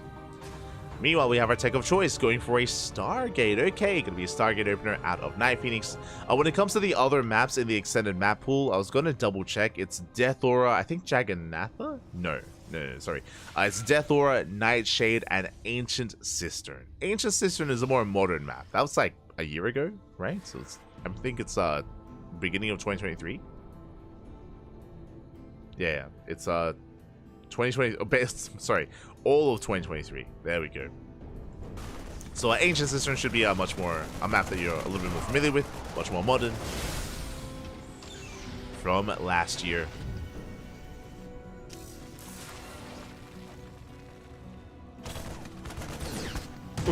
As unfortunately, Night Phoenix does fly too close to the sun. Mind Shot goes off, takes down the Adept. Adept does fall. Spirit behind this, following it up not just with Widow Mines, with a Cyclone alongside a drop follow-up. So very aggressive opener here out of Spirit. Soon going to be moving out with everything he has. With the Widow Mines, Cyclone, and Marines. We are pushing. Spirit is pushing back at home. Night Phoenix trying to set up. Do have our Robo follow-up. Initial Phoenixes are amassing as well. Moving out across the map. But we have very little on the low ground, very little to defend. It's going to be a tight hold here for Night Phoenix. Spirit is spotted. He's pushing through. Phoenix is racing back. Shield battery not quite done. Uh-oh. Shield battery hasn't finished. We can try to force some friendly fire. Juggle back the Cyclone. One Marine goes down. Now we have enough. We should have enough to hold on. As long as the Mine Shot isn't brutal. Oh! Trying to bait out that Widow Mine. And Spirit pulls back. He sees the army. He respects it. Does pull away. The Mine. Oh my god. Barely doesn't go off. And Medevac falls. And Night Phoenix is picking this apart. Shuts down the Medevac. Shuts down the Cyclones, but not too well here. As Spirit, he holds his own. And Massive Mine does connect.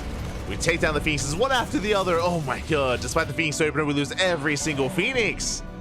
A brutal trades. And Spirit, he's not done. He's not done, not even close. Almost catching another Stalker. Pulling back, still rallying across the map. Spirit being a little bit wasteful, but he catches another Stalker. Ay, ay, ay. Night Phoenix will expand and does survive, does hold, but the trades are brutal. That was 3 Phoenixes, 3 Stalkers. Did bleed out a lot of gas-intensive units. And without those Phoenixes, we have limited air control, limited map, just vision even. As back at home, Spirit is settling into his own at 3-1-1. And third CC's on the way. We're not going all in. We're not going all in.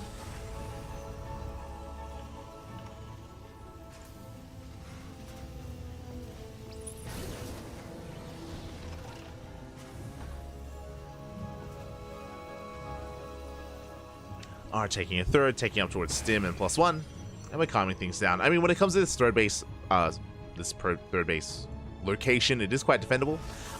We do have a ramp coming in towards the left-hand side. We have another narrow ramp on the right as well, so a very defendable setup here on 3 bases.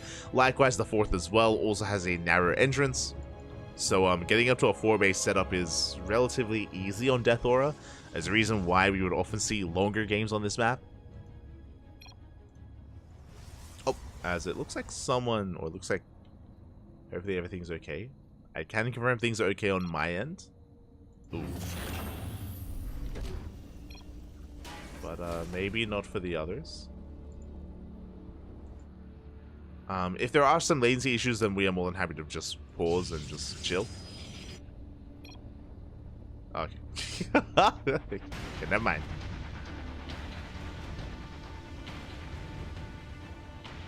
Oh god, I do notice that though. Is it Spirit? No, Spirit, no! Game paused. He's like, I'm fine, I'm not lagging. And then, oh, never mind. That was the worst time to say that, Spirit. Smooch. Stay with us, Papi, stay with us. He's like, it's not me, it's BattleNet. Famous last words. Oof. As yeah, Spirit, he was having some latency issues earlier, and hopefully everything's okay. Once again, we're more than happy to restart if need be. It would be a shame if Spirit had to forfeit, just because of these latency issues.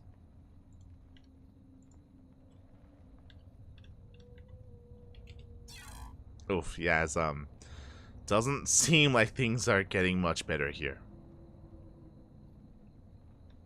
Doesn't seem like it. Fingers crossed. Fingers crossed. Again, we can always just resume from replay. Thankfully, there's nothing major happening at the moment. It's like we're kind of in a lull period where Night Phoenix is expanding, and so is Spirit. We're just settling into our 3 bases. Settling in. Not like there's any kind of major fight going on or anything, so resuming from replay shouldn't be much of an issue. If that's what we go for.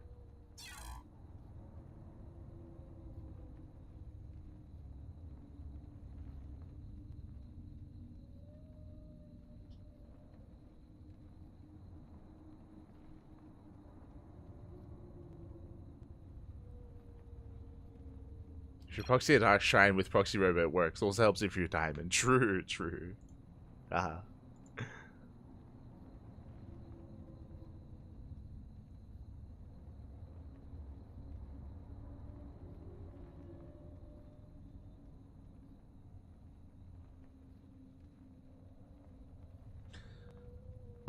But yeah, we might just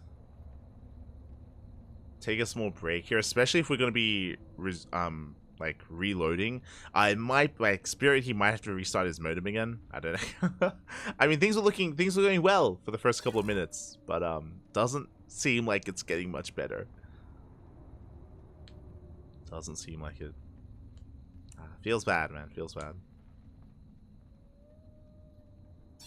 But yeah, BNet has been struggling today. If you were here earlier for KungFu Cup, we had Wardy lagouts, we had Rotterdam lagouts, Hearthstone as well. even ourselves, we had like a big like ping spike, which made us leave the game. It was I think it was in the middle of Classic versus Oliveira. That was that did happen earlier. Just one of those days on BNet, Pat. One of those days.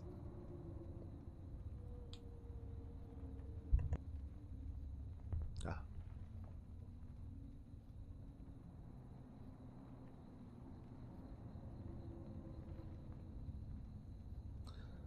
Here we go. But yeah, for now, I think we're going to go on a short break here just to figure out what we want to do. In case Spirit does want to restart his modem, or if he wants to do something a little bit more drastic. Like, I remember I've casted on, like, 5G before. Just, like, turning on my hotspot and just plugging it into my PC. That has happened in the past. I don't know how good that is for playing. I don't know if it's good enough to play. But yeah, for now, we're going to be going in a short break. And once the issue is resolved, we'll be back. We will be back soon. Don't go anywhere.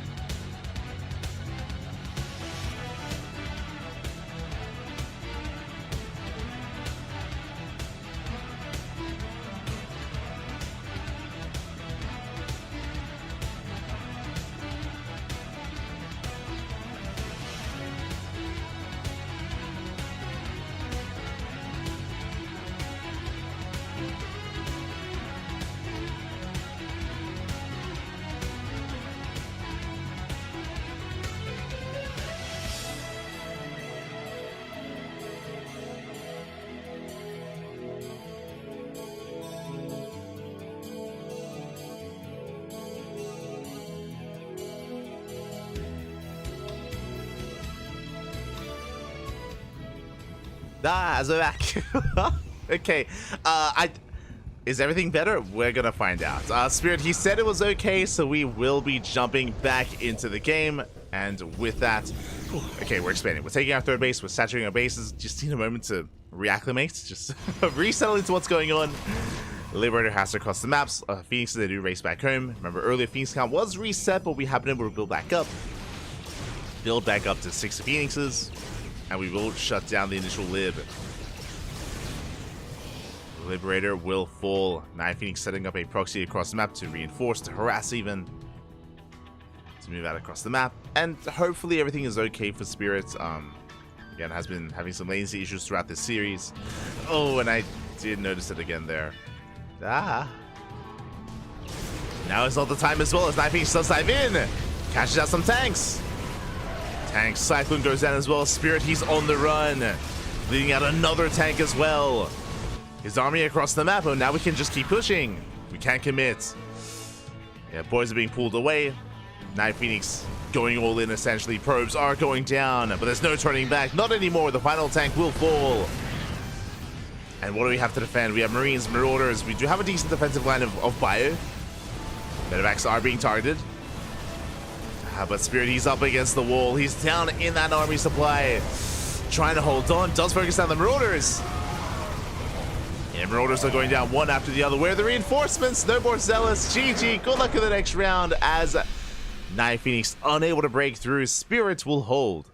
And we'll take the game. GG. GG. GG, well played. Gasito, almost. There was potential there in that push from 9 Phoenix. Almost broke through, but alas, we did need an extra wave of Zealots. There were no reinforcements back across the map. Probes are falling left and right. Yeah, with that, we are getting into... Oh, we do have our King of the Hill. And we're getting ready for our final series, if I'm not mistaken. I believe our final series.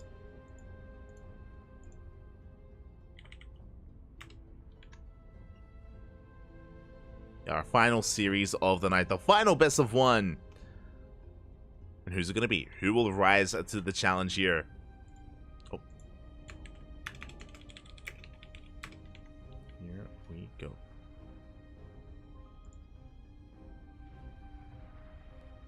And we might see another revive if we don't have any new player left. I see Kelazur, Diego. I don't think Kelazur is a part of OSC, unfortunately. Would be a lot of fun, though. Who else do I see? I see Mindo VK. I see Diego, Mindo, Indy, true. Send Indy out, papi. And we have our final challenger, our final competitor. It is going to be another revive.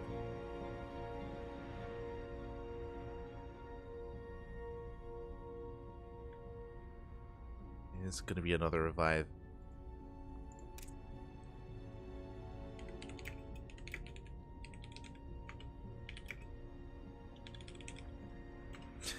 I'm gonna ask. I have to ask a crucial question. Are we let's go.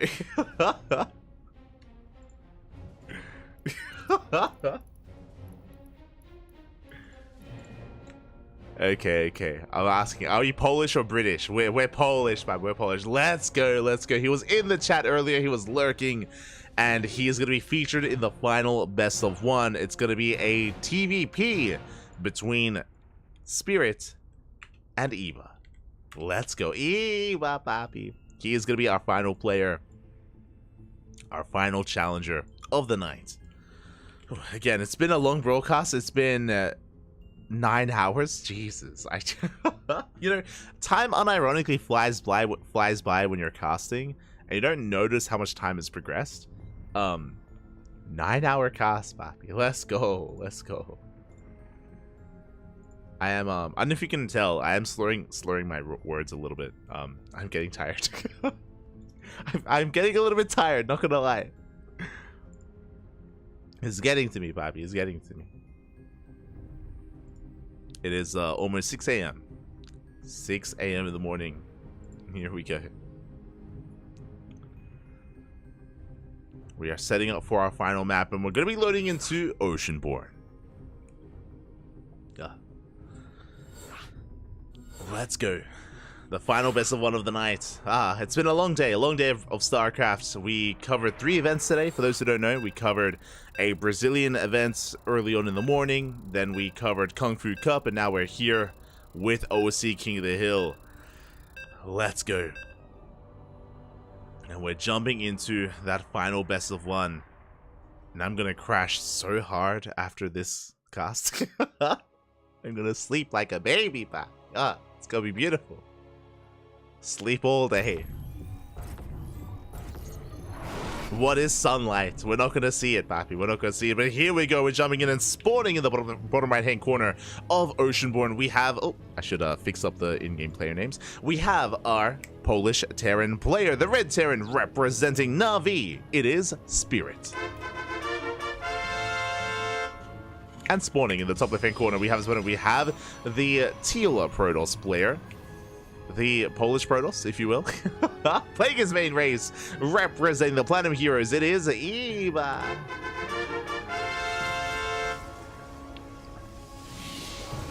Let's go.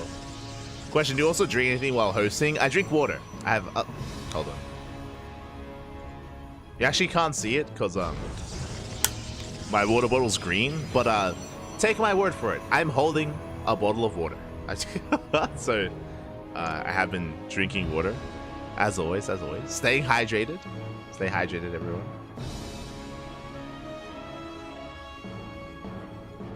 Stay hydrated. As we are settling in, it's going to be a rank 6-man set of economic opener here out of Spirits. Likewise, Eva opening up standard as well. A big shout out in the chat. Oh, my papi. A big shout out to Infinity1672 for gifting a sub to the community for the first time. Thank you. Do appreciate the support. Do appreciate the subs, the love, and I hope you enjoy the content. The StarCraft. Glasses, papi, glasses. Gifting a sub to Magassi. Glasses, papi, glasses. Do appreciate it. as Spirit is going for an economic opener. Again, Rax expand into a more delayed factory. We're just easing away into the early game. Just catching up. He clearly drinks.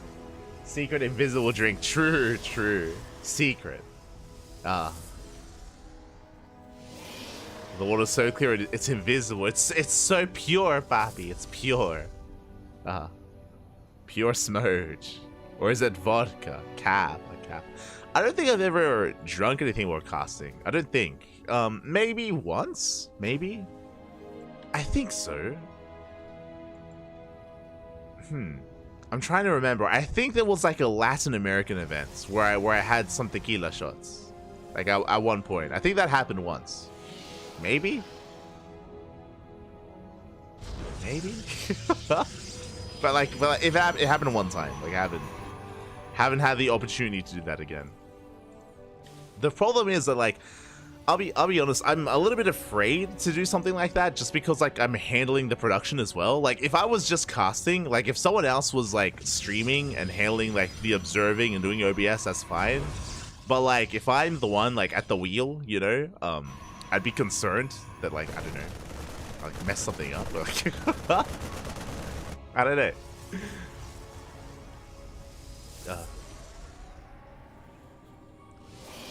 Like, I can't pull a zombie grub, for example, right? Like, infamously, if you're an old school viewer of StarCraft, there was that one base rate TV cast where Zombie Grub was absolutely hammered and was casting from the floor. But Rifkin was the one observing and was the one, like, handling, like, the stream. So, like, it's like, you can do that. Like, that's fine. Like, that's great. I can't do that. Like, it's a smudge. What can I do? Have to observe. As we're settling in, it's going to be a similar opener here once again out of Spirit. We saw the same opener against Night Phoenix, going for the initial Cyclone, Widowmine into Bio Push. Meanwhile, Eva back at home, we are ready. We're set up, we have a Shield Battery, we have an Overcharge, we have 3 Stalkers, and a Sentry in position. We are perfectly safe and sound, and we do see that Spirit even does pull back for the time being. Doesn't quite commit, not yet. Biding his time. Meanwhile, we have our 2-gate opener, 2-gate blink. Sorry, 3-gate blink here from Eva. So very safe play from our Protoss player. Very safe play overall. And this will eventually lead into an expansion into a 3rd base. Though we had a team of CranKy Ducklings. Yeah. Like, that's what I mean. Like, I had to like Kura observing, maybe Kura handling the production. We can bring Yaku on. True.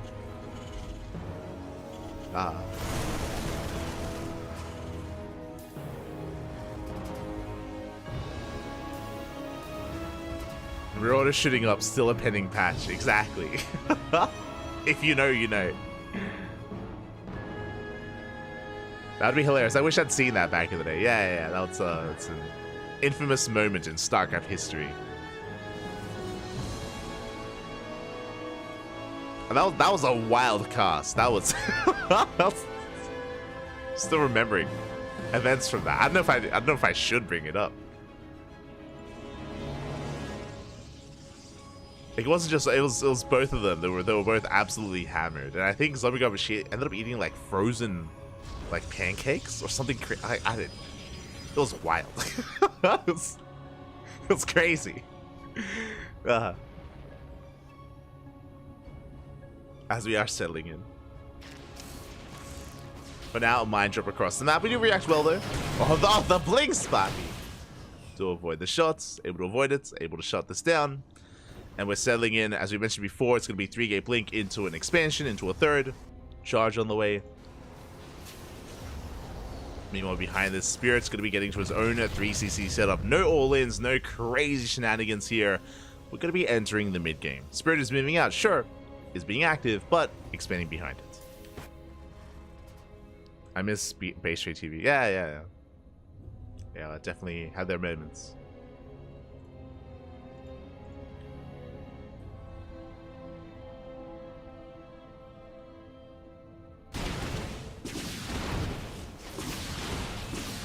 They were it's crazy to think that, especially because it's been a while since they were active, there are people watching that maybe haven't heard of them. They're kind of like that, like what Wardy is now.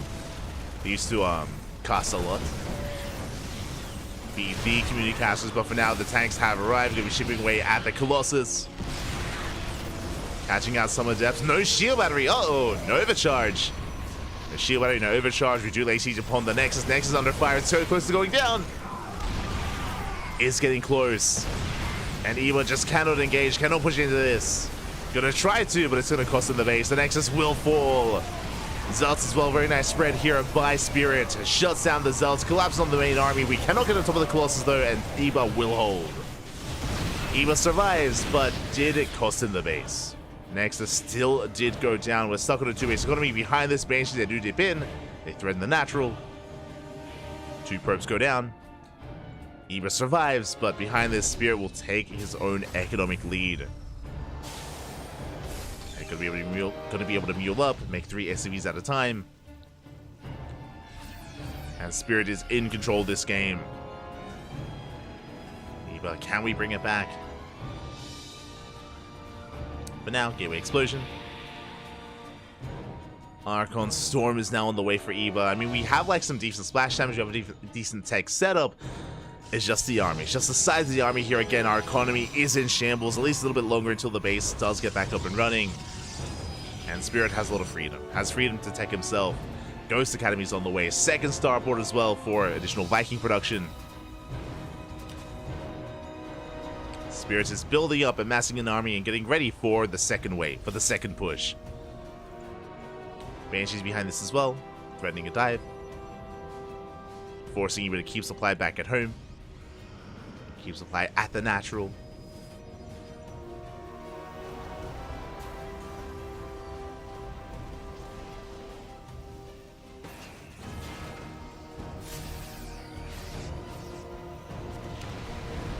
What I haven't been between Rifkin and Zombie, they're still good friends. They're still good friends, from my understanding. From my understanding, the reason why, I mean, you know what? We can have a discussion about this later. There are things to be said. But now we can focus on our match. There's a lot of history, a lot of StarCraft history out there. But now getting into additional Viking production. Vikings on the way, making what, 4 at a time? Plenty of Vikings, Pappy, plenty. Thankfully, Eva is kind of diverting away from Colossus, working towards more High Templar. 4th base on the way as well. We're getting there. But here comes that move out from Spirit. We spoke about it. Again, it's been building up this entire time ever since bringing down the 3rd base. And we have it all. We have Marauders, we have EMPs, we have Vikings, we have everything we do need. And Eva, it's going to be a tough hold for him. If we can pull off some of these storms, then maybe. How many High Templar? 4. 4 High Templar, each with 1 storm. First High Templar goes down. The Vikings, they shut down the Colossus, and yeah, Spirit, he's just shutting this army down, going for the final Colossus. Storms are going to be coming in, but at this point, it's just too little too late. EMP does connect. We have 1 storm left. But alas, we do overshoot. Vikings going to be landing. And Spirit, he's snowballing out of control. There's just not enough left. The 4th base is going to fall. GG gets called, and Spirits will take the final game and is our OSC King of the Hill. GG, GG. GG, well played. Spirit going on a tear here, winning 5 games in a row. And this week, for OSC King of the Hill, 177 is our King of the Hill. Of course, he's going to be invited in to be our starting player for next week. As a reminder, we don't always cast this event here on the CranKy Ducklings. Usually it's Wardy. If Wardy is ever not available, then we jump in. We jump in and we're able to cast whenever Wardy typically is otherwise covering another event or otherwise preoccupied. Regardless, GG, well played. And regardless of whether this next OSC event is going to be on our channel or Wardy's channel or on another channel, be sure to tune in. Be sure to tune in because it's always a lot of fun. It's a unique format. Honestly, King of the Hill events aren't really too much of a thing anymore. I mean, there was like Shoutcraft's King of the Hill back in the day. There's this event and not many others. The reason for it is because it does require a lot of effort, a lot of organization. Shout out to Eddie. Shout out to Eddie, of course, for wrangling these players together, for making this event happen, for sponsoring it, of course, for hosting it, for organizing. Much love. Much love to Eddie and all the people at OSC. Much love. Only won four wins. But GG, well played. So, yeah, do check it out for its next edition. Do check it out. Otherwise, we're wrapping up. We are going to be wrapping up. I believe, let me just double check. I believe, yeah, getting 4 wins. Yeah, that is going to be our final 15th best of 1. If you want some more CranKy Duckling action, we're going to be live in how many hours time? Let me just double check here. We're going to be live in 15 hours? 16. We're going to be live in 16 hours time, so that is enough time to sleep. It's going to be beautiful. We're going to be able to sleep. We're going to be able to get some rest. But in 15 hours time, we're going to be live with WTL. World Team League is going to be here on this channel. As a reminder, World Team League is usually over the weekend. It's usually Friday, Saturday, and Sunday. But this week, it's on Thursday. This week it is 1 day early, so remember that. So if WTL starts, you're not caught off guard. You will know that it's a day early and is in 16 hours. So there you go. We got you covered. We got you covered later on this evening. Until then, though, I'm going to be getting some rest. I'm going to be getting as much sleep as I can, as I am very sleep deprived. And yeah, hope you all enjoyed yourselves. Hope you all had a great time here for OSC King of the Hill. It's always an amazing game. Always an amazing event. Always an amazing tournament. And again, I do appreciate that that of course Eddie does host this as often as he does, for as long as he has. It's been many years at this point that that King of the Hill has been running on a regular basis. We even had a 24-hour King of the Hill at one point as well. Not just us, we were a part of it. The way that it worked is that we had like chunks of like, you know, like 6-hour segments or something, where we like we passed the torch over from caster to caster. I think it was us, it was Wardy, it was Chicken Man, Biomorph, and some other casters. We all just kind of passed the torch around and had 24 hours of OSC. And hey, we might see that again. Might see that again sometime. Might see that again as a collaboration effort. Regardless, with that, thanks so much for watching. Thanks so much for the support. Again, WTL is going to be our next cast on the channel. Quickly double checking our calendar here. Oh, I should also pay out.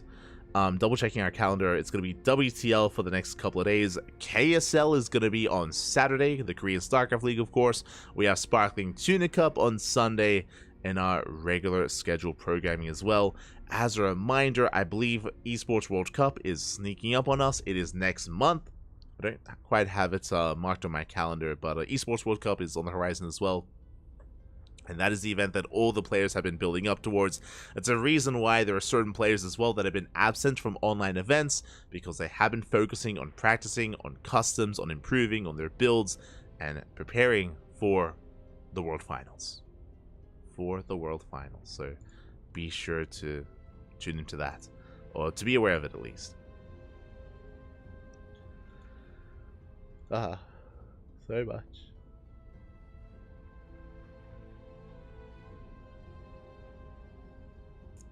All right, Riffin and Zombie Up. Yeah, and I think they're still friends. I think it was a decision to make. It's a decision that we had to make as well, where it can be really hard to stand out if you're a part of like a group of casters. So what I'm referring to is whenever people would refer to base trade TV, it was usually like usually Rifkin would be the center of attention, and it was difficult for Zombie Girl to stand out as her own entity, as a caster, as a content creator.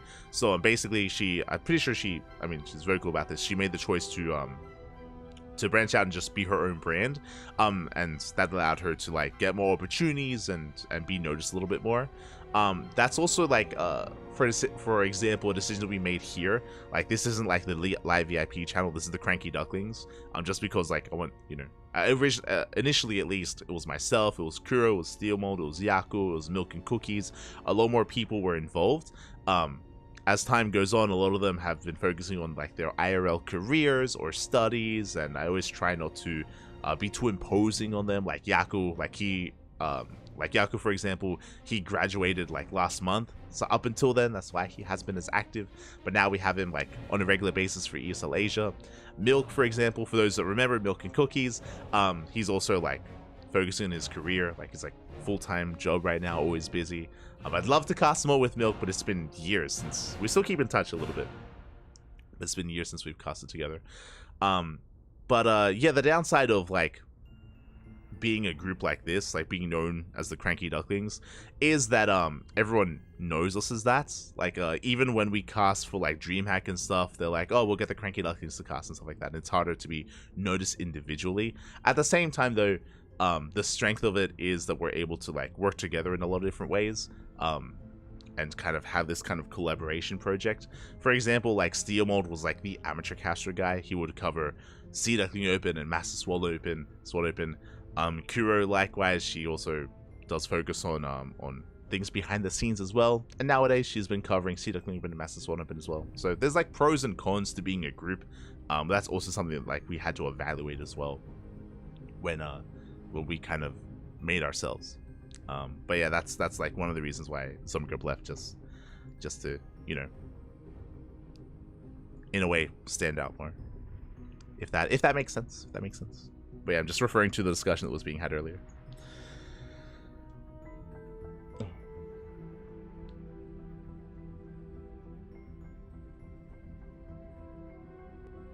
She's doing, yeah, she's been doing good. She's been doing good. Been doing good. But yeah, with that, we're done. We're wrapping up. We're gonna be wrapping up. We are done for the day. I'm gonna sleep so well. It's gonna be good. It's gonna be amazing. It's gonna be great. Gonna go get some sleep, and I hope you all enjoy yourselves. Hope you all had a great time. Massive shout out to Wardy, by the way. Wardy did give us a raid earlier. I was saying at the time, I'm not too sure as to. I hope everything's okay. Hope everything's okay with Wardy. He, I believe, missed out on the finals of KungFu Cup, but maybe something else came up, or there was something else going on. But a big shout out to Wardy, as we did get a big raid earlier, and a lot of people did stick around from that, so thank you so much. We do stream on a regular basis, on a daily basis here on the KranKy Ducklings, and again, our next broadcast tomorrow, WTL. Until then, thanks for watching. We'll see you guys next time. Seal Mode's Pubble was hilarious. Oh, great, Dactyl in the chat. Hello, Papi. Hello. It's been. I haven't seen you in a while. ¿Qué tal? ¿Cómo estás? Steel Mode is another example. He was focusing a lot on his IRL commitments and IRL career and stuff like that. So has been a little bit less active, but he pops by in the chat every now and then, and we'll bring him back. I missed the puppet as well. I'll be honest. I missed the puppet. He's crazy. Got a lot of love for Steel Mode. A lot of love. But true, the puppet was is peak KranKy Ducklings. Peak KranKy Ducklings.